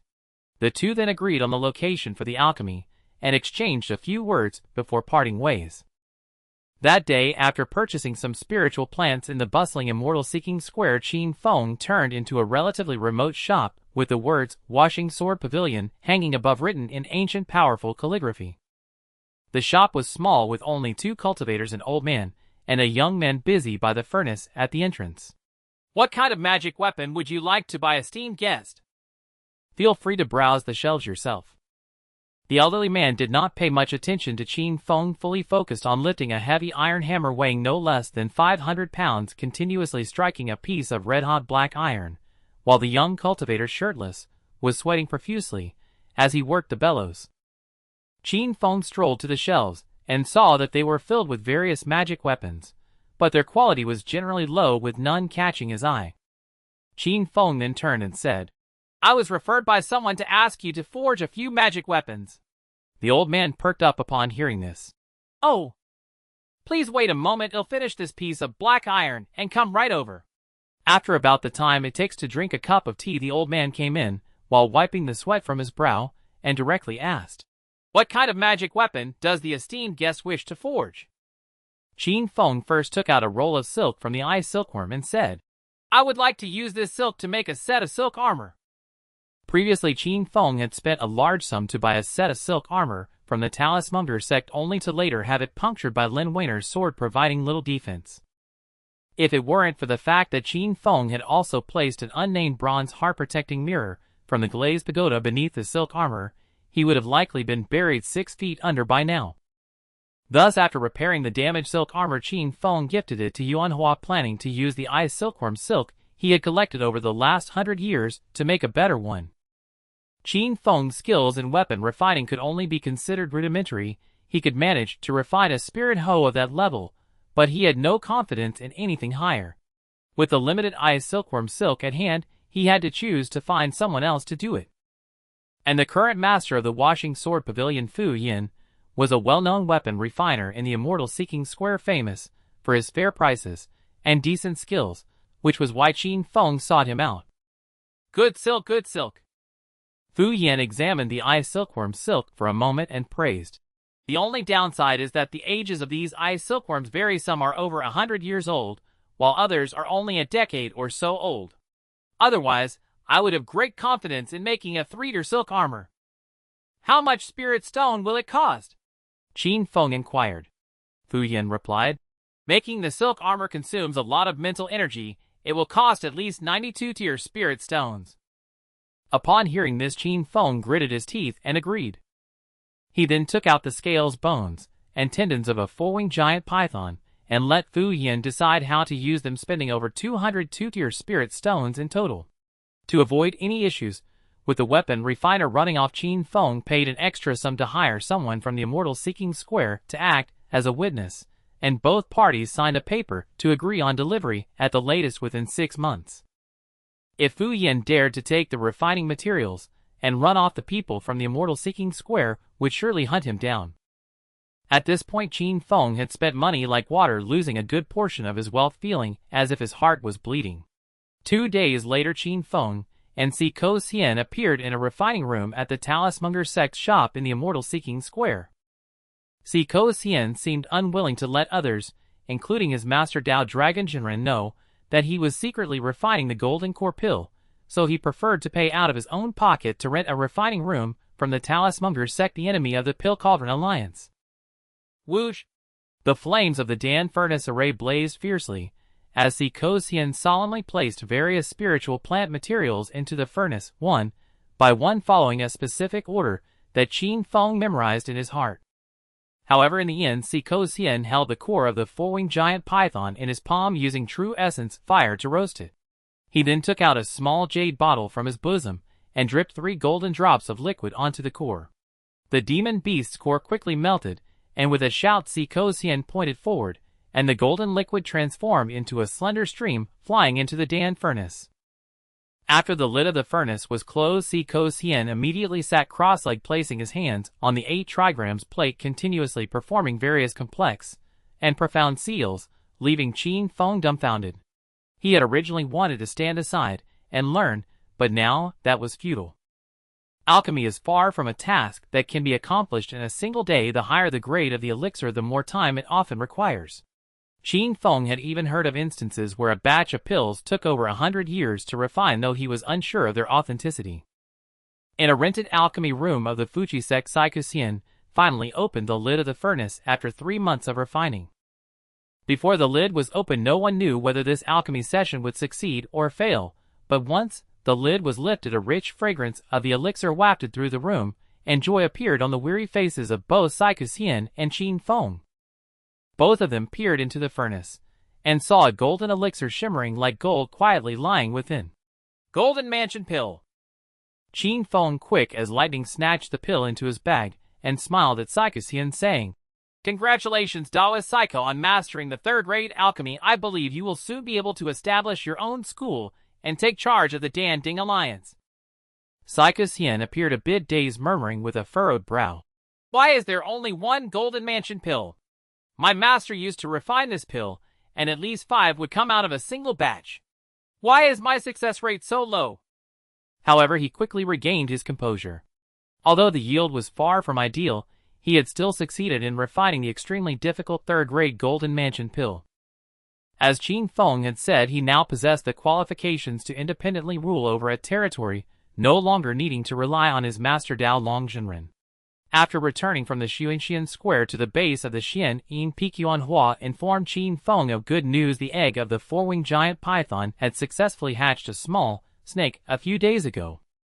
Qin Feng walked over and indeed saw a small pink snake, though it lacked wings on its back, leading him to briefly doubt whether it was the wrong egg. Then Qin Feng felt somewhat troubled. What should he feed such a small python? When Yuanhua, Yuanming, and the twin-winged bear were young, they were all fed with goat's milk, but pythons are cold-blooded animals, and apparently do not drink goat's milk right. Qin Feng scratched his head and asked Yuanhua, What have you been feeding it these past few days? Yuanhua grabbed a large chicken leg and tossed it forward. The originally small and delicate python opened its mouth wide, as if it were a bowl, and in one gulp swallowed the chicken leg whole.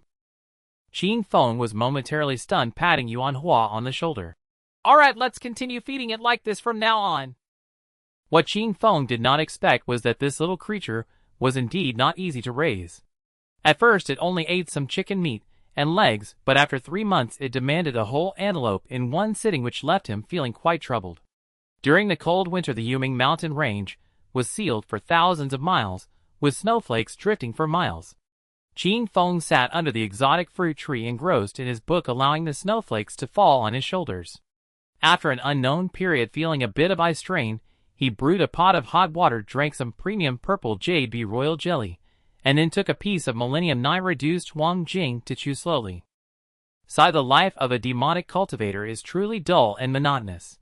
Leaning against the stone chair, Qin Feng gazed up at the pear flower above, thinking, Will this flower not bear fruit until I am dead?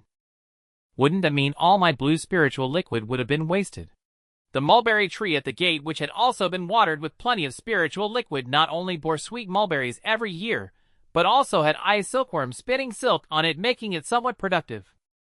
However, this exotic fruit tree had been blooming for over 100 years without producing any fruit, which was truly frustrating.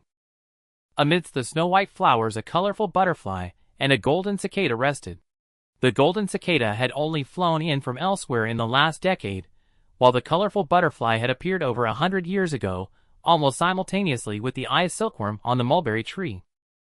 Other butterflies appeared in spring and summer, then flew away in summer and winter, living very short lives. Yet this colorful butterfly not only lived for over 100 years, but also stayed here without leaving, as if it had made this place its home. However, at that moment Qin Feng noticed that the colorful butterfly's aura was somewhat weak, as if its life was finally coming to an end. Although it was just a small animal having coexisted for a century, Qin Feng raised his wine cup and toasted from afar, saying, Old friend, safe travels. After saying this, he drank it all in one go. Yet the next moment, he saw the colorful butterfly starting to spin a cocoon, wrapping itself inside. Qin Feng was momentarily taken aback. He had never seen a butterfly that could spin a cocoon again after emerging from one. While Qin Feng was in a daze, Liu Yue suddenly pushed the door open and entered, rubbing his hands together. This cursed winter is much colder than usual, he said, as he poured himself a cup of hot water. Senior brother, you has discovered a secret realm. Upon hearing these words, Qin Feng felt a pang in his teeth and quickly interrupted. Hold on, Lu Shitty, you've followed brother you into life-threatening situations multiple times. Why haven't you learned your lesson? Liu Yue, feeling frustrated, replied, In the past that was indeed unwise, but now I have nearly 200 years of lifespan, and am still stuck in the mid-stage of Dao entry, unable to break through. As time grows increasingly pressing, if I don't venture into the secret realm to find some miraculous pills, I fear it won't be long before I face dissolution and reincarnation. He then continued to Qin Feng. Senior brother, you are also in the mid-stage of Dao entry, 2 years older than me. Aren't you anxious? Qin Feng casually replied. Some things cannot be forced. He naturally wouldn't tell Li Yue that he had actually broken through to the late stage of Dao entry over 20 years ago, and was holding 2 powerful pills, Guyuan Dan and Golden Mansion Pill, both of which could help him break through to the Golden Core stage. I truly cannot accept this.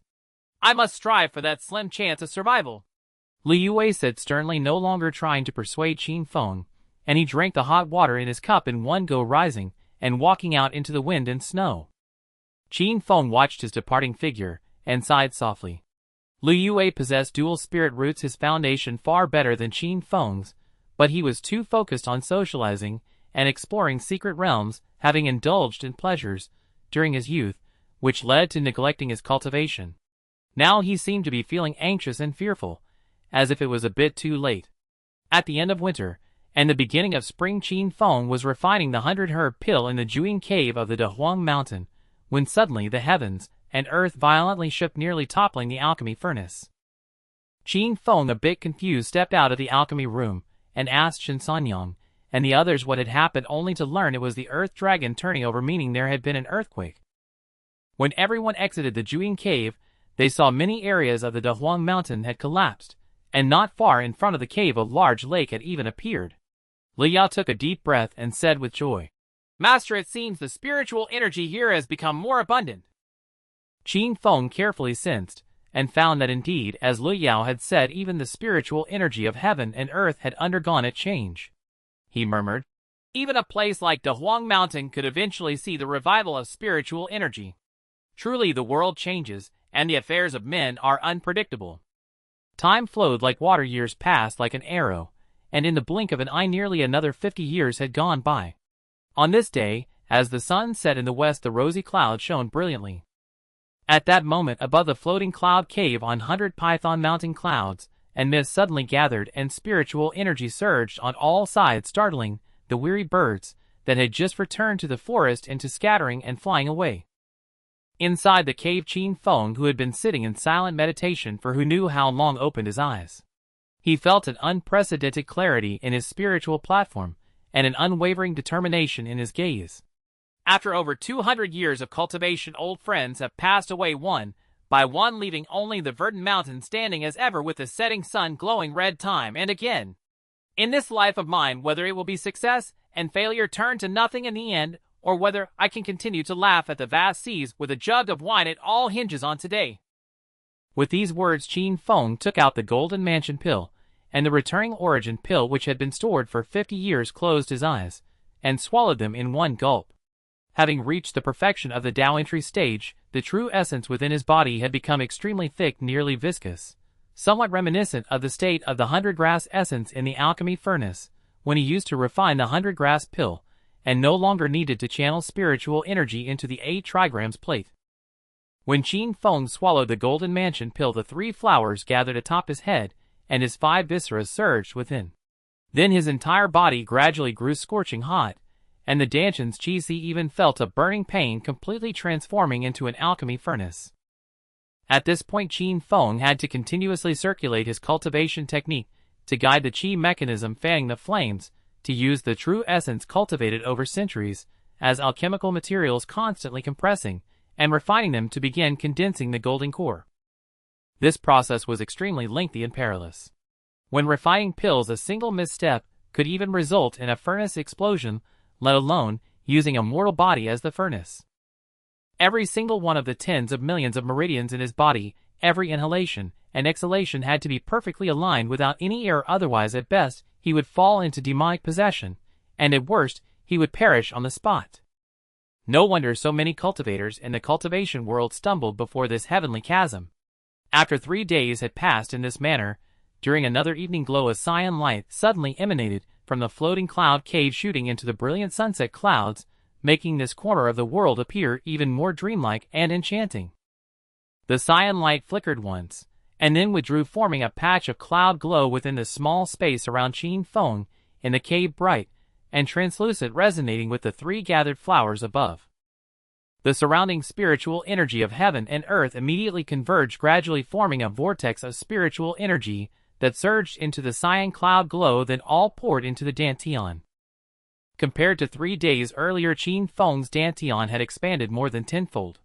As the spiritual energy of heaven and earth poured in, it immediately made the entire dantian misty and rainy, truly resembling a qi sea. Yet at this moment, apart from the mist formed by spiritual energy, the dantian's qi sea was empty, devoid of anything else. The previously abundant true essence had vanished without a trace, leaving it hollow. The infusion of spiritual energy from heaven and earth lasted for over an hour before gradually ceasing. At this point, the three flowers above Qin Feng's head returned to their orifices, and the cyan cloud glow beside him, which had seemed like a celestial phenomenon, did not dissipate, but instead entered the dantian's qi sea directly. For a moment, the dantian's qi sea, which had been somewhat grayish, suddenly sparkled with colorful clouds. After a little while longer, as the last ray of sunset outside the cave vanished beyond the horizon, a dazzling golden light slowly rose from Qin Feng's dantian, like a newborn sun hovering in the center of the cloud glow. The light gradually dimmed, and finally the sun revealed its true form, a perfectly round and flawless golden pill. A single sword traverses the mortal world with the pill complete. One roams the 9 heavens. Almost simultaneously, the multi-treasure glazed demon-suppressing pagoda, which had once disappeared, broke through the mist of the pill sea and reappeared above this golden core. Qin Feng continued to sit cross-legged like an old monk in samadhi. Only after 9 days had passed did he stir slightly and open his eyes. Golden core initial stage. I am still alive. I succeeded. Qin Feng sat there in a daze, still finding it hard to believe. This was because in the past century, he had endured immense hardship to break through to the golden core stage. About 40 years ago, after consuming countless 100 grass pills, he had finally reached the perfection of the Dao entry stage, ready at any moment to break through to the golden core, awaiting only the opportune moment. Yet that wait stretched on for several years. Watching his lifespan gradually drain away, and his qi and blood begin to decline, it was indescribable how tormented Qin Feng felt inside. At this point, Qin Feng could no longer afford to lie low. So he once again took up the chaos banner, disguised himself as a wandering physician, and set out on a journey. While collecting the blood of extreme yang and extreme yin, he also sought opportunities for a breakthrough. Thus, until the 10th year after reaching the perfection of the Dao entry stage, Qin Feng's footprints had already spread across more than a dozen mortal kingdoms of varying sizes, leaving behind many tales of healing the wounded, yet there was still no sign of a breakthrough. Weary and exhausted, Qin Feng returned to the floating cloud cave on 100 Python Mountain. In a moment of despair, he sat before the cave, gazing at the drifting clouds. At that very instant, a sudden enlightenment stirred within him, and the spiritual energy of heaven and earth trembled in response. He hurriedly entered the cave and began his assault on the golden core stage, never expecting to succeed in one go. After breaking through to the golden core stage, his lifespan increased by 400 years, allowing him to live for 700 years.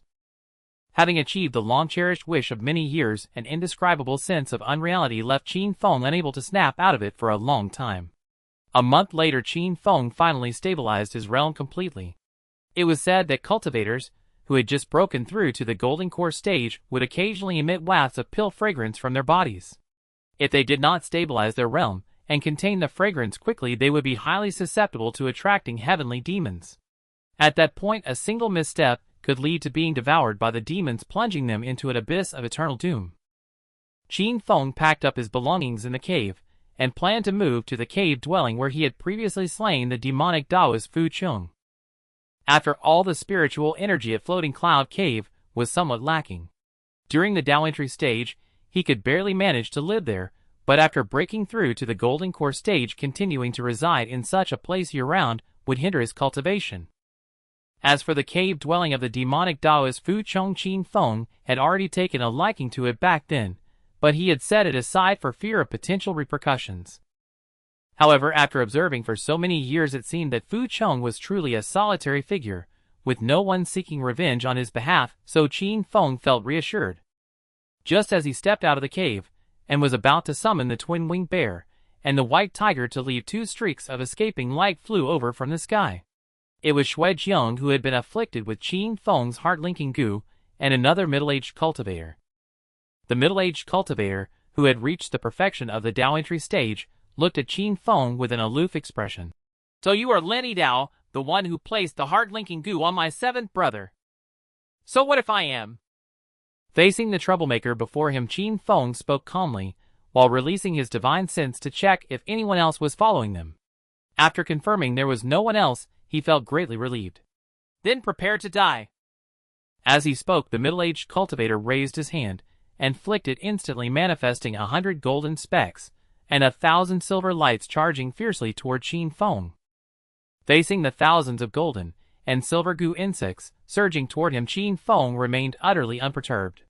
He produced the Tai Qingning fan, and with a casual, effortless wave a radiant glow rose before him. The golden and silver insects scattered and fell like autumn leaves swept by the wind, suffering countless casualties. This is a golden core cultivator. Shuijiang and his clansmen beside him were instantly struck with terror.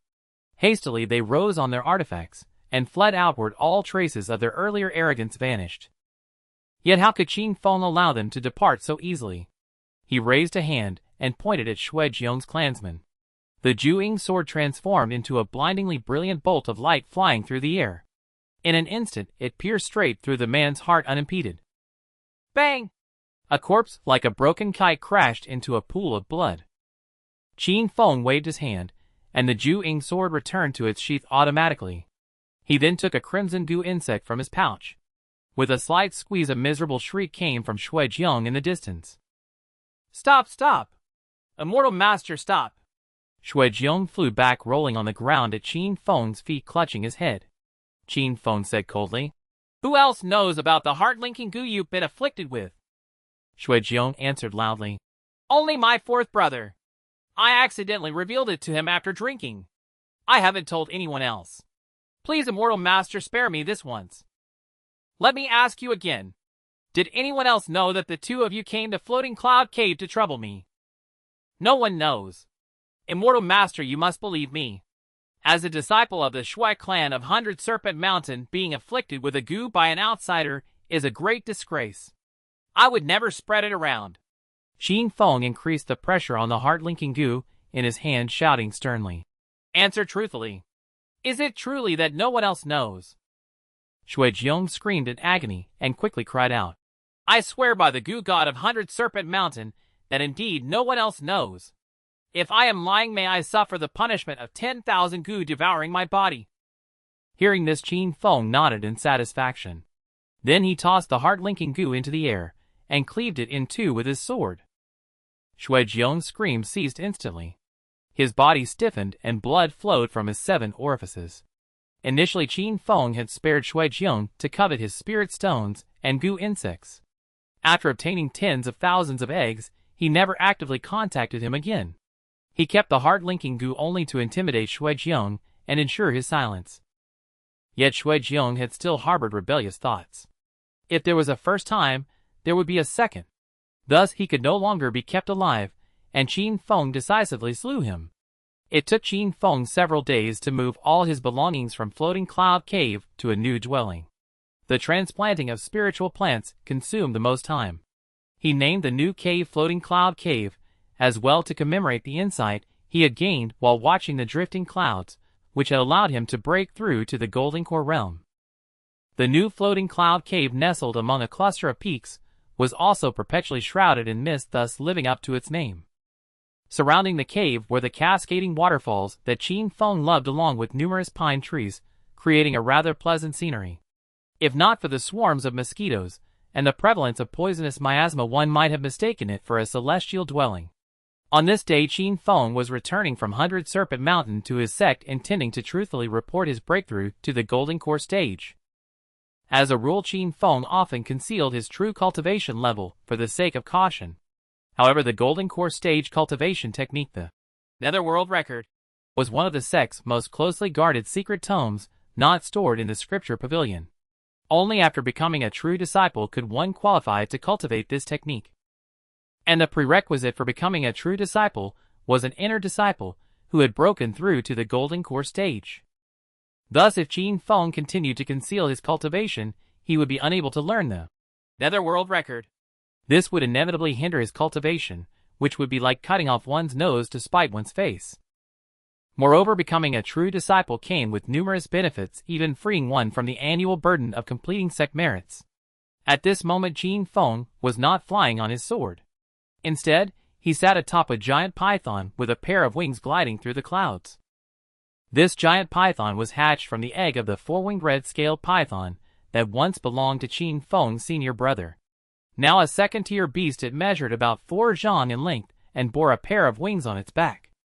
Though the flying speed of the twin-winged red-scaled python was not comparable to that of a golden core cultivator, it was still considerable. Riding it, Qin Feng could read and cultivate, saving much effort.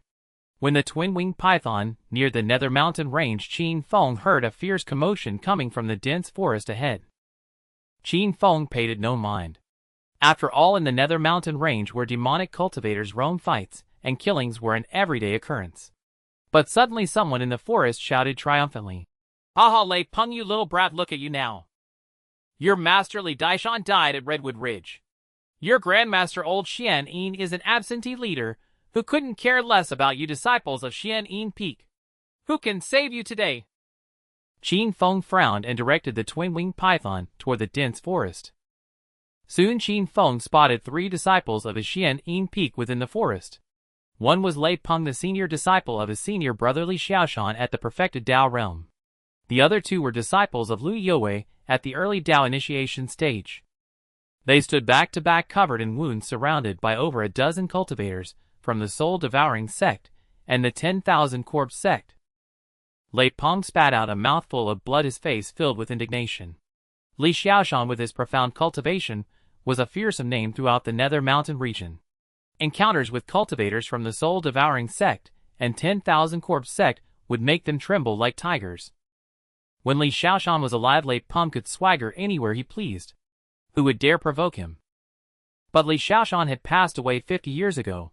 Once the person was gone, so was the influence.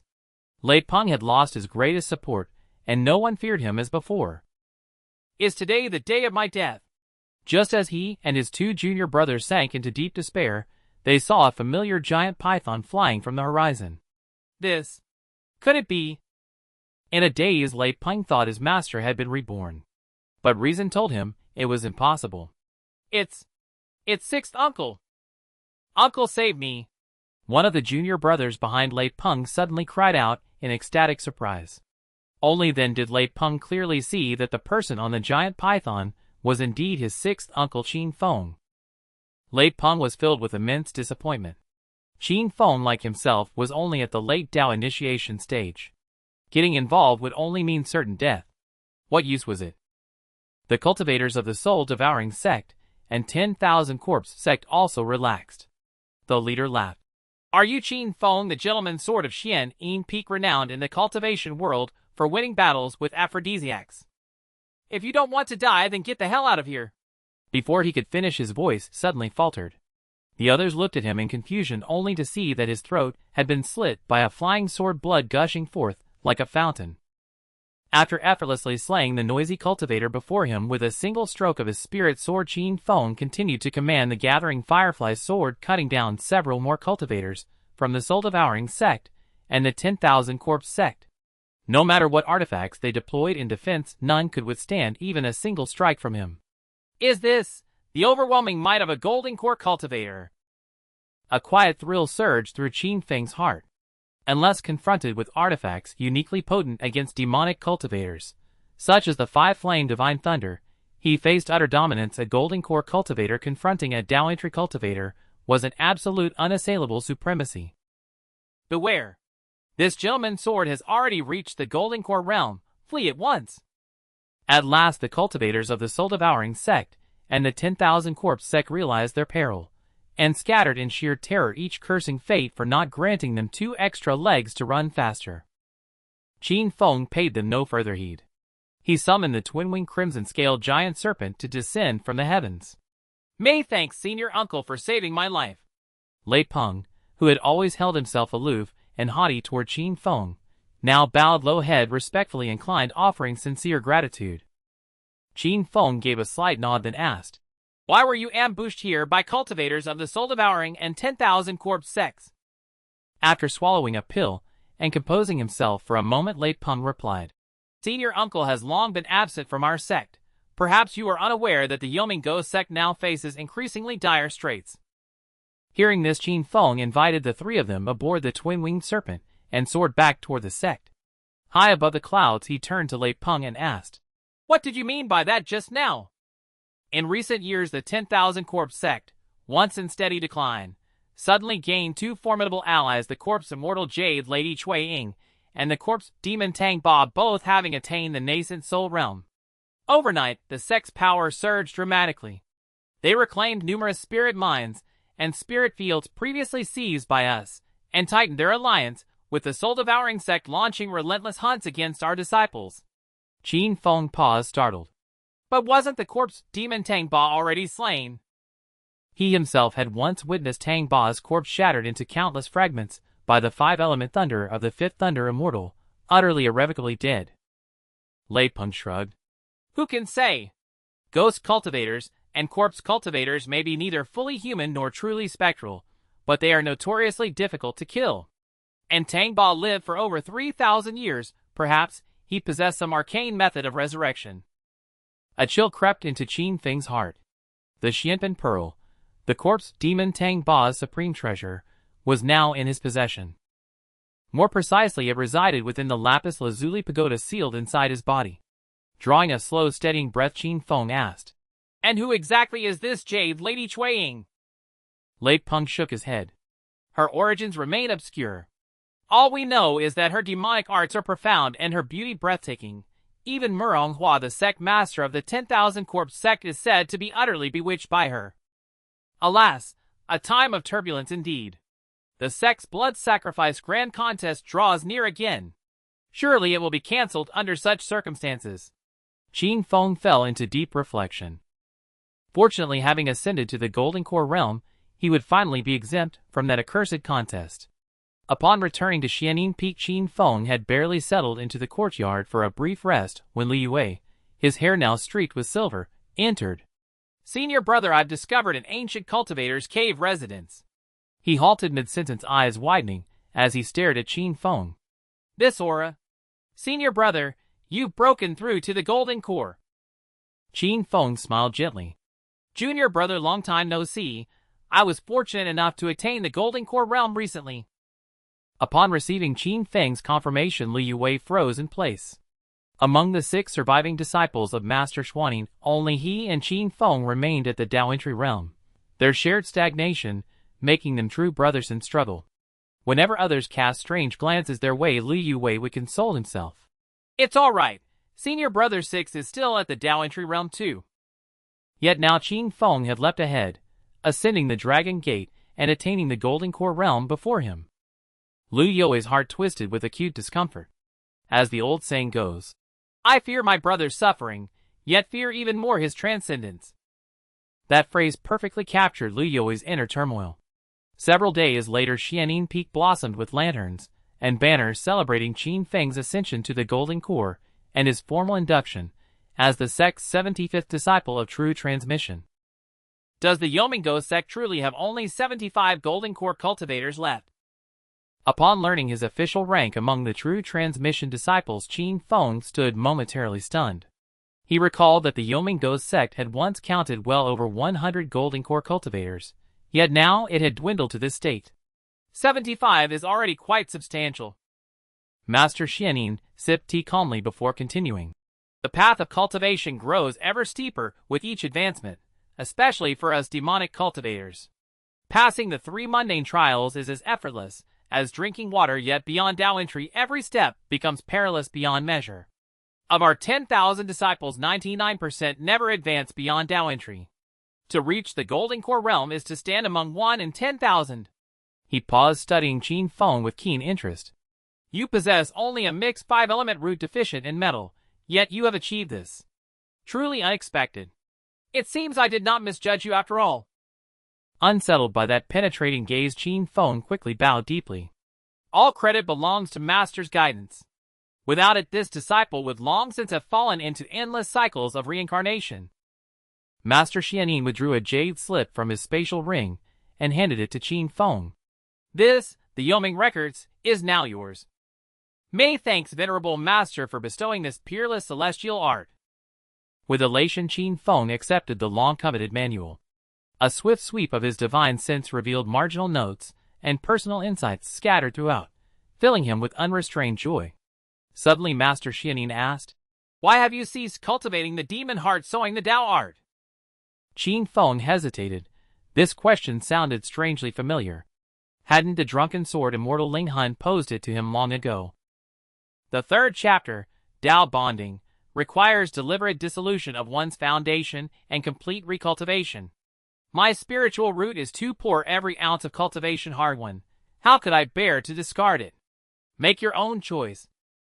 Master Xianin merely waved dismissively, as if the question had been idle curiosity, and his form dissolved into mist, vanishing without trace. When the banquet reached its zenith, Qin Feng ascended the dais per tradition, sharing his golden core formation experience with the junior disciples of Xianin Peak. To form the golden core, one must tread steadily fortified foundations and shun arrogance or haste. Remember, only by ascending the highest mountain do we grasp heaven's vastness, only by gazing into the deepest abyss do we fathom earth's depth. Over 100 disciples and grand disciples listened. Those who once treated him with disdain now sat rapt reverent, holding their breath lest they miss a single syllable. In the early spring, when the grass grew and the orioles flew, Qin Feng along with Yuan Hua and Chen Chongqing busied themselves in the spiritual field. Though he was already a golden core cultivator, he could not abandon the ancestral craft passed down from his past life. The fields must still be tended. Gazing at the tender sprouts of spiritual plants emerging from the soil, Qin Feng's heart always felt a sense of tranquility. He stretched his back, seeing the distant green mountains shrouded in mist, and wild geese returning north, while nearby clusters of purple jade bees flitted among the blossoms gathering nectar, a scene brimming with vitality and life. With his elevation to a true disciple, his status within the sect had soared, bringing him numerous benefits. For instance, each year, even if he secluded himself in meditation and did nothing, he would still receive a sum of spirit stones. Moreover, he could claim hundreds of acres of land around his courtyard as his own, have the sects and people to convert them all into spiritual fields, and assign 5 handymen to manage them. Now Qin Feng had transformed the spiritual fields inside and outside his courtyard into 3rd and 4th grade fields capable of cultivating higher quality spiritual flowers and rare herbs. Master, my senior brother, and I have finished planting the 1,000 dry grass. At that moment Chen Chongqing approached, drenched in sweat. 30 years ago, Qin Feng had formally taken him as a disciple. He excelled in alchemy and tending spiritual plants, and could greatly assist Qin Feng. Like Yuan Hua, Chen Chongqing was extremely diligent in cultivation, even bearing a hint of Qin Feng's own younger self. He had an easygoing nature and rarely caused trouble. Qin Feng followed Chen Chongqing over, and saw that a patch of spiritual field was indeed already covered in verdant spiritual grass. He nodded in satisfaction. During his travels through various nations, Qin Feng had stumbled upon the recipe for the Qianyuan pill, which could enhance the true essence of early-stage golden core cultivators. One of its main ingredients was this very 1,000 dry grass. However, the 1,000 dry grass needed for refining the Qianyuan pill had to be at least a century old, and the other main ingredient, the hidden yuan flower, was extremely rare with no known source. Thus, refining the Qianyuan pill to boost its true essence remained a distant prospect. After entering the early golden core stage, the true essence required to break through to the next realm had surged more than tenfold. Without suitable pills to consume, Qin Feng's cultivation progress had slowed much, to his frustration. As noon approached, Qin Feng shouldered his spirit-crushing hoe and returned to his courtyard to sit and drink tea. Suddenly he looked up and spotted a familiar silhouette among the pear blossoms, a colorful butterfly. Had it actually come back to life? 50 years ago, this butterfly had been on the verge of death, its aura faint. Qin Feng had even raised a cup to bid the little creature farewell. But unexpectedly it had later formed a cocoon, wrapping itself up. Yet after decades of stillness, Qin Feng had assumed it had truly perished. To his utter astonishment, this colorful butterfly had once again emerged from its cocoon, reborn anew. Qin Feng marveled at the sight. If there were a cultivation technique that like this butterfly could cocoon and be reborn at the brink of death, would that not grant immortality? If such a technique truly existed, it would be nothing short of heaven-defying. Qin Feng observed the reborn colorful butterfly closely, and noticed subtle differences from before. With each breath the surrounding spiritual energy surged in response, an odd phenomenon. Just as he was lost in thought, two streaks of light flew through the air, directly breaking through the formation of Qin Feng's courtyard, and landing within it, an act of great impertinence. "Junior brother Qin, I hear you've broken through to the Golden Core stage." Qin Feng's fourth senior brother Lin Yidao looked him up and down with suspicion. "That's impossible, isn't it? How could a waste with a mixed spiritual root like you achieve such a breakthrough? Did you secretly steal some immortal pill from the master?" Qin Feng narrowed his eyes, and smiled, inviting them both to sit. But Lin Yidao remained unmoved, and the cultivator beside him cast a dismissive glance at Qin Feng. "So your fellow Taoist Lin's junior brother, that so-called hypocrite's sword Qin Feng?" The questioner was clad in black robes, with a sword scar at the corner of his eye, his expression cold and aloof. Qin Feng recognized him. This was the renowned blood python Ming Tian of the sect. Years ago, when the 6 sects of the Taoist path invaded, he was the first to step forward and duel Luo Chuan of the Wuchen Temple wielding the 7-star sword. He had narrowly won, earning fame throughout the cultivation world, and his glory had been unrivaled for a time. Back then Ming Tian had already achieved the perfection of the path entry stage, and now he had long since advanced to the mid-Golden Core stage, making him one of the absolute pillars of the younger generation of the Netherghost sect. Qin Feng asked, "May I ask what business brings 2 senior brothers to my humble abode?" Ming Tian continued to hold his head high, speaking arrogantly, "I heard you're not skilled in combat, but you're an excellent farmer. Come with me now to the 9 Nether Peak. My junior sister Chiu Man has a task for you." His tone brooked no refusal, as if he were commanding a lowly servant. As he spoke, his blood auras surged menacingly, as if he would attack the moment Qin Feng disagreed. Lin Yidao, Qin Feng's fellow disciple, showed no intention of helping. Instead, he stood by with a gleeful expression, as if hoping the two would come to blows immediately. At that moment Qin Feng secretly jotted down the names of Ming Tian and Lin Yidao in his mental notebook. He smiled and said to Ming Tian, "Senior brother, please lead the way. You know your place." Ming Tian transformed into a cloud of blood mist and shot into the sky. Lin Yidao and Qin Feng each summoned their blades and swords, following him toward the 9 Nether Peak. Before long Qin Feng arrived with Ming Tian at a cave dwelling on the 9 Nether Peak. Dozens of pine firs and willow trees surrounded the area, yet in this early spring their leaves were withered, giving a lifeless air. Inside, a ghostly aura pervaded every corner, enough to make one's hair stand on end. Poisonous pythons and venomous scorpions lurked along the path, baring their fangs and claws at the newcomers, as if ready to devour them at any moment. Qin Feng was unperturbed by such sights. Throughout the Netherghost sect such scenes were common. The Xianing Peak, with its somewhat celestial atmosphere, was actually the oddity, standing in stark contrast to the other peaks. "Junior sister Chiu Man, see who I've brought you," Ming Tian shouted. From within the cave emerged a yawning pretty young woman, who chided indignantly, "Senior brother Ming Tian, you've disturbed my sleep." She then stared at Qin Feng with wide puzzled eyes. "And this is?" Ming Tian said, "He's the one you mentioned before, the hypocrite sword Qin Feng." "Oh, senior brother, is truly amazing to have invited such a busy man." Chiu Man jumped up in delight, appearing quite cute and playful. Then she turned hands on her hips and scolded Qin Feng, "What are you waiting for? I have several cold nether grass plants that are withering. If you can't revive them, you're not leaving this place." Qin Feng also knew that this Chiu Man seemed to be the granddaughter of a nascent soul elder within the sect, and the Chiu surname was a major force within the Netherghost sect, with numerous cultivators in the clan. Thus Chiu Man could be said to have been born with a silver spoon, spoiled since childhood with endless cultivation resources, and she had already reached the initial stage of the Golden Core realm. He absolutely could not openly clash with someone like her. He could only resort to covert schemes, or else endless troubles would ensue. Thus Qin Feng deliberately stepped forward, with a feigned air of obedience, to inspect the nearly withered cold nether grass. After a short while he said to Chiu Man, "The cold nether grass naturally thrives in cold environments. Although this herb garden is secluded and chilly, the presence of several summered fire sunflowers planted nearby which favor sunlight prevents the cold nether grass from absorbing the nether cold energy, making it impossible for them to survive. Qin Feng barely restrained himself from scoffing. Many spiritual flowers and herbs have mutualistic or antagonistic relationships. Therefore, planting different spiritual plants in the same field requires great care. A proper arrangement could enhance mutual benefits and yields, but a poor one would reduce harvests, or in severe cases, like these cold nether grass plants, lead to total destruction. Ah, so that's it. It's all that wretched Qiu Lan's fault. Qiu Man shouted loudly. Qiu Lan, come here. A delicate maidservant timidly approached. Slap. Qiu Man immediately lashed out with a bone whip, striking Qiu Lan across the face. Was it you who planted the sunward fire sunflowers in the herb garden?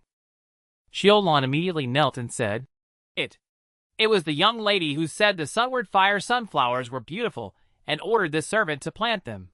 You wretched girl. Still trying to talk back. As Qiu Man spoke, she raised her bone whip and struck the maidservant several more times, leaving her skin torn and bleeding as she begged for mercy on the ground. After the sunward fire sunflowers were removed, Qin Feng cast the spring breeze and rain art once. The few cold nether grass plants once withered and yellow finally radiated a vibrant green luster. However, no one noticed that Qin Feng had secretly released several black beetles onto the cold nether grass. These beetles were minuscule, nearly invisible to the naked eye, and they liked to attach themselves to the roots of spiritual plants. If not removed in time, within a few months, these few beetles would multiply into hundreds or thousands, devouring the essence of the cold nether grass. By then, only an experienced spiritual gardener would find it extremely difficult to detect them. Upon returning from the 9 nether peak, the glazed pagoda, which had been dormant for a long time, suddenly flashed with a spiritual light, producing 3 bottles of blue liquid. Qin Feng was overjoyed now. He no longer had to worry about the slow growth of the 1,000 dry grass. That day Qin Feng flew on his sword to the great desolate mountain for alchemy. Since the earthquake 50 years ago, the once barren great desolate mountain had completely transformed, now lush and verdant everywhere. When he descended near the firefly gathering cave by the lake, a silver fox suddenly darted out from the woods to his left and ran all the way to his feet. The silver fox had some bloodstains on its body, apparently severely injured. It rubbed its head against Qin Feng's feet, whimpering softly, full of supplication. Qin Feng initially didn't want to bother, but he suddenly noticed that it seemed to be a pregnant vixen, and a trace of compassion stirred within him. He then took out a foundation stabilizing pill worth only a few spirit stones and fed it to the vixen. Just then a girl riding a tiger emerged from the dense forest, holding a large bow, and shouted loudly, Hey! Who are you to dare steal my prey from Red Leaf City? Have you eaten a bear's heart and a leopard's gall? Her tone and demeanor were similar to Qiu Man's. Needless to say, she was undoubtedly another spoiled brat. However, Qiu Man was at the initial golden core stage, backed by Ming Tian and a nascent soul elder. Qin Feng could choose to endure for the time being, as a gentleman's revenge is never too late, even a century later. But this girl before him was only at the mere initial Dao entry stage. As for the so-called Red Leaf City, Qin Feng had never even heard of it. And with this, she dared to put on airs in front of him. Qin Feng grew irritated. With a cold snort, he raised his hand and grasped at the air. A surge of nether energy burst forth, instantly wrapping around the girl in red and binding her directly before him. The girl in red, completely powerless to resist, was terrified, staring at Qin Feng with fearful eyes. Her previous arrogance vanished entirely. Then her eyes closed, and she fainted from fright. Arriving at the firefly gathering cave, he saw the old long-armed ape king standing guard at the entrance. To become Qin Feng's disciple, the ape not only frequently offered monkey wine, but had also somehow been tricked by Yuan Ming into guarding this cave. Upon seeing Qin Feng, the long-armed ape king was overjoyed and immediately stepped forward to kneel and pay homage. Qin Feng merely nodded slightly, paying little attention, as he walked inside carrying the silver fox in one arm and the girl in red over his shoulder. He could tell that this long-armed ape king still had wild instincts. By deliberately acting aloof, he intended to continue tempering the ape's nature. If it couldn't bear it and left in a huff, Qin Feng would never consider taking it as a disciple. Sister Shuang. Master Yu. How did you capture her? Inside the firefly gathering cave, Liao said with great surprise. Qin Feng roughly threw the girl in red to the ground and asked Liao, "Who is this person?" From Liao's account, Qin Feng learned that with the revival of spiritual energy in the great desolate mountain, many cultivators had now settled there. Among them, a golden core cultivator called Red Leaf Matriarch had built Red Leaf City in the northern part of the great desolate mountain, with several hundred disciples and followers, making it one of the largest forces there. The girl before him, Cheng Shuang, was the Red Leaf Matriarch's only biological granddaughter, deeply doted upon. Cheng Shuang loved hunting and often appeared around the firefly gathering cave, thus befriending Liao. The two got along well and called each other sisters. Out of consideration for Liao's plea, Qin Feng did not make things difficult for Cheng Shuang. He woke her up and let her go. Soon after, an old woman with white hair leaning on a dragon head crutch brought Cheng Shuang to the firefly gathering cave to express gratitude in a gentle tone. This woman was Cheng Shuang's grandmother, the Red Leaf Matriarch, who had a mid-golden core cultivation level.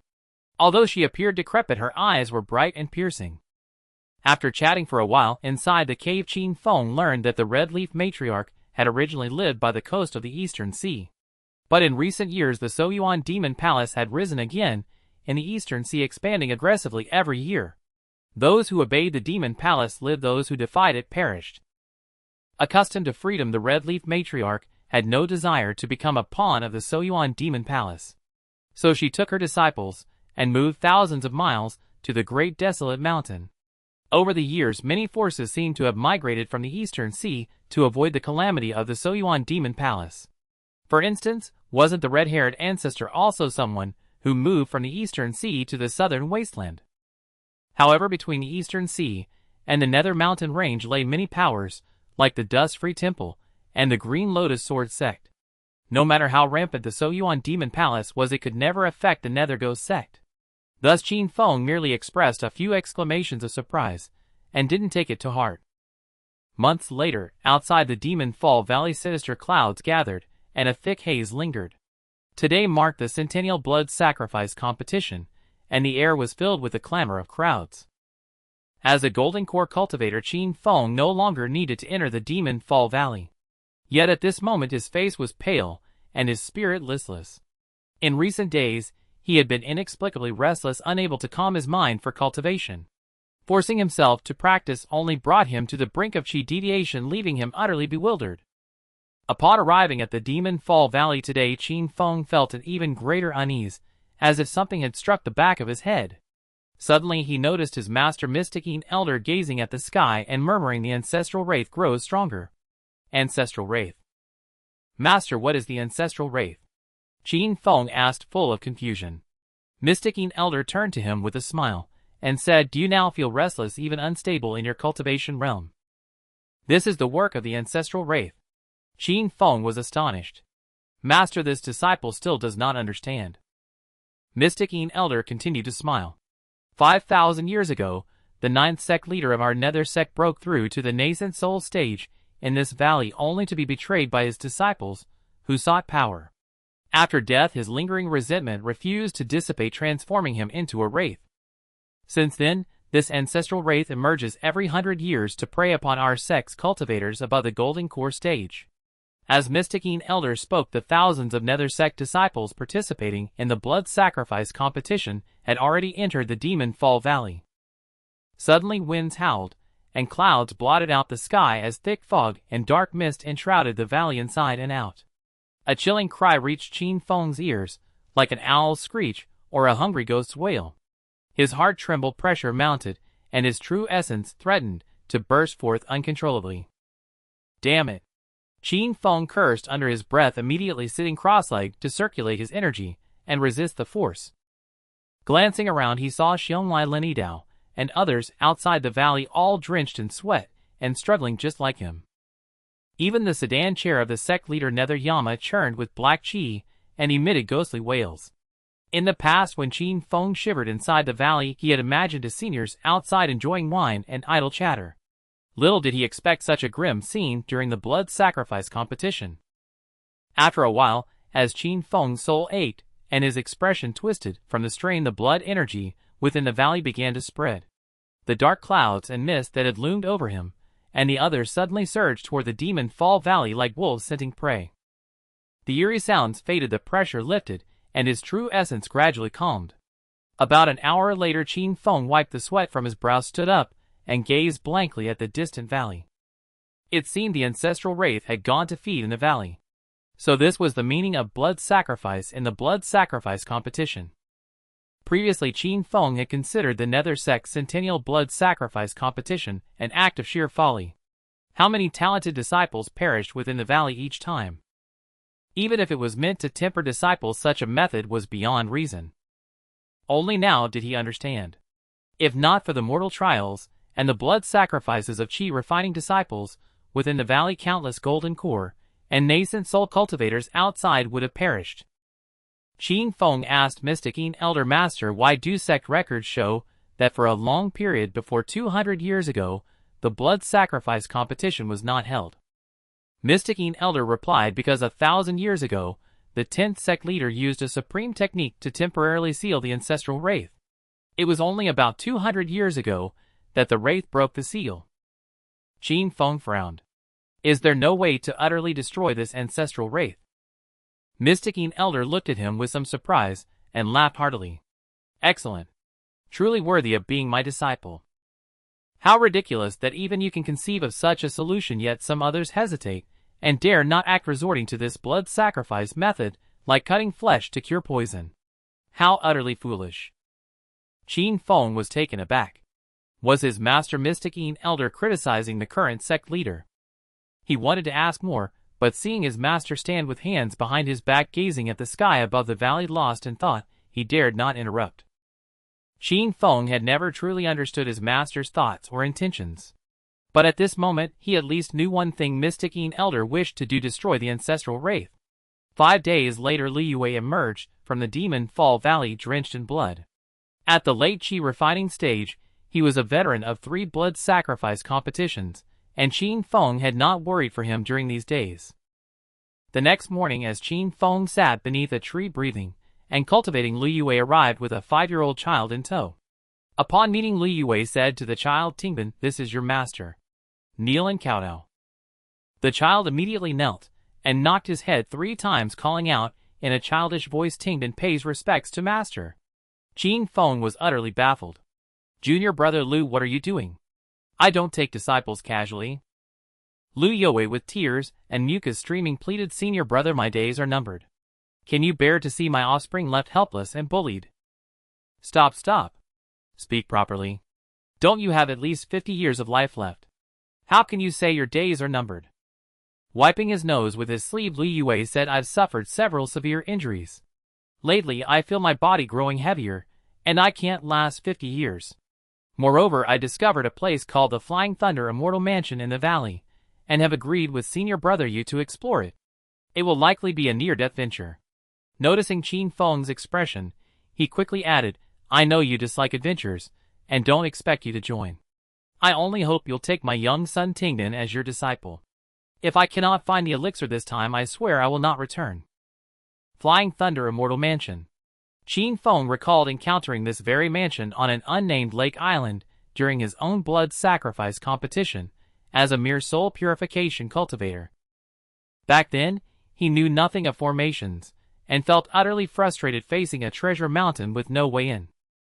After the competition, he devoted more time to studying formations than talismans, artifact refining, or alchemy, even learning the great and small myriad heaven's forbidden arts. Unfortunately, the Flying Thunder Immortal Mansion did not stay in one place. He entered the valley several times afterward but never saw it again, leaving a lingering regret, even an obsession, in his heart. "Junior brother, where in the Demon Fall Valley did you discover the Flying Thunder Immortal Mansion?" When Qin Feng suddenly asked Liu Yue this, though the words were ordinary, Liu Yue couldn't help but pause for a moment. They had known each other for over 200 years, and during this time Liu Yue had lost count of how many times he had invited Qin Feng to explore secret realms and cave dwellings with him. Yet without exception, Qin Feng had refused without hesitation, never even bothering to ask what kind of secret realm it was, or what treasures the cave might hold, as if he cared not at all. But this time Qin Feng broke his usual pattern, and actually inquired about the Flying Thunder Immortal Mansion. Lu Yue deliberately glanced at the sun in the sky and muttered to himself, "How strange. The sun hasn't risen from the west, has it?" When Qin Feng shot him a glare, Lu Yue quickly continued, "I found it in a dense forest. Strangely enough, there was an ancient tree, so massive it would take over a dozen people to encircle it. Last time I discovered a very hidden hollow in the tree, and slept there for a few days without noticing anything unusual. This time, however, I found a tunnel inside the hollow. After passing through it, I came upon the Flying Thunder Immortal Mansion. Unfortunately, even the restrictions at the mansion's entrance are extremely formidable, making it impossible to advance even a step. So I had to come out and seek Senior Brother Yu's help," Qin Feng said. "I encountered this Flying Thunder Immortal Mansion before as well. But when I later tried to break its restrictions, it had vanished. Your current attempt might also end up in vain." Lu Yue's eyes widened. "Impossible. Just before dawn, I went with Senior Brother Yu to take a look, and it was still there." Hearing this, Qin Feng stood up and paced back and forth in the courtyard, weighing his options. Logically exploring secret realms and cave dwellings carried immense risks, and as someone who adhered to the path of caution, he would never go. But this Flying Thunder Immortal Mansion was an obsession deep within his heart. He had encountered it when he was still weak, and he always felt it was his destined opportunity. He could skip any other secret realm or cave dwelling, but the Flying Thunder Immortal Mansion stirred within him an unprecedented desire to venture there. So Qin Feng took a deep breath and said to Lu Yue, "Count me in for the exploration of the Flying Thunder Immortal Mansion.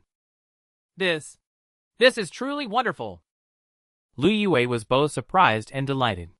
He confirmed it several more times, and only after receiving Qin Feng's affirmative answer did he dare to believe he wasn't hallucinating. That afternoon, Qin Feng, along with Lu Yue and 2 other Golden Core cultivators from Ghost Gate Peak, arrived at the Demon Fall Valley and finally stopped before a towering ancient tree. Lu Yue flew up to a branch first, parting the dense leaves and twigs to reveal a hollow in the tree that could only accommodate 1 or 2 people. Just as Qin Feng and the others were about to enter the hollow, a sound of tearing air came from behind them. "Senior Brother Yue, what are you all doing?" Qin Feng looked up and immediately spotted Ming Tian's insufferable face. Umo said impatiently, "Junior Brother Ming Tian, why do you always sneak after me whenever I explore a secret realm?" Ming Tian laughed loudly. "Last time following you, we obtained quite a few spirit pills, so naturally I kept a closer watch this time. Besides, we have several here who are skilled in formations and breaking restrictions, not just idlers.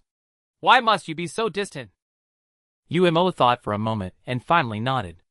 "Fine, but when it comes time to break the restrictions, if you slack off or try to snatch what I've set my eyes on, don't blame me for turning hostile. Of course, Senior Brother, you need not worry." Ming Tian agreed readily, though his true intentions remained unknown. The reason Umo agreed to let Ming Tian, Xiaoman, and their group join was that the restrictions sealing the Flying Thunder Immortal Mansion were quite formidable. He wasn't entirely confident he could break them alone and had planned to test it first, then return for reinforcements if needed. Qin Feng followed the others into the hollow one by one. Xiaoman glanced at Qin Feng and chuckled. "Senior Brother Yue, why do you bring just anyone along? This Junior Brother Qin is barely passable at tending spirit fields. Coming to explore a secret realm and cave dwelling. Isn't that just asking for death?" Umo said calmly.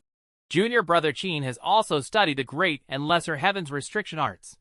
As they spoke, the group descended through the tunnel for a while, and then traversed a passage over 100 paces long. At that moment, the Flying Thunder Immortal Mansion that Qin Feng had once seen appeared before him once again. "How, why are there several more tunnels here?" Lu Yue suddenly exclaimed in surprise. Only then did everyone notice that besides the tunnel they had come from, there were indeed several other tunnels nearby leading to unknown destinations.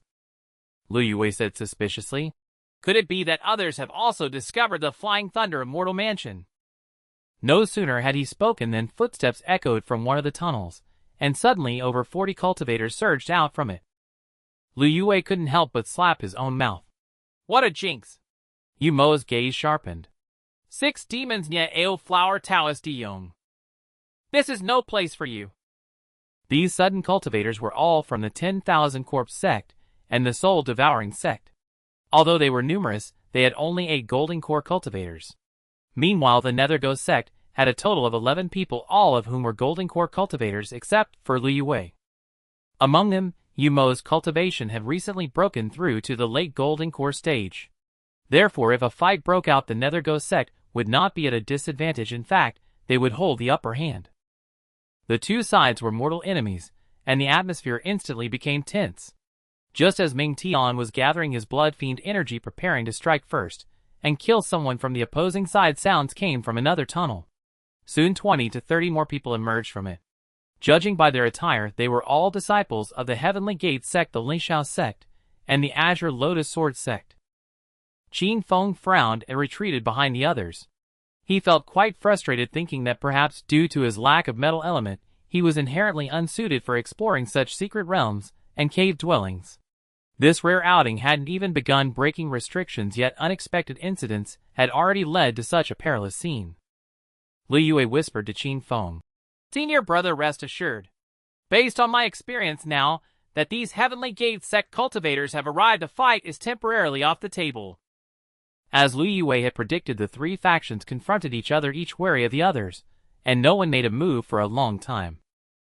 After a while, footsteps echoed from yet another tunnel. "Finally made it in. Haha, the legendary Flying Thunder Immortal Mansion is mine alone."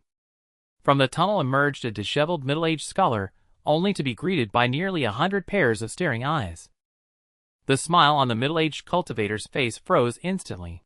He then tried to ease the awkwardness. Good morning, everyone. Have you all eaten?" Ming Tian sneered. "What a fool."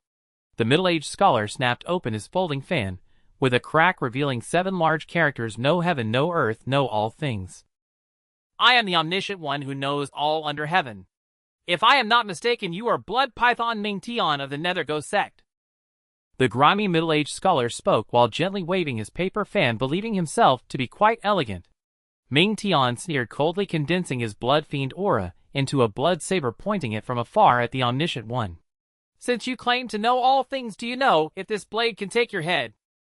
The omniscient one paused for a moment, then walked over to a golden core cultivator from the Lingxiao sect, who was also dressed like a scholar. "Fellow Daoist San, long time no see." Boom! Boom! Boom!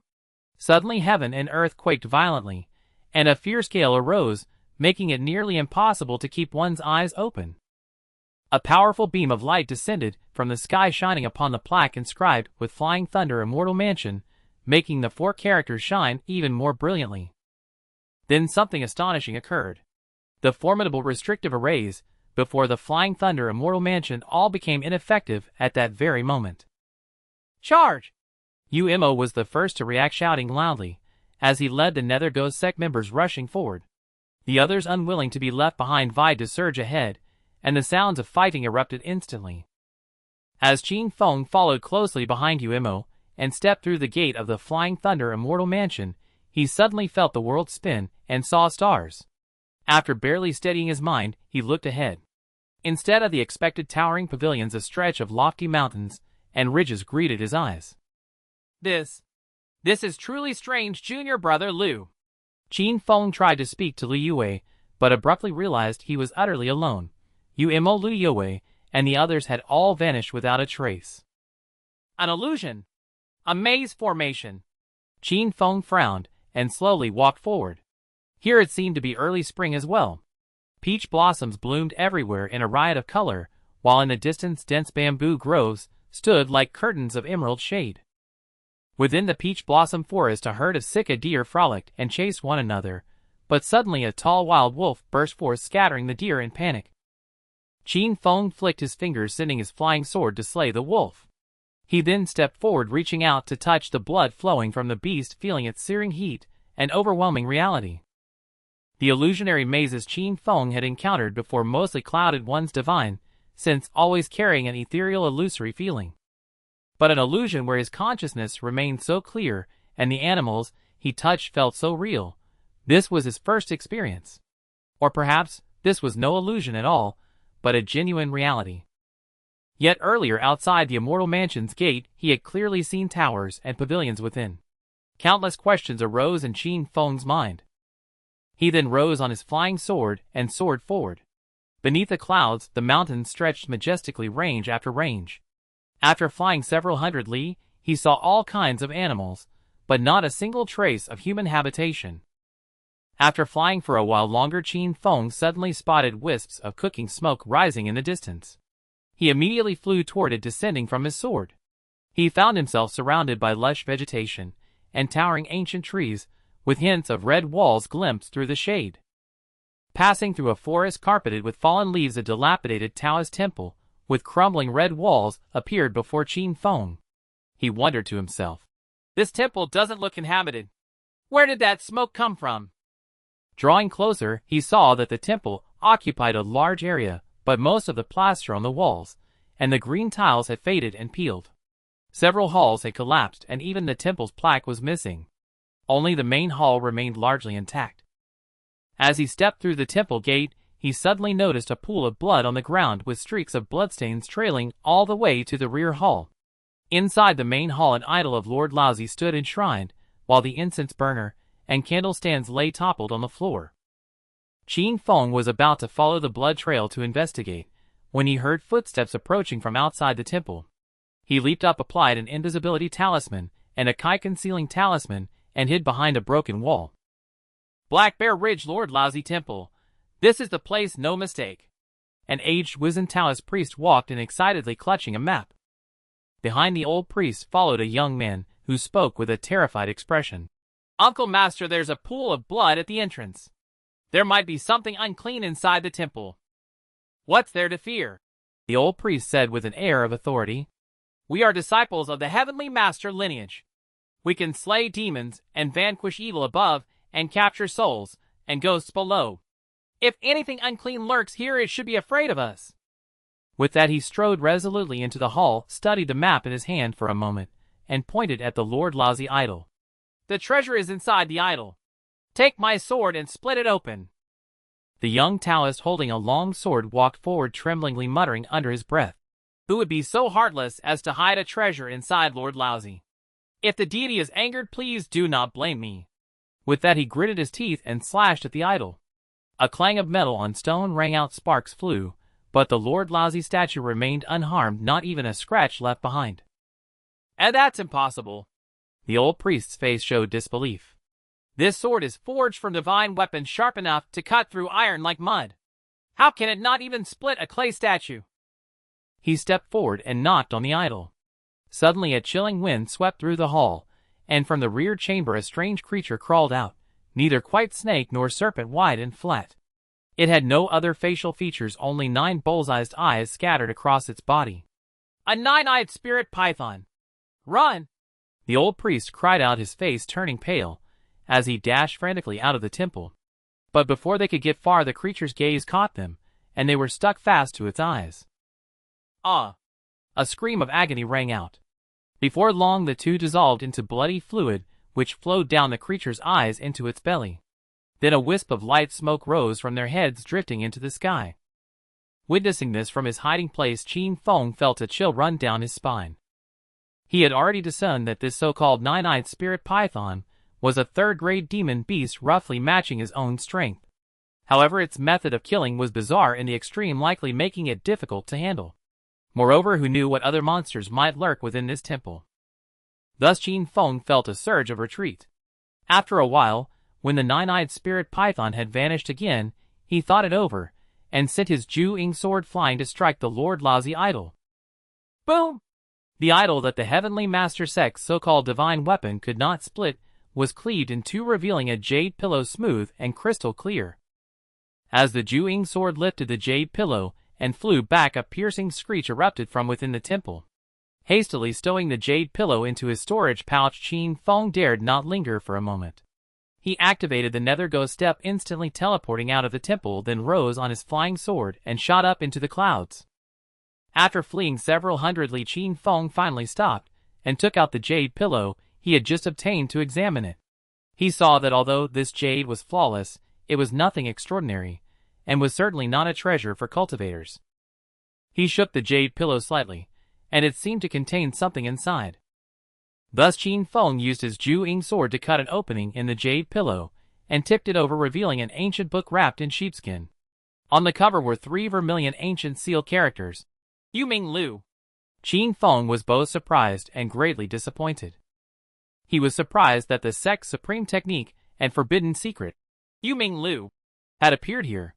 He was disappointed because he already possessed this very Yu Ming Lu. After all this trouble, had he labored in vain? He casually flipped through a few pages and discovered that this Yu Ming Lu was divided into 2 volumes. The first volume seemed no different from what he had previously learned, but the second volume contained content he had never seen before. The Yu Ming Lu, passed down by the Netherghost sect, was merely a profound breathing technique with no other content. However, the second volume recorded numerous demonic arts and Taoist methods. Hua Gu Mei Yu, Xian Ming Mo Gong, Xiao Luo Dao Ju, Shi Shui Mo Ju. Qin Feng took a deep breath and opened the Xian Ming Mo Gong chapter. In the barren north lies the Xianming Sea, a celestial pool. In this dark sea there is a fish named Qin whose size spans thousands of li. The opening essence, spanning hundreds of words, was largely a quote from the Taoist classic Xiao Yao Yu, leaving Qin Feng puzzled at first. The waters of the dark sea are not self-generated but converge from 100 rivers. Hence this technique takes accumulating true essence and expanding the Dantian Sea as its primary principle, ultimately like the Xianming Sea, carrying all boats great and small, accommodating all fish large and small. Only at the end of the opening did the core meaning beck. Qin Feng was stunned when he read this. Then he felt a sense of familiarity with the technique. After pondering for a moment, he suddenly slapped his thigh. Isn't this just an enhanced version of Xianming Chaomu Ju? Xianming Chaomu Ju was a unique spiritual plant cultivation technique of the Netherghost sect. When Qin Feng had practiced it before, he once imagined since one could absorb the essence of plants to nourish spiritual flora, could one also absorb the true essence of other cultivators to enhance one's own power. He never expected that such a technique truly existed, and moreover it was contained in the second volume of Yu Ming Lu. Qin Feng's heart began to race. Undeniably the Xianming Mo Gong held immense allure for him. He possessed the worst mixed spiritual root aptitude, and increasing his cultivation had always been his greatest challenge on the path of immortality. If not for the vast quantities of pills provided by the glazed pagoda within him, and the spirit stones he had painstakingly earned, mostly spent on purchasing pills for consumption, he would never have reached his current stage. However, upon entering the golden core stage, the pills suitable for him in the market had become exorbitantly expensive. If he refined them himself, the only pill formula he knew was the Qian Yuan Dan, whose main ingredient Dizang Hua was similar to Bai Xiechao, both hidden deep underground and extremely difficult to find. Thus, in the months since breaking through to the golden core stage, Qin Feng's cultivation had progressed extremely slowly. At this rate, he estimated that even breaking through to the mid-golden core stage would be difficult, and he might be destined to remain at this level for the rest of his life. Whenever he thought that in a few hundred years he would turn into a pile of bones with no hope of immortality, Qin Feng grew restless. However, this technique required devouring the true essence of others to enhance one's own power, which was far too sinister. So should he practice the Xianming Mo Gong or not? After hesitating for a moment, Qin Feng suddenly smiled. As long as it benefits my path to immortality and longevity, why should I care whether it's demonic or orthodox? With that, Qin Feng spread the cultivation method of Xianming Mo Gong before him, sat cross-legged, and began to close his eyes and practice. This place was hardly suitable for cultivation, so after merely circulating the Xianming Mo Gong through several cycles, he rose and flew elsewhere. Earlier, the old Taoist from the Celestial Master sect had mentioned that this place was called Black Bear Ridge. Qin Feng had never heard of it, and had no idea how to get out, so he could only fly aimlessly. After flying for a while, sounds of fighting and killing suddenly came from a valley ahead. Moreover, the aura emanating from the battle seemed to belong to the techniques of his Netherghost sect lineage. In this desolate region stretching hundreds of li without a trace of human habitation, encountering a living person was rare, let alone a fellow sect member. Thus Qin Feng immediately sheathed his flying sword, concealed his presence, and stealthily made his way over. Soon he saw that the combatants in the valley were a male and a female cultivator. The man was Flower Taoist, De Yong of the soul-devouring sect at the early Golden Core stage, notorious in the cultivation world for capturing female cultivators for dual cultivation. Qin Feng was familiar with the female cultivator. She was Qiuman, the Dao companion favored by Ming Tian. A few months ago, Ming Tian, seeking to win Qiuman's favor, had forced Qin Feng to tend to her spiritual plants. The two were a perfect match, both treating Qin Feng with extreme disdain. At this moment, both Qiuman and De Yong seemed in poor condition, clearly locked in a deadly struggle, their bodies covered in blood. Qiuman appeared more severely injured, coughing up large mouthfuls of blood from time to time. De Yong laughed harshly with some satisfaction. You ungrateful bitch! Once I capture you, will make sure you can neither live nor die. Haha, I wonder what expression Ming Tian would have if he knew his Dao companion was pleasuring herself before me. Qiuman seemed infuriated by his words. With a grim face, she produced a gleaming golden talisman from her storage ring, pinched it between two fingers, and began to chant. Instantly the valley was filled with howling Yin winds and ghostly sounds. De Yong frowned, sensing something amiss, and quickly retreated. But he did not flee far. A colossal skeletal hand suddenly emerged from the ground, grabbing him firmly. The bone hand clenched tightly, and De Yong could only let out a muffled groan before his entire body turned bloody and mangled, dying on the spot. Seeing this, Qiuman released the golden talisman and collapsed to the ground. Just then she suddenly heard footsteps behind her. Qiuman hastily picked up the golden talisman from the ground, turning around with caution. Upon seeing that the newcomer was Qin Feng, she let out a great sigh of relief. You've come at the right time. Go quickly to that mass of flesh ahead and find the storage ring for me. Her tone was as arrogant as ever, ordering Qin Feng about as if he were a common laborer in the sect. Qin Feng cheerfully acknowledged and retrieved the storage ring from the flowery Taoist De Yong. He walked up to Qiuman, but just as he was about to hand over the bloodstained ring, he suddenly withdrew it, speaking timidly. Senior Sister Qiu, last time you asked me to treat those cold shadow herbs, you still haven't paid me. Upon hearing this, Qiuman flew into a rage. Her bone whip lashed out, striking Qin Feng across the cheek with a sharp crack, splitting the skin and nearly disfiguring him. You cur! What do you think you are? I deign to invite you to the Nine Nether Peak out of respect, and you dare ask me for spirit stones. Yes, yes, Senior Sister, calm your anger.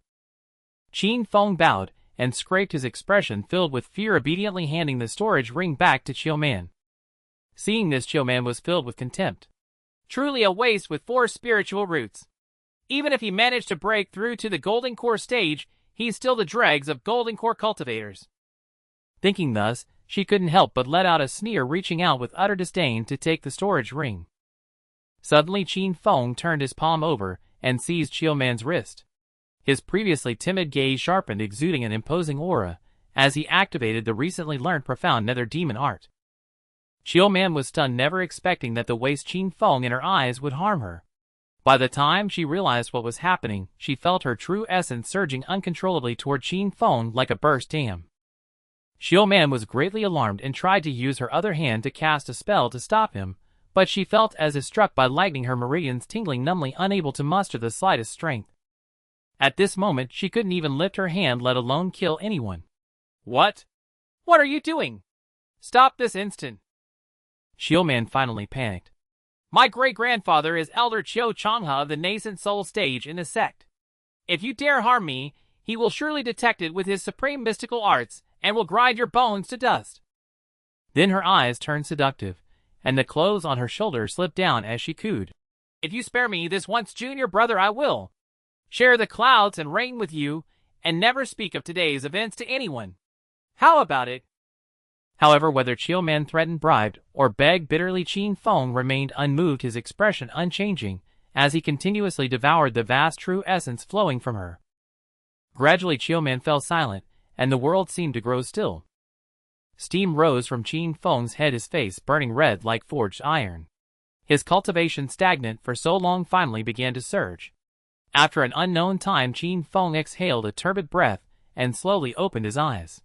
Looking at Qiuman, once a delicate beauty, she had now turned into a pile of white bones. Qin Feng indifferently removed the storage ring from the skeletal fingers, then took out the profound Yin gourd and released profound Yin true fire. The bones were instantly reduced to ashes, scattering in the wind. This, it seemed, was what they meant by grinding bones to dust. A light rain began to fall, gradually washing away the scent of blood in the valley. Qin Feng remained standing, carefully sensing the dense true essence in his dantian. He realized that in just a short while he had gained at least 50 years of cultivation. Xiaoman was also a cultivator at the early golden core stage, originally of similar strength to Qin Feng. When he used the profound nether demon art to devour her true essence, there was a process of refining the impure, not absorbing her entire cultivation into his dantian. Thus gaining 50 years of power in one go was quite remarkable. Even the most potent golden core stage pill in the world could not achieve such a feat. Qin Feng grinned wickedly. Haha, my path to the great Dao is promising. With that he strode forward into the wind and rain. That day Qin Feng left a bustling mortal town and flew south on his sword above the clouds. Over 10 days later he hovered in midair, staring ahead in disbelief. Before him the sky and earth were a gloomy gray filled with shattered voids and restrictions. Lightning bolts, like silver dragons, crackled wildly in all directions. He then flew to many other places only to find the same scene at every boundary. This seemed to be an abandoned small world barely the size of 4 or 5 states. A mortal might never traverse it in a lifetime, but Qin Feng, flying on his sword, had already circled the entire world. The question remained how to leave this place. The spiritual energy here was even poorer than the former Great Wasteland Mountain, and Qin Feng had no desire to remain. Yet after searching for several more days, he found no clue on how to escape, leaving him utterly frustrated. After wandering for a long time, Qin Feng returned to the Black Bear Ridge's Old Lord Temple, where he had obtained the profound nether demon art. He realized this temple was the most peculiar place in the world, and had not been thoroughly explored. Qin Feng cast an invisibility spell, and cautiously entered the main hall. The demon beast's magical powers were vastly different from humans. The nine-eyed spirit python was not to be trifled with. Even if he defeated it with great effort, he could not devour its true essence. Thus he was loath to disturb it.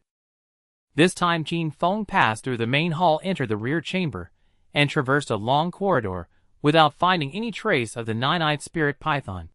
He suspected it had gone out to hunt. However, after searching both inside and outside the temple, he still found nothing. Suddenly Qin Feng noticed a small pond in a courtyard behind the main hall. Mist swirled over the water, and faintly several bullseyes green lights flickered incessantly. A piercing screech rang out as 2 massive nine-eyed spirit pythons, one male and one female, burst forth from the pond. Without a second thought, Qin Feng turned and bolted. The 2 pythons chased after him, their eyes emitting beams of light. Any creature caught in that gaze would be pulled in with immense force, instantly dissolving into pus and blood. But Qin Feng was prepared. As he ran, he always used obstacles to block their line of sight, soon vanishing from sight in a flash. When the 2 giant pythons rushed out of the Old Lord Temple, Qin Feng turned a corner and returned to the pond. He observed that the pond was rich in spiritual energy, far surpassing most of the small world, and since the 2 nine-eyed spirit pythons dwelled here, it must be extraordinary. Just then, he heard the slithering sound of the pythons approaching from behind. Gritting his teeth, Qin Feng leaped into the pond. Cough, cough. Qin Feng emerged from a steaming pool indoors, sputtering and coughing continuously. It took him a while to gather his senses. Looking around, he saw that the room contained an alchemy furnace, a medicinal stove, stone beds, and tables, all arranged with great care, adorned with the essence of music, chess, calligraphy, and painting, exuding an ancient charm. Qin Feng felt a surge of joy within. Have I emerged from that small world? After he jumped into the water pool, 2 nine-eyed divine pythons had relentlessly pursued him from behind. Fortunately, underwater, although there were no obstacles, the powers of the 2 pythons seemed to have failed, and they did not use that strange eye-sucking force on him. The pool was bottomless, and Qin Feng kept swimming downwards, without knowing how long he had been swimming. Even with his cultivation, he felt close to suffocating before finally swimming out. After emerging from the steaming pool, he changed into a clean outfit and began to explore the house carefully. The musical instruments, chess, calligraphy, and paintings were all of common quality, and Qin Feng did not pay much attention to them. When he reached the alchemy furnace, Qin Feng discovered that there had originally been quite a few herbs in the medicinal stove. However, due to the passage of time, They had all decayed into dregs, leaving behind only some unknown seeds. Thus Qin Feng carefully wrapped these seeds in paper and stored them in his storage bag. He then opened the alchemy furnace and found 2 jade bottles inside. Upon inspection, he discovered over a dozen pills with a rich medicinal fragrance, realizing they were not of ordinary quality, and he couldn't help but feel elated.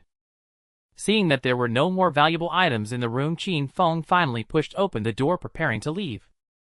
At that moment, as if recalling something, he turned back and took the alchemy furnace with him.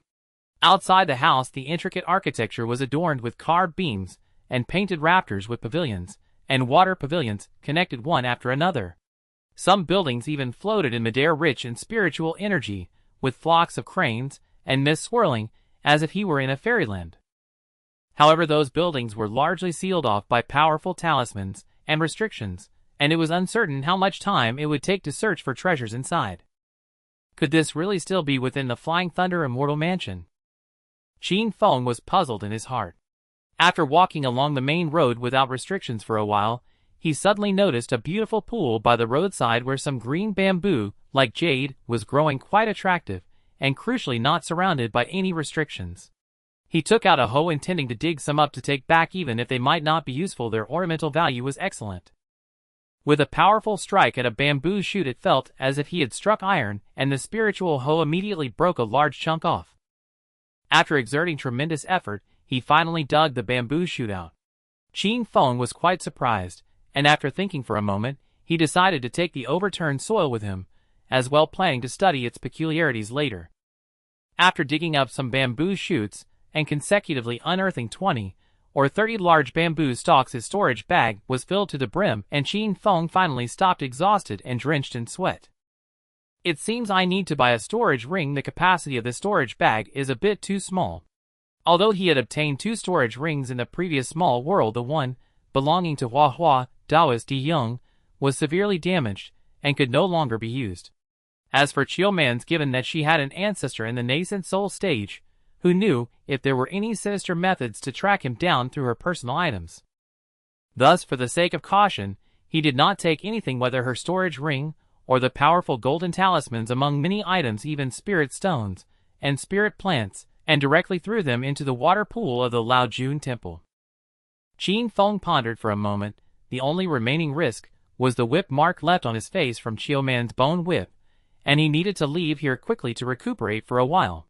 Just as Qin Feng was putting away the nearly broken spiritual hoe and preparing to leave, suddenly several figures from the 10,000 Corpse sect and the soul-devouring sect emerged from a moon gate in front of him. Qin Feng frowned. I stayed in that world for over a month. How are these people still here? Suddenly someone exclaimed, Uncle Nya, this is the gentleman sword Qin Feng who killed senior brother Nya months ago in the Nether Mountain range. Listening to this, Nyao, one of the 6 demons of the Corpse Demon Peak from the 10,000 Corpse sect, glared at Qin Feng in anger. So you're the one called Qin Feng? Return my nephew's life. As he spoke, he reached out towards Qin Feng, and 2 streams of gray and red corpse energy surged forth, rushing towards Qin Feng. A gentleman does not stand under a dangerous wall retreat. As the recognized gentleman sword of the cultivation world, no one understood the meaning of being a gentleman better than Qin Feng. Seeing the number of opponents, he immediately cast the nether ghost steps and fled in another direction. Where do you think you're going? Nyao shouted loudly, leading the chase from behind. After several hours, Qin Feng finally shook off Nyao and hid in the branches of a large tree, closing his eyes to rest. Several fiery red crows cawed noisily on the branches, disturbing his peace.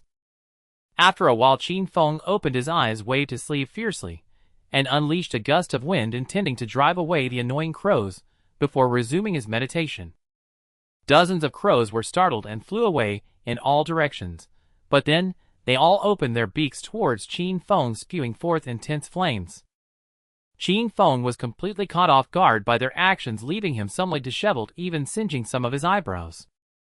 In the end, Qin Feng was truly angered by these crows.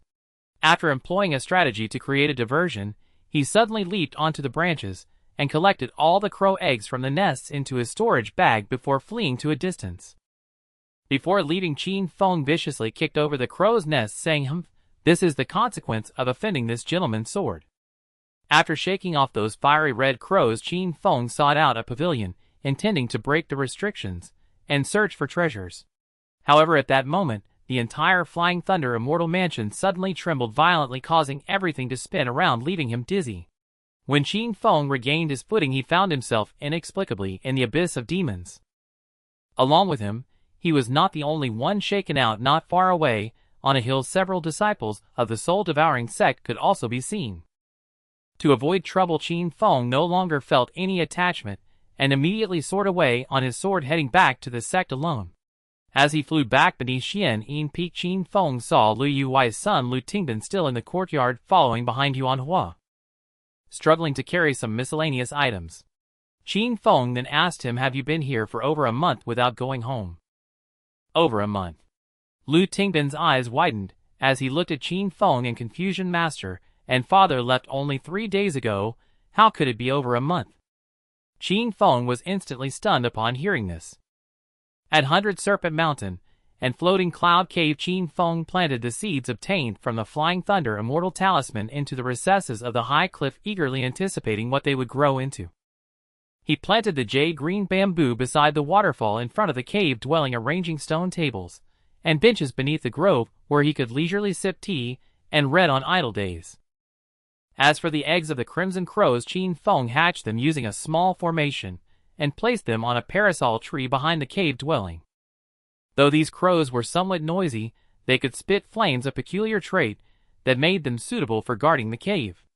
After finishing his work in the spirit field, night had fallen, so Qin Feng returned to his dwelling carrying his hoe under the moonlight. "Little Black, attack it!" At that moment, Lu Tingbin was riding atop a twin-winged bear and playfully brawling with the white tiger guarding the cave.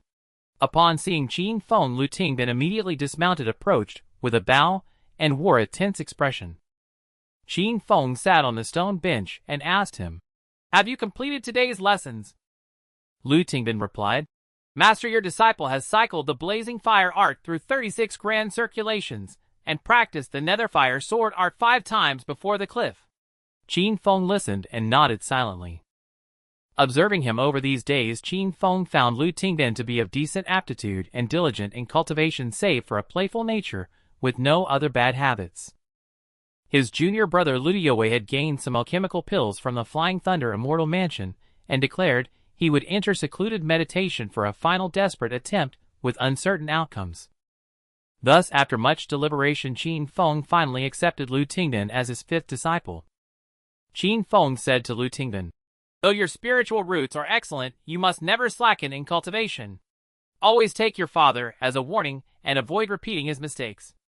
Lu Tingbin immediately replied loudly, "Yes, your disciple will firmly remember your teachings." Afterward, Lu Tingbin became more diligent than before, but within a few days, he grew restless again.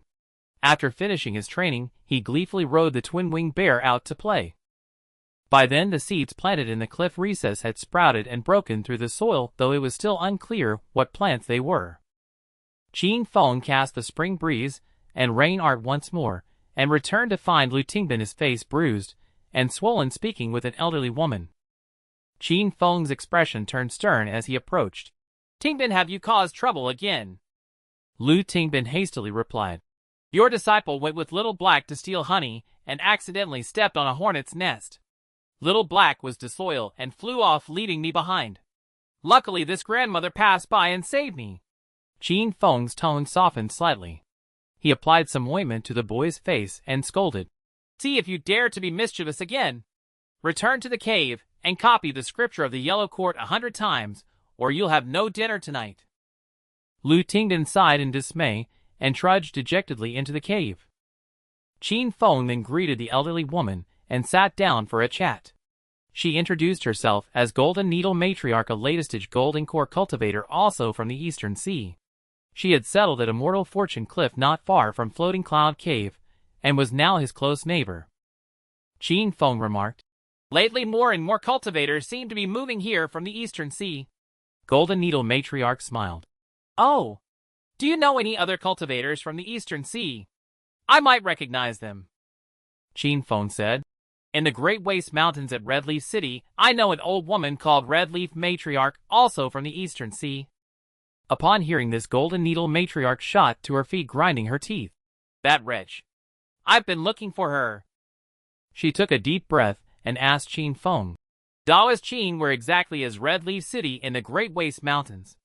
Qin Feng hesitated, then asked cautiously, May I ask what grievance you have with Red Leaf Matriarch? Golden Needle Matriarch replied, I was originally her senior sister in the same sect, but we gradually became bitter enemies, as incompatible as fire and water.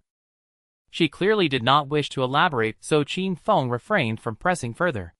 Since the Great Waste Mountains Red Leaf City was no secret, and she could easily learn of it, Qin Feng truthfully told her. Golden Needle Matriarch took her leave and vanished as a beam of light. Days later, she returned from Red Leaf City apparently rebuffed and muttered curses. Wretch relying on numbers. He'll also gather disciples and apprentices to contend with you again. One day Qin Feng received a golden sword message from his master Profound Yin Elder summoning him back to the sect. As the tone was unhurried, Qin Feng did not rush. Passing through the Great Waste Mountains, he stopped briefly at Firefly Gathering Cave to rest. Liu Yao came to inform him. Master, the silver fox you rescued earlier sneaked away after recovering. Qin Feng was momentarily surprised, but did not take it to heart. After all, saving the silver fox had been a casual act, leaving was its own choice.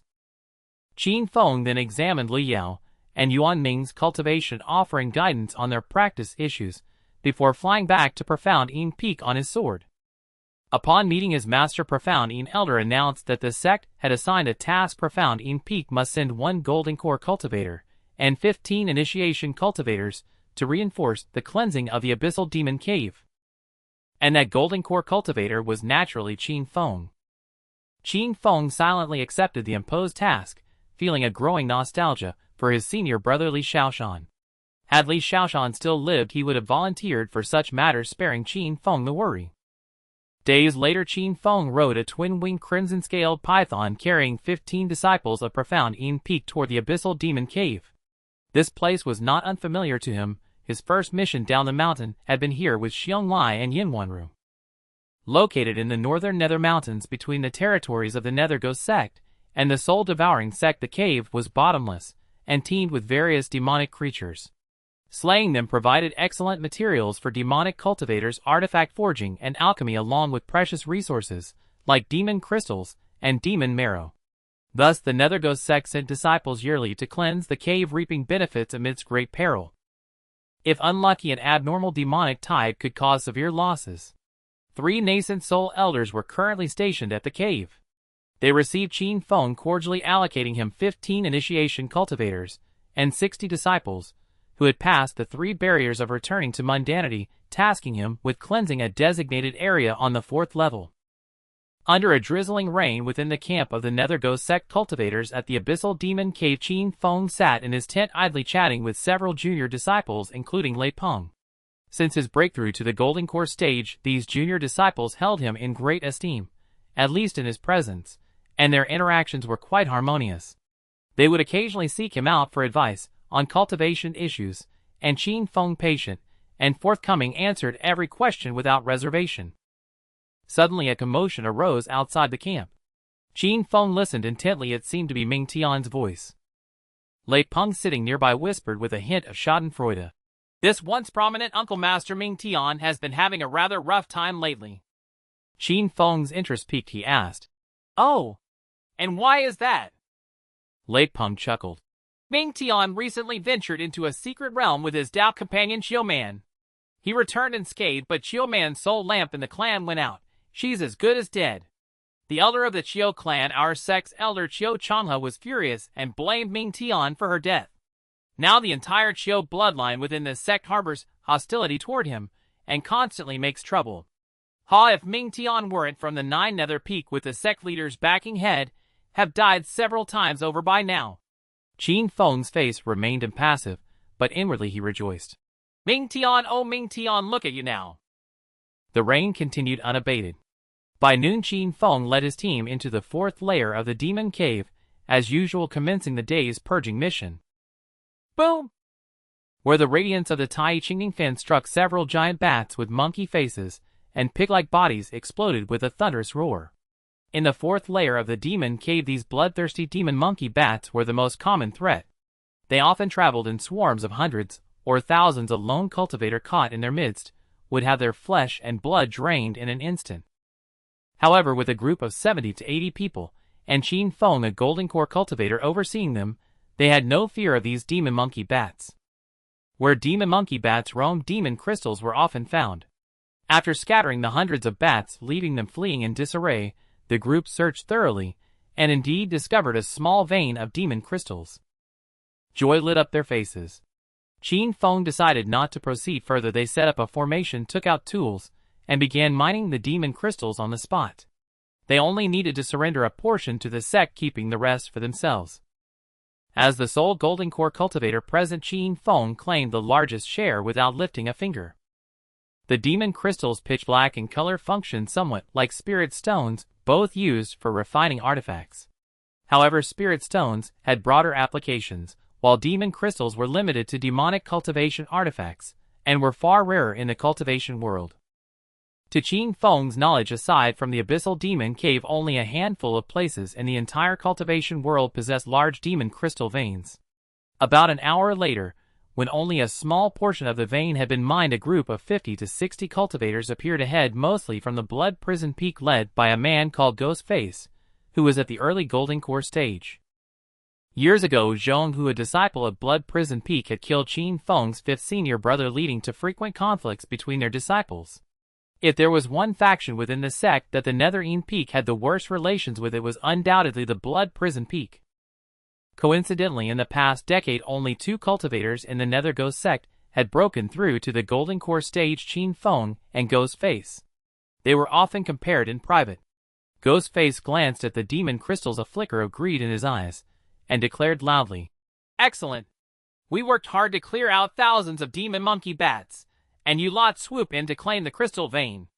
Outrageous!" "Exactly! Hand over the vein and scram, or don't blame us for being rude." The Blood Prison Peak crowd erupted in indignation, twisting the truth so convincingly they seemed to believe it themselves. Lei Peng fumed. "Blood Prison Peak scum, don't push us too far. What if we do?" A man as massive as a small mountain, who had a grudge against Lei Peng, dropped all pretense and laughed loudly. "Your Netherine Peak has suffered losses over the years, dead, wounded, your strength diminished. Even if we seize this crystal mine from you, what can you do?" At this, the Blood Prison Peak crowd burst into unrestrained laughter. The obese man, seizing the opportunity, continued to taunt Lei Peng. "What to fight? Bring it on. I'm afraid you don't have the guts. Remember how Li Daishan died outside, reduced to nothing, while you alone survived." Hearing this, a savage fury flickered across Qin Feng's face. He snorted, raised his hand, and with a grasp through the air instantly dragged the man to his side. His 5 fingers, like steel claws, clamped onto the man's massive head, and the profound nether demon art began to circulate on its own. "Ah!"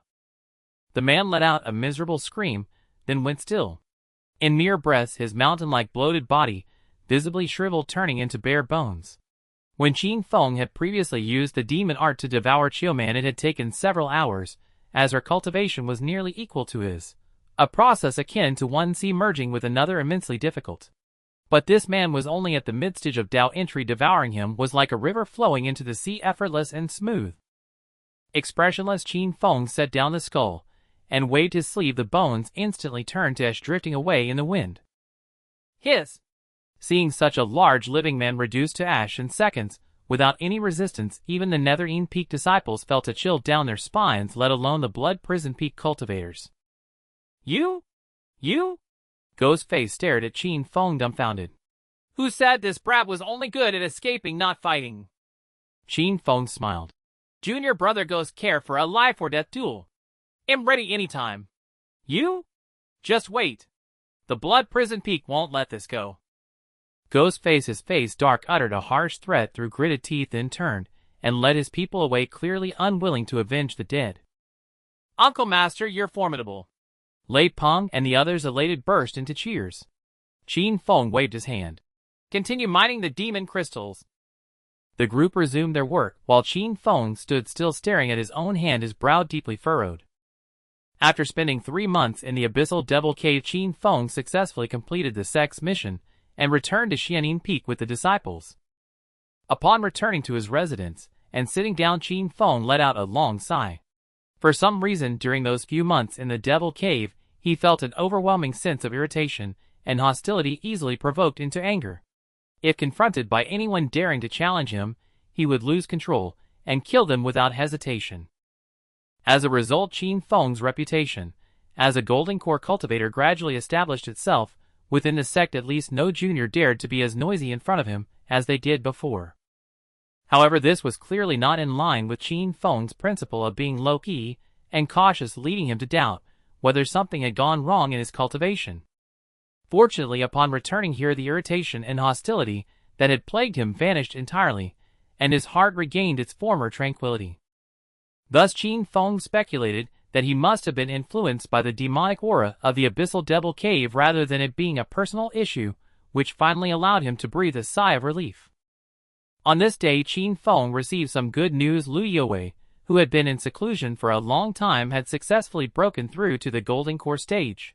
Qin Feng immediately took to the skies on his sword, hurrying to Lu Youwei's cave dwelling to congratulate him. Lu Youwei, who had previously shown signs of aging with gray hair and a frail appearance, now fully restored his youthful vigor. Previously he had begun to suffer from declining vitality, and a breakthrough to Golden Core had seemed extremely unlikely. However, in the Flying Thunder Immortal Mansion, Lu Youwei was fortunate enough to obtain some pills, and after taking them, he succeeded in breaking through, extending his life by 400 years. Qin Feng had few friends, and Lu Youwei could be counted among them. Thus, he couldn't help but feel delighted at his friend's success in breaking through. While the two were chatting, Qin Feng suddenly said to Lu Youwei, "Now that you are a Golden Core, why not bring Tingbin back to personally teach him?" Qin Feng had never been particularly keen on taking disciples. If it weren't for Lu Youwei's tearful pleas about his imminent demise, Qin Feng would never have so easily accepted Lu Tingbin into his sect. Lu Youwei quickly replied with a smile, "Our Xianin Peak has a rule that once you become a teacher, you are a teacher for life. Since that brat has already recognized his senior brother as his master, let him follow his senior brother from now on." After spending so many years together, Lu Youwei understood that Qin Feng was not as simple as he appeared. He knew that having his son recognize Qin Feng as his master would definitely be a foolproof investment. Seeing this, Qin Feng could only let out a helpless smile. That day, Qin Feng flew back to the floating cloud cave at 100 Python Mountain. Lu Tingbin, who had been diligently cultivating within the cave, immediately welcomed him excitedly, saying, "Master, the spiritual plants you asked me to tend to have all grown." Upon hearing this, Qin Feng hurried with him to the high cliff's cave recess, and sure enough, he saw that the spiritual plants grown from the seeds of the Flying Thunder Immortal Mansion had thrived impressively. Qin Feng approached to examine them closely, and found that the plants mainly fell into three categories. One type was silver lung grass, which, like the Doshui immortal herb, was an excellent spiritual herb for treating internal injuries in cultivators. If they were over 1,000 years old, they would be nearly priceless in the markets, extremely rare and precious. As for the remaining two types of spiritual plants, Qin Feng did not recognize them. One type had 5 leaves resembling wild mulberry leaves, yet the plants were very small, and did not look like mulberry trees at all. The other type resembled fragrant mushrooms, and was akin to lingji, measuring only about a foot in diameter, with the center being the fungus, and 4 leaves surrounding it. Most remarkably, the fungus and the 4 leaves were of different colors, presenting a vibrant display and an enticing fragrance, standing out as truly exceptional. Regardless of anything else, the seeds brought back from the Flying Thunder Immortal Mansion were undoubtedly a massive gain. 2 years later, on this day, Qin Feng returned from guarding a sect's mine and accumulated enough merit to gain an opportunity to enter the sect's forbidden area, the Transformation of Yin Pool. The Yuan Ghost sect has 3 major forbidden areas: the Transformation of Yin Pool, the Blood Forbidden Pool, and the 9 Nether Cave. The Blood Forbidden Pool is a holy land for practitioners of the blood evil path, while the 9 Nether Cave houses many powerful ghostly spirits, making it an ideal place for refining ghostly artifacts. The Transformation of Yin Pool, it is said, is extremely deep, reaching the yellow springs of the underworld, with a dense atmosphere of Yin energy. Any cultivator practicing the Yuan Ghost sect's techniques, as long as they soak in the Transformation of Yin Pool, can treat hidden ailments and significantly improve their cultivation. The Yuan Ghost sect has been able to stand strong among the 10 major demonic sects for thousands of years despite numerous tribulations, primarily due to its possession of the transformation of Yin Pool Blood Forbidden Pool and 9 Nether Cave. The transformation of Yin Pool is located at the back of the 9 Nether Peak adjacent to another forbidden area, the 9 Nether Cave. Only disciples who have made significant contributions can enter. The Yuming Ghost sect has built a palace over the transformation of Yin Pool surrounded by heavy restrictions with elders stationed there year-round. Anyone ignorant of the situation who recklessly intrudes would meet a tragic end. Qin Feng held the sect's token and approached the transformation of Yin Pool smoothly. The pool appeared not very large, about the same size as the pond next to Qin Feng's residence. However, the surrounding area was lined with precious spirit-locking stones, inscribed with various obscure and profound symbols. Water vapor rose from the pool, gathering above yet never dissipating, continuously swirling downwards. Qin Feng removed his clothes and leaped into the pool, instantly feeling every pore of his body tremble with pleasure. He sat cross-legged in the pool, preparing to circulate his technique and absorb the purest Yin energy to enhance his cultivation. However, suddenly a surge of true essence from his dantian began to uncontrollably surge wildly through his meridians, quickly merging with the Yin energy absorbed from the pool, rapidly growing stronger. Qin Feng's body stiffened, unable to move, and he was horrified, hastily circulating the heart method from the Yuming record to resist with all his might. However, if he were in any other place, it would be fine, but he was in the transformation of Yin Pool. This extremely violent true essence, bolstered by the transformation of Yin Pool, completely thrived, entering his meridians and forcing his own true essence to retreat steadily. At this moment, Qin Feng finally sensed a familiar feeling from this violent true essence, which was clearly the same as what he had devoured from Qiuman back then. It turned out that after using the Xianming demonic technique to devour true essence of the same level, one generally needed to enter seclusion and focus on cultivation for over 3 years. Otherwise, it would leave a significant hidden danger. Qin Feng was unaware of this. Over the past 2 years, he had not only failed to enter seclusion, but had also devoured several reckless entry-level cultivators, deepening the hidden dangers leading to this calamity today. Seeing this violent true essence swiftly invading his dantian and beginning to reverse the situation by devouring the cultivation he had worked so hard for, Qin Feng felt a wave of despair. But this moment was extremely perilous. It was not the time for self-pity. Suddenly, Qin Feng remembered the demonic seed path technique. Gritting his teeth, he began to activate the transformation technique within this method, planning to take a desperate gamble. The third layer of the demon heart Dao planting method, known as Dao binding, came with a technique to dissolve cultivation. When Qin Feng fully activated this dissolution method, the true yuan he had painstakingly cultivated over many years was all dissipated. The violent true yuan he had devoured was no exception. After an unknown span of time, the liquid-like true yuan in Qin Feng's dantian was entirely gone, transformed into a misty state. Yet he was astonished to discover that the golden core, which he had condensed with all his heart and soul, still floated serenely above his dantian sea of qi. So his realm hadn't dropped after all. It was merely that his true yuan was exhausted. This was truly wonderful. If he had to start all over again from the qi refining stage, it would have been a cause for tears of despair. The description in the manual was too ambiguous, saying it would dissolve all cultivation, and Qin Feng, lacking guidance, had always misunderstood it as starting from scratch. Regardless, the uncontrollable violent true yuan had finally been dissolved into nothingness, completely eliminating the hidden peril within him. Qin Feng breathed a great sigh of relief and planned to swallow some pills to recover a bit of true yuan before leaving the Yin transformation pool. But at that moment, Qin Feng was amazed to discover that the true yuan, which had been turned into mist by his dissolution technique within his dantian, had not dissipated through his meridians. Instead, it was now spontaneously condensing again. Before long, a clear spring appeared once more in his dantian, gradually transforming into a pool, then a small lake. In just about an hour, Qin Feng's cultivation had nearly fully recovered, and all hidden dangers were gone.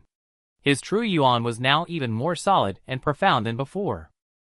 Most importantly, within his dantian sea of qi, a small golden tree sapling formed of qi had taken root, brimming with vitality. One day in the future, the sapling would bear a Dao fruit. At that time, the demon heart Dao planting method would reach its culmination.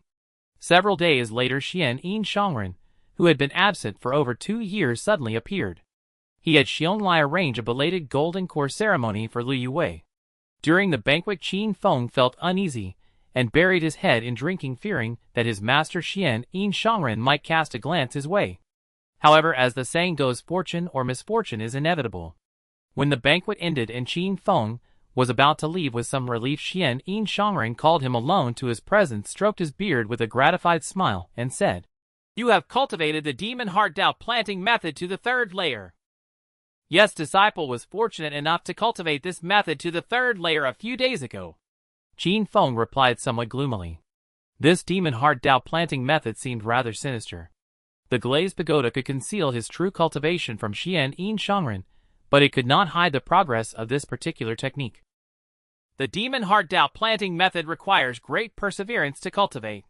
To reach the 3rd layer without guidance shows that I have not misjudged you. Xian Yin Shangren appeared genuinely delighted. He then flicked his sleeve, instantly transporting Qin Feng to a gray hazy space devoid of any sun, moon, or stars. Withdrawing his smile, Xian Yin Shangren said sternly to Qin Feng, "Do you know of the Azure Firmament Sword?" Qin Feng shook his head, slightly indicating his ignorance. Xian Yin Shangren said, "The Azure Firmament Sword was the personal weapon of our sect's founding patriarch. It once served as the token of the Netherman sect's leader, but it was later lost." Qin Feng listened blankly, still utterly confused. Xian Yin Shangren continued, "Through years of investigation, I have learned that the Azure Firmament Sword is within the Azure Lotus Sword sect, though its exact location remains unknown." He fixed his gaze on Qin Feng. "The Azure Firmament Sword is of great importance. Are you willing to go to the Azure Lotus Sword sect for me to ascertain the sword's whereabouts or even steal it back?" Qin Feng was shocked and exclaimed, "Master, you must not. The Azure Lotus Sword sect is a powerful Taoist sect with numerous experts. With my mere early golden core cultivation, going there to steal the sword would be no different from seeking death." Xian Yin Shangren said, "If you are willing to undertake this journey, I have a foolproof plan. I can teach you a supreme art to conceal your true cultivation, allowing you to become an ordinary disciple of the Azure Lotus Sword sect, and then proceed slowly." Qin Feng remained extremely reluctant and full of doubt. "It is said that Taoist sects like the Azure Lotus Sword sect only recruit disciples from families with clean backgrounds. Besides, I am merely a disciple with a waste spiritual root. How could I possibly become a disciple of the Azure Lotus Sword sect?" A proud smile appeared on Xian Yin Shangren's face. "You may not know this, but back then, I spent over 500 years in the Wuchen Temple, and was entrusted with important tasks by that old Taoist Qingqiu. Otherwise, how could I have learned about the Kantong Mountain Golden Gate Taoist treasury?" As he spoke, his gaze turned icy cold. He said no more, waiting silently for Qin Feng's reply. Qin Feng knew that his master, by bringing him to this personal space to discuss matters so solemnly, clearly indicated that the matter of the Azure Firmament Sword was of utmost importance and must not be leaked. Therefore, if Qin Feng dared to refuse at this moment, he might not leave this place alive. Had his master already planned all this 200 years ago, when he imparted the demon heart Dao planting method to him? Qin Feng shook his head, took a deep breath, and said, "Since master has a planned, disciple is willing to undertake this journey and retrieve the Azure Firmament Sword for you." "Good, good. I have not misjudged you." Xian Yin Shangren nodded with great satisfaction and whispered instructions into Qin Feng's ear.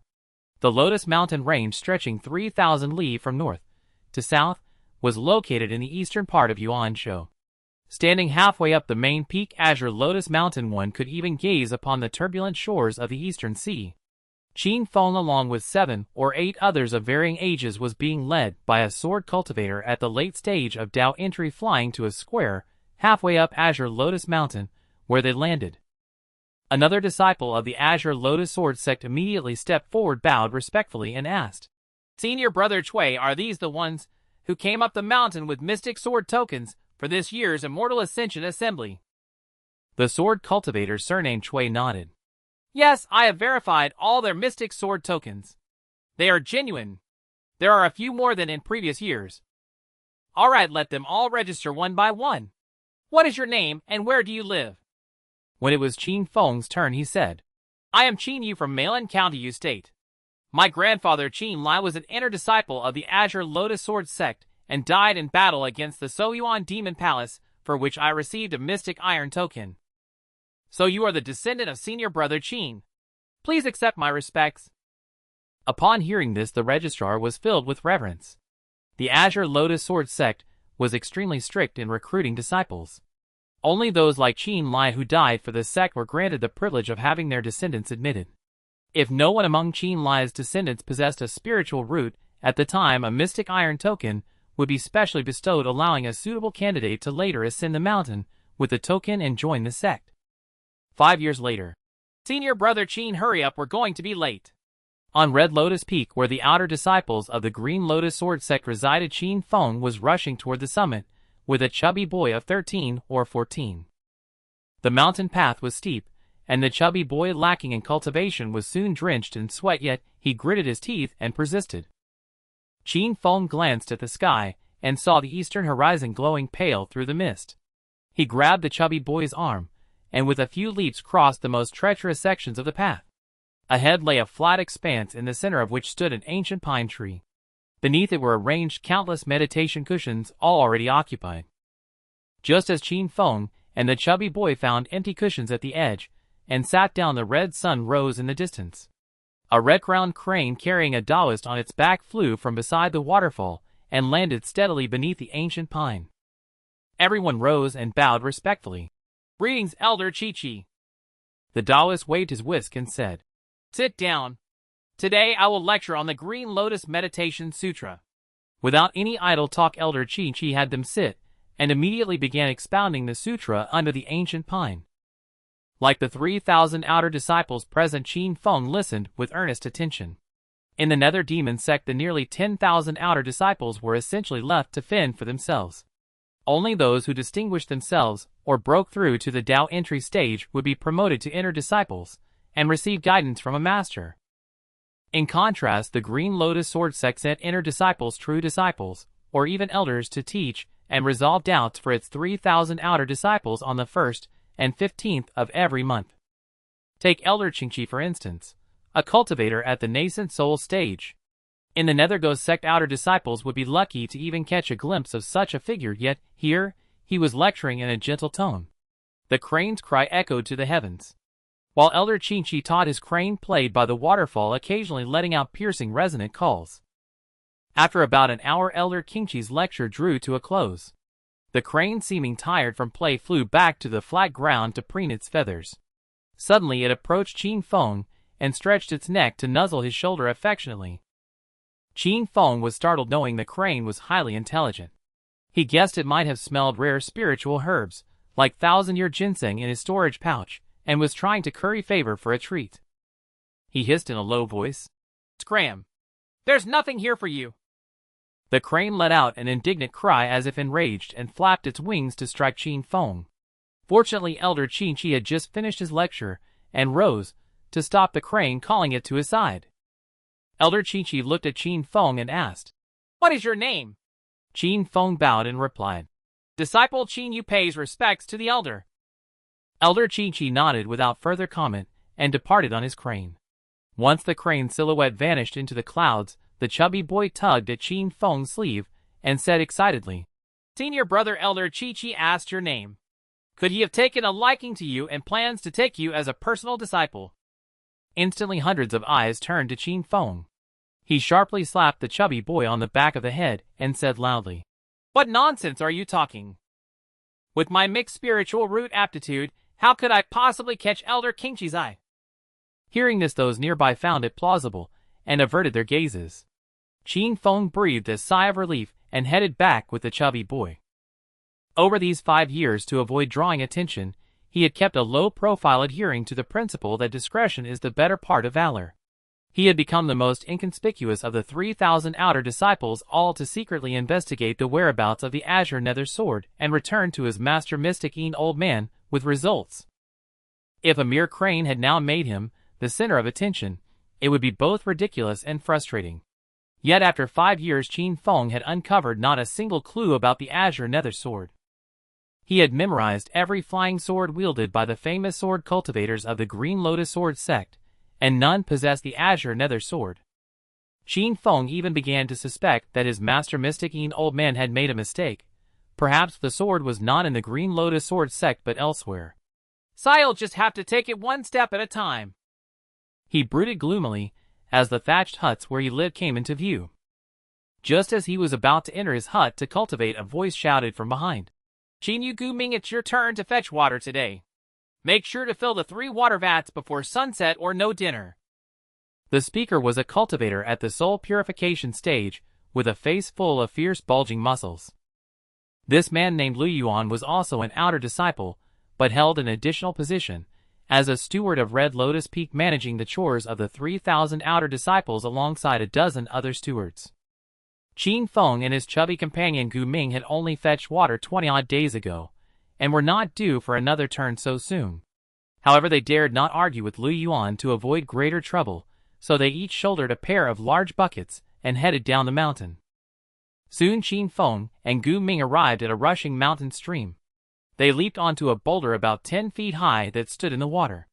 Qin Feng swung the 2 large wooden buckets, dipped them into the current, and filled them in an instant. With a light tap of his foot, he vaulted back to the bank. Each bucket holding at least 100 pounds of water, he carried effortlessly on his shoulders, striding swiftly up the mountain. By the time the sun began to set, Qin Feng and Gu Ming had filled the 3 large vats, collapsing from exhaustion. Time drifted by like white clouds, and another 3 years passed in the blink of an eye. On that day, Qin Feng, who had revealed his cultivation at the 6th level of marrow washing, left the Lotus Mountain Range for the first time. Along with 100 fellow disciples, under the guidance of Elder Qingqi, he hurried to a place called Immortal Forest Valley. There stood the Unity Temple, a subordinate sect of the Green Lotus Sword sect, which was under attack from the Soyuan Demon Palace. According to intelligence, the Soyuan Demon Palace had sent only 50 to 60 people, far too few to breach the temple's protective formation quickly. Since the Green Lotus Sword sect had dispatched over 100 reinforcements ensuring absolute superiority, most of the group felt relatively relaxed.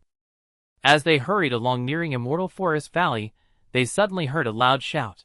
"Unity Hermit, hand over the Azure Nether Sword obediently, or don't blame the Soyuan Divine Palace for leveling this shabby temple of yours." Qin Feng's spirit soared.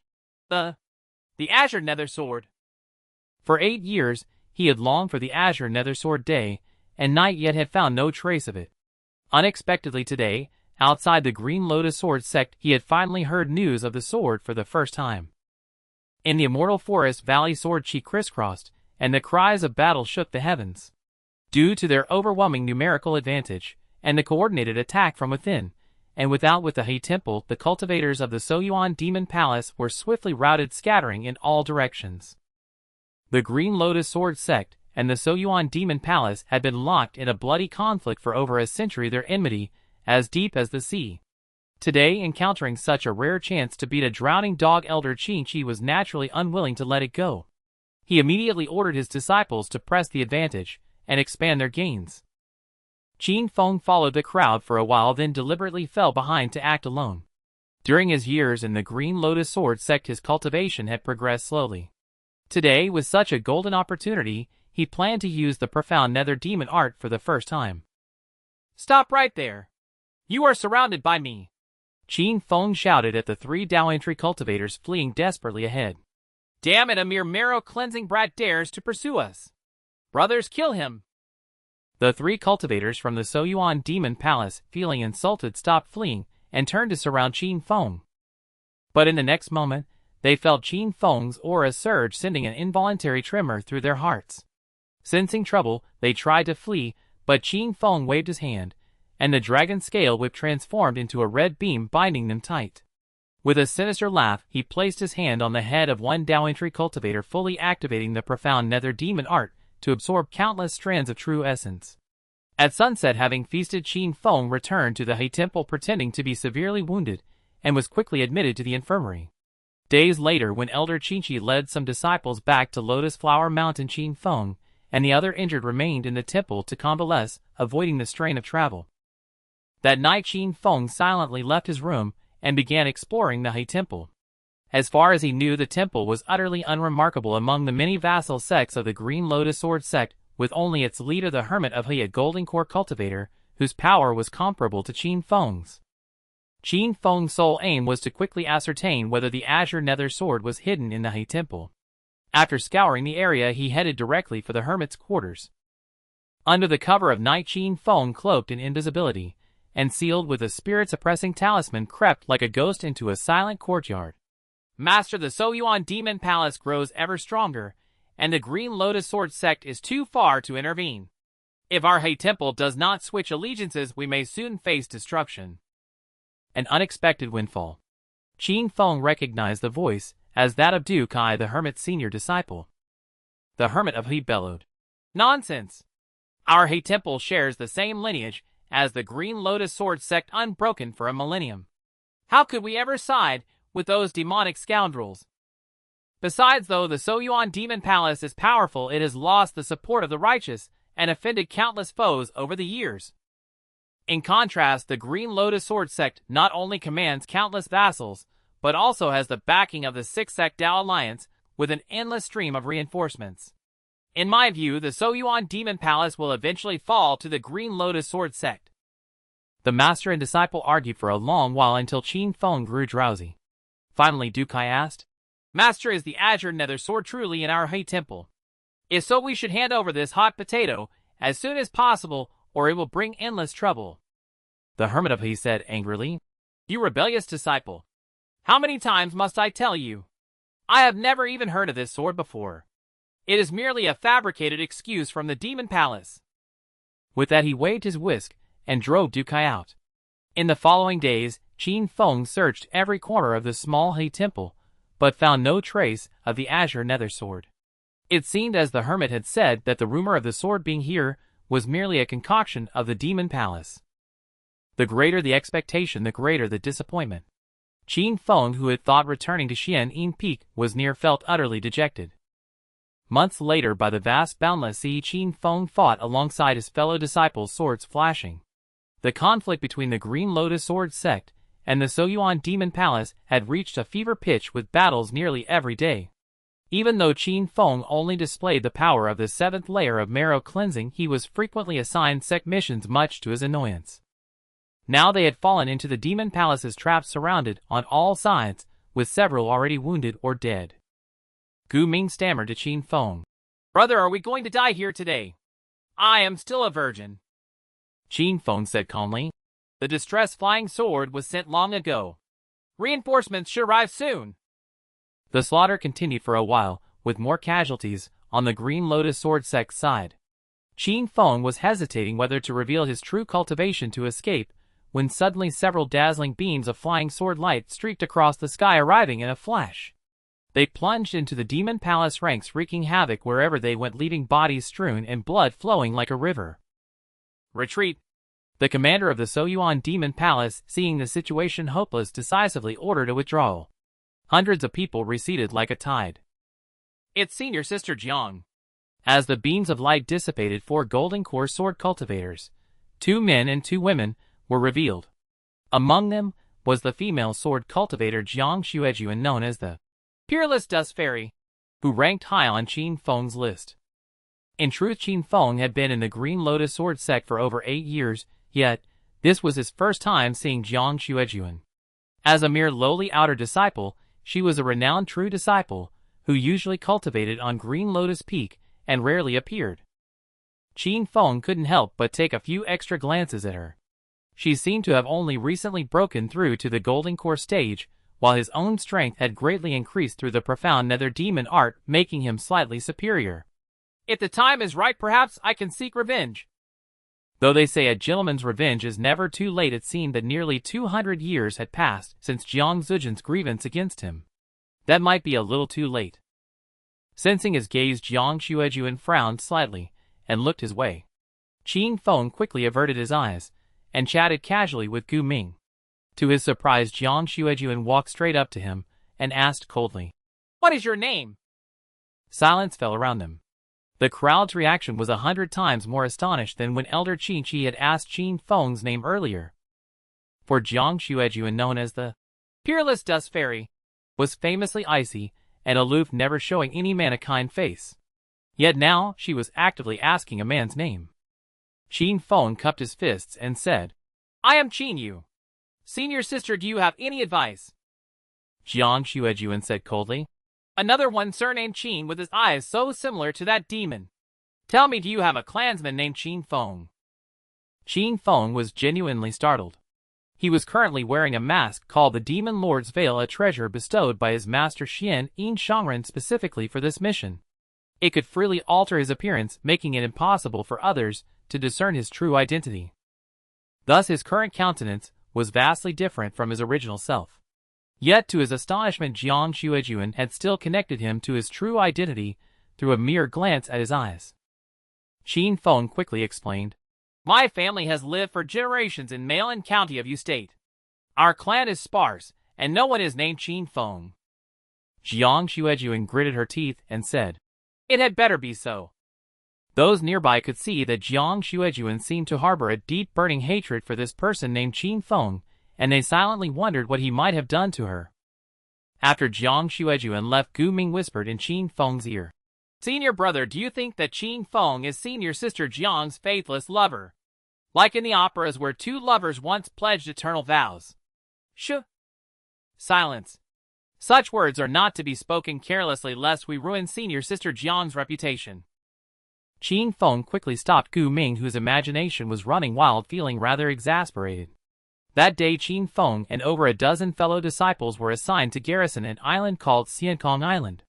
He couldn't help but think whether it was because he was an outer disciple or because the Suiyuan Demon Palace was so powerful the mandatory sect missions in the Qinglian Sword Sect were far more numerous than those in the Yuminggo Sect.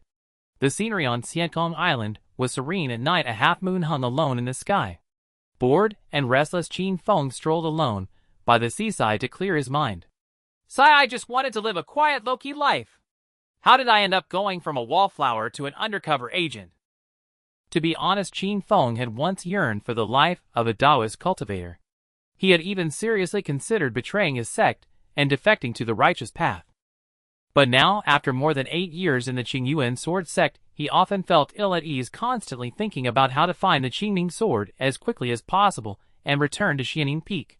Gazing at the moonlit sea, he saw vast clear waves stretching endlessly under the azure sky. Having spent most of his life in the endless rolling mountains, listening to the tide's music now felt like a unique artistic conception, and he felt the journey was worthwhile. Suddenly a fierce wind rose from the sea and monstrous waves crashed violently against the cliffs, striking the reefs and sending up 1,000 sprays of snow. Startled, Qin Feng saw a colossal sea clam emerge from the water. When its shell parted slightly, a dazzling light flashed from within, suggesting it contained many pearls. If the pearls were of sufficient quality, they could be used for alchemy. Qin Feng was about to capture the clam for its pearls, when he suddenly saw a monstrous creature with a fish's body and an ox's head emerge from the sea, brandishing a steel trident and striding across the waves in pursuit of the clam. Just as the monster reached the clam and raised its trident to strike, Qin Feng flicked his fingers, and the Ju-Ing sword, which had not been seen for a long time, flew forth, instantly severing the creature's arm. The monster let out a roar, but after glancing at Qin Feng a few times, it hesitated slightly, picked up its severed arm, and dove into the sea with a plop, fleeing. Qin Feng flew over the sea and realized the clam was far larger than it had appeared from the shore, likely over 1,000 years old. He wondered if it had become a spirit. The pearls inside must be of exceptional quality. Qin Feng was overjoyed. Just as he was about to slash the clam open to seize the pearls, the clam opened on its own, as if sensing his killing intent or offering its pearls in gratitude for being saved. Qin Feng smiled. Since you are so sensible, I will spare your life. With that, he carefully took several egg-sized black pearls from inside. He held them up to the moonlight, and saw that within these black pearls a gaseous substance swirled, a truly peculiar sight. Then the 1,000-year-old clam emitted a strange sound, as if bidding Qin Feng farewell, before sinking back into the sea. Farewell, and don't let the sea monsters catch you again. Qin Feng waved with a smile and flew back to Xiankong Island on his sword. The master of Xiankong Island was a latest-stage golden core cultivator named Xian Kongzi, after whom the island was named. Xian Kongzi was an exceptionally skilled alchemist renowned across the Eastern Sea. Thus, even though the island was remote, the Suiyuan Demon Palace had repeatedly attempted to conquer it and recruit Xian Kongzi. One day, after an unusually long stretch of calm weather, Xian Kongzi gathered his disciples and the Qinglian sword sect members, who were helping to garrison the island, holding a feast to lecture on his alchemy insights. This was an incredibly rare and wonderful opportunity. Qin Feng had some knowledge of alchemy, but he could barely refine decent pills, and his success rate was abysmal. When he sought guidance from his second senior brother Xiong Lai, who was best at alchemy in the Xianin lineage, the latter seemed secretive and reluctant to teach. Now Xian Kongzi, a grandmaster alchemist, was willing to share his experience with outsiders, a golden opportunity not to be missed. Thus, during the lecture that lasted over 2 hours, Qin Feng listened with rapt attention, completely absorbed, and felt immensely benefited. As the lecture drew to a close, Qin Feng even posed a few questions, and was fortunate enough to have them patiently answered by Xian Kongzi. The doubts that had plagued him for years were dispelled, and he felt as if a light had dawned upon him, bringing sudden clarity. Qin Feng stayed on Xiankong Island for over 3 months, often seeking out others to discuss alchemy, and even became good friends with Ling Wei, a very approachable disciple of Xian Kongzi. Another year passed. Nearly 10 years had gone by since Qin Feng first arrived at the Qinglian sword sect. Standing on the cliff of Honglian Peak, gazing at the surging sea of clouds below, he felt a deep melancholy.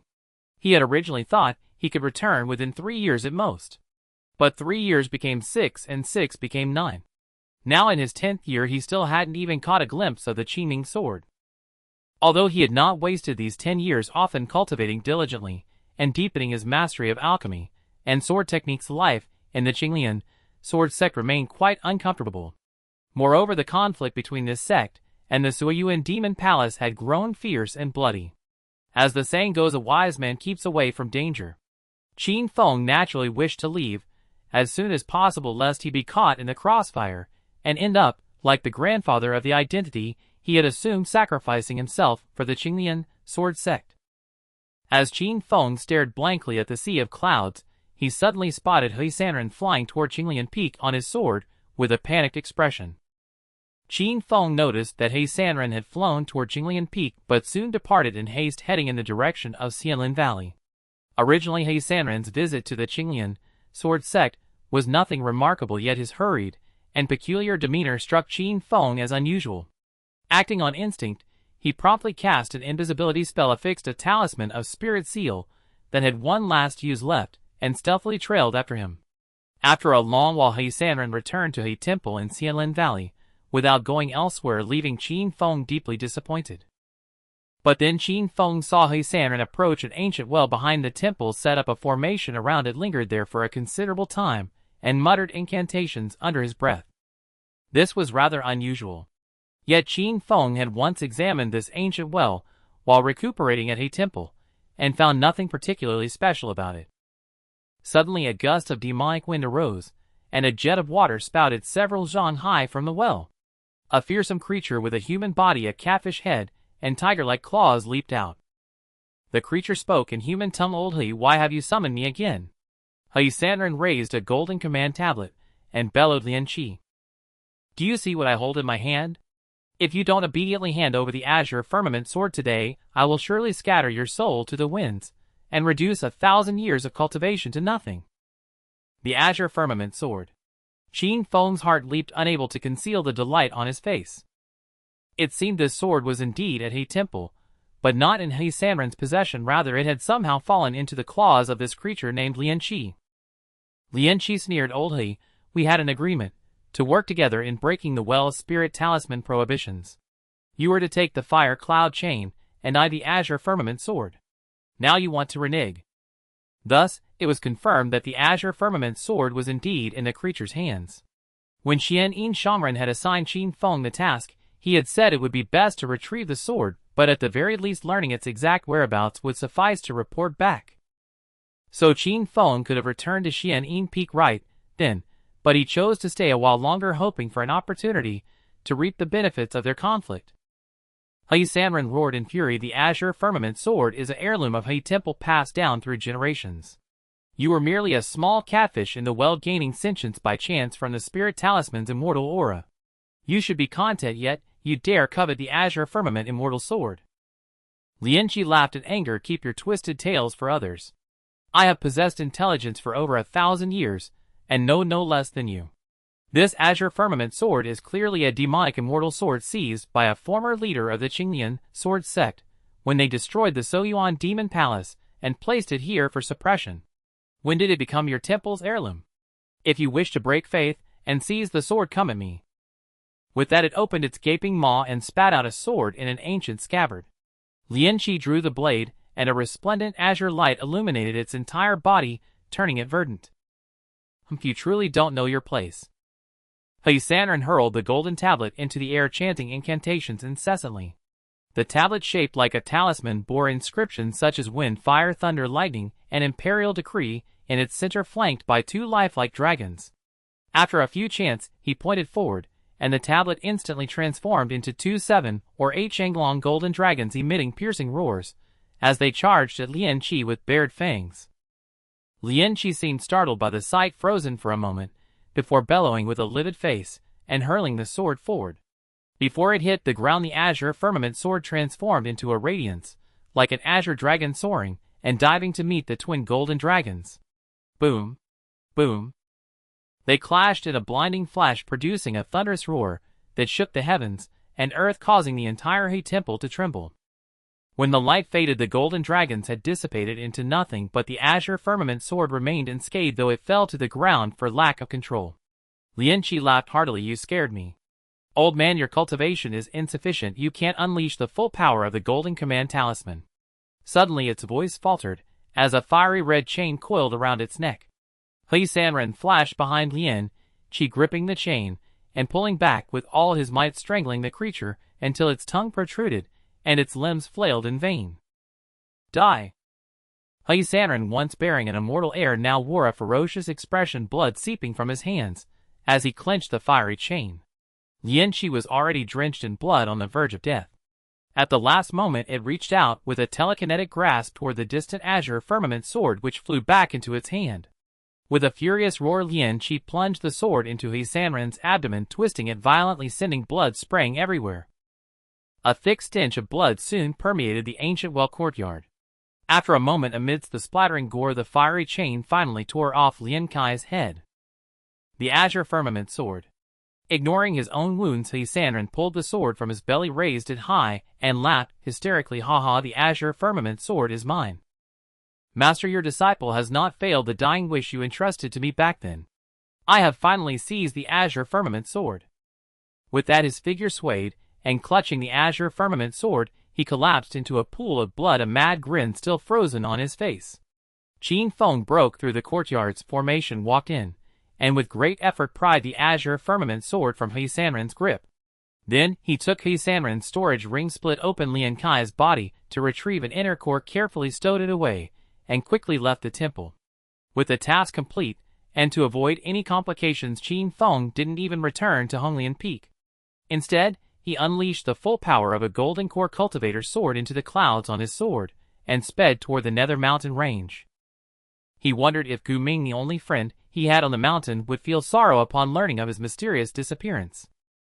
About a month later, when the familiar mountain range came into view, Qin Feng was overjoyed, feeling a long-lost sense of ease. Only then did he suddenly realize that he seemed more suited to being a demonic cultivator in the nether mountain range. At the Qinglian sword sect, there were far too many rules and restrictions.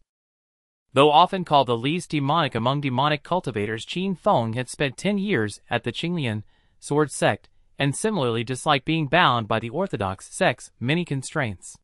He thought to himself, now that I'm back, I am like a bird freed from its cage, returning to the forest, a dragon returning to the sea, no longer tethered. In these days, Qin Feng had been pondering whether to surrender the Qinming sword.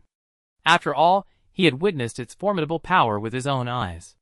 Even the catfish demon Lian Qi, who seemed unable to fully master the Qinming sword, could still wield it to slay the 2 golden dragons conjured from the golden talisman. Its might was truly worthy of the title, Immortal Sword. If only he could claim it for himself. However, Qin Feng later discovered that, after sheathing the Qinming sword back into its scabbard, he could no longer draw it out. How peculiar this was. It made no sense that Lian Qi, merely a lowly catfish demon, could draw the sword and slay enemies, while he, a legitimate sword cultivator, could not even pull it from its sheath. But no matter how he tried, the Qinming sword remained unmoved, and he had no choice but to reluctantly give up. When Qin Feng returned on his flying sword to Xian'an Peak, and was about to seek someone to inquire if Xian'an Shangren was in the sect, a figure flickered before his eyes, revealing the venerable presence of his master Xian'an Shangren. The master stared at him with piercing eyes, silent. Overjoyed, Qin Feng stepped forward. Master, your disciple has fulfilled the mission without disgrace. Before he could finish, Xian'an Shangren waved his sleeve, transporting him once again to that gray, sunless, and peculiar space. Qin Feng took a deep breath, retrieved the Qingming sword from his storage ring, and presented it. Xian'an Shangren's eyes gleamed with brilliance, his hand trembling slightly with excitement as he seized the sword. With a sharp ring, he drew it from its sheath and examined it for a long while. Indeed, it is the Qingming sword. Excellent! Excellent! Excellent! For the first time, Qin Feng saw his master Xian'an Shangren exclaim 3 praises in succession, and burst into hearty laughter, tilting his head back. After a moment, Xian'an Shangren restrained his smile, and asked Qin Feng, although the sect's records clearly state that this sword was in the hands of the Qinglian sword sect, I once infiltrated the Qinglian sword sect for over 100 years without uncovering any news related to this sword. Where did you find it? Qin Feng replied, your disciple found it at the He Temple in the Xianlin Valley. At the time, it was in the possession of a catfish demon. He then recounted the entire process of obtaining the Qingming sword in detail. Extraordinary! Xian'an Shangren exclaimed with deep emotion. The He Temple was an insignificant force among the many vassal sects and cultivation families of the Qinglian sword sect. Who would have thought it was the very place tasked with guarding the Qingming sword? If not for the temple master's greed conspiring with the catfish demon to seize the sword, and you stumbling upon them by chance, how could this sword have fallen into my hands? Xian'an Shangren uttered the word, extraordinary, several more times before finally asking Qin Feng with a smile. You have rendered a great service. What reward do you wish from me, your master? Qin Feng paused, then promptly replied with reverence. If not for you taking me as your disciple back, then your disciple would have long turned to bones. The great grace of your teachings is something I will never forget. Yet due to my own dullness, I have never been able to repay you. This time, after 10 arduous years of infiltration in the Qinglian sword sect, I have finally fulfilled my mission and brought back the Qingming sword. This is my repayment to you, master. What need is there for any reward? After Qin Feng finished his speech, Xian'an Shangren's expression shifted slightly. He pondered for a long while, then produced several bamboo scrolls. How can merit go unrewarded? You excel in the path of the 5 elements. Here I have 3 volumes of the Hunyuan scripture obtained from an immortal's abode. I shall impart them to you. Qin Feng did not decline. With a solemn expression, he received the 3 volumes of the Hunyuan scripture. Thank you, master, for bestowing upon me the scripture of the great Dao. Xian'an Shangren nodded, then suddenly spoke sternly. The matter of the Qingming sword is of great consequence. You must not mention it to anyone from now on. If you jeopardize my plans, I will not forgive you. Yes, rest assured, master. Your disciple will remain tight-lipped. As he finished speaking, he found himself back atop Xian'an Peak, while Xian'an Shangren had vanished without a trace. Only then did Qin Feng wipe the sweat from his brow, and heave a great sigh of relief. At the moment Xian'an Shangren asked him what reward he wanted, the glazed pagoda within his body had trembled several times in succession, issuing a strong warning. It seemed that in that instant Xian'an Shangren, to ensure the Qingming sword's secret would not leak, had even harbored murderous intent. Qin Feng flew his sword back to the long unseen courtyard at the foot of Xian'an Peak. At a glance, he saw his fellow disciples Yuan Hua and Chen Chongqing tending to the spirit plants in the fields. Bees and butterflies fluttered about the air, thick with the fragrance of flowers. Everything seemed unchanged from before he left. Indeed, for cultivators 10 years were but a fleeting moment. Especially for those above the golden core stage, a seclusion lasting decades was not uncommon. Master! Yuan Hua and Chen Chongqing, upon seeing Qin Feng, immediately rushed forward to pay their respects. Qin Feng assessed their cultivation progress, and found that they had not slackened in their training over the past decade. Both had advanced by leaps and bounds, now possessing strength roughly at the midstage of Dao entry. Yuan Hua, being a non-human cultivator, progressed much slower in cultivation speed than Chen Chongqing, who had thus caught up to him. However, Yuan Hua's lifespan far exceeded Chen Chongqing's. As long as he continued diligent cultivation, the pressure he faced was actually less than Qin Chang's. Returning to the courtyard and sitting down, Qin Feng looked up and couldn't help but exclaim in surprise. This pear tree, when did it bear fruit? It turned out that this strange fruit tree, which had stood in the courtyard for 200 or 300 years, and had been watered with much growth-accelerating spirit liquid, had finally produced countless fruits.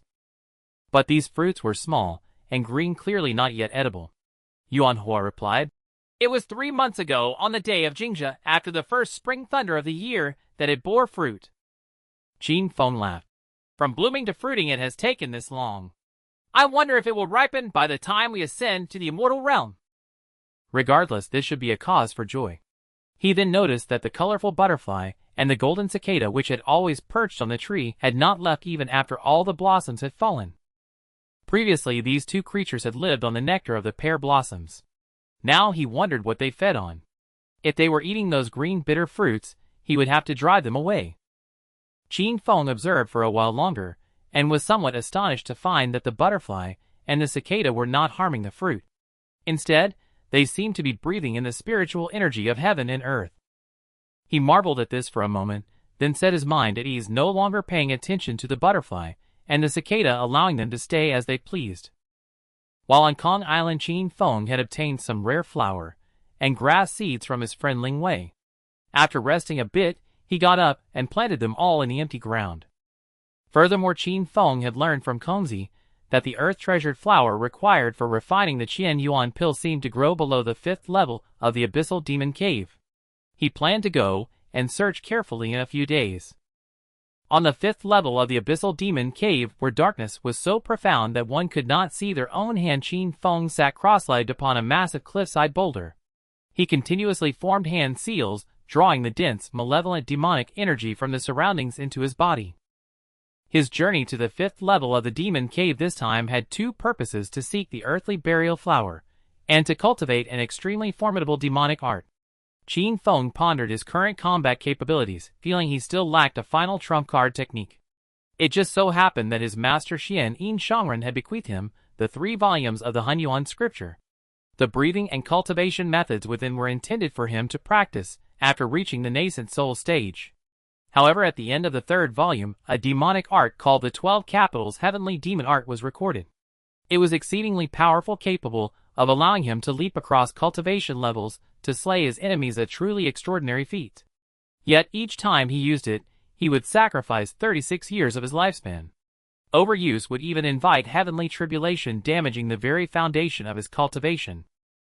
Therefore, the 12 Capitals Heavenly Demon Art must never be used lightly, only in moments of life and death crisis. But with techniques and treasures, the greatest fear is not having them when such a critical moment arrives, leaving one utterly defenseless. Thus, after much deliberation, Qin Feng steeled his resolve to cultivate it, forging it into his ultimate trump card for battle. To master this demonic art, the first step was to condense 12 divine demon orbs within his body: the demonic aura orb, the nether aura orb, the thunder aura orb, the blood aura orb, the fire aura orb, and others. Finally, these 12 orbs had to be merged into one, achieving a state of primordial unity, and the art would be complete. Easier said than done. Simply finding a place suitable for condensing the divine demon orbs would stump countless cultivators. And the 5th level of the abyssal demon cave was the perfect place to condense the demonic aura orb. Consequently, Qin Feng remained on the 5th level for several months, simultaneously condensing the orb and searching for the earthly burial flower. By the 4th month, Qin Feng had finished condensing the demonic aura orb, yet there was still no trace of the earthly burial flower. He decided it was time to leave the demon cave. After all, finding the earthly burial flower was entirely a matter of luck. He couldn't afford to waste time searching for it indefinitely. Moreover, the 5th level of the demon cave was not only teeming with ferocious demonic beasts, but also saturated with dense demonic qi. Prolonged exposure in such an environment was detrimental to one's body. As he hurried towards the exit of the demon cave and reached the 4th level, the golden coin mouse in the beast's pouch at his waist suddenly let out a series of joyful squeaks, urging Qin Feng to release it. This golden coin mouse was something Qin Feng had acquired from Shui Jiang of the Shui family in the 100 Python Mountain. Over the years, it had helped him find countless rare spiritual herbs and anomalies probing its worth greatly. However, the demon cave was filled with natural predators of the golden coin mouse, making it easy prey. Thus, ever since entering the cave, the mouse had been trembling in the beast's pouch, too terrified to come out. Now that the golden coin mouse dared to volunteer, Qin Feng released it to see if it could find something good. The mouse quickly burrowed into the ground, and Qin Feng followed closely behind lest it be devoured by another demonic creature. Unexpectedly, the mouse went deeper and deeper, soon returning to the 5th level. However, the area they traversed was one Qin Feng had never visited before. The abyssal demon cave grew more vast and boundless the deeper one went. Even after spending months here, Qin Feng had only explored a small fraction of it. After a while, the golden coin mouse stopped before a small cave, too afraid to proceed further. Qin Feng glanced inside and saw the cave was filled with jaded demon toads, no fewer than 500 or 600 of them. A shiver ran down Qin Feng's spine. He had encountered a few stray jaded demon toads before. Their bodies were covered in poison, and they would self-destruct upon death, spraying countless droplets of venom that could corrode even stone in an instant.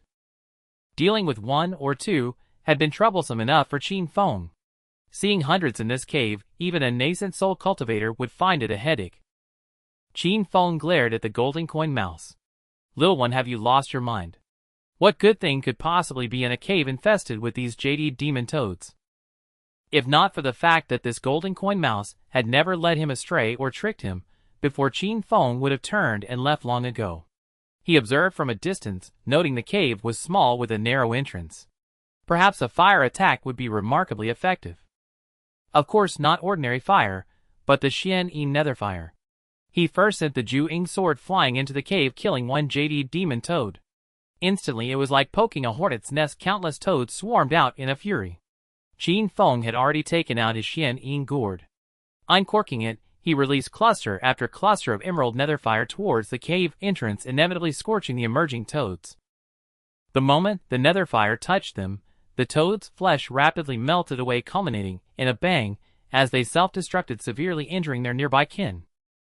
Most demonic beasts and monsters above the 5th level of the demon cave, even those with considerable power, were often so lacking in intelligence. Their only threat to cultivators came from their sheer numbers. Qin Feng then took out the Tai Chinging fan to amplify the power of the Xian Yi nether fire. With the gourd in one hand and the fan in the other, he blocked the cave entrance. In no time, he had killed countless jaded demon toads. After half an hour, half of the toads in the cave were eliminated, and it had been easier than killing the 2 or 3 earlier. Qin Feng could even see a glimmer of fear in the eyes of the remaining toads. They were clearly terrified out of their wits. He then put away the Xian Yi gourd. The surviving toads, seizing the chance, scrambled out of the cave and fled in all directions, not daring to provoke Qin Feng any further. Not a single part of a jaded demon toad was useful. If possible, Qin Feng would have preferred not to kill them at all. It was a pure waste of energy. So he was happy to let them escape. Soon the remaining 200 or 300 toads had all fled. Qin Feng then stooped and entered the cave. A foul stench assaulted him, so nauseating he almost vomited. Qin Feng quickly cast a breath-holding art and took out a night pearl to illuminate the cave. To his surprise, the cave was completely empty. Where were the treasures? So it seemed the golden coin mouse had finally tricked him. All that effort for nothing. Just as he was about to turn and leave this stinking place, a strange fragrance scent penetrated his breath-holding art, reaching his nostrils. Qin Feng froze, then saw clusters of red flower petals, like bamboo shoots after a spring rain, sprouting from the ground. They emitted a crystalline red glow, beautiful and magnificent under the light of the night pearl.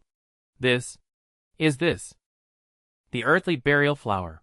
Qin Feng was both shocked and overjoyed. He had never imagined that this incredibly rare flower in the world would grow in such a foul-smelling place. Fearing the flowers would sink back into the earth, he didn't overthink and immediately began to pick them. Seeing that these earthly burial flowers were hundreds or even thousands of years old, his heart filled with even more joy. This is more than enough to refine 3 or 4 batches of Qian Yuan pills.